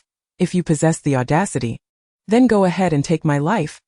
Yan Yue turned and pointed accusingly at the Lu family, who remained seated on the ground, along with Qifeng. You, a scheming vixen feigning pity and innocence, have contributed nothing. I am the one who cooks. I am the one who washes the clothes. I am the one who bears the burden of the tent. All 6 of us depend on my provision of water, while I also fend off the zombies. What have you done? You spend your days sulking and expecting sympathy from others. She then directed her ire towards Qifeng. And you, a dim-witted fool. That manipulative harlot dangles a few sweet words before you, and you let her command you like a puppet. Do you truly believe she holds you in esteem? While Lu Xinya and Lin Yong are busy holding hands and kissing, you are there, charging into battle on her behalf. And you 2 elderly fools treating your own daughter as a mere commodity, using her to curry favor with others. What gives you the right to share equally in the resources we discover? Is it merely your age or your refusal to bathe? After unleashing her tirade at Lu Xinya's parents, Yan Yue turned to face Lin Yong, whose rage was palpable. You are the most despicable of all. Before the apocalypse, you flattered me while living in my rented space, refusing to seek employment, relying on me for sustenance. Now that the world has crumbled, you awaken your powers and deny our relationship. To call you a scoundrel is too generous. Let me make myself clear. Today either we part ways or you can kill me. Lin Yong had been seething with suppressed anger since last night at Yan Yue's group. He feared offending them but could not remain passive towards Yan Yue. Without hesitation, he raised his hand and struck her cheek, sending her sprawling to the ground, her face swelling rapidly. Am I not showing you any respect? How dare you speak to me like that? At that moment, tears streamed down Lu Xinya's face, her expression one of disbelief as she gazed at Yan Yue. Sister Yuanyuan, I have always regarded you as my own sister. How could you say such things to me? As Lu Xinya's parents witnessed Yan Yue being struck by Lin Yong, their fear dissipated. This woman, despite her water-based abilities, was utterly useless. They rushed forward, raining blows upon her. You vile woman, spreading your venomous words. We followed out of concern for Xiaoya, wishing to protect her. Captain Lin valued Xiaoya. Should anything happen to her, his focus would wane, far removed from the sordid thoughts you harbor. Qifeng stood by, seemingly affected by Yan Yue's earlier remarks, his fists clenched tightly as he remained silent, neither confronting her nor offering any physical retaliation. Chapter 58. It approaches. Yan Yue cast a scornful glance at the Lu couple's grotesque expressions, feeling the barrage of fists and feet striking her. Here she was, a formidable 3rd-tier water ability user, being subjugated and humiliated by 2 ordinary individuals devoid of powers. Ha ha ha ha ha! Yan Yue and suddenly burst into a fit of laughter. This 3rd-tier water-based ability was a result of Lu Xinya's incessant bathing and hair washing, consuming an excessive amount of water. It was indeed ironic. Yan Yue laughed maniacally, tears streaming down her face as she stared wide-eyed at the middle-aged couple who were assaulting her. Upon witnessing Yan Yue's deranged demeanor, Lu Xinya's parents felt an inexplicable chill run down their spines. Momentarily halting their blows, Yan Yue swiftly conjured 2 water orbs in her palms and hurled them at Lu Xinya's parents' faces. Get lost, you 2 worthless fools. How dare you bully me? Who do you think you are? It hurts. This wretched woman. Captain Lin, you must kill her. Put an end to this vile creature. Lu Xinya's parents were sent flying by the water orbs, crashing into the dirt slope behind them and stirring up a cloud of dust and debris. Once the dust settled, Lu Xinya, with a sorrowful expression, hurried to her parents' side, weeping softly as she embraced her mother. Mom, are you alright? Sister Yuanyuan, how could you harm my parents? How have you become like this? Chen Yuanyuan slowly rose from the ground, dragging her battered body toward Lu Xinya. And what about me? Why didn't you speak up for me when they were striking me just moments ago? At that moment, her right cheek was swollen, with a trickle of blood seeping from the corner of her mouth. Her face, already round, now resembled an irregular sphere, uneven and distorted. Faced with Chen Yuanyuan's accusation, Lu Xinya bit her lip, her delicate face a mixture of stubbornness and fragility as tears fell. They are my parents, Sister Yuanyuan. How could I speak against them? Moreover, Yan Yue hit you too, and that was because you did something wrong, causing everyone to miss breakfast at my parents are not young anymore and are ordinary people without abilities. As a practitioner, you should not treat your elders this way. What do they mean to me as elders? Don't even mention them. I've wanted to hit you for quite some time. After declaring this, Chen Yuanyuan conjured another water orb and hurled it directly at Lu Xinya. At that moment, Lin Yong had regained his composure and rushed to shield Lu Xinya. Chen Yuanyuan, have you had your fill of this chaos? Apologize to uncle and aunt, and to Xiaoya as well. I will pretend this incident never happened. Otherwise what? Just kill me already. Chen Yuanyuan did not relent, summoning 2 water arrows aimed at Lin Yong. Lin Yong quickly conjured a ball of fire in his palm to counter the water arrows. With a sizzling sound, the water arrows collided with the fireball, boiling and evaporating into thin air. Brother Yong, I'm so scared. Sister Yuanyuan has become terrifying. Does she want to kill me? Lu Xinya clutched the hem of Lin Yang's shirt tightly, her brow furrowed and eyes glistening with tears of vulnerability. Lin Yong felt a surge of anger ignite within him. If you seek death, don't blame me for being merciless. Yanggu, don't. Qi Feng, realizing the gravity of the situation, swiftly intervened. Bang! The powers of the 2 individuals clashed in the air, and from around the bend of the earthen slope came the excited cries of the zombies. Qi Feng, relieved to see Chen Yuanyuan safe, turned just in time to catch sight of the approaching zombie and shouted to Lin Yong, "It's that 4th-tier zombie Yanggu. The 4th-tier zombie is coming after us." At that moment, the 4th-tier zombie had already reached their vicinity, extending its hand to grasp at them. Lin Yong immediately conjured a fireball in his hand and hurled it at the 4th-tier zombie. Lu Xinya, startled by the sudden appearance of the zombie, turned pale. However, Lin Yong was still several steps away, and his fireball would not reach the zombie in time to strike before it could seize her. Lu Xinya, glancing at Chen Yuanyuan who was merely a step away, swiftly darted behind her for cover. Both Lin Yong and Qi Feng were channeling their powers towards the 4th-tier zombie. They were the only ones left in the team with any combat capability. Yet, Lu Xinya's abrupt movement drew the zombie's attention. The 4th-tier zombie unleashed several water screens, shaking off Lin Yong and Qi Feng, and charged directly at Lu Xinya. Seeing this, Lu Xinya hastily grabbed Chen Yuanyuan and pushed her towards the 4th-tier zombie. Chen Yuanyuan tried to evade, but it was too late. The claws of the 4th-tier zombie reached for her back. Enduring the excruciating pain in her back, Chen Yuanyuan rolled sideways. The fabric on her back was torn, revealing 5 long bloody gashes. 5 thin strips of flesh hung from the claws of the 4th-tier zombie. In an instant, Chen Yuanyuan's clothing was soaked in blood. I didn't mean to. I was just so scared. Sister Yuanyuan, you've already been caught. Please save me. Divert that zombie away, will you? Though only her back had been clawed, Chen Yuanyuan felt as if all her internal organs were in agony. It truly hurt. Damn it! Chen Yuanyuan gritted her teeth, summoning her remaining strength to rise from the ground and rush towards Lu Xinya. Help! Yanggu, save me! Sister Yuanyuan has gone mad. At that moment, Lin Yong and Qi Feng had also arrived, hesitant to approach due to Chen Yuanyuan's frantic demeanor. However, the 4th-tier zombie showed no mercy, lunging towards Chen Yuanyuan and Lu Xinya, drawn by the scent of blood. Chen Yuanyuan, momentarily stunned, possessed greater strength than Lu Xinya. She seized Lu Xinya by the arm and forcefully flung her towards the 4th-tier zombie. Suddenly, the zombie had a fresh, delectable body in its grasp. What a stroke of luck! Its dark green eyes gleamed as it clutched the body tightly, ready to bite down. Chen Yuanyuan, you wretched creature. I will never forgive you for this.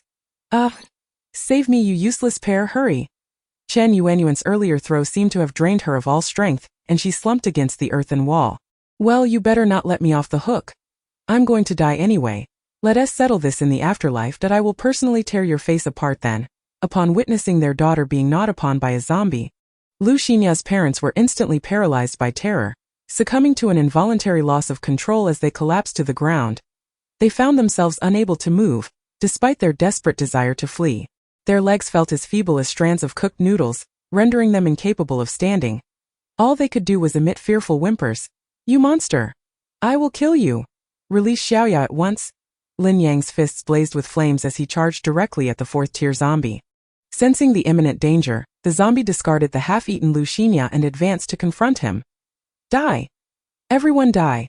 Chen Yuanyuan leaned against the earthen wall, observing Lin Yang and Qi Feng exerting every ounce of their strength against the formidable fourth-tier zombie.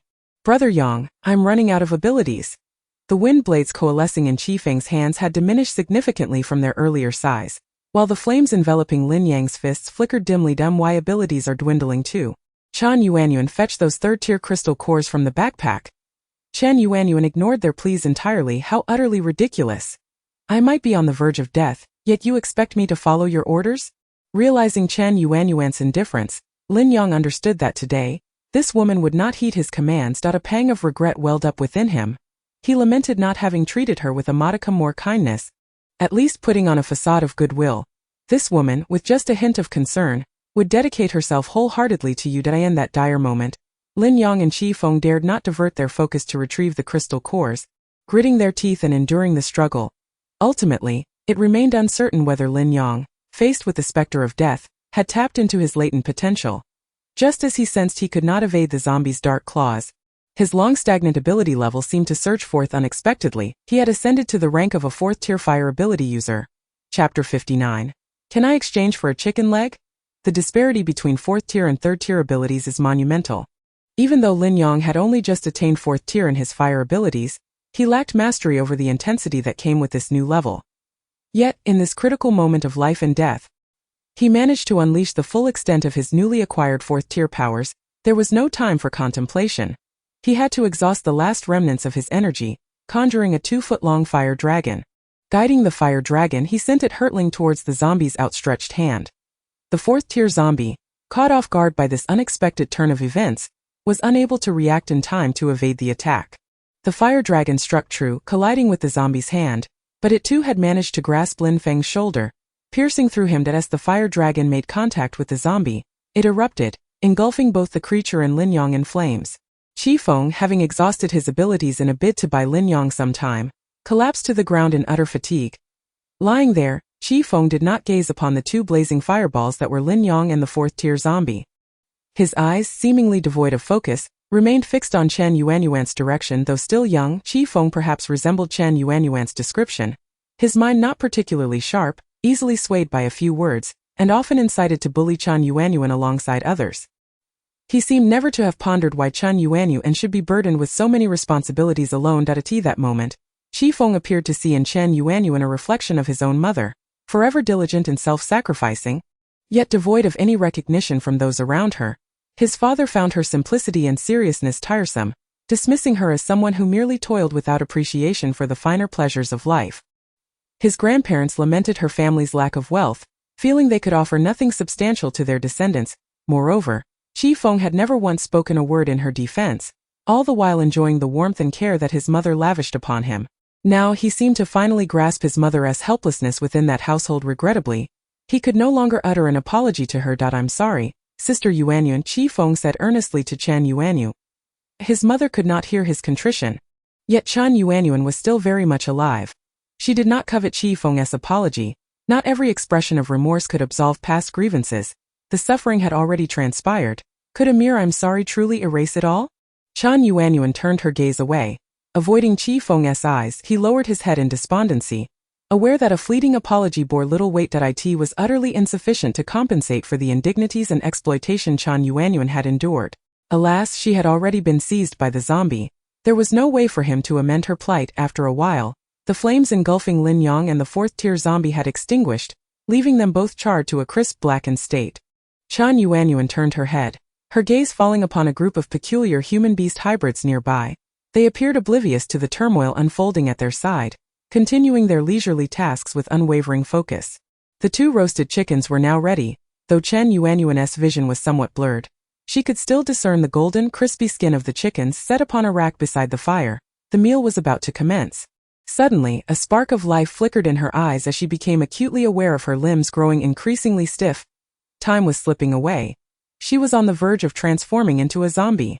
The wound on her back, as her body stiffened, was now numb to pain. Clumsily, she crawled over to the charred remains of the fourth-tier zombie, and after several awkward strikes with her uncooperative fists, she finally shattered its skull. Inside lay a pale blue fourth-tier crystal core. This zombie had previously unleashed a water barrier, thus its brain housed a water-type crystal core, something Yan Yue had never dared to dream of possessing. Yet now that she had it, it bore no value for her. No, that was not entirely true. It still held significance. Yan Yue clutched the fourth-tier crystal core tightly in her palm, but her fingers proved disobedient, failing to maintain their grip. She could only cradle the core with both hands, taking slow, deliberate steps toward Yan Yue and the others. Big shot. She's coming over. What does she intend to do? Lu Yun had been discreetly observing Yan Yue's movements all along. Yet she understood that in this apocalyptic world, one could only respect the fates of others. Intervention was futile. Nevertheless, she couldn't shake the feeling of pity for that small, round face. Fortunately, in the end she resisted, thus avenging herself. Yan Yue lifted her gaze towards the figure that was scarcely taller than Yan Yue was laboriously inching her way towards them, her neck moving erratically as if it were beyond her control. After what felt like an eternity, she finally arrived. Everyone instinctively set down their belongings, watching the diminutive woman on the brink of becoming a zombie. Even Hulk and Bowsy, who had been engaged in their playful antics, ceased their frolicking and quietly settled to one side. Yan Yue strained to turn her head, casting her eyes upon the beautiful girl clad in a Taoist robe. Her lips parted and closed several times before she managed to produce a sound. Hey, you said yesterday that a fourth-tier crystal core could be exchanged for a pound of roasted meat. Could I trade for a chicken leg? I have never eaten a chicken leg in my childhood. Yan Yue's voice was intermittent and faltering. At that moment, Yan Yue felt as if her heart had been struck by something. An uncomfortable heaviness enveloped her. Tell Yun, please tear off a chicken leg for her. Yes, esteemed one. Tears streamed down Lu Yun's face, though she could not comprehend the reason behind her sorrow. Why was this woman's life so wretched? Gidge stood to the side, incessantly wiping her little green bean eyes with her wings. She felt as though this woman was yearning to feast upon her legs, and she would willingly sever her own to roast for her. How could anyone suffer more than a chicken? Alas, if she truly wished to consume her legs, then perhaps that was a different matter. Changchun had already torn off a chicken leg and handed it to Lu Yun. Sister Lu Yun, hurry and give it to her. Everyone understood that Yan Yue could no longer hold on. She was left with but a flicker of consciousness, perhaps incapable of savoring the taste of the chicken leg. Yet still, they wished for her to have this morsel. Lu Yun dashed to deliver the chicken leg into Yan Yue's hands. Yan Yue's fingers were severely stiffened, and despite her efforts, she could not grasp it. Yan Yue retrieved an exorcism pill from her storage bag and handed it to Lu Yun. First, let her take this. Lu Yun had always followed the commands of the esteemed one without question. Her faith unwavering, she accepted the pill, pried open Yan Yue's mouth, and directly placed it within. Perhaps this would merely delay the inevitable zombification of the woman before them. Surely, the esteemed one wished for her to finish the chicken leg. Indeed, the esteemed one was also a tender-hearted girl. At that moment, Yan Yue was utterly powerless to resist. She allowed Lu Yun to insert the pill into her mouth. As soon as the pill entered, it dissolved into a medicinal liquid that slid down her throat. The energy of the exorcism pill dispersed upon entering Yan Yue's body, permeating her limbs and bones. In mere moments, her consciousness and ability to move seemed to return somewhat. Yan Yue finally managed to tremulously grasp the chicken leg. Seizing the leg, which was longer than her forearm, she unhesitatingly stuffed it into her mouth, voraciously biting into it. It was truly delectable, just as she had imagined. Thank you all, thank you. Yan Yue nearly choked on her words. The chicken leg was truly enormous. She devoured it voraciously, her face smeared with snot and tears. She paid no mind, merely wiping her face haphazardly before continuing to gnaw at the meat. Chapter 60. Huh? Why haven't I turned into a zombie yet? Throughout my life my family has consumed chicken on numerous occasions, yet I have only ever had the head and neck, never once tasting the chicken leg. The legs were always reserved for my younger brother. Whatever he left over was then given to my father and mother. At times, I could scarcely manage to get even the head or neck. After graduating from middle school, I was sent to the south to work, my identification still indicating I was a minor, limiting me to private workshops where I earned a mere 800 yuan a month. Yet, at that time I had already begun menstruating. I could not even afford sanitary pads. I was forced to shamelessly borrow from my female colleagues, spending countless nights weeping beneath my covers. Eventually, my salary increased to 850 yuan a month. The boss's wife, seeing my plight, did not inform my family and continued to give my mother only 800 yuan each month, discreetly handing me the remaining 50. The first time I held that 50 yuan, I was overjoyed. It was the first time I had ever touched money I had earned myself. I went to the shop and bought 4 packs of the cheapest sanitary pads, treating myself to 2 packs of spicy snacks as well. During my time in the communal dormitory, Yan Yue often saw her colleagues indulging in snacks, savoring spicy strips and drinks, yet while she could borrow sanitary pads with a bold face, she could not bring herself to mooch off their snacks. That day, she returned all the borrowed sanitary pads, and as her brother progressed through middle school, high school and university, I was burdened by my family's disdain for my meager earnings, working multiple jobs each day. I began working at 15 and now at 26, I have labored alone for 11 years. Before the apocalypse, I had not even saved 3,000 yuan. A year ago, I believed I had found true love. I thought my life of suffering had finally led to my redemption. Who would have imagined that Lin Yong was nothing but a worthless scoundrel? Woo-woo. Yan Yue wept as she vented her frustrations, occasionally turning to wipe her nose, smearing her hand on her tattered clothing before resuming her feast on the chicken at this point. She cared little for her appearance, knowing she was on the verge of becoming a zombie. Yan Yue, observing her state, silently took 2 steps back. The somewhat fastidious immortal expressed her disbelief. How could this person act so shamelessly, wiping her nose and continuing to eat? This chicken leg is so delicious. How could such a delectable dish exist? Could it possibly be the offspring of that magnificent rooster? No, roosters cannot lay eggs. Surely, it must be its wife's doing nearby. The innocent Guogua was unwittingly drawn into the conversation. Somewhat exasperated, despite its name suggesting otherwise, a hen truly cannot lay eggs. Hens do not have husbands. All the previous hens have been consumed. It rubbed its round belly, feeling a profound sense of satisfaction. How long had it been since it had eaten its fill? Now not only was it satisfied, but it felt uncomfortably stuffed. Wait a moment, Yan Yue, and suddenly extended her hands before her, scrutinizing them closely. The hands, smeared with dirt and stained with blood, exhibited a mottled dark red hue, with the palms glistening with the grease from roasted chicken legs, accompanied by some questionable viscous transparent liquid that must be her own mucus. Yet these details pale in comparison to the true enigma. The focal point lies in the fact that her hands appeared remarkably healthy. They resembled those of an ordinary human. Yan Yue could distinctly observe the bluish and pinkish veins visible through the thin skin of her palms. Just moments ago, she had been on the verge of turning into a zombie, but now, after more than half an hour had elapsed, why did she feel her mind becoming clearer instead? Ouch! A sharp pain suddenly coursed through her back, a reminder of the wound inflicted by that 4th-tier zombie. Why have I not transformed into a zombie yet? With a perplexed expression, Yan Yue gazed up at the several individuals and beasts that had been fixated on her. Lu Yun also wore a bewildered look. She too was at a loss. Hadn't the woman just been on the brink of becoming a zombie? Lu Yun had thought that the most this woman could manage was to take a bite out of that chicken leg. Leaving the rest for Hulk, Gogoda flapped its wings, circling around Yan Yue, its small green bean-like eyes filled with astonishment. How peculiar, how peculiar! This person has not turned into a zombie. Only Chengchen, the youngest among them, maintained a calm demeanor. He understood that anything given by an adult could not be ordinary, that it must be due to the elixir provided by the adult.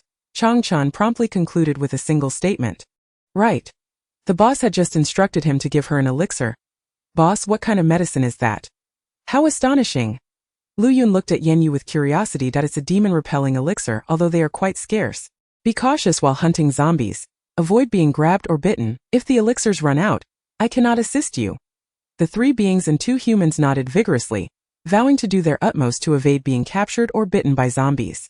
Gogoda, however, was indifferent. As long as it was not directly bitten to death by a zombie, it would not turn into a zombie chicken. Chickens are not afraid. Chickens are often caught by zombies and do not become zombies. Gogoda was not mistaken that in this realm, naturally mutated beasts were not fearful of the bites of zombies. It was at this moment that a dazed Yan Yue finally realized that it was the young girl clad in a Taoist robe who had saved her. Hearing the little boy refer to this girl as adult, she followed suit. Thank you, esteemed one, for saving me. I am truly grateful. However, this elixir is far too precious. I am of no use. That bag over there. There are several 3rd-tier crystal cores and some 2nd-tier crystal cores. I will retrieve them for you. Yan Yue was unconcerned, as she had no need for such low-tier crystal cores. If this woman wished to offer them, she could distribute them among Lu Yun and the others. Yan Yue nonchalantly nodded and then took out a bottle of basic healing medicine from her storage bag, handing it to Lu Yun. Apply some medicine to her. That wound looks quite serious. Lu Yun accepted the vial and led Chen Yuanyu into the other side of the dirt mound, gently tearing her clothing to apply the medicine. As Lu Yun treated the wound, she couldn't help but grimace, as if she were the one in pain. That wound was alarmingly deep. Lu Yun could even faintly see the outline of Chen Yuanyuan's spine. It felt as though her back had been ruthlessly excavated, leaving 5 gaping wounds, yet Chen Yuanyuan had grown numb to the pain. The instant the medicinal ointment was applied, she instead experienced a fleeting sensation of coolness, which she found rather comforting. This was precisely her sentiment, and she voiced it aloud. You know, surprisingly, this medicine feels quite pleasant. Lu Yun suspected that the woman might have been driven to the brink of insanity by her agony, so he indulged her, responding, indeed, the medicine provided by our esteemed leader must be of the highest quality. It is entirely reasonable for you to feel at ease. After tending to her wounds, Chen Yuanyuan rinsed herself off with some water. At that moment, everyone else had yet to partake in breakfast due to the delay caused by her predicament. Gazing at the 2 colossal roasted chickens, each missing a leg, she felt a twinge of hunger. Although her stomach was already quite full, the aroma of the roasted chickens was enticing, yet it seemed that no seasonings had been applied during the cooking process. She paid no mind to Qi Feng, who lay on the ground, his fate resting solely upon his own fortune. Chen Yuanyuan proceeded to gather several backpacks and drag them over from one of the bags. She retrieved a few jars of spices, her treasured possessions that she had never before used while preparing meals for Lin Yang and the others. The chicken has cooled somewhat. Allow me to enhance it for you. It will be done in no time. Merely 10 minutes, she assured them. The group nodded in agreement, acknowledging that the chicken would indeed taste better while still warm. She began by evenly spreading a layer of honey over the surface, followed by a sprinkling of cumin and pepper seasoning. Inquiring whether anyone preferred spicy flavors, she noted that the group was open to chili, and thus added a dash of chili powder atop the chicken. Chapter 61. Chen Yuanyuan's roast spirit chicken. The roast spirit chicken was already cooked, requiring only a brief period over the fire. The skin, which had begun to soften due to cooling, regained its crispy texture and enticing golden hue after being brushed with honey and roasted once more.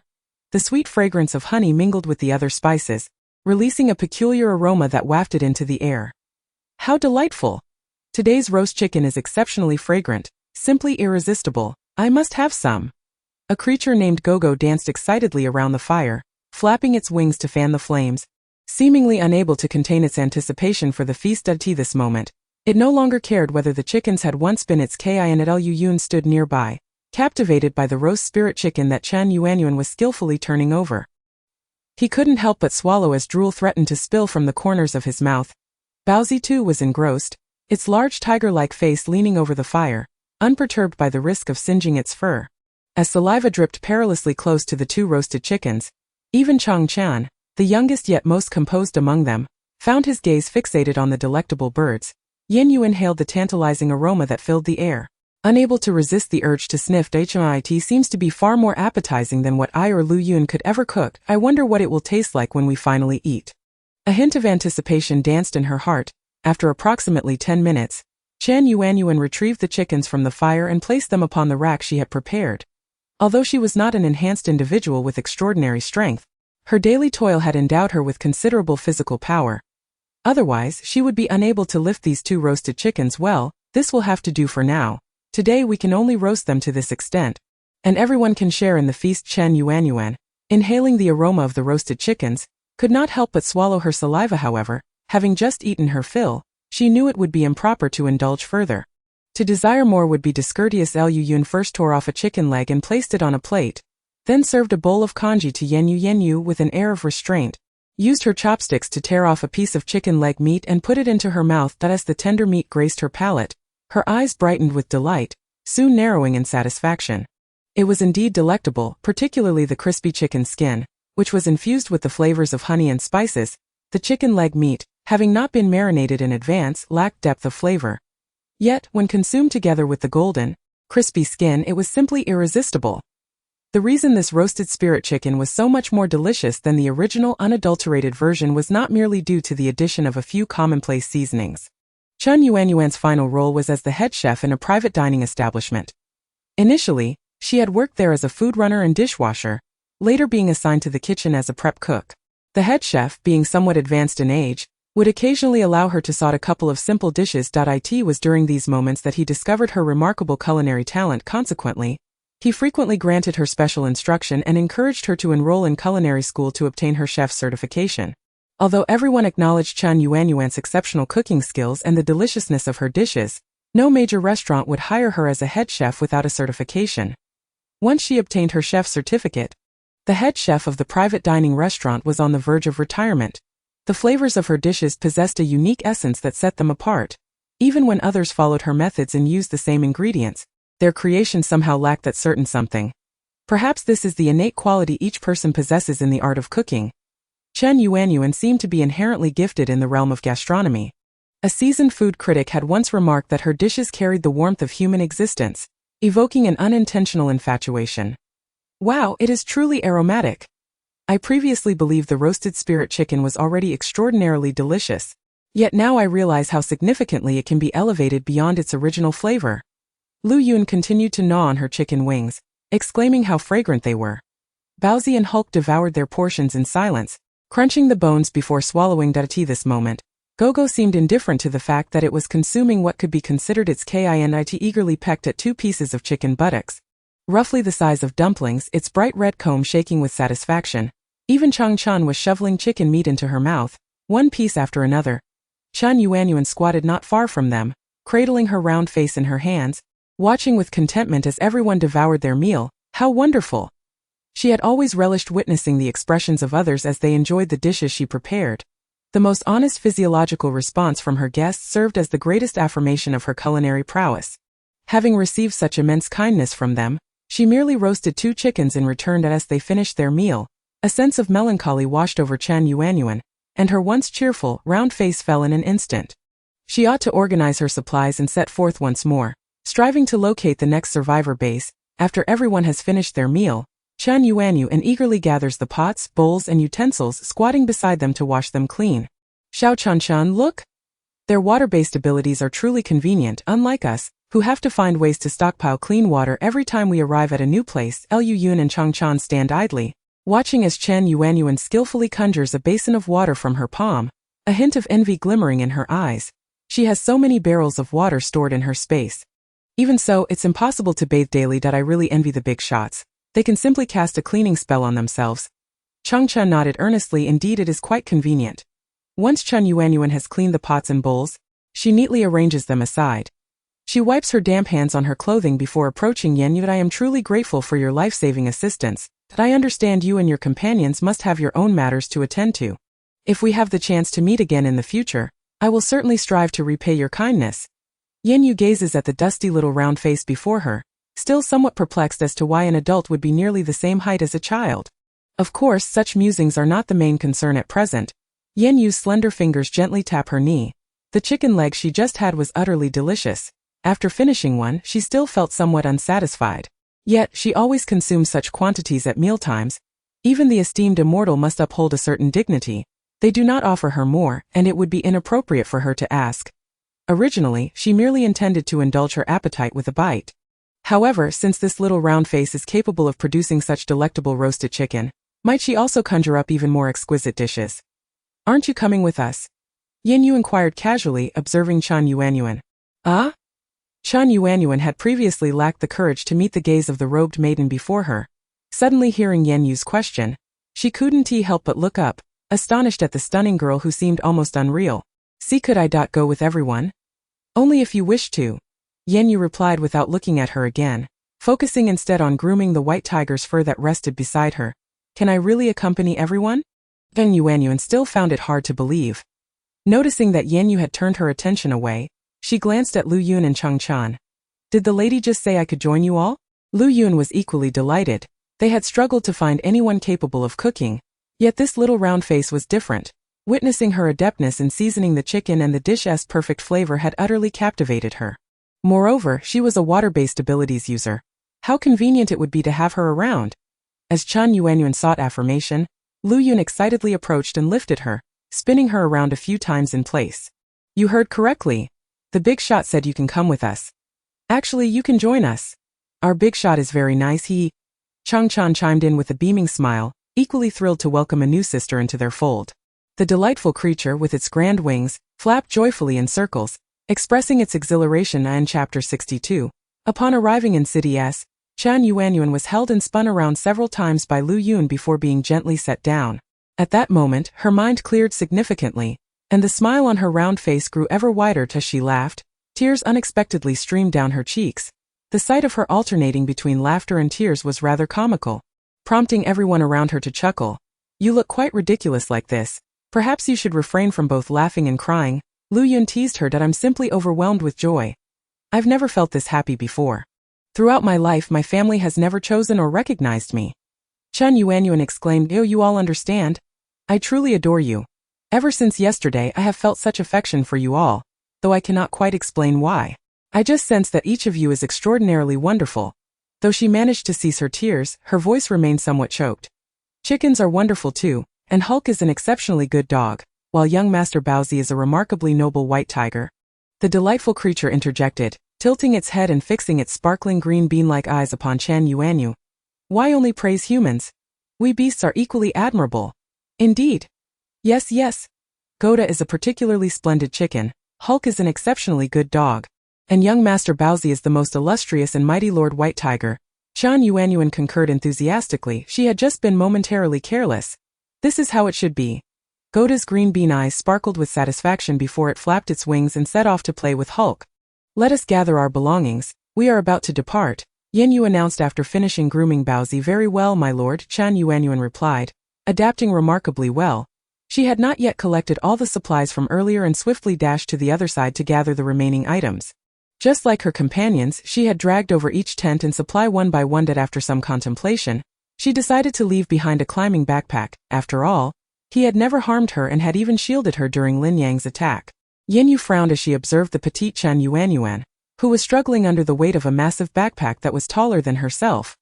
She had also slung 2 smaller packs over her right shoulder, while several bags of various sizes hung from her left arm. Even a large basin was precariously balanced there. Yan Yue found it difficult to comprehend Yan Yue's actions. "Doesn't Lu Yun possess spatial capabilities?"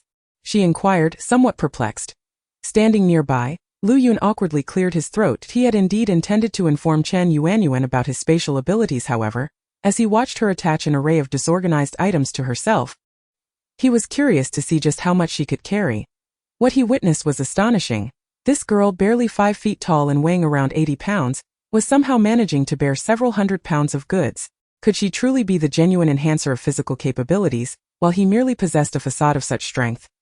"Haha, I was just about to tell her, but she moved too quickly," he chuckled. Xiao Chanshan hurried over to assist. Eager to help her sister Yuanyuan remove the excess item she was carrying, Lu Yun hurriedly beckoned Changchun to come over and assist in helping Chan Yuanyuan remove the various pieces of luggage and clutter one by one from her body. Subsequently, Lu Yun gathered all these items and stored them in her own space. "If you need anything, just let me know, and I shall procure it for you. From now on, your sole responsibility will be to prepare meals for us. Should you require any ingredients, feel free to ask, although most of the time, it is the esteemed ones who provide the supplies." Chan Yuanyuan, still in a state of confusion, suddenly noticed that the numerous packages, including the large basin that had adorned her body, had vanished without a trace. "Wow! Lu Yun, you are incredible. You are actually a space ability user." "Haha, it's nothing extraordinary, I merely possess a small space," Lu Yun replied modestly. "Our esteemed one is truly remarkable. I cannot even fathom the vastness of their space. We have consumed an immeasurable amount of spirit beast meat and spirit fruits these past days." Lu Yun felt a flicker of pride. Yet she did not forget to pay homage to her esteemed companion. Once all the items were stowed away, the group set off with newfound lightness. Chan Yuanyuan carried only a small backpack containing her precious seasonings. She had never experienced such a leisurely journey before. Her short legs moving swiftly, Chan Yuanyuan closely followed Yan Yue, leaving the others trailing behind. Not one to be outdone, Lu Yun dashed to catch up with Yan Yue. "Esteemed one, where are we headed next?" Along their journey they would seek out towns as supply points to replenish their water reserves. However, with the inclusion of Chan Yuanyuan, who possessed water abilities, it remained uncertain whether they would still need to stop in cities. Yan Yue pondered the route in her mind. There is a city, an international metropolis known as City S, located 150 kilometers away from USI. In City S resides a companion of the original owner named Ning Yi, an all-encompassing physical enhancement ability user. Unlike other physical enhancers who specialize in speed, strength, or bodily enhancements, Ning Yi boasts comprehensive enhancements. Furthermore, his ability lacks a defined level, instead it grows stronger through the absorption of crystal cores in practical combat. It cannot be entirely classified as having no level, as it simply lacks a bottleneck phase. He continuously improves, leaving no one to ascertain the true level of his abilities. In the original timeline of this world, Ningyi was the primary combat force alongside Xiao Mingchen. Aside from the original owner, however, his emotional stability was questionable, and his mental maturity was lacking. Tio put it simply, Ningyi exhibited traits akin to autism. As time progressed, the likelihood of his episodes increased, rendering him increasingly uncontrollable. The original timeline of this world was far from complete, and thus Yan Yue was unaware of Ningyi's ultimate fate. However, in the narrative where Wan Bingyu seized the original owner's fortune, Ningyi's circumstances deteriorated drastically, verging on the tragic. After incorporating Ningyi into her ranks, Wan Bingyu disregarded his humanity, often forcing him to confront hordes of zombies or those ability users who had crossed her. Wan Bingyu exploited Ningyi's exceptional combat prowess to further her own ambitions. Ultimately, Ningyi perished during a siege by zombies, while all official ability users were engaged in combat against the undead outside the base. As the situation gradually deteriorated, Wan Bingyu instructed Ningyi to remain behind to cover their retreat, while she and Xiao Mingchen entered the base. She prioritized allowing the official supernatural beings of the base to enter the city first. However, once those supernatural beings had passed through the gates, Wan Bingyu closed the entrance. Her rationale was that the zombies were perilously close to the city gates at that moment, and she was unwilling to take even the slightest risk for Ningyi, let alone jeopardize her own interests for her sake. Thus, Ningyi fought valiantly alone, ultimately meeting her demise at the base's entrance. Yan Yue, who looked down upon Ningyi's meager combat abilities, found herself inexplicably drawn, as if by an unseen thread, to S City in search of Ningyi. She did not resist this pull. Perhaps it was a remnant of the celestial will guiding her from beyond. Let us proceed to S City. Very well, I understand. Chang Chan, trailing behind with Gogoda and Hulk, could not help but reveal a glimmer of sorrow in her eyes upon hearing the adult's intention to head to S City. Hulk approached his master, nuzzling against her face incessantly.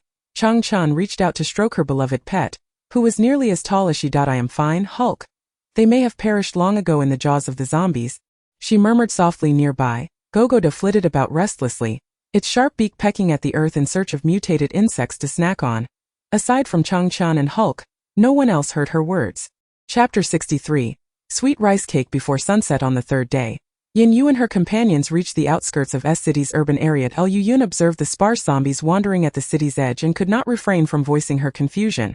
Yan Yue shared her perplexity, wondering if the inhabitants of S City possessed extraordinary talents, making their zombified counterparts evolve more swiftly than those elsewhere. Let us camp nearby tonight and venture into the city tomorrow to investigate, she concluded. As soon as her words were spoken, Lu Yun and Chen Yuanyuan began scouting the vicinity for suitable buildings. Before long, they discovered a relatively clean 3-story villa. Chen Yuanyuan skillfully tidied up all the rooms, while Lu Yun trailed behind, realizing she had no opportunity to contribute. How could Chen Yuanyuan work so quickly? Could she not share a bit of the task? Otherwise, it would seem as though she was utterly idle, and the leader might perceive her as useless. Yuanyuan, is there anything I can assist with? No, it's just a small task, I can handle it with ease. Alright then, what shall we have for dinner? I'll go fetch ingredients from the leader. After pondering for a moment, Chen Yuanyuan recalled that while cleaning the kitchen, she had discovered a makeshift earthen stove. Although situated on the outskirts, S City had once been an international metropolis. How could such a standalone villa possess an earthen stove? Yet, that was not the main concern. Typically, everyone consumed a hearty meal in the evening. Please bring back 2 spirit geese. Let us prepare a pot of stewed goose tonight, and grab a leg of spirit beef as well. Oh, and be sure to get some spirit rice. I wish to grind it into flour to make sweet rice cakes, she enumerated, counting off on her short fingers. After Lu Yun noted everything down, she nodded and turned to seek out Yan Yue. She hesitated to speak, fearing that her words would betray her, much like water spilling from a vessel. The thought of a fragrant iron pot stewing a great goose was tantalizing, and the translucent, sweet-scented spirit rice, ground into a fine powder to create delectable sugar cakes, promised a delightful softness and chewiness.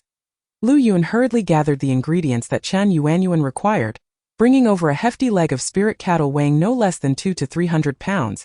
Aided by the clattering sound of his efforts, with the hour still early, Chen Yuanyuan began to slice the meat from the leg, meticulously cutting uniform pieces of beef to marinate with spices.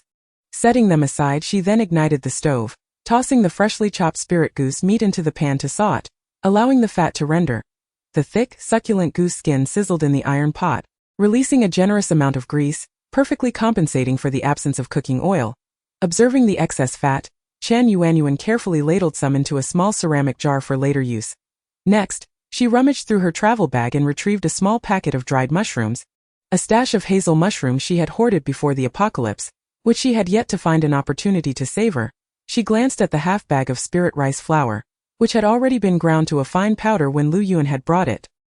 He mentioned that a powerful figure had heard of her intention to make sugar cakes, and with but a gentle stroke of his hand over the bag, the spirit rice transformed into flour finer than sand. Remarkable indeed, far surpassing the efficiency of an automatic grinder. Yan Yue requested Lu Yun to boil water in another pot. Meanwhile, she poured the spirit rice flour into a large wooden basin, adding water and a touch of sugar, kneading it into a cohesive mass. She then divided the dough into small portions, each the size of an egg with diligent care. She shaped each piece into the form of a peach blossom. Extracting the juice from a red spirit fruit, she created a delicate pink hue, which she gently brushed onto each blossom-shaped dough piece, finally using a slender bamboo skewer to etch in the flower's heart. Given the luxurious ingredients afforded to her by the adults, Yan Yue was determined to treat each component with the utmost reverence, particularly such exquisite ingredients that every chef dreams of possessing. Once she had skillfully adorned each piece, the water in the other pot reached a vigorous boil. She positioned a large steamer over the bubbling water, lining it with a layer of fine gauze, before carefully placing the peach blossom-shaped dough pieces inside. Covering the steamer, she remarked, in a mere 15 minutes we shall have our treat. Very well, Yuan, I shall keep track of the time. Since Yan Yue joined their ranks, Lu Yun had developed a fondness for the task of tending the fire. The anticipation of exquisite cuisine was both delightful and torturous. The joy lay in the thought that they would soon indulge in such culinary treasures, while the torment stemmed from the fragrant aromas wafting through the air, tantalizing yet just out of reach. The mushroom-stewed goose and marinated beef would require a bit more time to perfect. However, the sugar cakes were ready in no time. Yan Yue picked up a plate and carefully lifted 6 pieces of sugar cake from the pot. I shall deliver the sugar cakes to the adults first. Yun, please fetch Xiao Chanchin and young Master Baozi so they may enjoy them while warm. Sugar cakes are best savored fresh. The air was thick with the heat, and with a cheerful demeanor, Lu Yun held a freshly steamed white sugar cake, her hands shifting back and forth, unable to bear the scalding warmth. Before she could wait for the delicacy to cool, she succumbed to temptation and popped it into her mouth. It was exquisitely fragrant and delectably soft, far surpassing her expectations. The white sugar cake melted in her mouth like cotton candy, the subtle sweetness intertwining with the unique aroma of the spirit fruit's juice, instantly gratifying her long-awaited taste buds. How could such a delightful white sugar cake exist? While savoring one, she grabbed another from the pot and called for Changqian and the others. Esteemed guest, this is the white sugar cake I made. Please have a taste. Yan Yue carefully presented a platter of white sugar cakes to the coffee table in front of Yan Yue. Yan Yue glanced down at the 6 pieces, which, though not particularly petite, were charmingly exquisite. Her eyes sparkled. The 6 white sugar cakes blossomed like semi-transparent peach blossoms on the pristine porcelain plate. A wave of sweet rice aroma eagerly wafted into her nostrils, seemingly infused with a hint of fruitiness. You've worked hard, Yan Yue remarked, extending her delicate fingers to pick up a piece of the cake and gently took a bite. Her previously indifferent expression transformed into one of delight, her eyes squinting in joy. Delicious. I never knew spirit rice could be prepared in such an exquisite manner. The pink hue on the sugar cake must come from the juice of the spirit fruit. Right. This little round face is truly remarkable. How does she come up with so many culinary ideas? Yan Yue couldn't help but feel that her decision that day had been exceptionally wise. Previously, she had only tasted the pure, natural flavors of the ingredients, which were indeed fragrant. Yet, compared to the exquisite dishes crafted by such a talented chef, there remained a significant disparity. Witnessing the esteemed guest's enjoyment of her creations filled Yan Yue with immense satisfaction. Everyone relished her cooking, and the esteemed guest especially appreciated it. Her existence, therefore, held great significance. Yan Yue turned to Yan Yue, who had been standing nearby, gazing at her intently. Though this little round face prepares delicious meals, she often appears somewhat dazed. Yan Yue realized she had been staring blankly at the esteemed guest and quickly scratched her head. Offering an embarrassed smile, Changqian approached her from behind, extending 2 pieces of white sugar cake with her small hands. Sister Yuanyuan, this is for you. If I hadn't hidden it away, Gogo would have devoured them all. Changqian refrained from mentioning the buns, instead blaming Gogo for the potential mischief. The chef hadn't even had a chance to taste them before they had polished off an entire pot of white sugar cakes. Chapter 64. The abandoned building. Yan Yue smiled nonchalantly at Changchun as she accepted the 2 pieces of white sugar cake. It's all right. I'll just have a little extra meat later. Thank you, Changchun. An empty plate served as the greatest affirmation of a chef's culinary skills. Yan Yue felt elated that everyone enjoyed her creation so much. With her culinary prowess combined with the finest ingredients provided by the esteemed guest, she was confident that no one in this world could craft dishes more delectable than her own. In the earthen stove, a large goose simmered, while another pot was braising beef. The steamy aroma of cooking, mingled with tantalizing fragrances, kept everyone reluctant to leave the kitchen, eagerly awaiting the grand unveiling of the stewed goose. Yan Yue served a few pieces of goose meat to Baozi, saying, "Young Master Baozi, do taste it first." Baozi let out a series of satisfied yelps, clearly delighted. This newcomer was rather impressive, displaying a remarkable understanding. It extended its chubby paw to wipe away a suspicious droplet from the corner of its mouth. Undeterred by the scalding hot meat just out of the pot, it promptly stuffed the goose into its mouth. Delicious, absolutely scrumptious. This human had a knack for preparing dishes that Baozi had never encountered before. It silently resolved to reward her with a few shards of its crystal core for her culinary prowess. They needed to conserve their energy, as they planned to venture into District S by dawn the next day.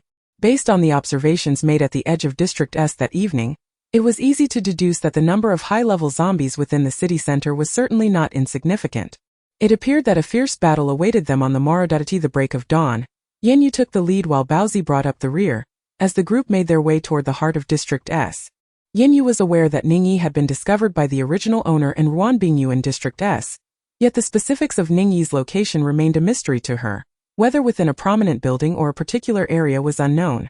Not to mention, the fabric of the world had clearly been disrupted with the disappearance of the heavenly Tao. The very essence of the world had shattered into unknown fragments, scattered across various locales. Presently, it seemed that humans, mutated beasts, and zombies alike could absorb the energies emanating from the world's essence, rendering everything uncertain. Yan Yue resolved to limit her stay in District S to 2 days. Should she fail to encounter Ningyi within that time, she would cease her search for him. Throughout their journey, they were incessantly harassed by 2nd and 3rd tier zombies, even encountering 2 4th tier zombies. The 4th tier zombies they faced were dispatched through a combined effort of Changchun, Hulk, and Lu Yun. Changchen's mental abilities had stabilized at the 4th tier, and with his psychic interference it was not overly challenging for Lu Yun and Hulk to handle a single 4th tier zombie.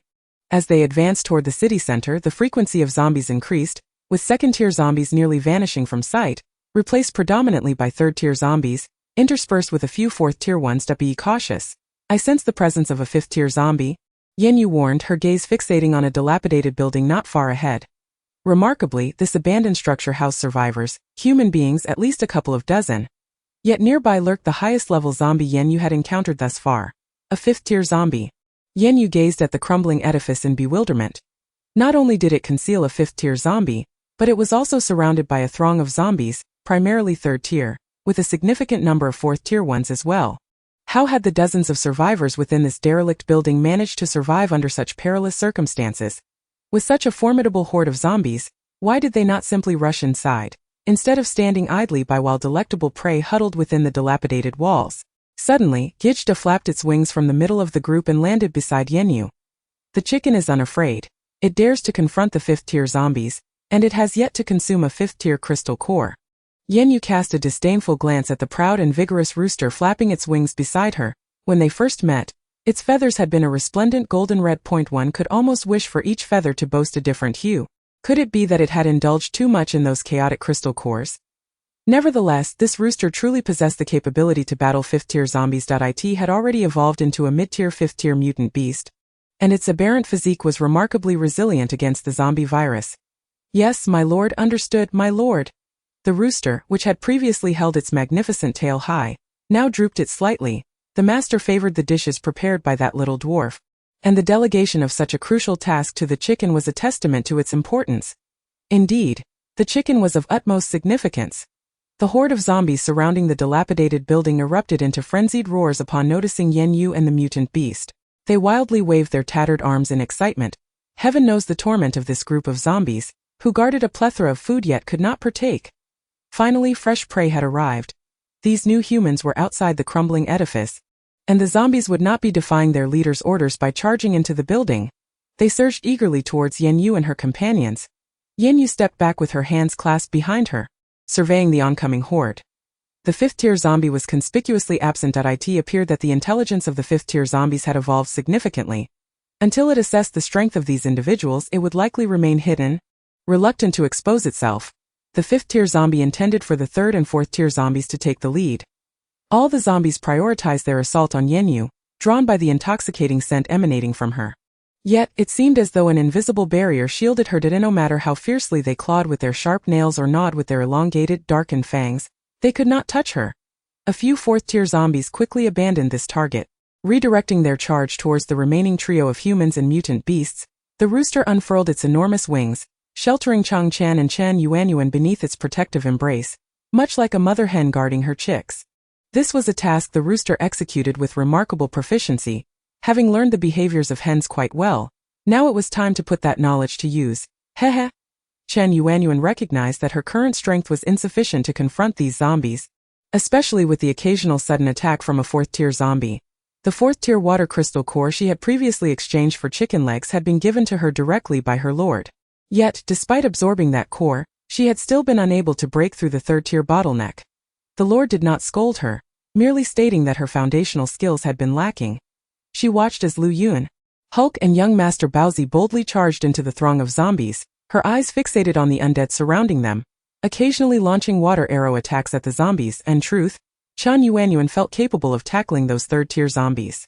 However, the rooster, like a domineering CEO, had firmly enveloped her in its wings, rendering her unable to escape its grasp. Fortunately, her water-based abilities enabled her to launch ranged attacks, proving to be quite helpful. Meanwhile, Changchan, sheltered beneath the wings, exhibited a composed demeanor far surpassing that of Yan Yue. Changchan had always been positioned at the rear, providing support to the group, and now, under the protective cover of the clucking creature's wings, his performance remained unaffected. The zombies that charged towards the clucking creature were met with precise pecks from its sharp beak. Should 2 or 3 zombies leap at once, the clucking creature would not hesitate to stomp on them. However, when it lifted its foot, the stance of the proud rooster became somewhat unstable, causing its wings to flap instinctively to maintain balance. Each time the clucking creature flapped its wings, the 2 individuals beneath found themselves rather uncomfortable. At that moment, Yan Yue's hair had become as disheveled as a bird's nest. She silently vowed to herself that by nightfall, at the very latest, she would cut off her long hair. As the group, along with the otherworldly beasts, continued to dispatch the zombies, they followed Yan Yue towards the entrance of the dilapidated building. Chapter 65. The peculiar boy. Just as Yan Yue and her companions approached within 10 meters of the crumbling structure, the zombies seemed to respond to an unseen summons, halting their pursuit and gradually dispersing. Though they still lingered around the derelict edifice. At that moment, Lu Yun and Hulk were in a state of disarray. Various colorful, unidentified liquids and bits of rotting flesh clinging to them. Baozi appeared slightly better off, having shaken its pristine white fur until it gleamed once more. The clucking creature spread its wings, revealing Changchan and Yan Yue from its armpit. Changchan felt relatively fine, though the warmth of the clucking creature's armpit caused his cheeks to flush slightly. In contrast, Yan Yue's hair resembled a frizzled mess, as if struck by lightning, all tangled atop her head. With a purple feather lodged in her mouth. Spitting it out, she managed a strained smile towards the clucking creature. "Thank you, clucking creature." "Ha ha ha." Lu Yun plopped down on the ground, pointing at Yan Yue, unable to contain his laughter. Changchan stifled a chuckle behind his hand. "Thank you for protecting us, clucking creature," the young boy added. The clucking creature's proud red comb shook with delight. "No need for thanks. It is merely the duty of a chicken. The strong must always bear greater responsibility." Yet, as it uttered these words, its gaze occasionally drifted towards Yan Yue, its intentions unmistakable. "Well done." Yan Yue cast a glance at the clucking creature before surveying the area they had just traversed, where a multitude of zombies had amassed, leaving no time to collect the crystal cores. She wondered if there were any formidable chickens available to gather the cores. Yes. The clucking creature is a formidable chicken," the clucking creature proclaimed, raising its right wing high. "There are indeed powerful chickens. I shall collect the crystal cores now." With that, it flapped its wings and darted towards the battlefield they had just cleared. The clucking creature was the fastest at extracting crystal cores, currently possessing the highest overall strength aside from Yan Yue and Baozi. Thus, It was most fitting for it to undertake the task of gathering the cores with nimble claws. The clucking creature swiftly moved, pecking at one gold core after another, deftly collecting them within its wings. Gogeta is aware that this chef can manipulate water, and the crystal cores must be thoroughly cleansed before they can be separated. Yan Yue gradually releases water from her palms, meticulously washing the crystal cores. As she cleans, she organizes the various crystal cores with differing elemental attributes, ensuring that everyone prioritizes absorbing those that resonate with their own abilities. The majority of the remaining cores are allocated to Baozi and Gogeta, who are not picky eaters and savor whatever is offered. Unfortunately, the psychic crystal cores are exceedingly scarce, leading Changchan to generally absorb attribute-less cores. Once the crystal cores are sorted, everyone sits down to absorb a few, replenishing the abilities and stamina they lost during the battle. Let us go inside and take a look. After everyone has finished absorbing the cores, Yan Yue takes the lead and strides into the abandoned building. Aside from the uninstalled doors and windows, the structure is essentially complete. As Yan Yue enters, she spots two heads peeking from one of the rooms. A Feng quickly summons Chanbo and the others. Someone has breached the zombie defense line. As soon as the youth finishes speaking, one of the heads darts out, racing up the stairs while shouting, Chanbo, Chanbo, someone has come in. Not just a person but a large white tiger, a gigantic dog and a colorful rooster. In a mere moment, dozens of adults follow the same youth down from the upper floors. Leading them is a middle-aged man who appears to be around 40, standing approximately 1.75 meters tall. He does not seem overweight, yet a thick layer of flesh hangs from his chin to his neck, a clear indication that he was once quite portly before the apocalypse and has lost weight rapidly since. The middle-aged man approaches Yan Yue and her companions, accompanied by the group of men, women, and children. Yan Yue scans the awakened abilities among them and notes that nearly all possess abilities at level 3. However, they do not appear to have slain many zombies, making it impossible for them to have sufficient crystal cores for upgrades.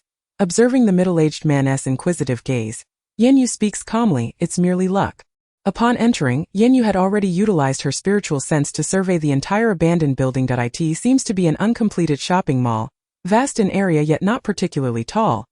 There are a total of 43 individuals in the building. Prior to the descent of this group, 40 people were on the third floor, while the room from which the heads emerged contained 2 youths. Additionally, there is one individual in the largest shop to the right of the stairs. Chanbo, evidently skeptical, contemplates how it could be possible for someone to traverse unscathed through the grasp of those flesh-eating zombies. He scrutinizes the 4 individuals and 3 mutated beasts before him. Among the 4, 3 are women and 1 is a young boy. The 3 mutated beasts appear somewhat intimidating: a white tiger roughly the size of a cow, a golden retriever comparable in size to an adult tiger, and a flamboyantly colored rooster standing as tall as a person before him. The magnificent rooster occasionally stuffed a crystal core into its beak, swallowing it whole without so much as a chew. Chanbo's eyes widened in astonishment. If he was not mistaken, the crystal core that the rooster had just consumed was a 4th-tier one. As a 3rd-tier ice elemental ability user, he had yet to possess even a single 4th-tier crystal core. Meanwhile, this vibrantly colored rooster seemed to regard the crystal cores as mere candies, nestled within its grand wings. Aside from a few 4th-tier crystal cores, the rest were all 3rd-tier. It appeared that this group of individuals was far from ordinary. Their prowess was unfathomable. How he wished they would take him and his companions away from this place. The food within this dilapidated building was all scavenged supplies gathered after the apocalypse, where a group of survivors had taken refuge. Yet, for reasons unknown, one fateful day, a horde of zombies suddenly invaded this abandoned structure. Initially, there had been over 200 survivors seeking shelter here, but in the end, only these 42 remained. They should have perished long ago. However, on that day, an enigmatic young boy arrived. Tall yet seemingly dazed, he charged at the zombies without fear. In no time, he had vanquished all the zombies within the building.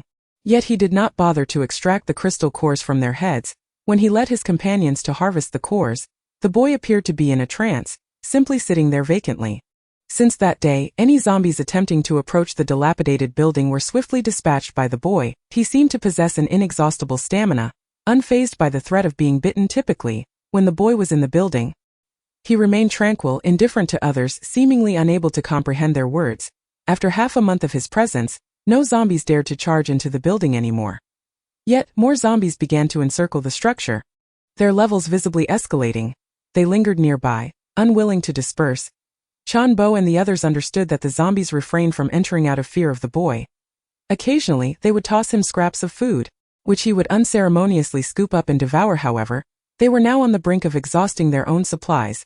With no surplus food left to offer the boy, they had collectively resolved to make a desperate bid for escape. After all, taking a chance was preferable to waiting for death in this place.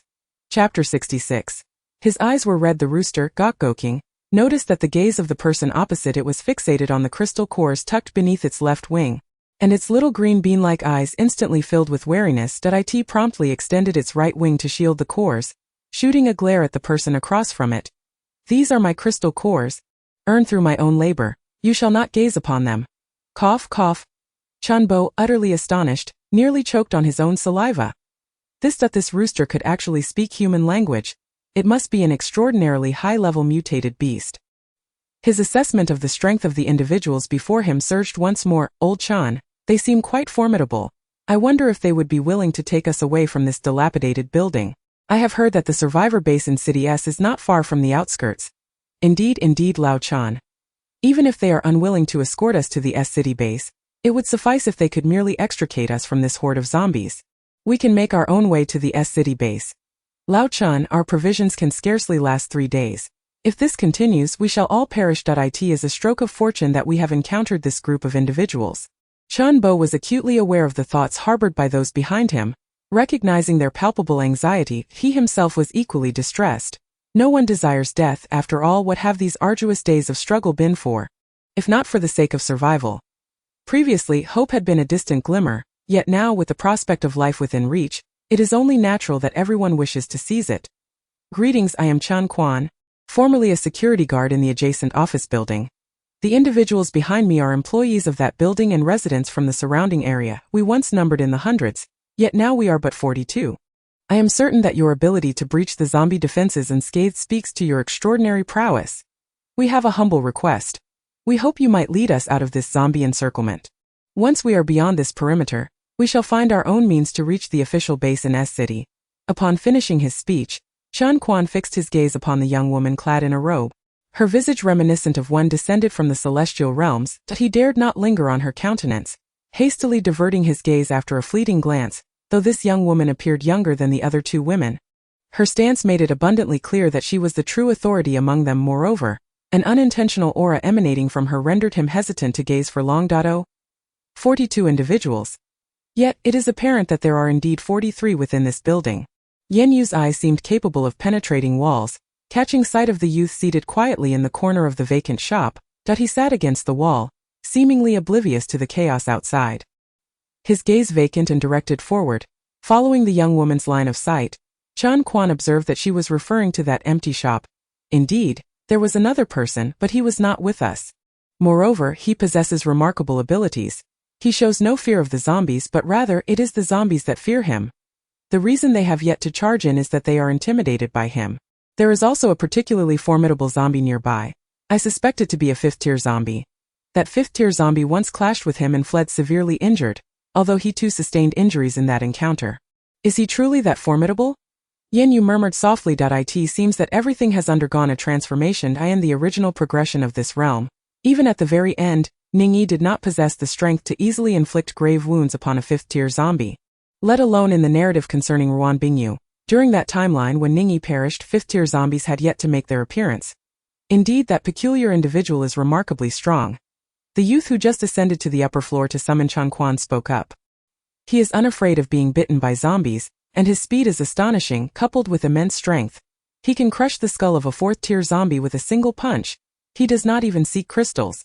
Prior to the emergence of 4th-tier zombies, we were fortunate enough to collect a few 2nd and 3rd-tier crystals. However, as time passed, the level of zombies in this area escalated, and we became too fearful to venture out for scavenging. Those high-level crystal cores were dug up and devoured by the zombies themselves. Is there anything peculiar about him? Yan Yue gazed at the 15 or 16-year-old boy who had mustered up the courage to speak to her. The moment the boy caught sight of the girl before him, his face flushed crimson. This young lady was simply breathtaking, yet he was at a loss for words. At that moment, another boy squeezed beside him and eagerly replied. When he first arrived, he was nothing like the calm person he is now. He was like a madman, and we dared not approach him on his very first day. He annihilated all the zombies inside this building as well as those surrounding it outside. Only after he entered that vacant large shop did he gradually settle down. The boy pondered for a moment before adding, "Oh, and when he was acting crazily, his eyes were red. However, once he calmed down, they turned back to a dark brown. That I only discovered this once when his hair was matted with blood, and I had to lift it to see that peculiar individual had exceedingly long hair, often obscuring half of his face, rendering his eyes invisible. You two have done well, Lu Yun. Give each of them a crystal core." Yan Yue was quite pleased with the information revealed by these two boys. "Understood, big boss." Upon seeing the crystal cores in Lu Yun's hands, both boys instantly exhibited expressions of joy. "It's a tier 3 crystal core. Uncle Chun gave us tier 3 crystal cores." Both of these boys had lost their parents during the apocalypse, and they regarded Chan Quan as their elder. In unison, they presented the tier 3 crystal core in their palms to Chan Quan. Chan Quan couldn't help but rub his hands together but refrained from accepting them. "You two are both ability users. Keep them for your own absorption." When the two boys saw that Uncle Chen declined, they reluctantly pocketed the crystal cores. They repeatedly expressed their gratitude to Yan Yue and the others. "Thank you, sister. Thank you, sisters. Thank you." Lu Yun and Chen Yuanyuan hurriedly waved their hands. Perhaps due to the recent surge in zombie kills, they didn't find these two tier 3 crystal cores particularly precious. Among them, Chen Yuanyuan had undergone the most significant change. Previously, when she was part of that original team, she had to lower herself to beg the foolish Lin Yang for even a single tier 2 crystal core. Meanwhile, Lu Xinya, who possessed no abilities, frequently obtained crystal cores and would even toss them around like pebbles for fun. Ha! What a big fool! Yan Yue cast a glance at the 42 individuals gathered together and spoke. "I will not take you out. However, we will eliminate all the zombies in this vicinity. We are here solely for the crystal cores. I will go check on him first." After saying this, Yan Yue disregarded the reactions of the crowd and directly walked toward the large shop on the right side of the staircase. The 3 companions and 3 beasts following Yan Yue hurriedly trailed behind her. The crowd watched the robed girl and her companions, along with the mutated beasts, whispering among themselves. "Old Chan, is what she said true? Can they really eradicate all the zombies around here?" Indeed, there are quite a number of 4th tier and 3rd tier zombies lurking about. Moreover, the previously injured 5th tier zombie is still alive. Did I have faith in what that sister said? They are formidable, as Xiao Wu and I have just witnessed. Before they even entered, the zombies had not yet managed to surround them, leaving a multitude of their fallen behind. Yes, we both saw it. Chen Quan held unwavering belief in the words of these two children. Furthermore, the girl clad in a Taoist robe was indeed extraordinary, and her manner of speaking did not seem to suggest jest. He turned to reassure everyone, stating that all they needed to do was wait. After all, whether one extends their neck or retracts it, the outcome remains the same. Should it succeed, they would proceed directly to the official base in City S. If it failed, it would merely culminate in the worst outcome they had already anticipated. After some contemplation, the group concurred. They had already envisioned various scenarios of their demise over the past few days. Ultimately, it would either be death by thirst or starvation, or being bitten by zombies. With their minds fortified by such preparations, the fear of death had lessened. Yet, upon suddenly glimpsing a sliver of hope today, they were eager to hold on to it tightly. Chapter 67. He is Ningyi. Yan Yue paid no heed to the whispers of the crowd behind her. At this moment, she had arrived at the entrance of a grand commercial establishment. Just as she had perceived moments ago, a slender youth, appearing to be around 17 or 18 years of age, sat with his legs drawn up against the wall, his chin resting upon his knees. In the vast emptiness of the several hundred square meters of the shop, he appeared diminutive, yet his long legs suggested a notable height. Yan Yue could not clearly discern the youth's face. His hair was long, cascading past his shoulders, and his bangs nearly obscured his nose. Through the gaps in his bangs, she could only catch a glimpse of his high, slightly upturned nose. The youth's lips were pale, nearly devoid of color, and his angular jawline was barely concealed beneath thin skin, allowing its shape to be distinctly visible. Yan Yue was aware that the youth's eyes were open at this moment. She had sensed it while observing him. However, he remained utterly unresponsive to their presence. The most pronounced sound amidst the silence was that of distinct, clicking footsteps. The sharpness of the youth's toenails scraping against the ground made it impossible to ignore the noise. Yet, even with such an abrupt sound, the youth remained motionless. Not even a strand of hair stirred. Ningyi. Yan Yue softly parted her lips, gently uttering these two syllables. The previously still youth suddenly trembled. Slightly raising his chin, Yan Yue knew he was now gazing at her. Ningyi was not only sluggish in thought but also devoid of emotion. However, he recognized his own name. He had heard it called countless times in his mind. Ningyi, your body is truly remarkable. Ningyi, you are my most perfect creation. This apocalypse is your battlefield. Go forth, Ning Yi, and let me witness the grandeur that my meticulously crafted work will achieve in this desolate world. Ning Yi, I am in great pain. Ning Yi, you must run. Ning Yi. Are you calling for me? Ning Yi's pale lips finally parted. Perhaps due to the prolonged silence, the boy's voice emerged with an unusual hoarseness, yet one could still discern the unique clarity that belonged solely to his youth. Indeed, I am calling you. Yan Yue crouched down to meet the boy's gaze, perhaps because of their proximity. Through the gaps in Ning Yi's hair, Yan Yue could vaguely perceive the boy's dark tea-colored eyes. Are you willing to come with me, Ning Yi? When Yan Yue had first approached this dilapidated building, she had already sensed the energy of the world's origin. Upon entering this shop, that sensation intensified. Beneath this establishment, there must be a fragment of the world's origin. The reason for Ning Yi's formidable strength now undoubtedly stemmed from his absorption of this energy. However, from Chen Quan's words, it was apparent that Ning Yi's power had already been considerable prior to his arrival here. This was the one aspect Yan Yue had yet to fully comprehend. The original narrative described Ning Yi as an all-encompassing physical enhancement ability user. His extraordinary strength, speed, and physical resilience were unparalleled, yet he lacked a clear classification. Yan Yue surveyed Ning Yi's entire body, its meridians, bones, and muscles. Quite intriguing. It seemed that Ning Yi's physique was not merely a typical mutation. Rather, it appeared that during the awakening of his physical enhancement ability, there had been some form of external intervention. This had given rise to the current incarnation of Ning Ut No. Without the serum, my head aches. Here, my head does not ache. In those few brief words, Yan Yue grasped the crux of the matter. The serum. The headache. What Ning Yi referred to as a headache likely corresponded to the state of madness described by the boy outside. In that state, Ning Yi was uncontrollable, relentlessly attacking the zombies. Yet, it seemed that even in that condition, a trace of rationality remained. He did not indiscriminately assault his own kind. The serum Ning Yi mentioned could regulate that state. Furthermore, within this dilapidated building, there existed something capable of controlling that condition. Or rather, that very item might be located within this shop. How convenient. Yan Yue turned her palm downward, summoning an invisible force within her hand. In mere moments, a fragment of the world's origin broke through the earth and landed in her porcelain-white palm. Gazing at the familiar piece, Yan Yue surmised it must be a remnant of that small heavenly Tao's corpse. Do you like this object? Yan Yue extended the fragment of the world's origin before Ning Yi. I like it. The scent of the serum. No sooner had Ning Yi spoken than the fragment in Yan Yue's palm vanished without a trace. She had stowed it away in her storage pouch.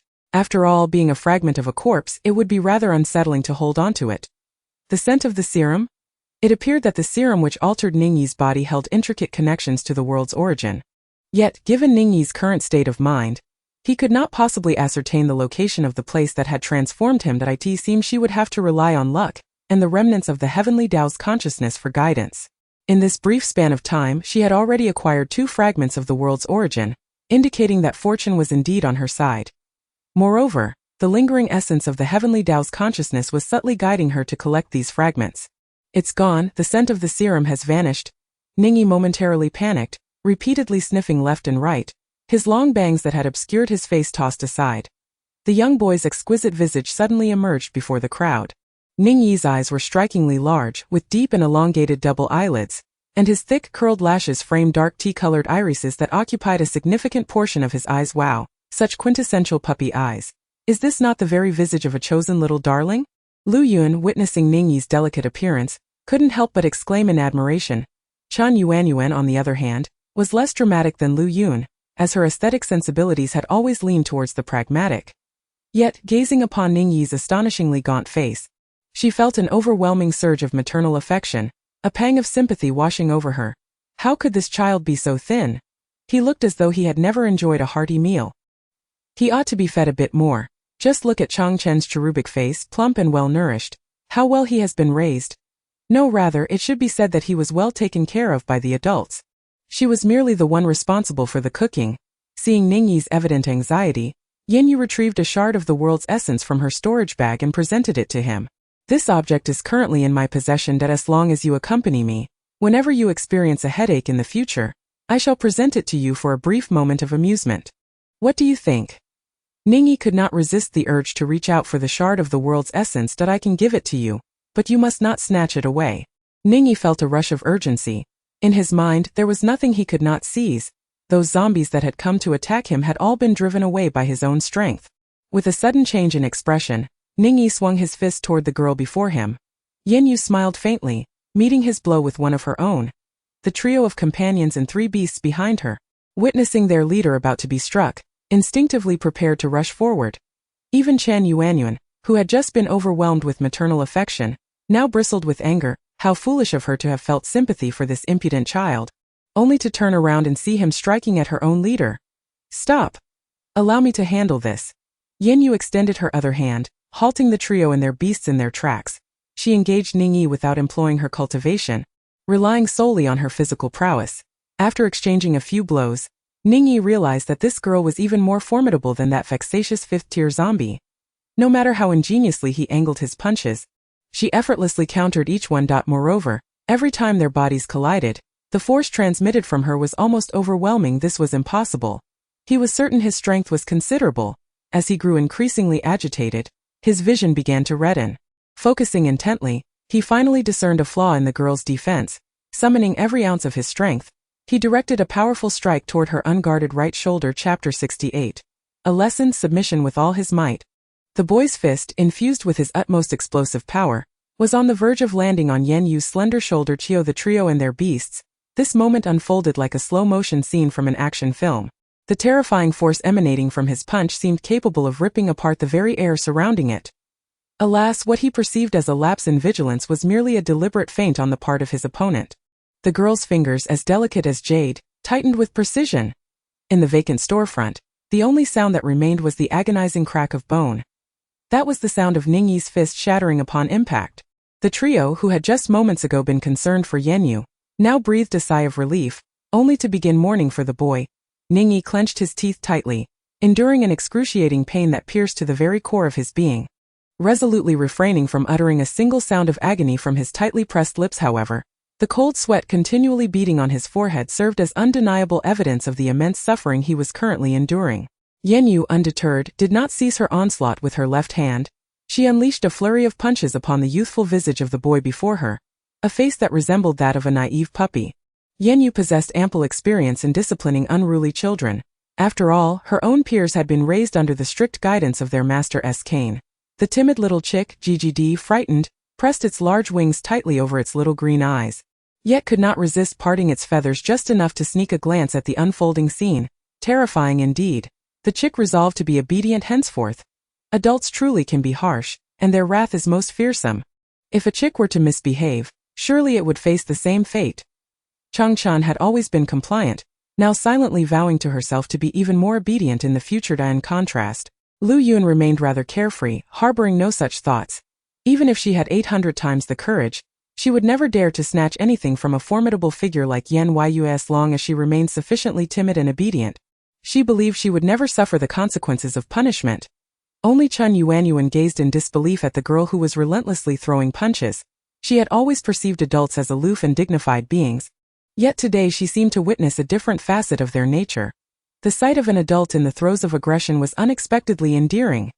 After Ningyi's valiant punch was met with resistance, he found himself utterly unable to retaliate. At this point, he could only passively endure Yan Yu's blows. The added strike, not the face, was utterly foreign to Yan Yue. She deliberately aimed for the boy's face. When she finally deemed her lesson sufficient and ceased her assault, Ningyi's visage was a tapestry of bruises, swollen to an extent that it appeared nearly 1.5 times its original size.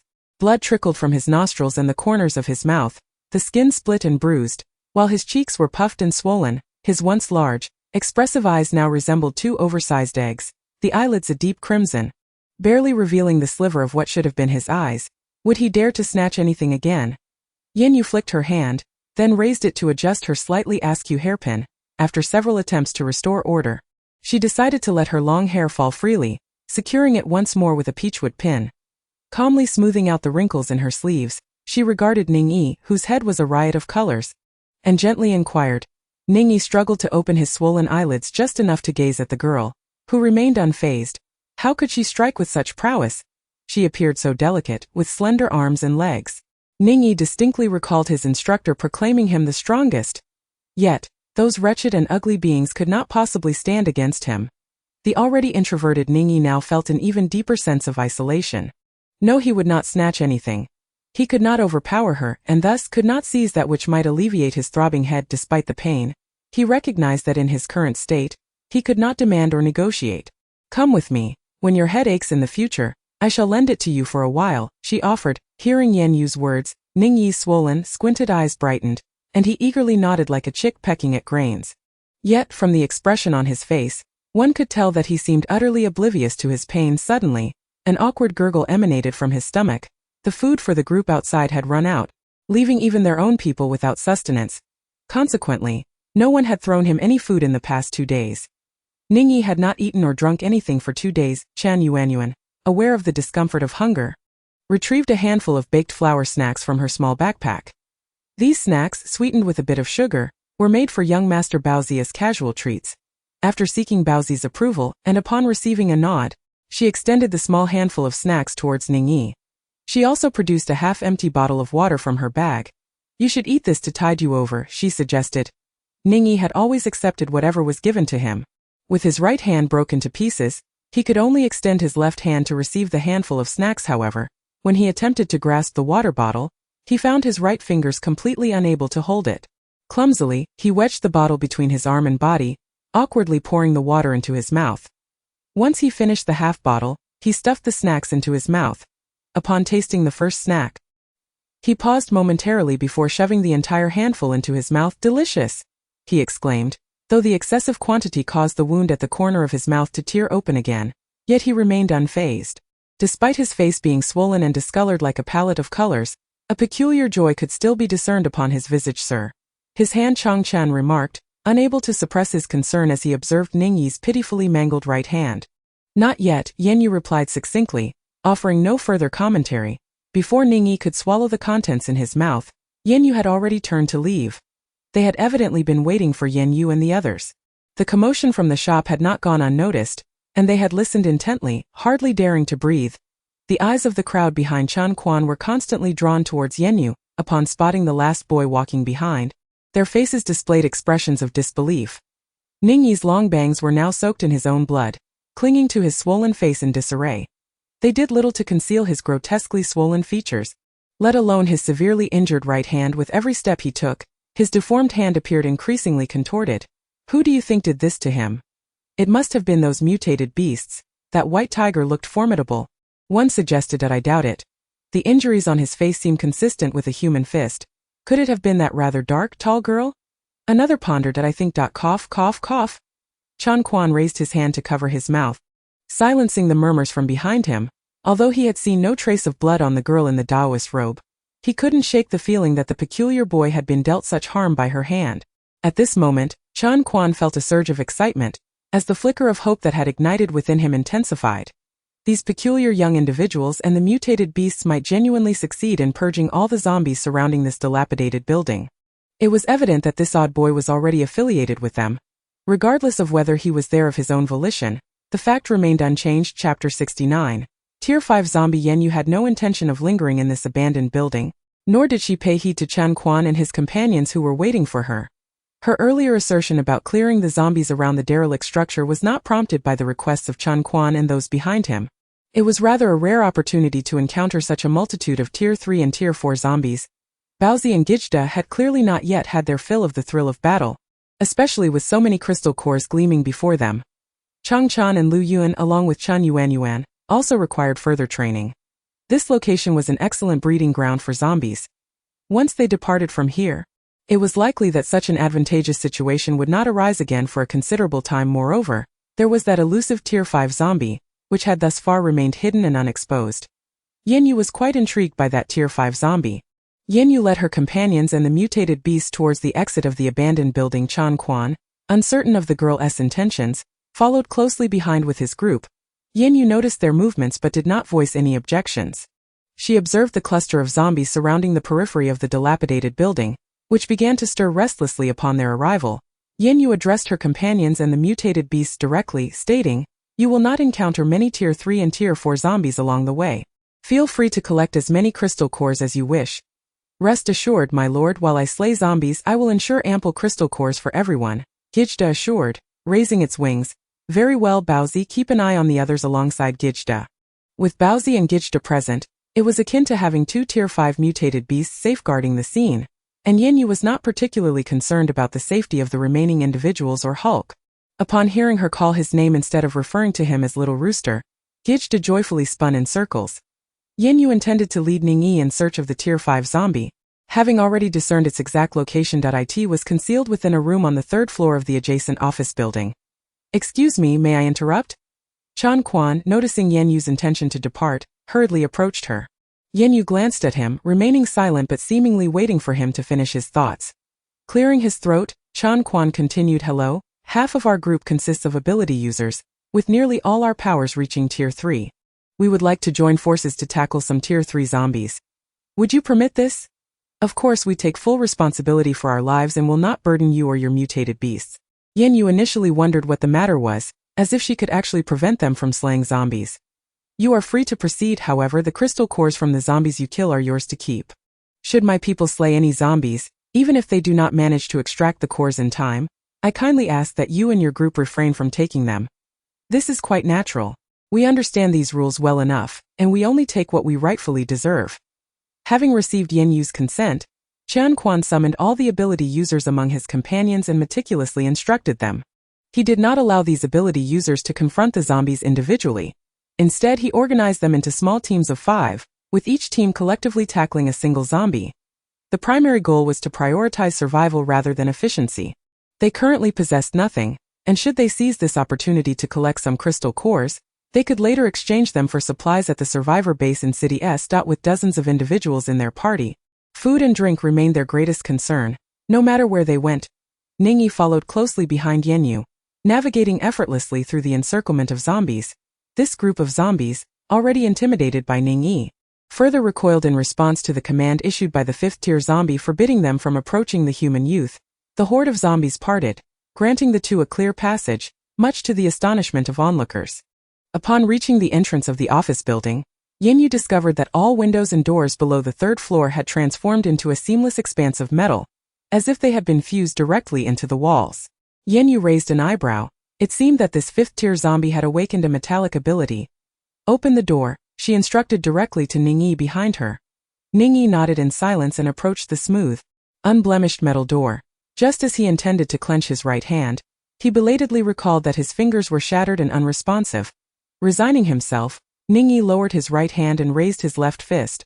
Striking the metal door with a simple yet forceful blow with a resounding crash, the intact metal door was sent crashing inward, taking the surrounding walls with it, sending dust and debris flying.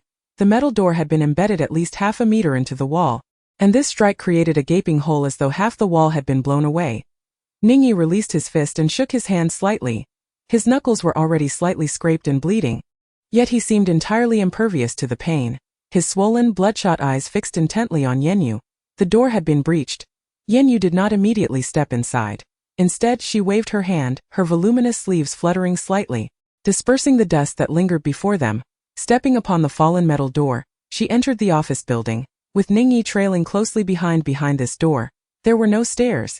After navigating several turns within the building, Yan Yue finally located the emergency exit. If it were only herself, she could have simply teleported upwards. However, given Ningyi's current level of intelligence, Yan Yue doubted he would be able to find his way alone.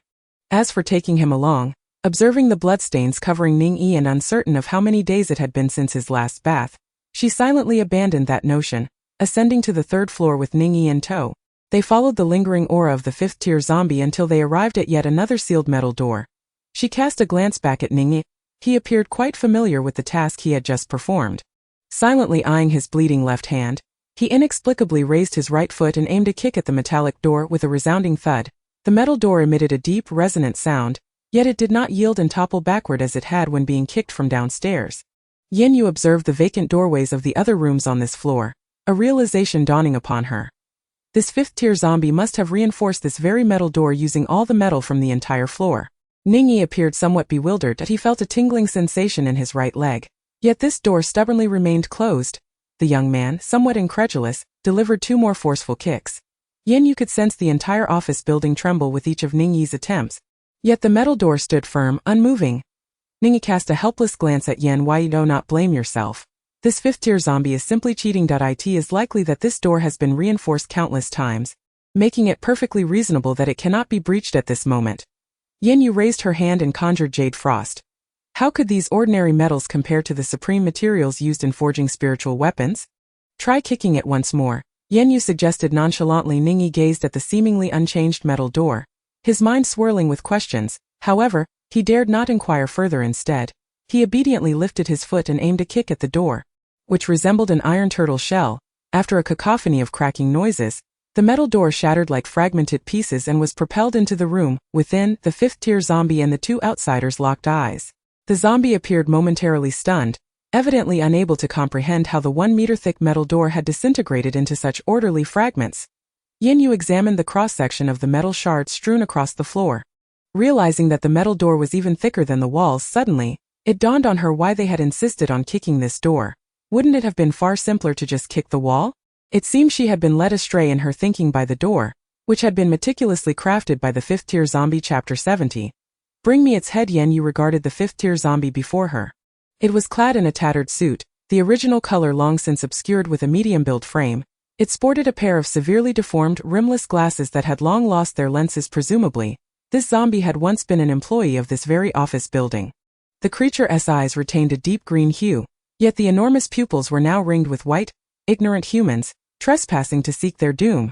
A faint, hoarse voice echoed within the minds of Yan Yue and Ning Yi.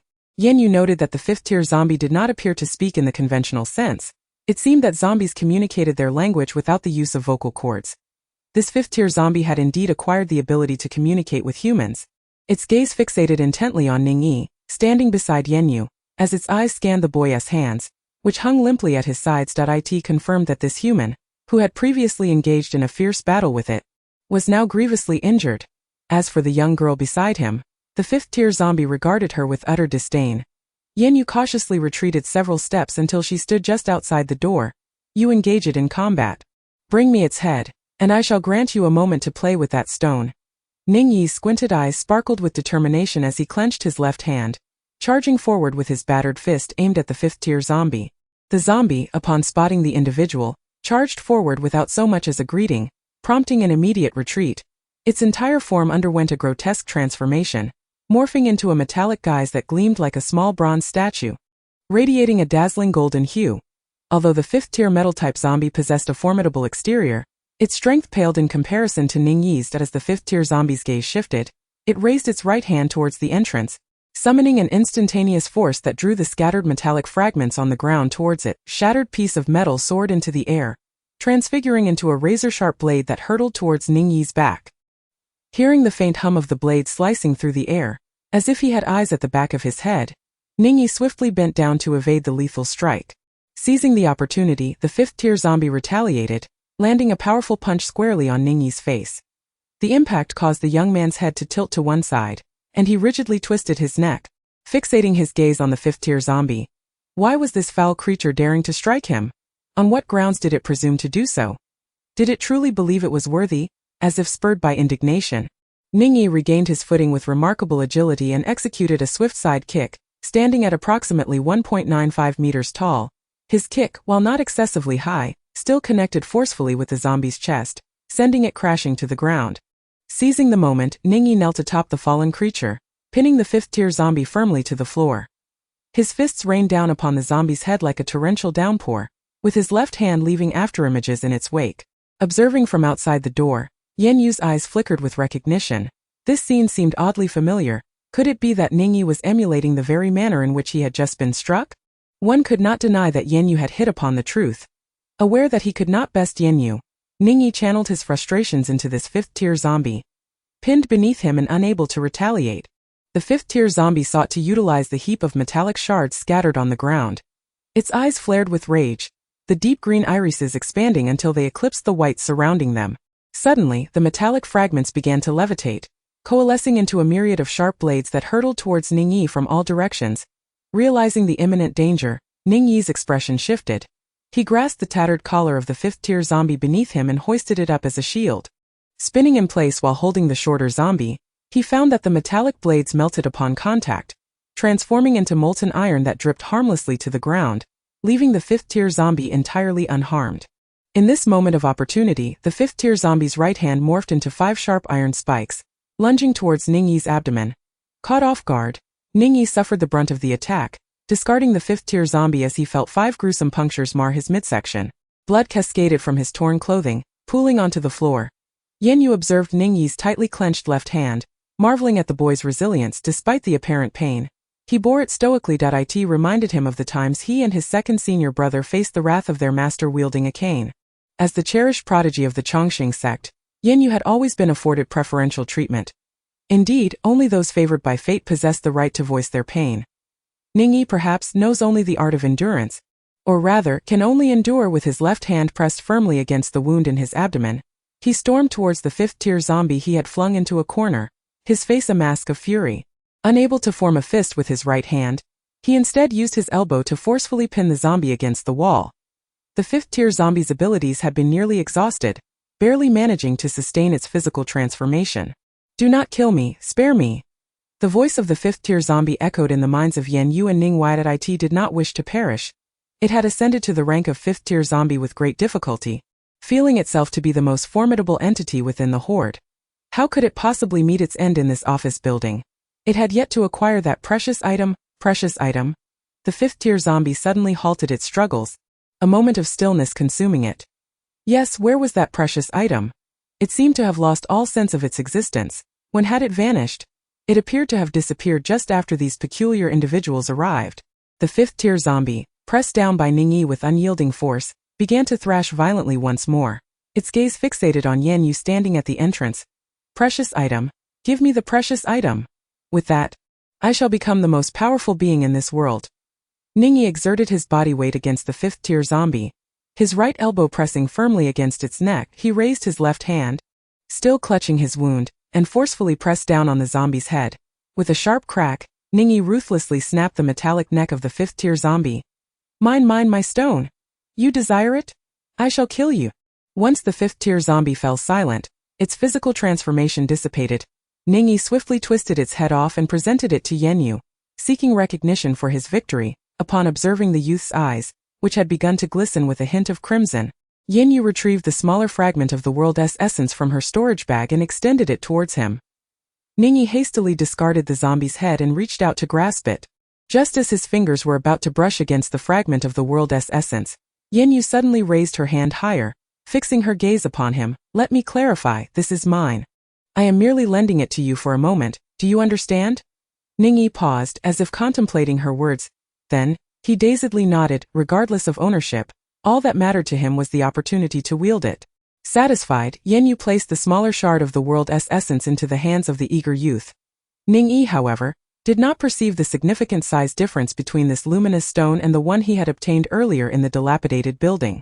As long as the energy within could quell the turbulence raging within him, that was sufficient. Extract the crystal core from its mind. Yan Yue had already discerned that any zombie of 4th tier or above invariably possessed a gold core within its brain. Only 2nd tier and 3rd tier zombies had a chance of yielding a crystal core. Chapter 71. Can spatial abilities be used this way? Outside the dilapidated building, the group and the mutated beasts continued their fierce battle against the zombies. Baozi and Gijde grew ever more valiant in their fight, while Chun Quan and his fellow ability users dared not stray too far from the mutated beasts, fearing entrapment in the encroaching horde of zombies. The area where the 3 mutated beasts resided did not host an overwhelming number of zombies, primarily due to the rapid pace at which Baozi and Gijde dispatched them. Occasionally, when a zombie strayed alone, the ability users from Chen Quan's group would swiftly finish it off. Neither Baozi nor Gijde paid too much attention to the actions of this group of individuals, as long as they did not lose their sanity and attempt to excavate the crystal cores of the zombies they had slain. Everything would be fine. Chen Quan had previously advised the ability users on his side with great earnestness. Initially, there were a few who harbored ulterior motives. However, upon witnessing the prowess of these individuals and the mutated beasts, they promptly discarded their petty thoughts, and no matter how valuable the crystal cores might be, could they truly compare to the value of their own lives? They all understood that if they were to secretly extract the crystal cores from their opponents, the White Tiger's claws would not be directed at the zombies but rather aimed squarely at their own heads. What a jest! Did they truly believe their skulls were harder than those of 4th tier zombies? The claws of the White Tiger could easily shatter even the toughest 4th tier zombie, let alone their fragile human forms. Gijde possessed an incredibly sharp beak, and recently, its size had increased significantly. Its beak measured a full half-foot in length. Despite the formidable toughness of 4th tier zombies, Gijda could still find opportunities to pierce through their throats and skulls. Changchan and Chen Yuanyuan were both ranged attackers and dared not approach the horde of zombies too closely, remaining deliberately shielded by several mutated beasts and Lu Yun. Chen Yuanyuan had become increasingly adept at her water-based abilities, now capable of mastering 3 forms of water-based attacks: water balls, water arrows, and water screens. Among these, the water screen could be considered a supportive skill, capable of momentarily obscuring the zombies' vision and sense of smell, as well as disrupting their attacks. At this juncture, Lu Yun was beginning to feel the strain of exhaustion. While others could replenish their expended abilities with crystal cores, Lu Yun's power was of the spatial variety. She felt that after her ability had upgraded, aside from the increased volume of her space, it seemed to hold little other utility. Moreover, her physical enhancement could not be elevated through crystal cores. It relied solely on years of relentless training and practical combat experience. Why did it have to be a spatial ability? Each time a battle ensued, Lu Yun would silently lament if only she could casually switch to an offensive ability, how much easier it would be. She wouldn't have to endure such frustration every time she faced zombies. The combat prowess of others and the mutated beasts far exceeded her own endurance. Gritting her teeth, Lu Yun unleashed a punch at an advancing third-tier zombie, which promptly fell to the ground. Yet, she could not suppress a stumble, nearly toppling over that moment. A fourth-tier zombie, evading Hulk's fireball attack, fortuitously shifted towards Lu Yun, spotting an easy target in her. The fourth-tier zombie recognized that this human seemed utterly drained of energy and incapable of further combat. With a swift motion, it raised its claw to seize Lu Yun, not even bothering to unleash its abilities, clearly deeming them a waste on this faltering human. As Lu Yun beheld the claw of the fourth-tier zombie drawing ever closer, her eyes brimmed with terror. Surely this was the day she would meet her demise. Hulk was also charging towards her, attempting to intercept the fourth-tier zombie. Why did it have to be spatial abilities? Space. This world itself is a vast expanse of space, and everything around her is space. The energy converted from the crystal core she had absorbed, could it truly only serve to enlarge that storage space? What if I were to attempt to activate my extraordinary abilities to transform the space around me? As Lu Yun contemplated this notion, her body instinctively began to harness her powers. Suddenly, she perceived the emergence of a transparent passageway, measuring approximately 1 meter in length beside her. Was this a spatial portal? At that moment, with her life hanging in the balance, Lu Yun could afford no further contemplation. She plunged directly into the luminous corridor. Just as she made contact with one end of the spatial passage, her form vanished from her original position, only to reappear simultaneously 1 meter away, at the other end of the transparent conduit. At that instant, Hulk had also lunged forward. The fourth-tier zombie, witnessing the human's abrupt disappearance before its very eyes, momentarily lost control of its body and collapsed onto the ground. Hulk seized the opportunity and pounced upon the fourth-tier zombie, sinking his teeth deeply into its throat. However, given the disparity in strength between Hulk and Gogo, he was unable to sever the zombie's neck outright. The fourth-tier zombie continued to struggle ferociously, its hands gripping Hulk's back with relentless force, the sharp, obsidian claws digging deeply into Hulk's flesh, attempting to tear the imposing canine away. Despite the pain, Hulk emitted a low growl, yet remained steadfast, refusing to relinquish his grip on the zombie's throat. Changchan quickly noticed the commotion and immediately launched a mental assault against the fourth-tier zombie. His eyes turned crimson as he beheld Hulk, now drenched in blood. His own blood. Realizing the urgency of the situation, Lu Yun rushed over, intent on prying the zombie's hands off Hulk. The creature, now weakened by Chang Chen's psychic interference, loosened its grip. Seizing the moment, Hulk exerted all his strength, biting down with fervor, and successfully tore the zombie's trachea from its neck. With a few swift motions, he dislodged the lifeless head from the corpse. Upon witnessing the demise of the fourth-tier zombie, Lu Yun suddenly comprehended that she had inadvertently employed a remarkable spatial ability. She had witnessed the transparent passageway with her own eyes. Motivated by her newfound understanding, Lu Yun endeavored once more to activate her powers, and the 1-meter spatial corridor materialized before her again. This passage could manifest in any direction within a limited radius according to her will. Utilizing the spatial conduit, Lu Yun teleported behind a third-tier zombie and delivered a decisive punch to the back of its head.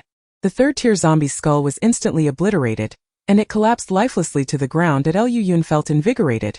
Upon discovering her capacity for spatial teleportation, she commenced a series of stealthy assaults. However, after executing 6 consecutive teleports, she found her energy reserves utterly depleted. The mere span of 1 meter consumed her third-tier spatial abilities entirely. This technique was exceedingly taxing. Clutching a third-tier crystal core to absorb its energy, she inwardly lamented. While Yan Yue could unleash dozens, if not hundreds of water orbs, her own teleportation was limited to a mere 6 uses. Though the destructive potential was not comparable, Lu Yun still felt that the energy expenditure of her spatial teleportation was excessively high. In that office building, she had previously administered a regeneration pill to Ningyi, who had always been unpicky about what he consumed. He recalled the delectable noodle dumplings that Yan Yue had previously offered him, leading him to believe that this elixir would undoubtedly possess a sweet and delightful flavor as well. Alas, the moment he tossed the pill into his mouth, before he could even savor its essence, it dissolved into a medicinal liquid that coursed down his throat and into his being. Ningyi smacked his lips, feeling somewhat bewildered. How could such a sizable pill simply vanish upon entering his mouth? Perhaps due to Ningyi's unique constitution, the vitality-restoring elixir took effect with astonishing rapidity after entering his body. Yan Yue observed as the wounds on his face healed at a visibly accelerated pace. This person's genes were extraordinarily uncommon, possessing a recovery ability that was alarmingly swift. Chapter 72. Cleansing the battlefield, excavating crystal cores despite their earlier exhaustion, they dared not lower their guard. Now upon seeing Yan Yue, it was as if they had glimpsed a pillar of strength. Ningyi moved with remarkable speed, and at this moment, his injuries had largely mended, no longer hindering his capabilities, even with his right hand rendered useless. He managed to single-handedly slay a 5th-tier zombie with metallic abilities. The throng of 3rd-tier zombies before him appeared little more than mere sandbags. The number of 4th-tier zombies was already limited, with perhaps only 20 remaining at most. Ningyi charged into the horde of zombies, and with each punch he threw, a zombie's head exploded like a watermelon. Chan Quan and the other ability users accompanying him halted their attacks, staring in astonishment at Ningyi as he plunged into the swarm of zombies. Though they had been coordinating their efforts until now, their abilities were nearly depleted. Furthermore, they were reluctant to absorb the crystal cores to recover their powers. At this moment they stood there, watching Ningyi's solitary massacre. How could it seem that this peculiar individual was even more formidable than before? Surely, it couldn't be just my imagination. His pupils appeared not red, but rather a normal dark brown, indicating that he was in a conscious state. Was he always this powerful when fully awake? We can't refer to him as a peculiar individual anymore. One of the youths who had spoken with Yan Yue quietly cautioned. The two who had been conversing immediately fell silent. Indeed, it seemed that he had now aligned himself with the group that had arrived today. They could no longer call him a peculiar individual. It would be ill-advised if that group overheard them. Gijda, with a somewhat erratic disposition, had initially felt fatigued, but upon witnessing Ningyi's exuberant slaying, its wings flapped with even greater enthusiasm. Baozi regarded the excited Gijda with a look of exasperation. Now that the newcomer had arrived, Lord Baozi could finally take a break. Baozi cast a glance at Gijda, who had directly leapt onto the heads of the zombies, rolled its eyes and then turned to lie down beside Yan Yue, breathing slightly heavier. Liu Yunqing, Yan Yue, and Hulk were seated nearby, absorbing crystal cores. Lu Yun, Yan Yue, and Hulk had already reached the later stages of the 3rd tier. Particularly, Yan Yue had previously absorbed a 4th-tier water crystal core. After today's high-intensity battle, having overexerted their abilities multiple times and then immediately absorbed crystal cores to continue fighting, the previously observed bottleneck showed signs of loosening. After absorbing another 4th-tier crystal core, the abilities of the trio, 2 humans and 1 dog, rose to the 4th tier. Esteemed leader, I have finally ascended to the 4th tier in my spatial abilities. Upon achieving this breakthrough, Lu Yun immediately rose and approached Yan Yue, her blood-stained face breaking into a broad smile. Esteemed leader, I have developed a new skill today. I had always believed that my spatial powers were solely for storage. However, at a critical moment between life and death, I unexpectedly opened a spatial portal, allowing me to teleport. Alas, the energy consumption of this spatial teleportation skill is exceedingly high. I can only utilize it a few times before exhausting all my powers. Yan Yue nodded thoughtfully. She had previously pondered whether such a rare spatial ability could truly be limited to mere storage. Yet, her understanding of the abilities in this world was insufficient to offer guidance. They would have to discover their potential on their own, and it appears that when an individual is faced with the brink of life and death, their latent potential can indeed be awakened. This was true for Changchan during her time at the southern base, and now for Lu Yun as well. Since you comprehended spatial teleportation at the 3rd tier of your spatial abilities, it is unlikely to be your limit. The operability of space is vast. Since you can traverse through space, you might also explore the possibilities of compressing or even slicing through space. Such powers will require your own insight. Lu Yun was deeply inspired by Yan Yue's words. Thank you, esteemed leader. I shall diligently study my spatial abilities. You are right. If I can traverse space, then compressing or slicing it should not be beyond my reach. I will practice more and endeavor to master my control over space. Such a rare spatial ability should not merely serve as a mobile warehouse. Before long, Hulk and Chen Yuanyuan also achieved successful upgrades. Lu Yun then led them to begin excavating crystal cores, their eyes drawn to the corpses of zombies strewn about. Despite their legs feeling somewhat weak, it did not hinder their speed in gathering the crystal cores. The group of zombies that had previously surrounded the dilapidated building had dwindled to almost none, and the remaining few no longer dared confront Ning Yi and Guguda directly but began to flee in all directions. The surviving zombies could sense that the fifth-tier zombie controlling them was no longer present. Perhaps it had fled or met its demise. What significance remained for them to linger here? It would be prudent to escape. Ning Yi and Guguda finished off the remaining zombies in the vicinity and chose not to pursue those that had fled. They joined their companions in the effort to excavate crystal cores. Ning Yi understood the value of these cores. Whenever he felt fatigued from battling zombies, he could simply grasp a core and absorb its energy to replenish his strength. Unfortunately, he had never considered saving these cores. He typically used them as soon as he acquired them. Aside from what he needed for immediate use, he rarely bothered to collect additional cores. Seeing others and mutated beasts excavating crystal cores today, Ning Yi decided to join in. The cores from the zombies whose heads he had crushed were easy to locate. With his tall stature and long limbs, even his fingers were significantly longer than those of an average person. He deftly plunged his slender fingers into the shattered skulls of the zombies, stirring about with abandon upon locating the hard crystal core. It was extracted with a swift motion, followed by a haphazard wipe upon the body, before being tossed aside into the expansive wings that clattered together. Instantly, the originally fair and slender fingers became smeared with the dark, viscous brain matter and the black blood of the zombies. Ning Yi showed no sign of concern and proceeded to delve into the next zombie's head. Gogoda, an adept worm catcher before the apocalypse, now plunged its half-foot-long sharp beak directly into the brain of the zombie, gently stirring to uncover the crystal core's presence. With precision, it extracted the core and flung it into its wings. It was no jest.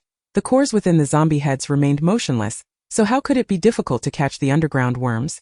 Once they had located all the zombie heads, Gogoda's wings were nearly unable to contain the bounty. Scuttling with small, rapid steps, Gogoda approached Yan Yue and spilled the large collection of crystal cores onto the ground with a clatter.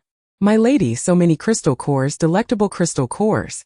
Chen Yuanyuan, who had just elevated her water-based abilities to the 4th tier, showed no restraint whatsoever. Her palms acted as if powered by a high-pressure water gun. Directing a vigorous stream at the colorful pile of crystal cores on the ground, she first rinsed the cores to remove the surface remnants of flesh and blood, then reduced the water flow. Chang Chan and Lu Yun sat beside Chen Yuanyuan, meticulously cleaning each individual core. Meanwhile, Chan Quan and the group of ability users stood there in a daze. This operation of slaughtering zombies and extracting crystal cores seemed as simple as procuring goods. Some among them looked on with envy, while others revealed a hint of greed, yet none dared to make any moves. Are you not heading to the official base in City S? The zombies have been eliminated. You may leave now, Yan Yue reminded them as she noticed their unwavering gaze upon her. Chapter 73. Rest and depart again. Only then did Chan Quan snap back from his earlier astonishment. They could finally leave this place. What they had initially perceived as a certain death scenario had transformed in merely half a day into a situation where the clouds parted to reveal the moon. Among the ability users Chan Quan had taken to slay zombies, 2 had perished at the hands of the undead. The others had no time to mourn for them. Over the past few months, their numbers had dwindled from hundreds to merely dozens. Having witnessed too much death and the gradual disappearance of their companions, they had become increasingly desensitized, their reactions to life and death dulled. Chan Quan served as the cornerstone of this group, with the other ability users consolidating all the collected crystal cores to hand over to him. At least for now, they stood united. Yan Yue had no intention of lingering in the urban area of City S. The distance to the official base was not particularly far, but the day was indeed drawing to a close. Moreover, after a day's worth of battling zombies, whether human or mutated beast, everyone was utterly exhausted. The area had been thoroughly cleaned by Chen Yuanyuan and Lu Yun, and most importantly, there was an available kitchen for cooking. It must be said that the meals prepared on a farmhouse stove possessed a unique flavor. Today, she had truly exhausted all her physical strength. No matter how many crystal cores she absorbed, it did little to alleviate the soreness in her muscles. Lying on the bed, Lu Yun felt even the slightest movement of her arms a challenge, akin to that of a lifeless fish. Others far surpass her in skill. Chen Yuanyuan primarily utilizes her water-based abilities from a distance, and after absorbing the crystal cores, she remains much the same as usual, perhaps merely feeling a bit fatigued mentally. Today, everyone is both exhausted and famished, compounded by the addition of a new member. Yan Yue has brought more ingredients than usual. Chen Yuanyuan chops a spirit deer into small pieces, preparing to make spicy stir-fried deer meat shortly down the neighboring pot. A generous portion of rice simmers. This time it is made from the ordinary rice Yan Yue collected earlier from the grain store. Outside the self-built house lies a large pit, covered with charred wood and two massive clay balls. These contain two beggar chickens. The spirit chickens are simply too large to fit into the earthen stove, necessitating the digging of a pit. Gijda declares this a trivial matter, swiftly excavating a sizable hole for Chen Yuanyuan. Even the mud enveloping the beggar chickens was mixed by Ningyi and Gijda together. The others watch in exasperation as Ningyi and Gijda take the opportunity to play with the mud. How can they still be messing about with clay when the chickens are nearly roasted? When the group gathers for dinner, an expression finally emerges on Ningyi's otherwise impassive face that it seems he struggles with chopsticks, so Chen Yuanyuan serves him a bowl of stir-fried spirit deer meat. Ningyi directly uses his long fingers to toss piece after piece of deer meat into his mouth, unfazed by the heat. His large, dog-like eyes narrow in satisfaction as he savors the food. Even Yan Yue glances over, aware that today she had mercilessly crushed his finger bones. Yet he showed no sign of pain. She deduces from Ningyi's trembling limbs that he possesses the capacity to feel discomfort. Ah, yet another food lover. Once they have consumed 2 large bowls of stir-fried spirit deer meat, Chen Yuanyuan brings over the 2 beggar spirit chickens. Grasping a sturdy stick, she prepares to knock off the mud from the chickens. Suddenly, Ningyi stands up and strikes the 2 hard clay shells with 2 powerful fists. The mud on the beggar chickens shatters in response. After his display, Ningyi blinks his large eyes at Chen Yuanyuan, indicating that she may begin to carve the chicken. Chen Yuanyuan, taken aback, sets down the stick and starts to disassemble the chickens. She distributes the legs to Yan Yue and Baozi. Previously, when Yan Yue had eaten roasted spirit chicken, she merely sampled a leg. Since Chen Yuanyuan's arrival, she has become quite perceptive, consistently giving Yan Yue both legs from a spirit chicken. The immortal is quite pleased with this arrangement. Ningyi is indifferent to which part of the chicken he consumes. Even the chicken's rear is delicious to him. Gijda gazes longingly at the solitary chicken rear before it, its small green eyes filled with resentment directed at Ningyi. Ningyi remains unmoved, feigning ignorance. Humph. Originally, when he wasn't around, both chicken rears belonged to Gijda. After finishing his portion, Ningyi licks the grease clean from his fingers. Whoever offered him a bite, he would eat. If there was none, he would abstain, and if hunger became unbearable, he would venture out to seek food. Ningyi had never savored a meal as delectable as this one. His bright, sparkling eyes widened in astonishment as he fixed his gaze intently upon Yan Yue. Despite the fact that this young lady had struck him, and rather forcefully at that, the prospect of delightful food in her company, along with her willingness to let him play with that fragrant stone, made her seem like the most wonderful person in the world to him. Yan Yue, sensing Ningyi's gaze, felt a twinge of confusion within her. How could it be that after merely enjoying a meal together, the child's look towards her seemed somewhat peculiar? After dinner, everyone, along with the exotic beasts, took a moment to wash themselves with the water conjured by Chen Yuanyuan, before lying down to rest. The following morning, they feasted on meat buns prepared by Chen Yuanyuan, accompanied by a savory rice porridge and a type of crispy, tangy pickled vegetables. These pickled vegetables were crafted from a particularly crunchy and large spiritual fruit that Yan Yue had provided. The fruit was exceedingly sour, yet delightfully crisp, a characteristic that both Yan Yue and the buns did not favor.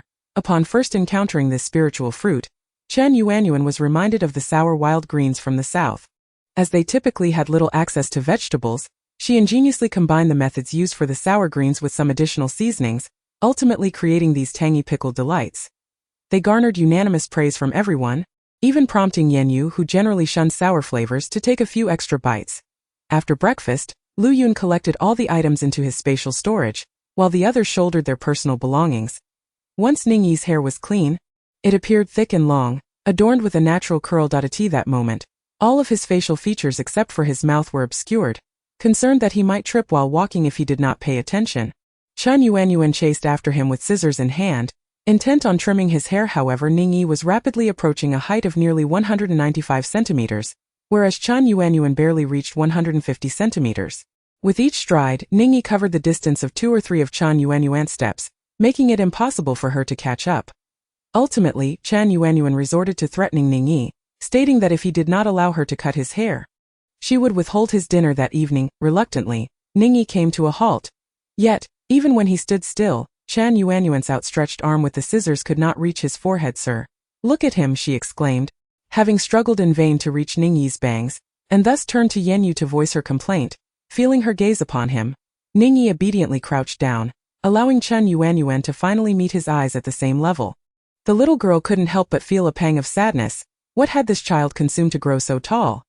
Besides inheriting genetics from her family, a significant reason for Chan Yuanyuan's own height was the malnutrition she had suffered during her childhood, which had impacted her growth during puberty.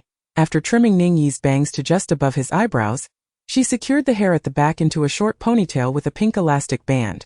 Pleased with Ningyi's fresh and tidy appearance, Chan Yuanyuan couldn't resist giving his soft, curly hair a gentle ruffle, feeling the warmth of the sun radiating through it.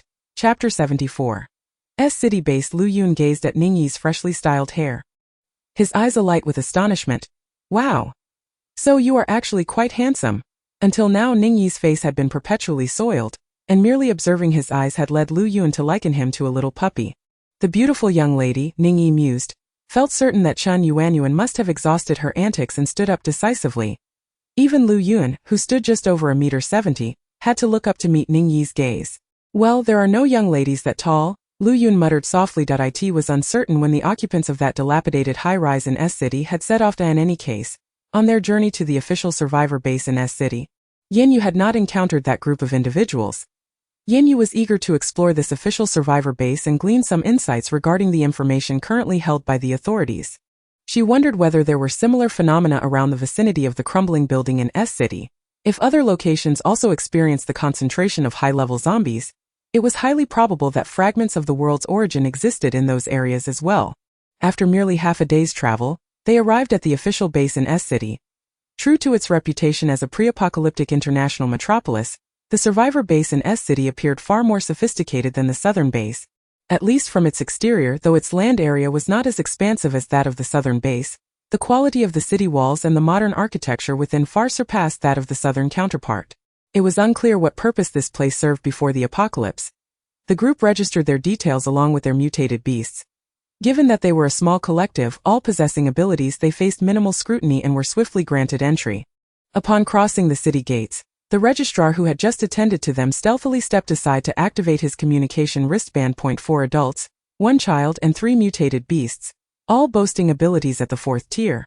With the child being a psychic ability user, that I would never dare to deceive you. I will upload their details shortly. Very well. I shall keep a close watch on their movements and notify you immediately once their residence is confirmed. The registrar seemed to be operating outside the bounds of standard procedure. Otherwise, he would not have taken such precautions to make this communication discreet. Moreover, his subsequent remarks clearly indicated an intention to monitor them. It seemed that the official base in S-City possessed its own intriguing dynamics. Once inside the base, Chang Chan adeptly struck up a conversation with a young guide. He introduced the boy to Yan Yue. "Esteemed adults, this is Xiao Chuan. That he can show us around for housing." "Greetings, esteemed adults. May I inquire what type of accommodation you are seeking, long-term or short-term?" "Short-term, about a week will suffice. By the way, a standalone villa would be preferable. And on the larger side, with 5 individuals and 3 mutated beasts, a smaller dwelling would be utterly inadequate." It appeared that having more people could indeed present its own set of challenges. Certainly, there is a spacious villa in the central area with a large yard, although the price is somewhat steep.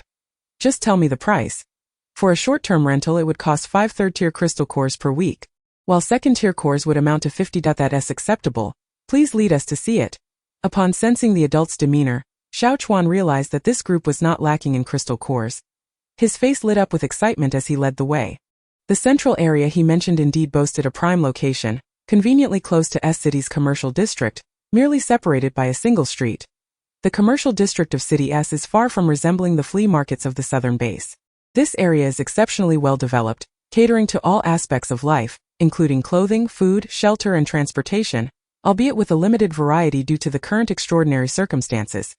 After securing a residence, Yan Yue instructed Lu Yun to accompany Xiao Chuan to handle the necessary paperwork, while also suggesting they procure some warm clothing from the local apparel stores. Currently, Lu Yun is wearing a cotton jacket that once belonged to Chen Yuanyuan.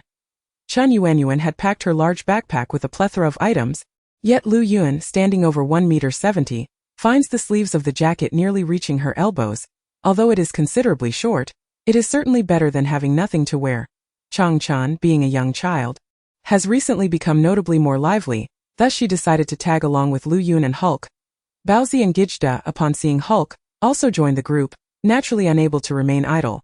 Ultimately, the party consisted of Lu Yun, Chen Yuanyuan and Changchan, with Hulk, Baozi and Gijda trailing behind. This motley crew set off in grand fashion to the Housing Management Office to complete their formalities and the S-City base. It is not uncommon to see some supernatural beings accompanied by mutated beasts.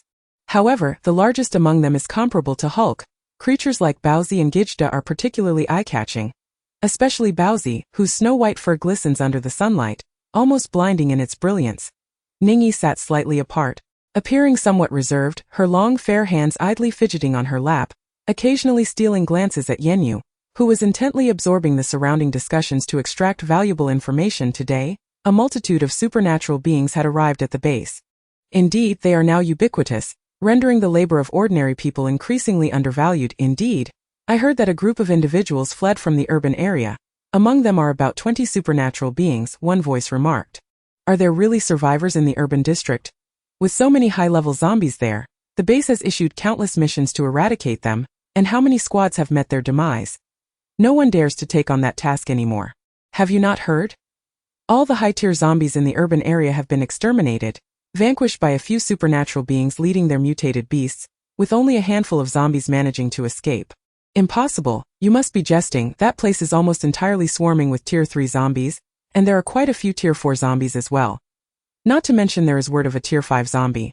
How long has it been since the apocalypse? How could there possibly be a Tier 5 zombie? Surely someone is exaggerating.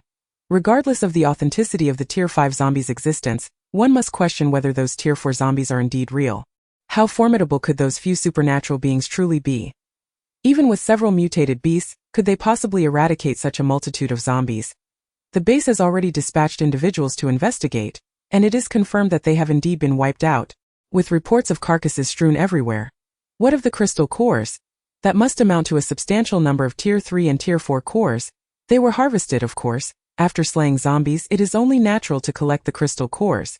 The squad included 3 young women, a tall youth, and a child. They were accompanied by 3 mutated beasts. A massive white tiger, a creature resembling a golden retriever, though its fur bore a reddish hue, and a notably large mutated rooster. I did not catch the levels of those extraordinary beasts, but astonishingly, all 5 individuals are actually 4th-tier ability users. Is that true? 4th-tier ability users. Any ability team that boasts even a single 4th-tier user can easily command respect. Yet this team, comprising merely 5 members, consists entirely of 4th-tier users.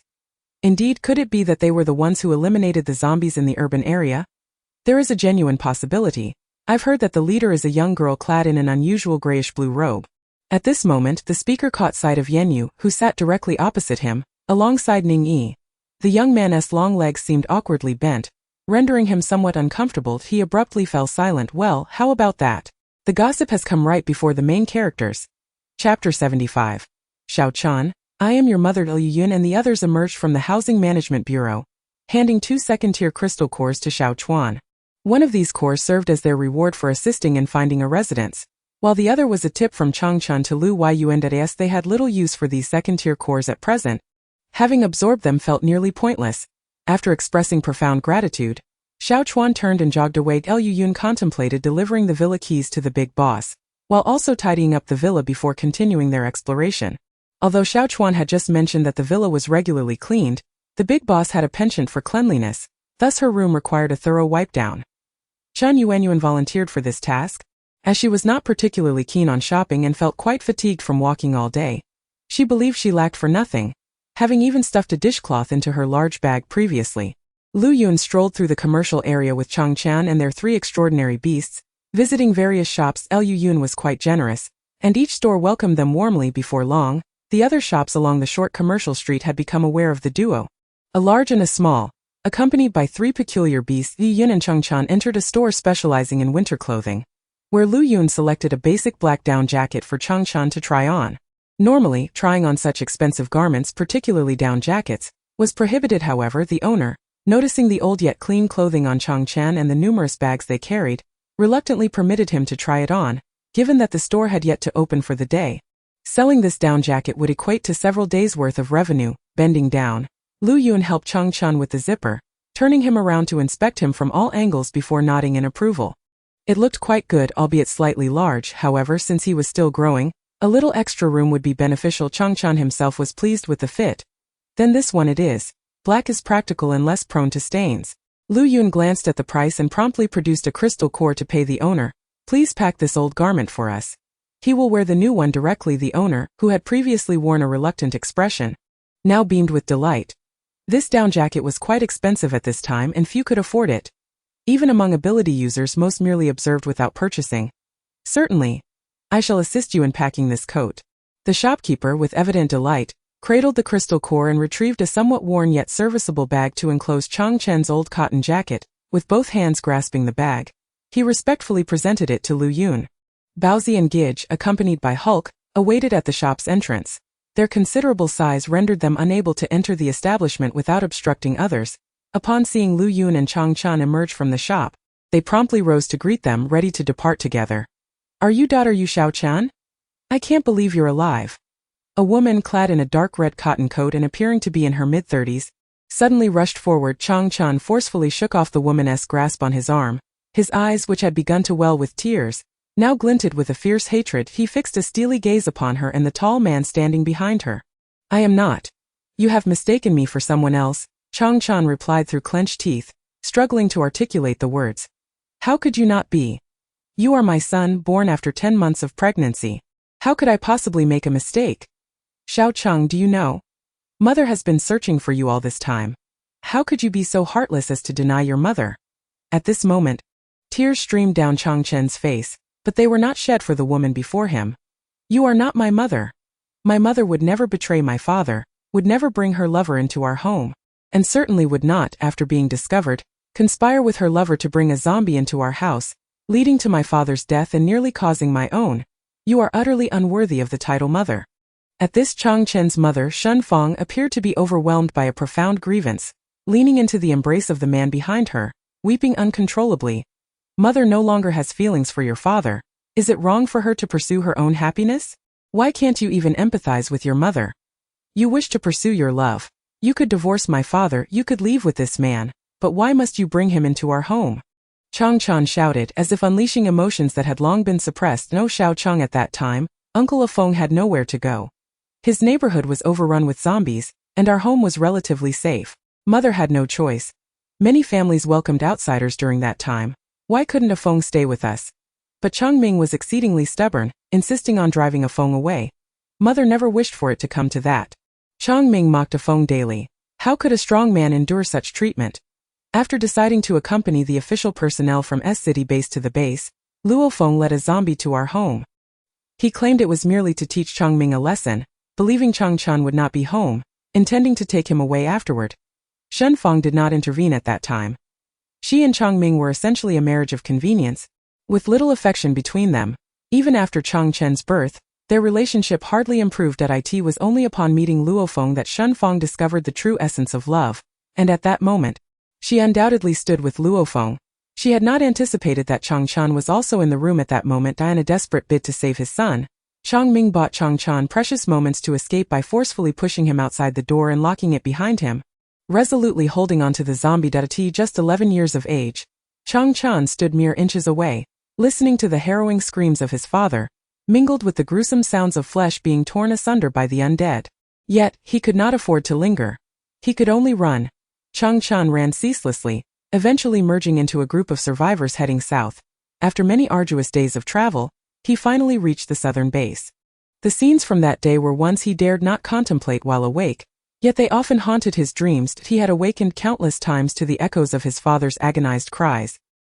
His hair soaked with tears. Eventually, he resorted to shaving his head entirely. Yet, this woman before him nonchalantly brushed aside the horrific events with a mere phrase of inevitability. Changchen's gaze bore into Luo Feng, who stood behind Shun Feng, filled with a seething rage that wished to consume him whole. Luo Feng, sensing Changchen's piercing glare akin to that of a bloodthirsty wolf cub, could not help but reveal a hint of malice in his eyes. How had this little brat managed to escape? That day, after the zombie had gorged itself, he had seized the opportunity to strike it down from behind. He had looted the supplies that Chang Ming had painstakingly gathered within the house. Luo Feng had long coveted those supplies. Otherwise, how would he and Shen Fong have survived the journey to City S? At that time, nearly half of Chang Ming's body had been devoured, yet he still clung desperately to the zombie. A poignant testament to a father's love. After half a year of struggling to survive in this apocalyptic world, Luo Feng understood the perils of nurturing a tiger. Chang Chan appeared pristine, flanked by 3 formidable mutated beasts that hinted at the strength of the individuals behind him, certainly not someone Luo Feng could afford to offend. Inwardly, Luo Feng resolved that Chang Chan must not be allowed to leave today. Chang Chan was now aware that he was within the S-City base. He would not spare Luo Feng. Of course, Chang Chan would not let Luo Feng off the hook. Back then, he had been powerless, while Luo Feng had awakened his powers as a physical enhancer. Chang Chan had no choice but to run. He could not betray the chance at survival that his father had bought with his life. But now the situation had changed. Chang Chan, Luo Feng was no different from a low-tier zombie. With a mere thought, he could bring about Luo Feng's instant demise.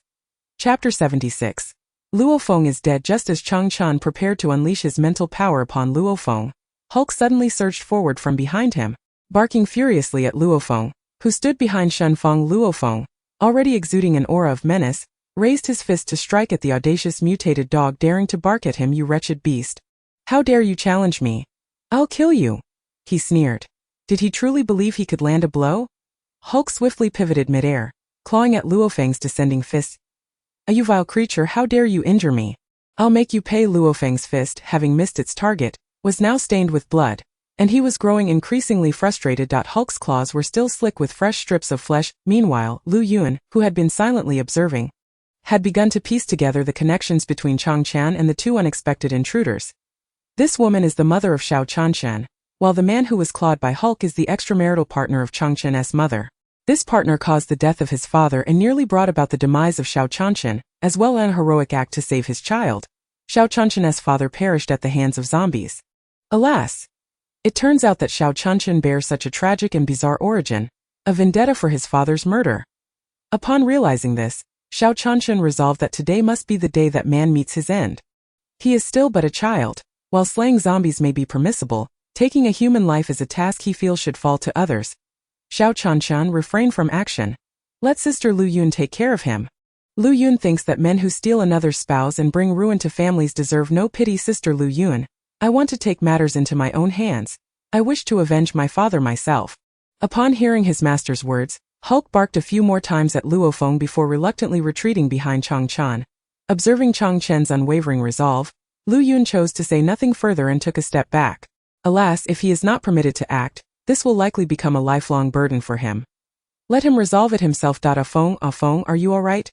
Shen Fong grasped Luo Feng's injured hand, carefully examining it, only to discover that the wound was deep and bleeding profusely. She then cast a discontented glare at Chang Chan.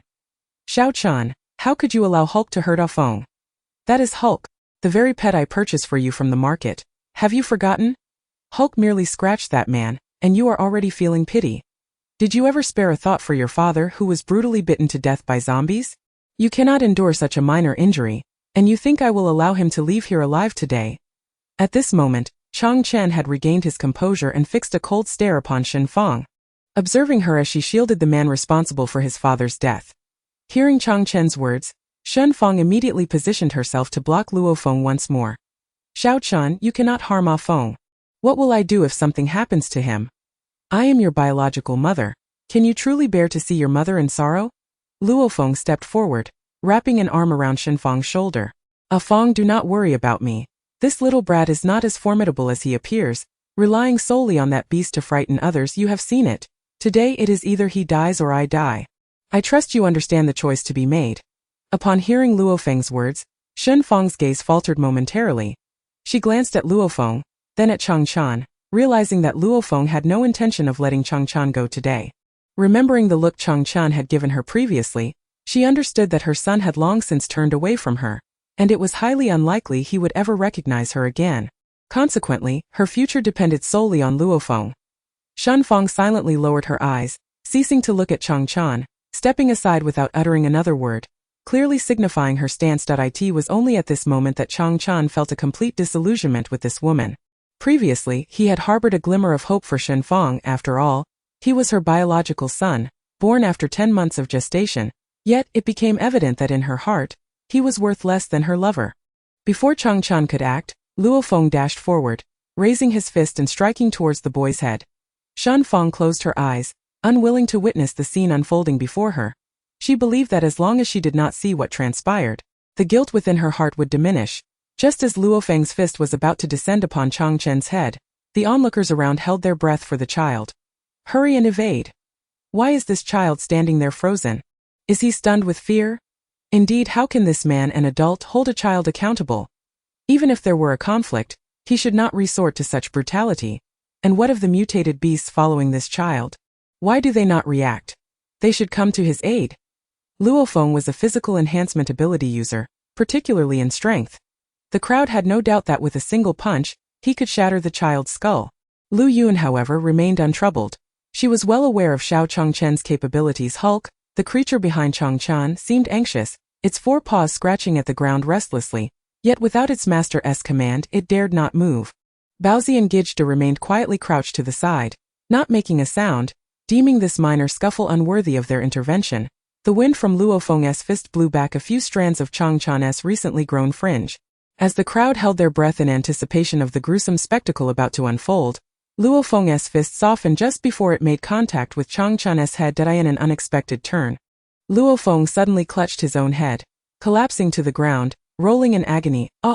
He could utter not a word, only releasing a wretched wail of suffering. Chang Chan did not grant him a swift end. Instead, he gradually eroded Luo Feng's neural pathways, prolonging his torment to the utmost. At this moment, Shen Fong had already opened her eyes. Kneeling on the ground, she attempted to embrace the writhing Luo Feng. However, in his excruciating state, Luo Feng was beyond her grasp, and she was instead knocked to the ground by his frenzied movements. She crawled a few steps to kneel at Chang Chan's feet. Looking up at the darkly solemn young boy, Xiao Chan, please let him go. Spare Ah Feng, will you? He has already recognized his mistakes. I apologize on his behalf. Please grant him mercy. If it weren't for your father clinging desperately to that zombie, I would never have escaped alive. What makes you think that your pleas would compel me to spare him? Shen Fong grasped Chang Chen's leg, continuing to cry out. How can you be so heartless? I am your mother. Chang Chan, devoid of any emotion, lifted his foot and kicked Shen Fong away. You are no longer my mother. You are unworthy. At that moment, Luo Feng was tormented by the excruciating pain in his head. Unable to endure any longer, he raised his fist and struck his own head, whereupon his skull caved inward. Blood gushed forth as Luo Feng twitched on the ground twice before breathing his last.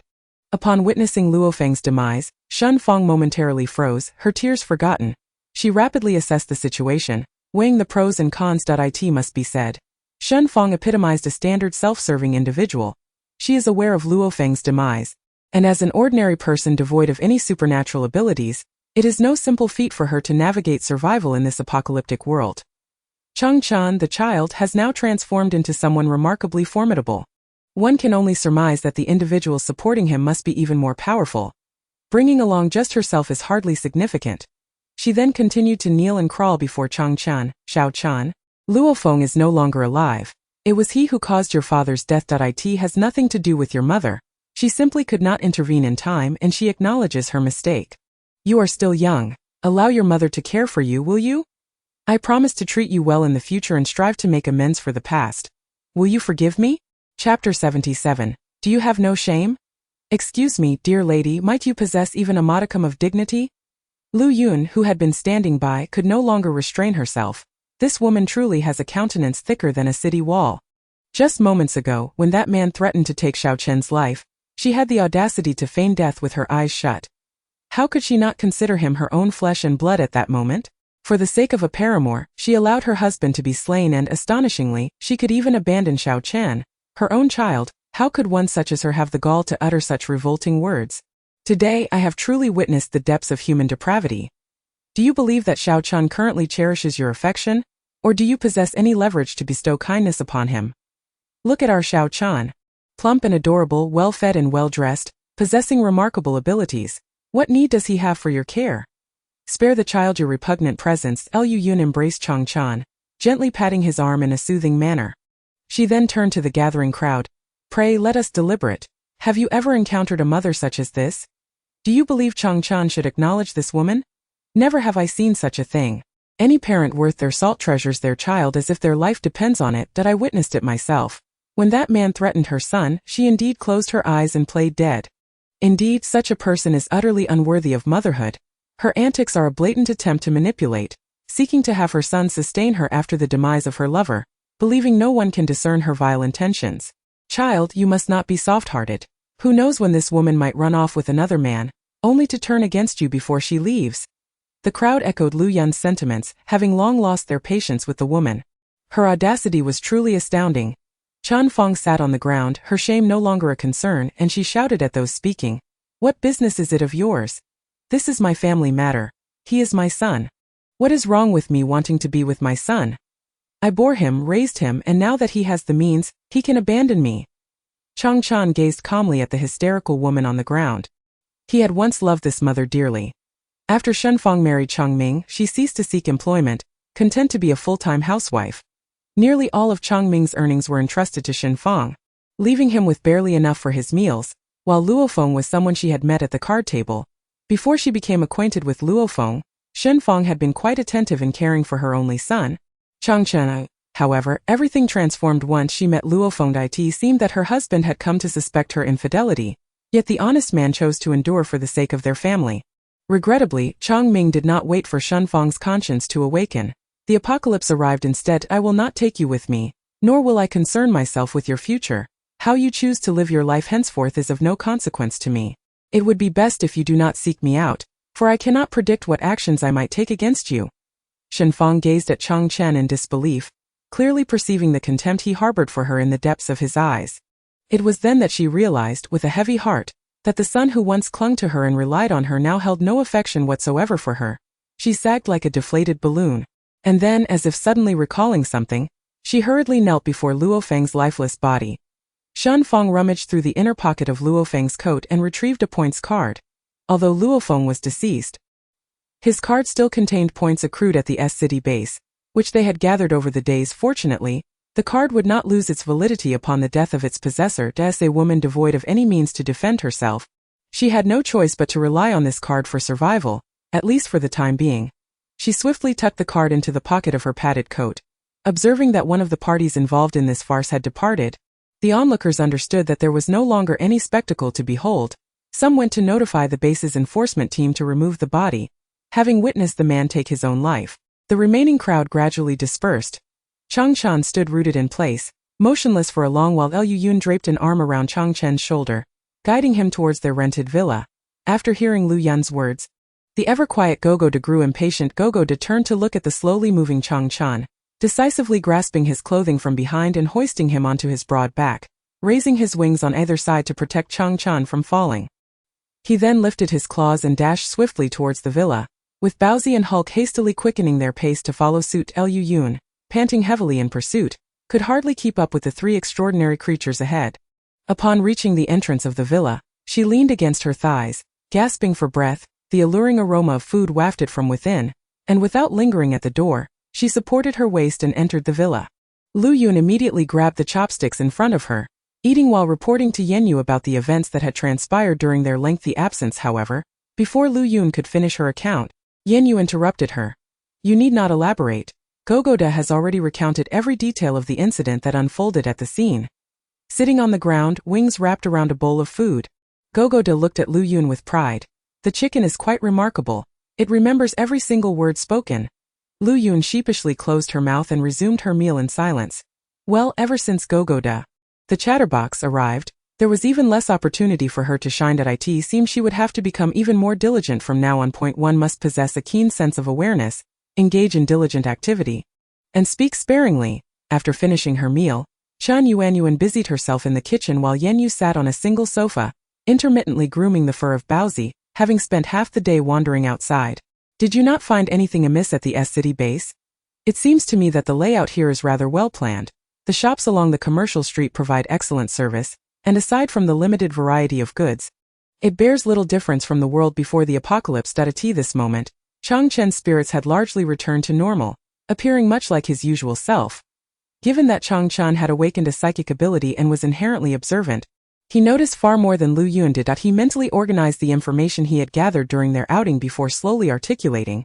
It seems as though the official base in S-City struggles to retain talent. After uttering this, Changchan felt a twinge of uncertainty regarding his statement and continued, not so much that they cannot retain talent, but rather that it appears those with higher level abilities are all absorbed into the official psychic bureau, while the ordinary ability teams lack even a single fourth-tier ability user. Logically, if an ability team concentrated resources to cultivate an individual, producing a fourth-tier ability user should not pose a significant challenge. Yan Yue nodded in agreement. Changchan was indeed correct. In the world as Yan Yue understood it, each official base typically had some formidable unofficial ability teams. Some of these teams enjoyed their freedom, while others possessed a proud disposition, unwilling to be constrained by the regulations of the official psychic bureau. The capabilities of these unofficial teams were certainly on par with those of the bureau's ability users.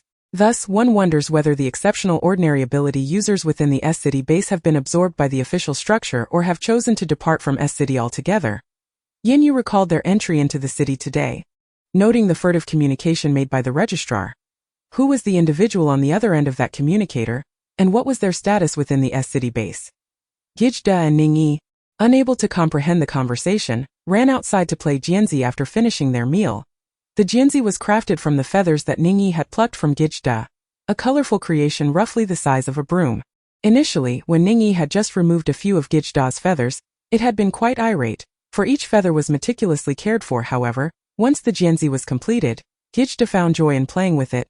No longer concerned about the origin of the feathers, the following morning, Chen Yuanyuan did not prepare breakfast in the villa, as everyone was eager to explore the commercial street of the S-City base to discover what culinary delights awaited them. After a thorough search, they ultimately settled on a wonton shop. Following their harrowing experience at the Yen family inn, Lu Yun and the others were too apprehensive to order meat while dining out. Who could tell from which corpses that meat had been sourced? Each person ordered a serving of wontons filled with preserved vegetables and tofu. Before the apocalypse, they could hardly have imagined that preserved vegetables and tofu could be combined to fill wontons. Among the various beasts, aside from Gijda, both Baozi and Hulk were not fond of vegetarian fare. Even the cockadoodle-doo was disinterested in the dried mustard greens. It preferred the freshness of crisp vegetables. A few individuals had not purchased any for the trio, yet Yan Yue requested a bowl to sample the novelty. The diminutive wonton shop was hardly accommodating enough for the substantial physiques of the three creatures. Thus, the trio simply squatted by the curb at the entrance of the shop, awaiting the return of their human companions. Passers-by, upon sighting them, couldn't help but pause and gather around the peculiar beasts. A young boy, unable to resist, reached out to stroke the bun. Wow, such a large white tiger. I want this white tiger. Naturally, the bun did not wish to be touched by a stranger, even if it was a cub.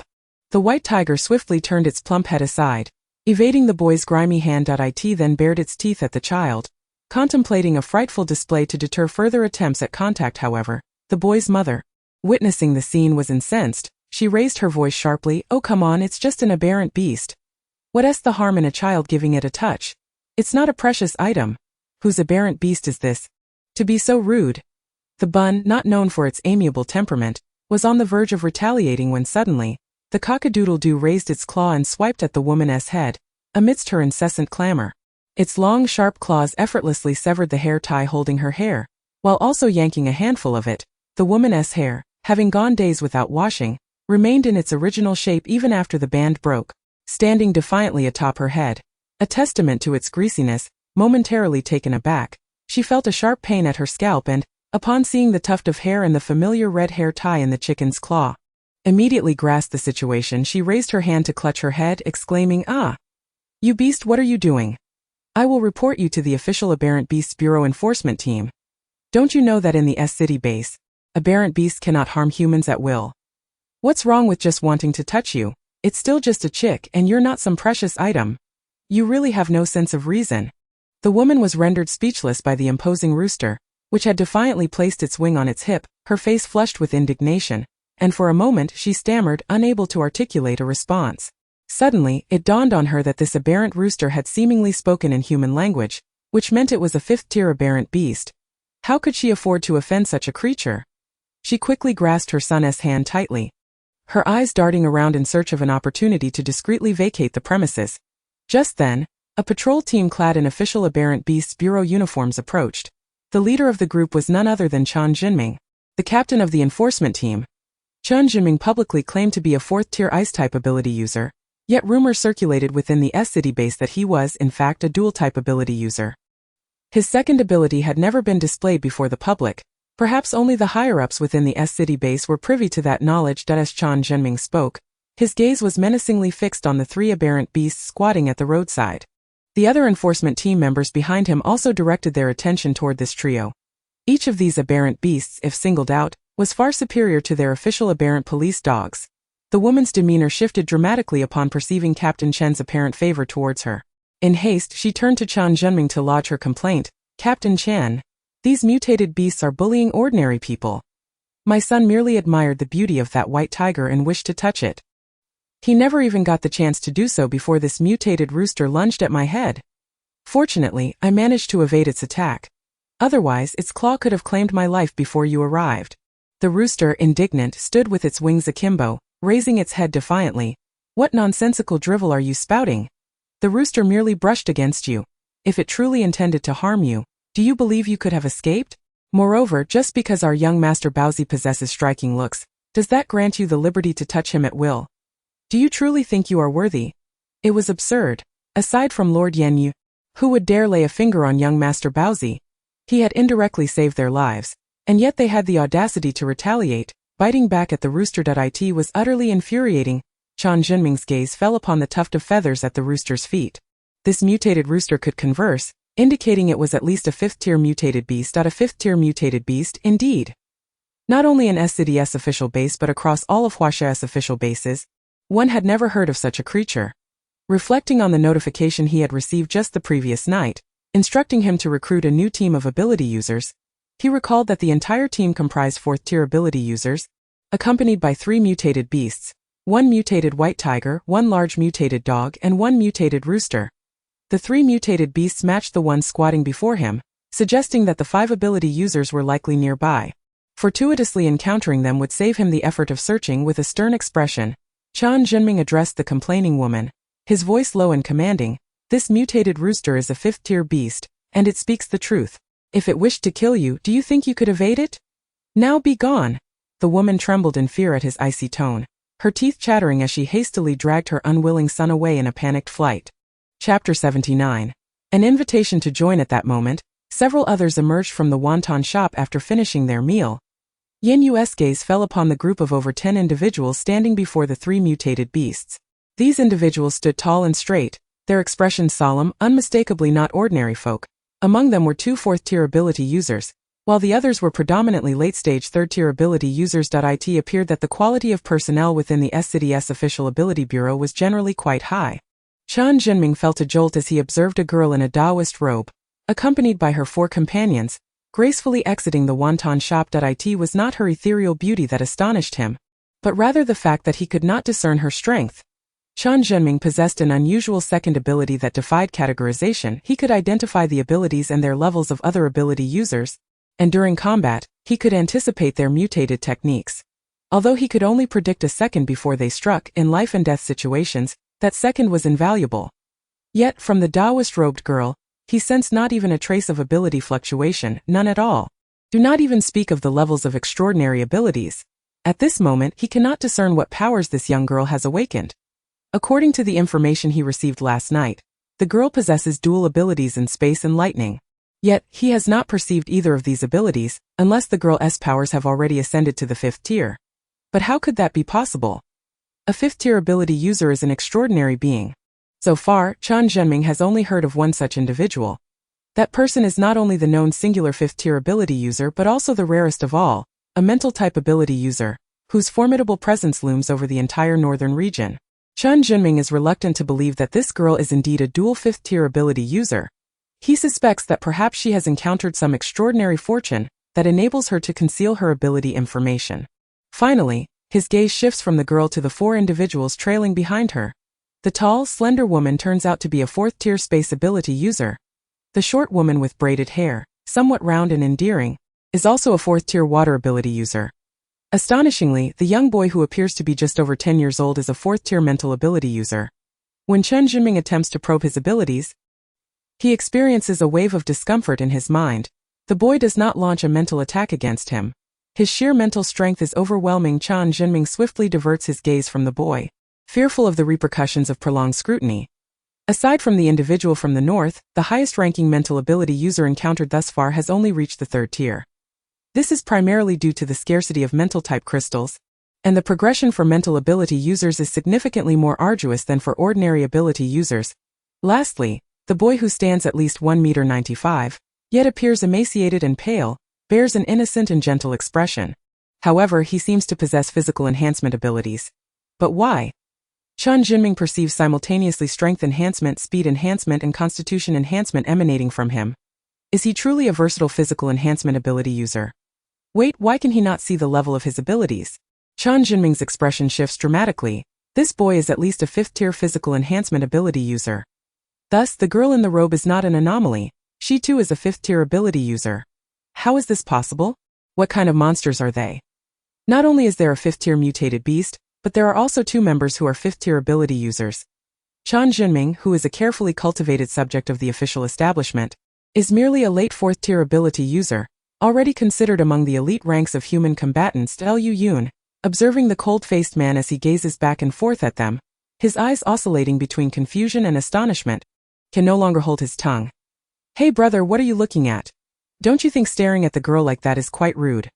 Of course, staring at the boy isn't very polite either. I know our Ning Xiaoyi is quite beautiful, so don't harbor any improper thoughts. Don't think she can't tell. This man has been watching both the boss and Ning Yi for the longest time.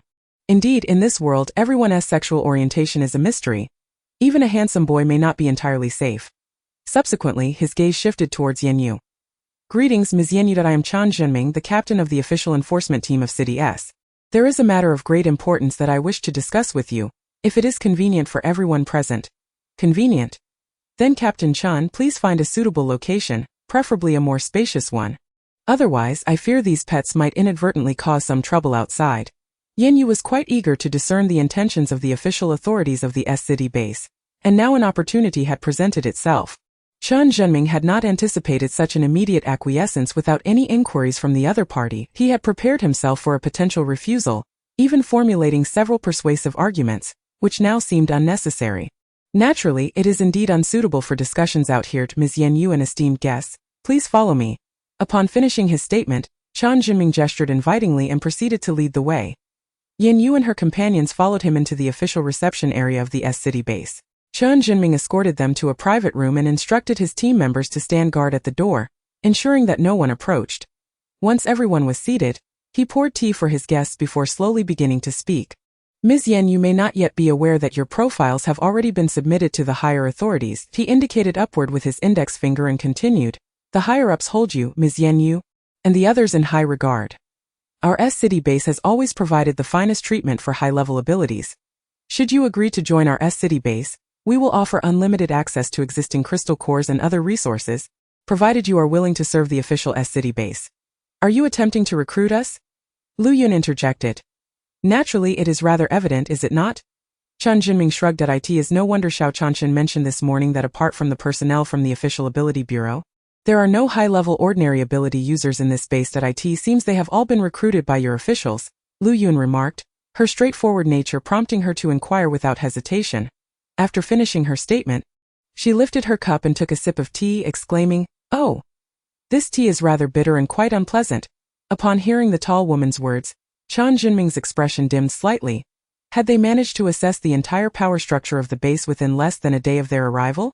Yet, according to the reports from his subordinates, this group had only engaged in a minor conflict with a third-tier physical enhancement ability user on the street yesterday, and had not inquired about any matters concerning the S-City base. With his fingers lightly tapping the back of the chair, Chan Jinming composed himself and responded, "Ms. Lu is correct. Our S-City base places great importance on the cultivation of talent. We assimilate all high-level ability users into the official ability bureau, as it simplifies management and strengthens the overall power of our base, does it not? Is that so? Then are there no ability users unwilling to join the official ranks?" Yan Yue seemingly asked offhandedly. Indeed, there are some. Always there are those who yearn for freedom, unwilling to be constrained by the official regulations. Chan Jinming's eyelashes fluttered slightly, which led them to feel that their ideals were not in harmony with those of our official base in S-City. prompting them to leave voluntarily. They likely sought refuge in another survivor base, did they not? Yan Yue's gaze sharpened, playfully scrutinizing Chan Zhenming, a hint of mirth dancing at the corners of her eyes. For reasons unbeknownst to him, Chan Zhenming felt a pang of unease, as if all the secrets nestled within his heart were laid bare in the clarity of the girl's gaze. He hastily composed himself, exhaling softly, gradually relaxing. How could they possibly be discovered? Their actions had been shrouded in secrecy, with not a whisper of their deeds escaping into the world. No one was aware of the clandestine activities they were undertaking. Naturally, as ability users, they were united in their purpose to combat the common enemy of zombies in this apocalyptic world, were they not? Their aim was to consolidate humanity's mightiest forces. Chapter 80. Chang Chenhao has captured. My apologies, Captain Chan, but we too cherish our freedom. Moreover, we do not intend to linger in S-City for long. We may depart in a couple of days. Nonetheless, we are grateful for the recognition from the leadership of the S-City base. Yan Yue articulated her refusal, yet her gaze remained steadfastly fixed upon Chan Zhenming's face, as if anticipating their reluctance to acquiesce. Chan Zhenming did not display excessive disappointment. Given the capabilities of these individuals, it was indeed unnecessary for them to rely on the official establishment. Our S-City base would not impose undue pressure. Should Miss Yan Yue and her companions come to a decision, they are welcome to visit the official ability bureau at their convenience, at which point I-Chan shall be at their service. Very well, we shall consider it and will not impose further. The two parties concluded their meeting with an outward semblance of tranquility. Chan Zhenming stood by the window of the private room on the second floor, his gaze fixed on the leisurely retreating figures of the 5 individuals and 3 mutated beasts. He spoke in a hushed tone to his subordinate behind him. How is the arrangement with that woman progressing? Hurry it along. They should not remain in S-City for long, since discussing matters amicably has proven futile. We shall have to confine them and gradually mold them to our will. At that moment, the demeanor of Chan Zhenming had transformed from the earlier humility and courtesy. His eyes now brimmed with a dark, twisted malice. Why were these individuals unwilling to comply with his directives? What was so appealing about freedom? Day after day they risked their lives amidst hordes of zombies, merely to acquire a third-tier crystal core. Yet, if they joined the official base in S-City, they could easily access third-tier crystal cores. What more could they possibly desire? Which other base offered conditions as favorable as those of S-City? Were there still individuals from the last group unwilling to stay?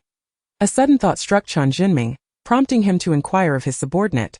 There are still a few holding out. Then let us select a few and send them over there as well. Understood, Captain. After indulging in the delicacies prepared by Chan Yuanyuan, the food outside seemed utterly bland in comparison. Even when Chan Yuanyuan's dishes did not feature spirit beast meat, their flavor surpassed anything offered by the street vendors. Since the arrival of these companions, Baozi had ceased to cling to Yan Yue, instead frolicking in the villa's yard with Gijda, Hulk and Ning Yi, engaging in playful pursuits. During moments of leisure, they would engage in playful sparring. Chan Yuanyuan, wielding a broom, diligently followed behind them to tidy up. Lu Yun, leaning against the entrance while munching on a spiritual fruit, observed Chan Yuanyuan swirling the broom with such fervor that it seemed to conjure shadows. Unable to restrain herself, she spoke up. Sister Yuanyuan, why not wait until they finish playing before you clean? If you sweep while they run about, you'll never finish. However, Chan Yuanyuan could not bear the sight of a disheveled courtyard. What if the adults decided to leave at any moment? The mere thought of a messy yard soured her mood.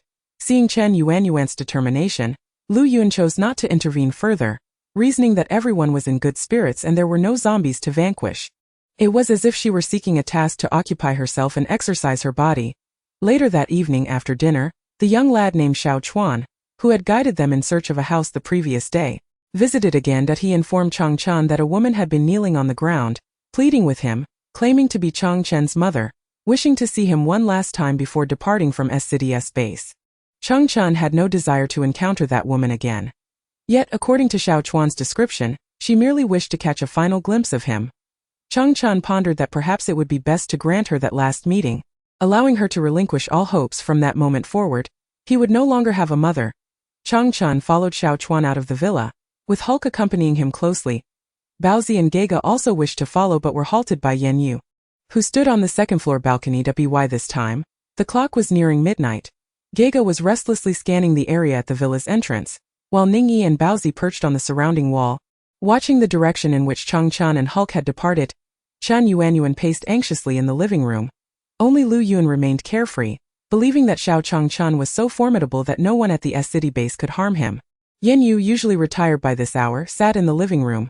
Aside from his cultivation, the immortal master upheld a commendable habit of rising early and retiring early. Don't worry, news will come soon. Just as Yan Yue's words faded, Gege trotted in, a letter clutched in his mouth, creating a delightful patter as he approached. Gege placed the envelope on the tea table before Yan Yue, exclaiming, "Esteemed one, the person who came to find Xiao Changchan sent this letter, claiming it is from his mother, and asked me to deliver it to you." Upon hearing Gege's words, Lu Yun swiftly seized the envelope, tore it open, and extracted a slightly yellowed sheet of paper. Rather than handing the paper directly to Yan Yue, she unfolded it for him to see. It sufficed for the esteemed one to view it. After all, who knew how many hands had touched this item? What if it harbored some bacteria? Yan Yue glanced at it briefly, comprehending the contents of the letter. Once she confirmed that he had finished reading, Lu Yun and the approaching Chen Yuanyuan fixated on the letter. What does this mean? Who is behind this letter? And why do they want to capture Xiao Changchan and Hulk? They even dared to threaten us, demanding that we arrive at their designated location tonight. Are they more formidable than the officials of Chang? Indeed, Xiao Qinchen's psychic abilities have reached the late 4th tier, and Hulk's fire abilities have also ascended to the 4th tier. It seems that today's so-called captain of the enforcement team may not necessarily be their match. Lu Yun and Chen Yuanyuan engaged in a discussion about the contents of the letter, each contributing their thoughts. Yan Yue rose from her seat, casually adjusting her sleeves, stating that they would soon find out. Since the other party was so roundabout in their attempts to summon them, it was only natural to acquiesce to their wishes. After finishing her words, Yan Yue was the first to exit the villa, with Lu Yun and Chen Yuanyuan hastily following in her wake. Gijda, flapping its wings, burst forth from the villa, calling out to the two guardians at the wall, "Baozi Xiaoya Xiao Ningyi, we are leaving to find Xiao Changchen." Baozi and Ningyi had already leapt down from the wall as soon as it spoke, racing ahead to catch up with Yan Yue. Chapter 81.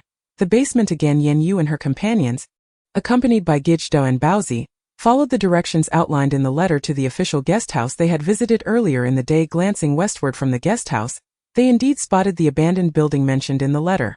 This structure was originally intended to serve as an official cafeteria, but alas, it was never utilized for that purpose. After its construction, it was simply left vacant, with a new cafeteria established elsewhere.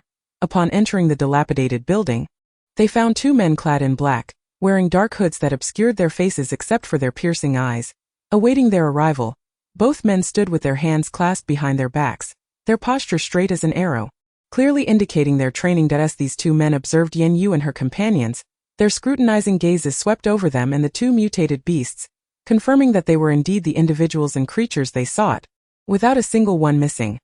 "Please follow us," one of the black-clad men stated after verifying their numbers and the presence of the mutated beasts. "If we were to follow you, wouldn't that be akin to walking into a trap?" Lu Yun remarked, somewhat perplexed by their abruptness, as the men offered no pleasantries. "Since you are here, do you not wish to know where that child and the mutated dog are?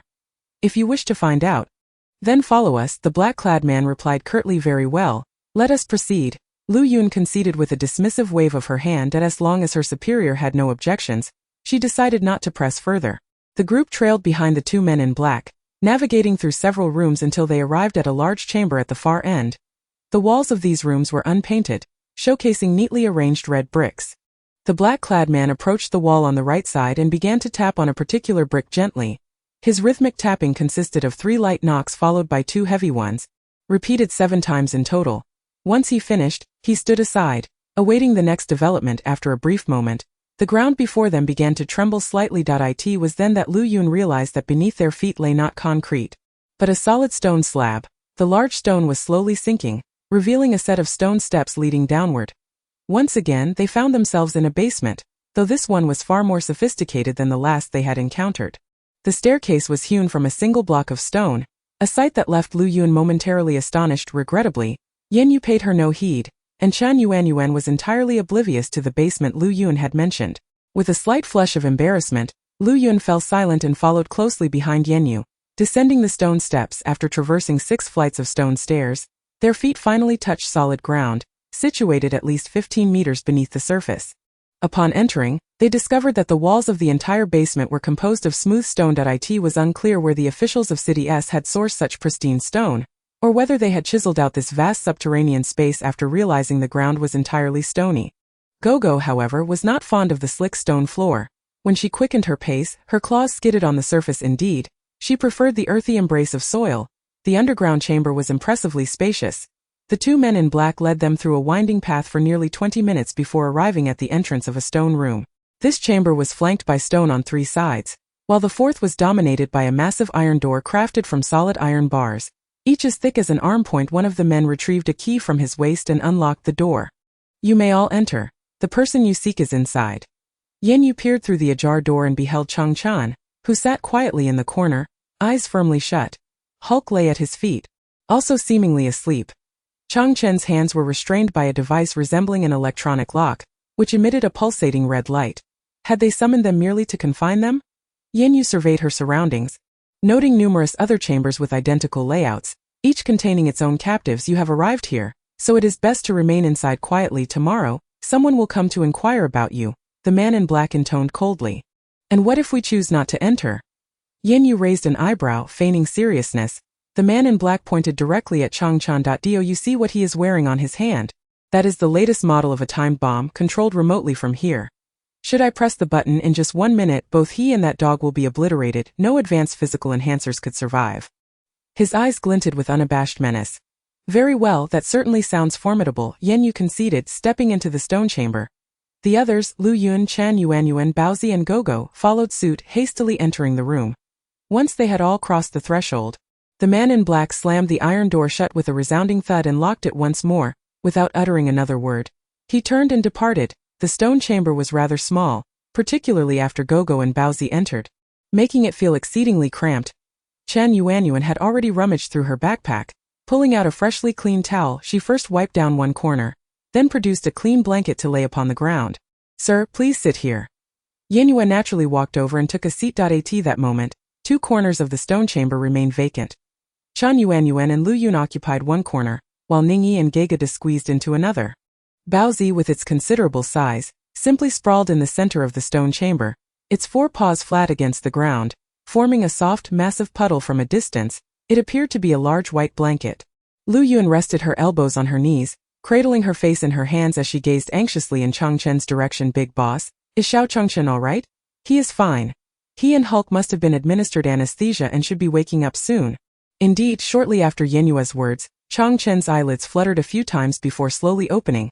Upon awakening, he was greeted by the sight of the crowded stone chamber. Adults, Sister Lu Yun, Sister Yuanyuan, Brother Ningyi, why are you all here? Chang Chan, momentarily doubting his senses, rubbed his eyes vigorously before opening them again. And oh mistake. Everyone was indeed present. Your mother had Xiao Chuan send us a message, stating that if we wanted to ensure your safety, we had to come to the address mentioned in the letter. Consequently, we were brought here by 2 men in black, Lu Yun explained, shrugging her shoulders. Chang Chan, feeling a tinge of shame, lowered his gaze. Chapter 82. Is it you, Captain Chan?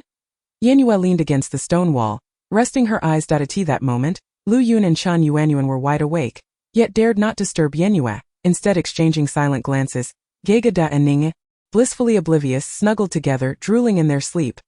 The cramped space in no way hindered their quality of slumber.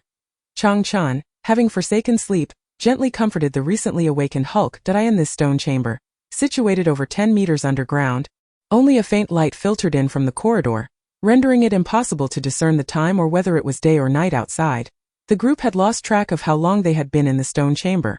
Eventually, Lu Yun and Chan Yuanyuan could no longer endure and leaned back against each other for a brief rest. However, their slumber was abruptly interrupted by the sound of footsteps echoing from the corridor, hard-soled shoes clattering against the stone floor. Open the door. A somewhat peculiar voice resonated, and as the words fell, the heavy iron door of the stone chamber creaked open. A tall man clad in brown camouflage combat attire and wearing a black hood stepped forward, followed by 4 men dressed similarly, albeit slightly shorter in stature. What have you all considered? Considered what? Yan Yue slowly opened her eyes, remaining seated against the wall, not bothering to lift her head as she casually inquired. Of course, to consider joining us and becoming one of our own, the leading man replied, producing a clear white jar from his pocket, within which were neatly arranged 8 vials of serum. By joining us, you will be eligible to inject this state-of-the-art serum, which can maximize the potential of those with special abilities. A 4th-tier ability wielder, after injection, can briefly experience the powers of a 5th-tier wielder. Oh, is that so? Such a remarkable serum. Does it have any side effects? The man at the forefront gazed with an obsessive and frenzied look at the potions, then spoke. Captain Chan, why did you not inform us about such potions yesterday? Suddenly, Yan Yue raised her gaze to observe the tall figure before her. Chan Jinming's grip on the transparent jar faltered momentarily. His eyes sharpening with intensity, Lu Yun rose directly from her corner. Striding a few steps towards the entrance of the stone chamber, she circled around the men clad in camouflage, then positioned herself before Chan Jinming, staring at him in disbelief. Are you the Captain Chan from yesterday? Why has your voice changed, becoming so unpleasant? And why are you wearing a hood? Are you not from the official base of City S? How dare you speak to Captain Chen in such a manner? You are courting death. One of the body-enhanced ability users behind Chan Jinming launched a punch towards Lu Yun. Chan Jinming did not intervene. Yet how could Lu Yun be intimidated? She swiftly opened a spatial passage behind the man, teleporting to his rear, and delivered a kick to his backside. The man's body, propelled forward by the momentum of his punch, was sent crashing to the ground with a resounding thud, landing in a most undignified manner. You dare strike me? The man scrambled to his feet, his face already smeared with blood. Having lost a front tooth in the process. At this juncture, Chan Jinming had removed his hood and the voice-modulating device from his ears. He looked on, astonished, at the tall woman who continued to advance towards his subordinate with her fists raised. Was she not a spatial ability user? How was she capable of such instantaneous movement? Was this a unique trait of her ability? Furthermore, her physical prowess and agility were formidable, rivaling that of his third-tier body-enhanced subordinate. This was inconceivable. He had not detected any abilities in her apart from her spatial powers. Moreover, her level of physical enhancement did not seem to align with that of a fifth-tier ability user. She was not that strong. How many secrets did this group possess?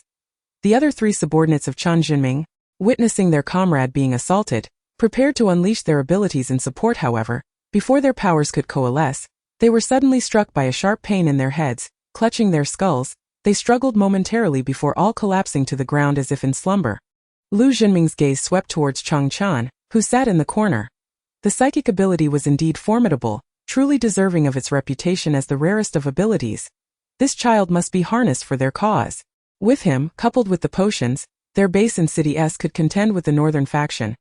Chan Jinming retrieved a small remote from his pocket, his thumb lightly pressing the switch. As he spoke, he stepped back a pace from the iron door. All of you are present here. Should I detonate it, this modest stone chamber will be obliterated in an instant. A flicker of fear crossed Chang Chen's eyes, not for his own life, but for the potential harm to the adults and his companions. In a flash, Yan Yue extended her delicate white hand, and the timing bomb resembling an electronic lock that had been in Chang Chen's grasp appeared in her possession. At that moment, Chan Jinming's expression was beyond mere shock. His pupils danced with frantic intensity. What kind of extraordinary ability is this? Is it the power to retrieve objects from a distance? Is this a special application of spatial abilities? Thus, this individual must indeed be a fifth-tier spatial ability user. Yan Yue directly tossed the time bomb into her storage bag. Her storage bag is a forbidden space devoid of the flow of time. It would be astonishing if this device could actually explode. Witnessing the disappearance of the time bomb from Yan Yue's hands, Chan Jinming became increasingly convinced of his speculation. This person must be a fifth-tier spatial ability user. Consequently, her lightning ability must also have reached the fifth tier, which would be an incredibly terrifying destructive force. He couldn't help but feel a twinge of regret about whether bringing this group over was a blessing or a curse. At this moment, Yan Yue slowly stood up, smoothing out the wrinkles in her robe. Captain Chan, I preferred your demeanor from yesterday during the day. Your actions last night and today have left me quite displeased. What do you intend to do? If you wish to leave the S-City base, I shall allow you to go. Consider today as an offense from me, Chan. I can request 10 third-tier crystal cores from the authorities as compensation for you. Chan Jinming's thoughts were exceedingly complex. He should not have provoked these individuals. What is so precious about third-tier crystal cores? We have plenty. We just gathered a bunch a few days ago. Lu Yun rolled her eyes. To let them leave with just 10 third-tier crystal cores is akin to dismissing beggars. Chapter 83. Since you're here indeed, those high-tier zombies in the urban area of S-City were all slain by you. The officials at their base had long been eyeing those high-level zombies, waiting to gather more high-tier ability users, and, with the addition of this batch of enhancement potions, they could harvest those crystal cores. Unexpectedly, these individuals had already plucked the fruits of their labor. Exactly, Lu Yun nodded earnestly. When we encountered them, we simply killed them. Who would complain about having too many crystal cores? If we didn't kill them, it would have been a waste. Chan Jinming was disinclined to waste further words with her. All he wanted was to send these individuals away as swiftly as possible, preferably out of the S-City base altogether. Are you going to leave or not? Chan Jinming gritted his teeth. Since we are here, Let us take a look around first. Yan Yue was the first to step out of the stone chamber beside Chen Jinming, followed closely by the others and the strange beasts. Stop! You cannot wander around here. Chen Jinming barked sharply. Oh. What's the matter, Captain Chen? Are you afraid we might discover that the individuals confined here are those so-called ability users who refuse to join the base and have already departed from the official S-City base for other locations? Chen Jinming, gazing at Yan Yue's mocking expression, found himself momentarily at a loss for words. It turned out these individuals had known all along. Then, was that child and the mutated dog truly part of their scheme to capture him? As this thought crossed his mind, his gaze involuntarily shifted to Chang Chan. You pretended to fall into the trap on purpose, didn't you? At that moment, Chang Chan ceased his charade. When he left the villa the previous night, the adult had been standing on the balcony of the second floor. The adult had not spoken a word, yet his mind had heard the adult's instruction: use their own strategy against them. Initially, he hadn't fully grasped the meaning, but upon seeing that woman accompanied by several unfamiliar men waiting for him, he instantly understood the essence of the adult's words. He did not resist, allowing himself to be struck by their anesthetic needle. Observing the woman's joyful expression as she clutched the crystal core, when he awoke once more, the adults and others had already convened within the stone chamber. Indeed, you guessed correctly. Chang Chan uttered these words with a calmness that belied his years. That moment, Chen Jinming felt a sense of disheartenment, realizing he had been toyed with by a young girl and a child. It was ironic, for he had previously believed his scheme to be flawless and infallible. Now, it appeared that his calculations were nothing short of a jest. These individuals did not seem inclined to leave quietly. It seemed inevitable that a confrontation awaited them today. Chen Jinming pressed the communicator in his hand, summoning everyone. Soon, footsteps echoed through the passageways of the underground space. A group of ability users clad in brown camouflage combat attire encircled the stone chamber. Among them were both men and women, including 6 with 4th-tier abilities. With Chen Jinming included, that made 7. He opened the transparent vial in his hand and directly handed 6 doses to the 6 4th-tier ability users. He too retrieved a vial, opened it, and injected it into his arm. Since you have chosen to refuse the toast and accept punishment instead, do not blame us for our lack of courtesy. The other 6 followed suit. Chen Jinming conjured countless ice spikes with his right hand, directing them towards Yan Yue's face. Chen Yuan's water abilities were precisely countered by Chen Jinming's ice powers. Lu Yun was no match for Chen Jinming. Gij dashed forward, extending her large wings to block all the ice spikes. That moment, Ningyi had already surged forward like lightning, fists raised before Chen Jinming. Chen Jinming, wary, quickly conjured an ice shield with his left hand to protect himself. Ningyi's fist struck the foot-thick ice shield, shattering it upon impact. Yet Ningyi's fist did not relent. Colliding directly with Chen Jinming's own fist, a crisp crack echoed through the underground space, the sound of bones fracturing resonating ominously. War was imminent. Behind Chen Jinming, the 6 4th-tier ability users who had injected the enhancement serum charged forward. The remaining 3rd-tier ability users followed closely, surrounding Yan Yue and her companions. Let us out! Let us out! We are also ability users. These wretched beings have captured us here, forcing us to join them. I want to escape and slay them. Yes, release us. There are too many of them. We can assist. The ability users confined within the stone chamber had long been aware of the commotion. They too yearned for freedom. Ningyi, go and release them all. Engaged in a fierce exchange with Chen Jinming, Ningyi shattered one ice shield after another, striking each time he saw an opening. As he witnessed Chen Jinming's abilities gradually depleting, he heard Yan Yue call for him. After breaking another ice shield, Ningyi darted toward the opposite end of the passage. Upon reaching the iron door of each stone chamber, he grasped the iron bars. As thick as an arm, with both hands, with a mighty pull, the iron bars warped severely, creating an opening through which someone could escape. The official ability users clad in camouflage were utterly unable to impede him. Ningyi's speed was astonishing, and his strength formidable. Their skills could hardly touch him. Conversely, as more and more supernatural beings from the stone chamber were released, they all joined the fray. The official supernatural agents were overwhelmed and had no capacity left to divert their attention to thwart Ningyi. The 6 4th-tier supernatural agents who had injected themselves with the serum sensed an opportunity now that Ningyi was no longer by Yan Yue's side. They encircled Yan Yue, with Chen Jinming fixating his gaze on her. She was the leader, and capturing her would force the others to surrender. Although he was a 5th-tier lightning supernatural agent, they had all injected the enhancement serum, making them equivalent to 6 5th-tier agents. Let us attack together. Baozi, witnessing the scene, immediately positioned himself in front of Yan Yue, Baring his teeth and growling at the assailants, a smile graced Yan Yue's lips as she reached out to stroke Baozi's large head. Fifth-tier agents, you say? Let me see what you're capable of. Gathering lightning in her palm, Yan Yue conjured a blue-violet electric net before her. The various abilities of the assailants struck the electric net, dissipating as if they were hitting cotton. They were all enhanced by the serum, effectively 6 fifth-tier agents. Yet, they could not even breach the electric net of their opponent, let alone engage in direct combat. They hadn't even grazed the hem of her garment. What terrifying power was this? What tier are you truly? You're supposed to be 5th tier. How could that be? There are no 6th-tier zombies in this world. How could your ability surpass 5th tier? At this moment, Chan Zhenming was teetering on the brink of madness. It was all over. Almost all high-ranking official supernatural agents were present. Were they to be annihilated today? He should never have provoked them. No, it wasn't entirely his fault. Why had these individuals come to the S-City base? If they hadn't come, today's calamity would never have transpired. The other supernatural agents behind Chan Zhenming were gradually retreating. Including the 6 4th-tier agents who had injected the serum. It was clear they stood no chance against this girl. Her strength was unfathomable, far beyond their capacity to contest. None wished to court death. Yet, Yan Yue would not allow their escape. She directly shattered the leg bones of these individuals. Except for Chan Zhenming, the other 6 collapsed to the ground, clutching their legs and howling in agony. Chan Zhenming gritted his teeth fiercely, emitting muffled groans, beads of sweat the size of pearls cascading down his forehead. Blood trickled from the corner of his mouth, revealing the immense effort he exerted to keep his cries at bay. Unlike his companions, this one can endure, Lu Yun commented languidly. Chapter 84. We wish to follow you. The entire passage of the underground stone chamber had descended into chaos.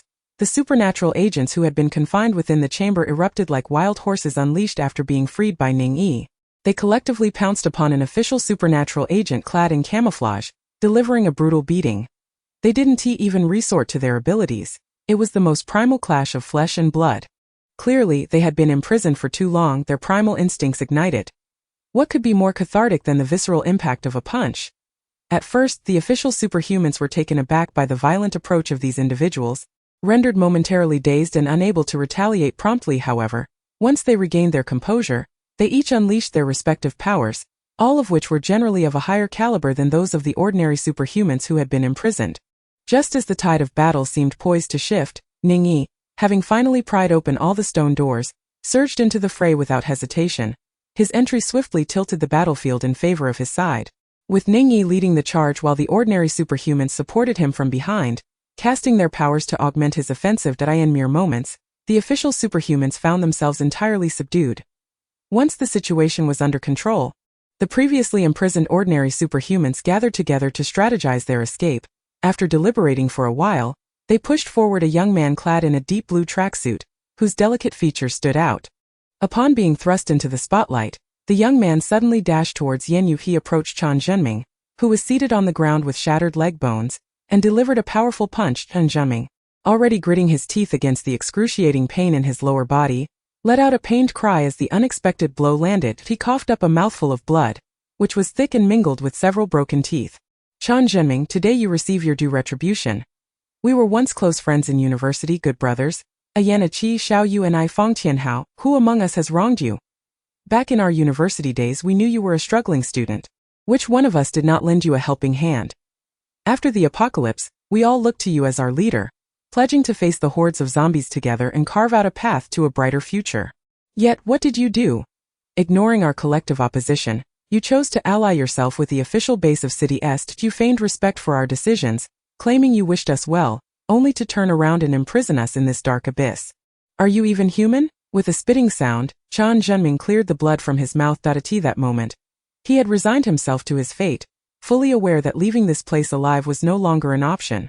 It is you who are ungrateful. What was so wrong about aligning with the official base of City S? They offer an endless supply of crystal cores to enhance our abilities. Each time our squad ventured out to slay zombies, we faced life and death situations. We originally set out from school with 19 members, yet only 5 of us remained by the time we reached the official base of City S. Why not take the shortcut when it is available? Is freedom truly that important? I am now a late-stage 4th-tier superhuman, while you remain stagnant at the early stage of the 3rd tier, utterly motionless. Do you genuinely believe that the few of us could have found enough 3rd-tier crystal cores by battling zombies? The outside world has long become a realm of the survival of the fittest. Even if you found crystal cores, could you retain them without the strength to protect yourself? Once your own power is sufficiently formidable, why would you worry about your freedom? Stop with your self-righteous rhetoric. Just because you choose to be a lapdog for the official base of City S does not mean that everyone else shares your willingness. I have no desire to engage in idle chatter with you today. I merely wish to know where Yan, Aki, and Xiao Yu have been taken. Fang Tianhao seized Chen Jinming by the collar, demanding answers. Ha ha ha, they have naturally gone to the places they are meant to be, contributing to the enhancement of human combat capabilities, Chen Jinming replied. Fang Tianhao released his grip on the collar, grasped Chen Jinming's hair, and delivered a punch. Stop feigning madness and tell me where they are. Chen Jinming's left cheek immediately swelled. Perhaps due to the multitude of injuries he had sustained, he felt no pain from the blow. You won't find them. I don't know where they are either. That I am merely responsible for extracting people from the dungeon, and I am not privy to the location of that place, Chen Jinming remarked. Casting a glance at Fang Tianhao as if bestowing mercy, however, I can offer you a hint. That place is not within the official base of S City. With that, Chen Jinming leaned against the wall, closed his eyes and refused to speak further. Fang Tianhao ceased his inquiries. Recognizing that this might indeed be all that Chen Jinming knew, Fang Tianhao turned his gaze to Yan Yue. The young girl clad in a robe appeared utterly out of place amidst the scene. The underground stone chamber was filled with injured ability users, most of whom were official operatives in combat attire, while a few were ordinary ability users just released from confinement. Their abilities had stagnated at the levels they held prior to their imprisonment, rendering them vulnerable against the generally superior official ability users. Fortunately, their numbers were not insignificant, and with Ningyi having pried open all the iron doors, he alone could contend with dozens of official ability users. In the aftermath of this battle, the once grayish-white underground chamber was stained with blood, and some dismembered limbs lay scattered about. Yet, the girl in the robe remained untouched by a single drop of blood, standing there with an air of pristine cleanliness, save for a stray strand of hair lazily cascading over her flawless forehead. Her light brown eyes, partially concealed by long, slightly curled lashes, bore no trace of emotion, neither compassion nor murderous intent, nor the satisfaction of having vanquished an opponent. To her, it seemed merely an ordinary occurrence. Fang Tianhao bowed deeply at a 90-degree angle to Yan Yue. Greetings. Upon my arrival, the imprisoned ability users unanimously decided that we wish to follow you in the future. Previously, Fang Tianhao had believed that freedom was of utmost importance. However, his perspective had shifted, as had that of everyone else. Chen Jinming had spoken a truth. Only by becoming sufficiently powerful can one possess the right to choose freedom. Chapter 85. Venture capital. Yan Yue, of course, had no intention of taking them along. From having only one person and one tiger, her company had now expanded to 4 individuals and 2 mutated beasts. Yan Yue already found her surroundings sufficiently noisy and had no desire to accept more companions. However, at that moment, a thought began to form in her mind. Once she arrived in the northern wilderness, if she truly found land suitable for cultivation or other methods of planting, thus, it is inevitable that she will require a considerable number of hands. In this case, establishing her own force becomes a matter of urgency. Following the advent of the apocalypse, the population of this world has diminished by more than half. The remaining individuals have been gathered by various large official bases and some smaller wild bases, leaving very few useful persons for Yan Yue. She raised her gaze towards the supernatural beings standing or sitting in the underground stone corridor. Their eyes were fixed upon her, brimming with expectation. I currently cannot take you all with me, Yan Yue stated. Fang Tianhao stood up abruptly, mistakenly assuming that Yan Yue found their numbers overwhelming and believed she might require additional resources to sustain them. He quickly interjected, each of us has our own abilities. We can venture out to procure supplies and eliminate zombies. Because of your protection, we will also contribute a portion of the crystals we obtain to you. In essence, Fang Tianhao intended to convey to Yan Yue that they were capable of sustaining themselves and did not need her to provide them with extra resources. Yan Yue was somewhat taken aback. Their thoughts were rather commendable. It resembled the smaller sects on the Kanglan continent aligning themselves with larger sects. By offering a tribute regularly, they could receive protection from the larger sects as long as they refrained from committing heinous acts. It was indeed a win-win situation. It is not for this reason, but rather that I have my own matters to attend to at the moment, making it inconvenient to take you along. However, if you truly wish to follow me, we may head north together. With your numbers and your abilities, you form a considerable force. If you fear encountering similar situations again, you can circumvent some of the larger official bases. Smaller bases do not pose a threat to you. In the future, should you hear of a base called Moon City in the north, You may go directly there to find me. After speaking, Yan Yue turned to Lu Yuan and Lu Yuan, provide them with 300 third-tier crystals. Yan Yue had just taken a careful look at the faces of this group. They did not appear to be malicious or insincere. The 300 third-tier crystals would serve as a preliminary investment, as it was not beneficial for these individuals to remain stagnant in their abilities. After all, they would be working for her in the future, and cultivating the land would require ample manpower. Understood. Esteemed leader. Lu Yun obediently retrieved 300 third-tier crystals from her spatial storage, wrapping them in an old piece of clothing before handing them to Fang Tianhao. Yan Yue observed that the others in her small team, along with the supernatural beasts, exhibited no change in expression upon her generous distribution of 300 crystals, and she felt quite satisfied.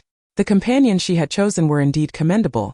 They had never raised any objections to her decisions. The others, along with the supernatural beasts, certainly had no objections. What grounds could they possibly have for dissent?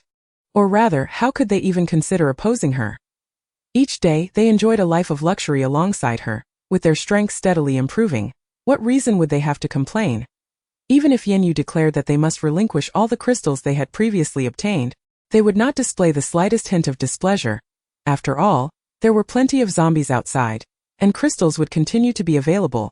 Fang Tianhao gazed at the large bag of vividly colored crystal nuclei presented before him.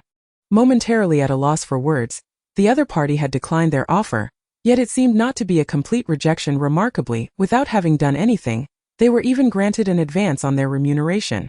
From the words of the young lady before him, Fang Tianhao discerned that her so-called Moon City was merely in its nascent stages, with even its location yet to be determined. Whether the Moon City base could be successfully established remained an uncertain prospect. Did this girl not fear that they might abscond with the 300 third-tier crystal nuclei to another place?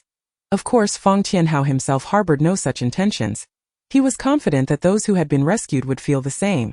This abundance of crystal nuclei was overwhelming. They had accomplished nothing, and it was she who had saved them. Should I take it? No, perhaps I should let her put it away. Yan Yue, noting his inner desire juxtaposed with his verbal reluctance, grew somewhat impatient. Take it, take it! Fang Tianhao hastily accepted the pile of crystal nuclei from Lu Yun, clutching it tightly to his chest. What a joke, of course he wanted it. After all, this was 300 third-tier crystal nuclei. Before he was imprisoned in this underground stone chamber, their team could hardly slay even a single third-tier zombie in a day. Thank you all. We will certainly head north, and if we hear any information regarding the Moon City base, we will make our way to Yu City at the earliest opportunity. We are eager to follow you. The onlookers, those superpowered individuals who had been observing from a distance, felt a wave of relief wash over them. In unison, they declared to Yan Yue, "We are willing to follow you." Suddenly, a jarring alarm blared in their ears. As the alarm resounded, a blinding red light flickered throughout the passage of the underground stone chamber. The crowd instinctively looked up at the ceiling. There, they beheld a series of half-circular lamps pulsating with red light. Chan Junming, who had previously sat silently against the stone wall with his eyes closed, abruptly opened them. He tilted his head upward, fixated on the crimson lights above, his eyes reflecting a blood-red hue. Ha ha ha ha ha ha. He suddenly erupted into laughter, a sound laced with sarcasm. As he laughed, he began to bang the back of his head against the stone wall behind him. In that moment, Chan Zhenming felt like the punchline of a grand joke. To ingratiate himself with the official base of City S, he had betrayed his own brothers, engaging in numerous disgraceful acts for their benefit. In the end, he and these official superpowered individuals had merely become pawns in their game. The official base in City S intended for them all to perish within this underground prison, concealing their secrets forever beneath the earth.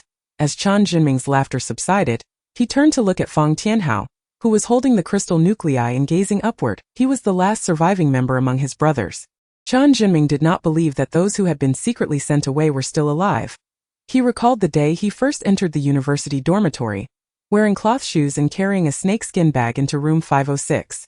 Fang Tianhao, seated on the lower bunk by the door, had welcomed him without a hint of disdain for the filthy bag he had dragged in from the green train. Fang Tianhao rose directly from his bed and assisted in moving his luggage into the dormitory.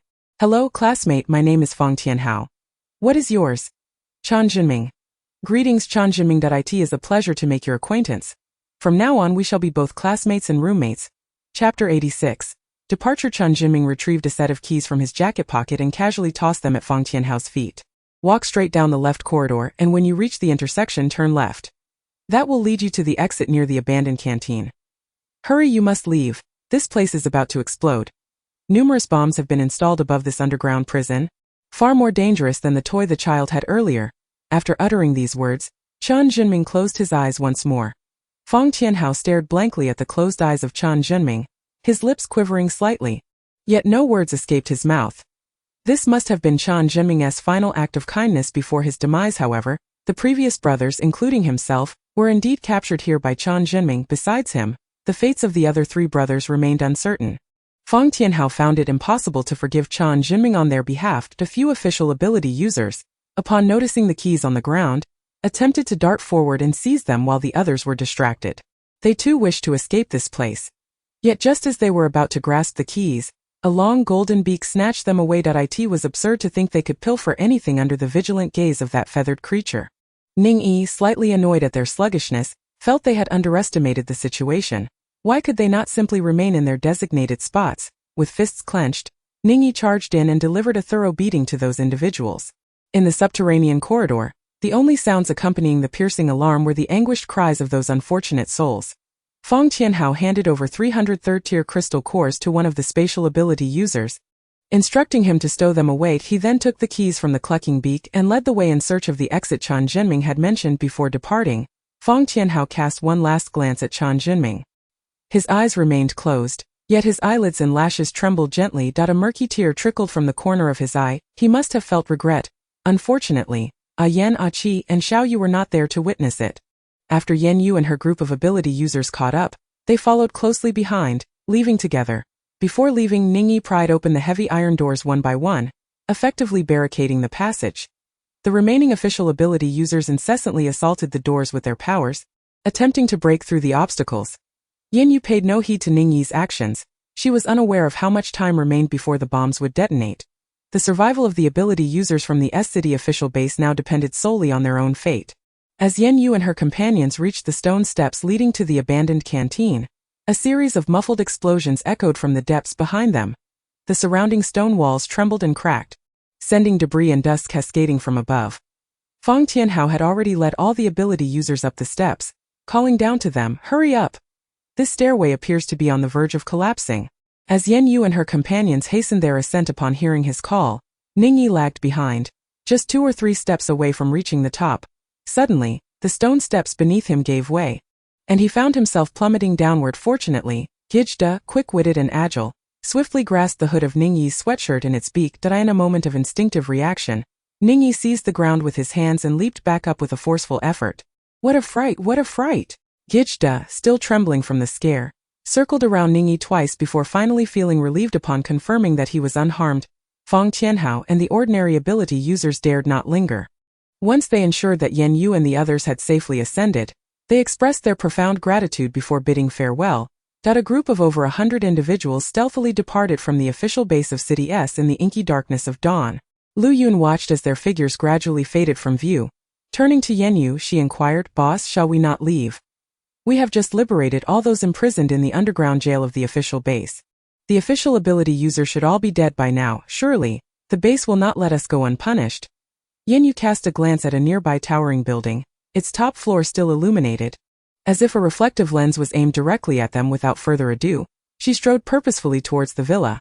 Although Lu Yun felt somewhat perplexed, she obediently followed suit. Chen Yuanyuan and Chang Chun did not even bother to ask questions.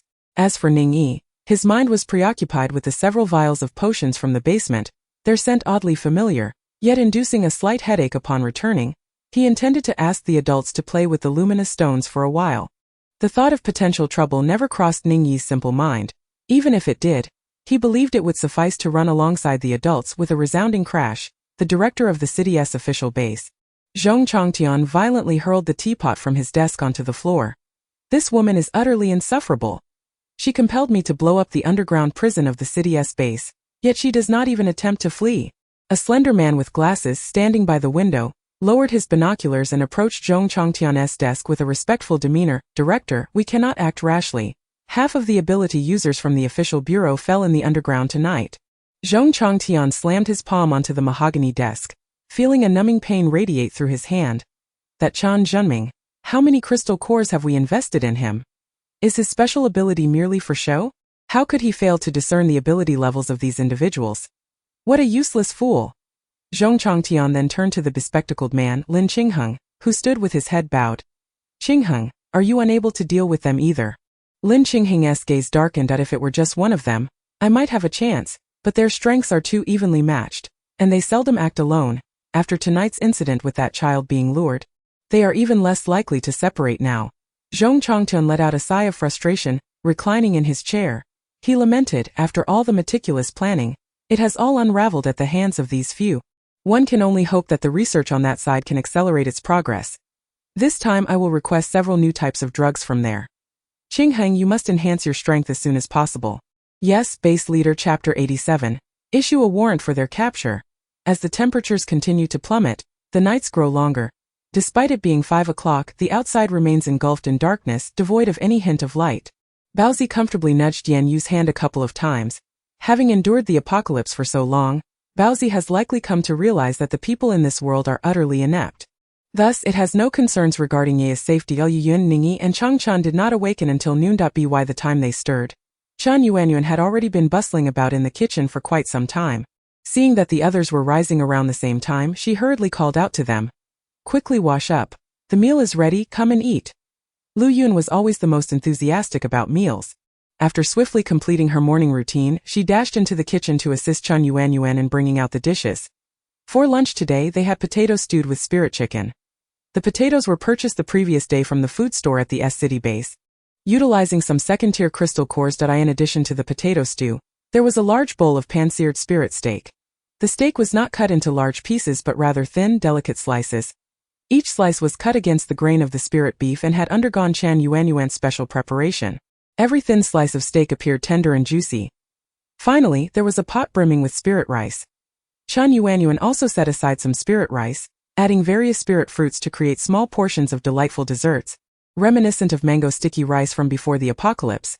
The portions were not substantial, merely a few bites in each small bowl. However, as a tantalizing appetizer, everyone thoroughly enjoyed them. As usual, Chen Yuanyuan gathered all the kitchen utensils and items together, allowing Lu Yun to store them in her spatial pocket.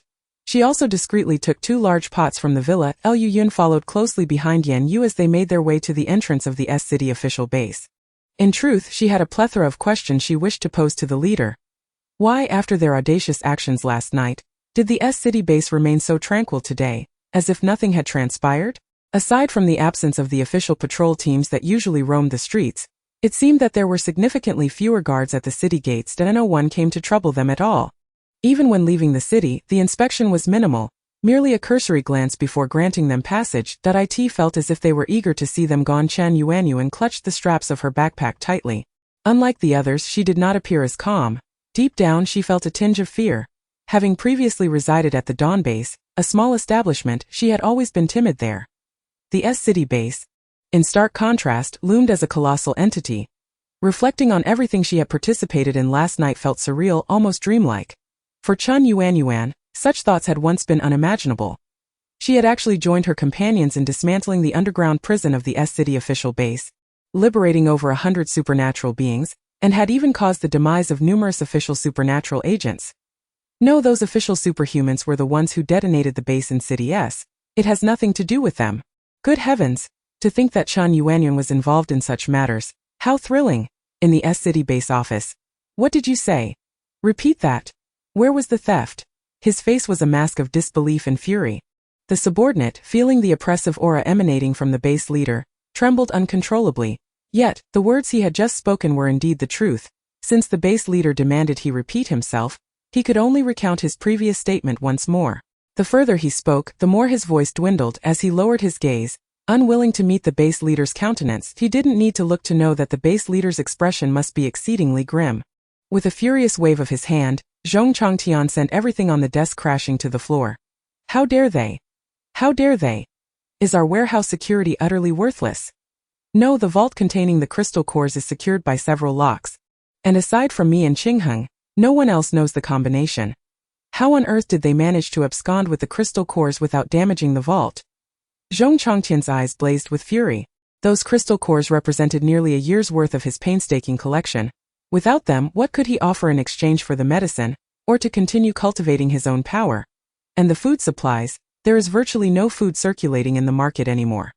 Should he be grateful to those individuals for leaving him a morsel, sparing him from immediate starvation at the S-City base? Lin Qingheng cast a glance at the superhuman who had delivered the news and gestured subtly. You may leave now. The superhuman, as if granted a reprieve, quickly bowed to Lin Qingheng and hurriedly exited the office. They had been away from the base for nearly a day, and given their prowess, there was no way to dispatch someone to track them, leaving their whereabouts unknown. For now they could only swallow their grievances. Lin Qingheng too felt a headache coming on. Zhong Chongtian was nothing but a fool. All the plans for the S-City base had originated from his poor judgment, and now they had come to naught for the time being. He could only placate Zhong Chongtian and devise a strategy, hoping to avoid incurring his wrath. How could I swallow this? They have completely emptied my S-City base. Zhong Chongtian pounded on the table, seemingly finding release for his pent-up frustration only in such a manner.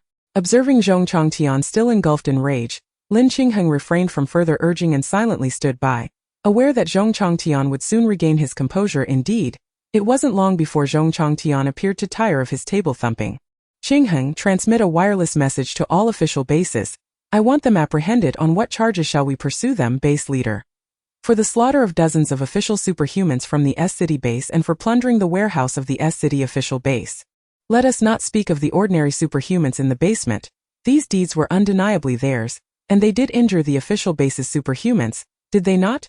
Moreover, we require resources from other official bases. This theft must be communicated.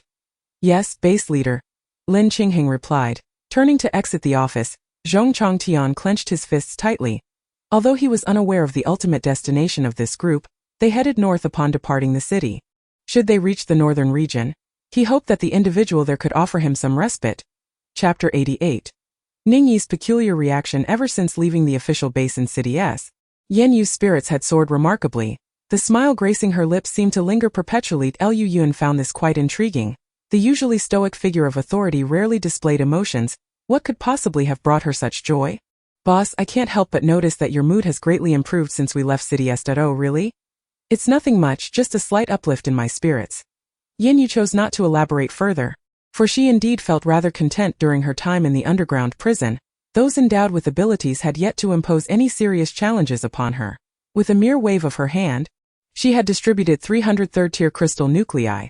Although these nuclei were not exceedingly valuable, given that the base leader of City S and his associates were far from virtuous, it was uncertain what malevolent deeds they might commit with those crystal nuclei in their possession.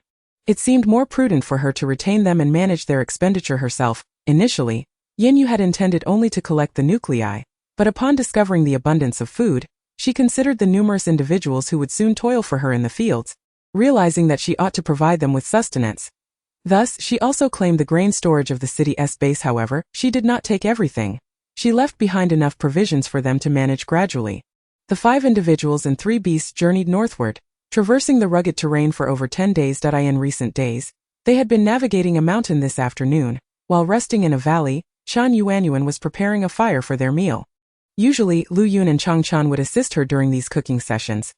Ning Yi, however, accompanied Gogoda and Baozi, wandering about the vicinity. Today Baozi and Gogoda had taken Hulk out to play, yet Ning Yi remained crouched beside a large rock. Leaning against it, his pupils fluctuated between crimson and their usual state, intermittently revealing expressions of anguish as he occasionally struck his head against the stone behind him. Yan Yue initially assumed he was struggling to suppress the turmoil within him, so she retrieved a fragment of the world's essence to offer him. Yet this time it appeared to have little effect. Ning Yi's condition remained precarious. Furrowing her brow slightly, she noted that he had been well in the preceding days. Whenever signs of his impending frenzy surfaced, producing a fragment of the world's essence would typically restore him to normalcy, and he would remain stable for several days thereafter. However, this instance seemed distinctly different. Yan Yue approached Ning Yi directly, bending down to regard the agitated youth. That if you feel unwell, you may confide in me. Upon hearing the girl's clear voice, Ning Yi lifted his gaze to meet hers. Xiao Fan is calling me. He seems to be in great pain. Ning Yi's large, dog-like eyes shimmered with a hint of crimson within their brown depths. Who is Xiao Fan? Yan Yue inquired, maintaining a composed demeanor. Xiao Fan, my friend. The professor dislikes Xiao Fan. The professor favors me. I cherish Xiao Fan, and Xiao Fan reciprocates my feelings. It appeared that Xiao Fan, like Ning Yi, was also a modified being, and the professor was presumably the one responsible for their transformation. Xiao Fan may possess less innate physical talent than Ning Yi, which could explain the professor's disfavor towards him. However, Xiao Fan shares an exceptionally close bond with Ning Yi, and they are indeed great friends. Furthermore, from the fragmented information he has revealed, it appears he has been confined in a solitary place for nearly a decade. Aside from the professor and the Xiao Fan he mentioned today, he seems to have had no interaction with anyone else. Consequently, years of rigid training and the administration of drugs have dulled his cognitive responses and impaired his expressive capabilities. Are you saying that you heard Xiao Fan calling for you? Can you sense where he is calling you from? Yan Yue inquired earnestly, gazing into Ning Yi's wide eyes. Ning Yi furrowed his brow, a look of confusion gradually forming in his eyes. Indeed, it seemed his ears had not detected Xiao Fan's voice. Yet, why was he still able to feel Xiao Fan calling out to him? The more Ning Yi pondered, the sharper the pain in his head became, prompting him to impulsively strike his head against the stone behind him. Within his mind, Xiao Fan's voice echoed after several more strikes against the stone. Yan Yue noticed a trace of blood staining the rock. She gently supported Ning Yi's head, preventing him from continuing to harm himself in an attempt to quell the turmoil within. Calm down. Since the essence of the world seemed ineffective against him, Yan Yue endeavored to channel a thread of spiritual energy into Ning Yi's consciousness. Having consumed a fair amount of spiritual fruits and beast meat in recent days, his body had absorbed some spiritual energy. Otherwise, Yan Yue would never have dared to recklessly introduce spiritual energy into an ordinary person's being. As the spiritual energy permeated Ning Yi's mind, he gradually began to find tranquility. He ceased his attempts to break free from Yan Yue's grasp and stopped striking the stone, the crimson hue in his eyes slowly fading away. Once he had calmed down, Ning Yi suddenly began to sniff around him, extending his neck in an inquisitive manner. Chen Yuanyuan, who was stirring the ingredients in a pot with a large iron spoon not far away, called out upon seeing his peculiar behavior, "Don't be anxious. Ning Xiaoyi, the food will be ready shortly, and you'll be able to eat soon." Ning Yi frowned. No, it's not the smell of the food. He took a long stride towards the left valley. As he walked, he continued to sniff the air, not venturing far before abruptly halting in place. Yan Yue approached him, brushing her sleeves aside, and once she reached Ning Yi's side, she carefully sensed the fragrance in the air. However, she did not detect the so-called scent of the drug he mentioned. Perhaps Ning Yi had been subjected to too many injections throughout his life, rendering him particularly sensitive to such odors. Yet, Yan Yue was unaware of the exact scent of the drug he referred to. Although she did not perceive any strange aroma, she sensed a faint essence of the world's origin, despite its subtlety, so delicate that it nearly escaped her notice. Yan Yue was certain it was indeed the essence of the world's origin. Previously, she had inquired with Ning Yi whether the essence of the world bore a resemblance to the scent of the drug. He had initially shaken his head, then nodded, stating that the drug contained a trace of the essence of the world, but only a minuscule amount. The drug had a different scent, lacking the fragrant allure of the world's essence. Yan Yue expanded her consciousness, meticulously searching the entire mountain. Curiously, there were no structures to be found. This mountain, whether on its slopes, at its summit, or in its midst, bore no signs of any construction. Thus, only one possibility remains. The place she seeks lies underground. How did it come to this, entangled with the subterranean? What is it about these individuals that draws them to engage in such peculiar activities beneath the surface? Having pinpointed the location of her target, Yan Yue directed her consciousness downward. The deeper she delved, the more astonished she became. Beneath the mountain lay an extensive complex of structures, predominantly featuring a white experimental base.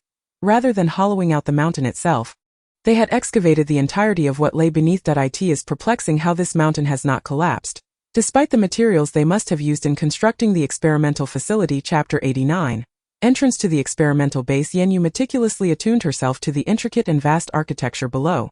The layout of this experimental base resembled a tree, with a massive circular laboratory at its core, serving as the trunk. Radiating from this circular laboratory were numerous passageways, each culminating in rooms of varying sizes. Some contained solitary individuals, while others housed groups of a dozen or more. Were they indeed human? Although their appearances were rather unusual, suggesting various degrees of deformity, some appeared to be lacking certain features, while others possessed excesses. Some individuals lay upon medical beds, while the majority were submerged in enormous transparent containers, connected by numerous tubes. Each time the researchers entered a room, they retrieved several vials of serum from their portable cases, administering them through the tubes linked to the transparent containers. Yan Yue compared the scenes before her with certain medical information from the world prior to the apocalypse. Were these researchers genuinely attempting to heal those within the transparent vessels? No, a sudden realization struck her. Based on Ning Yi's earlier uncharacteristic reaction, it seemed he had emerged from this very place.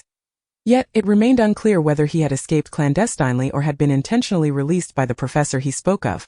Ning Ye's physical changes appeared not to be typical mutations, but rather indicative of prolonged exposure to the so-called serums he mentioned. This could be inferred from his intermittent, incoherent speech. He claimed to have been taken to a certain location at a young age, and upon awakening from a slumber, he had inexplicably grown. At that moment, Yan Yue captured 4 words from the dimensional information: human experimentation. These were the abhorrent experiments that had surfaced in recent years, perpetrated by certain Western nations and island countries, violating ethical boundaries. Contemplating the bizarre and deformed individuals within this underground facility, Yan Yue felt increasingly certain that this base was indeed dedicated to human experimentation. Furthermore, it had likely been operational for at least a decade.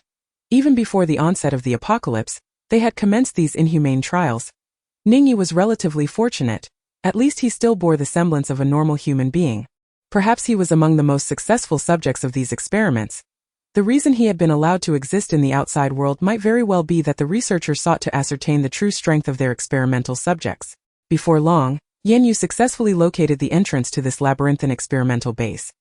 The entrance is situated not far from them, concealed within a cave enveloped by creeping vines. This desolate mountain remained untouched prior to the apocalypse, and no one would have ever contemplated venturing here. In light of this, it truly serves as an excellent hidden location. At this moment, Yan Yue harbored a singular thought: this place must be obliterated. The so-called professors in such laboratories are no different from the nefarious leaders of the evil cultivators in the Kanglan continent. Instead of diligently pursuing the righteous path of cultivation, they seek out those perverse and corrupt methods.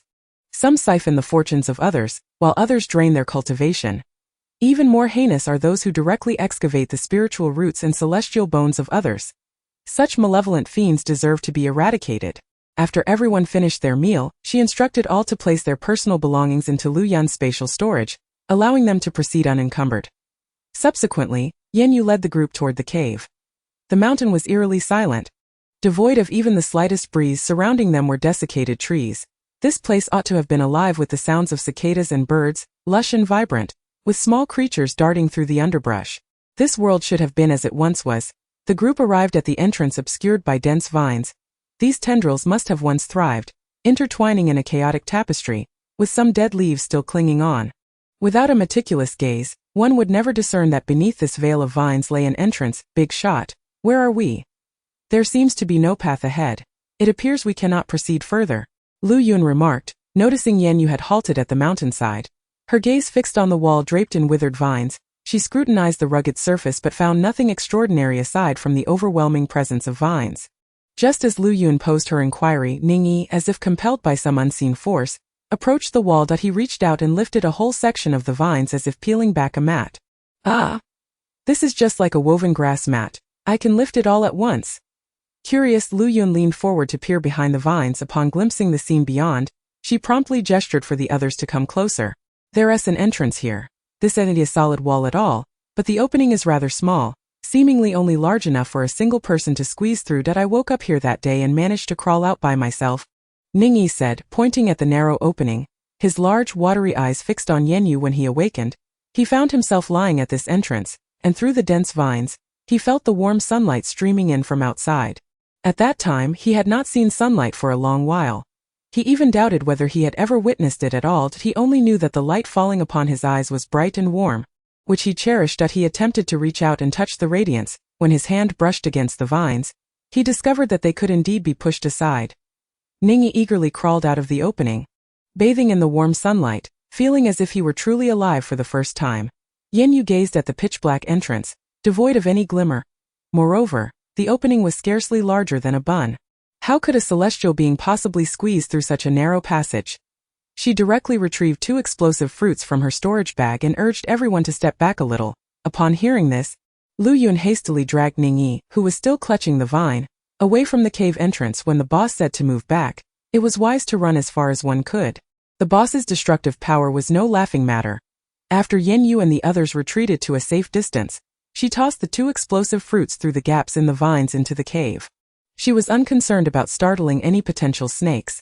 After all, what harm could a mere swarm of feeble reptiles do?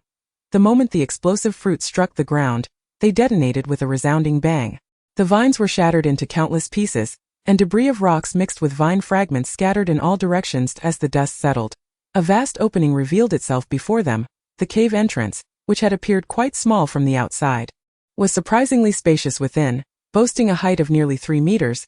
The ground was remarkably flat, indicating that it had been excavated with considerable skill. Liu Yun waited for a moment to ensure there were no lingering shockwaves from the explosion before stepping into the cave for a thorough examination. She gazed at the blasted entrance, noting the absence of any blackened marks on the walls, and the air was devoid of the acrid scent of gunpowder. Unable to contain herself, she exclaimed, "Boss, your bomb is truly remarkable. Is it some new technology?" There isn't a hint of gunpowder smell, and even the blasted stone walls appear pristine, devoid of any soot. Chapter 90. The personnel of SCDS official base. What bomb? Merely 2 ordinary explosive fruits, after all.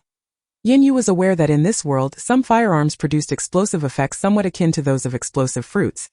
Once the cave ceased to rain debris, Yan Yue led the group and their extraordinary beasts into the cavern. Explosive fruits. What are explosive fruits? Can fruits truly explode?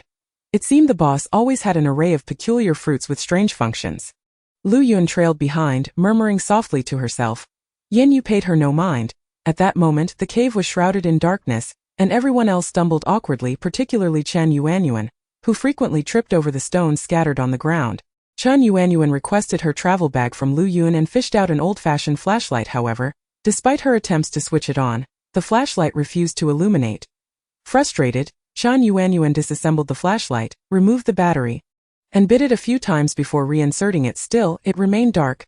The battery appeared pitted and uneven, clearly having been gnawed on many times before. It was only then that Yan Yue realized not everyone could see as clearly in the dark as she could. She rummaged through the corner of her storage bag and retrieved a box of luminous stones, extracting a slightly larger one and tossing it into Chen Yuanyuan's hands. At that moment, Chen Yuanyuan was still fiddling with her now unusable old flashlight when suddenly, a stone brighter than an 800-watt bulb landed in her palm. She felt a weight in her hand and looked down at the apple-sized, glimmering stone. Having lingered in darkness for so long, the sudden brightness nearly blinded her.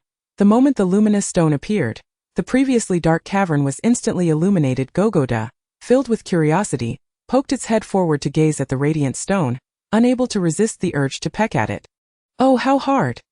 Not tasty, not tasty," it remarked, stretching out its wings and touching its stunned beak. Gogoda disdainfully shuffled a couple of steps aside. However, Chen Yuanyuan was quite delighted. She rubbed her eyes a few times, striving to acclimate to the intense brightness. Subsequently, she retrieved a length of rope from her backpack and deftly wove it into a net bag, placing the luminous stone within it to carry.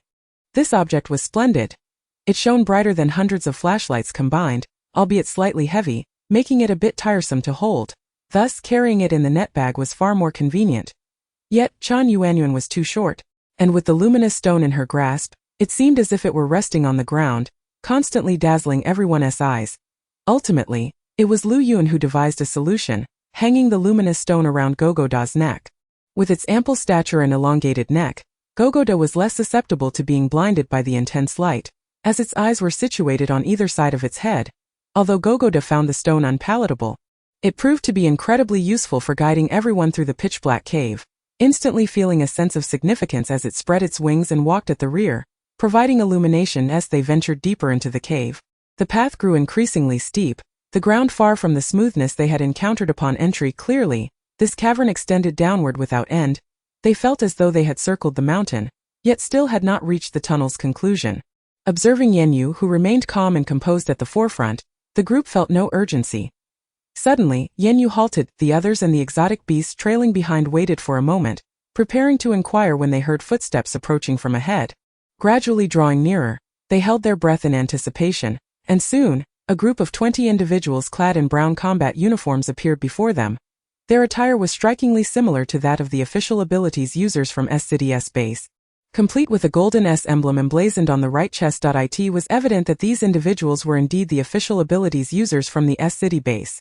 In the center of the group, 3 individuals each carried a silver-white box.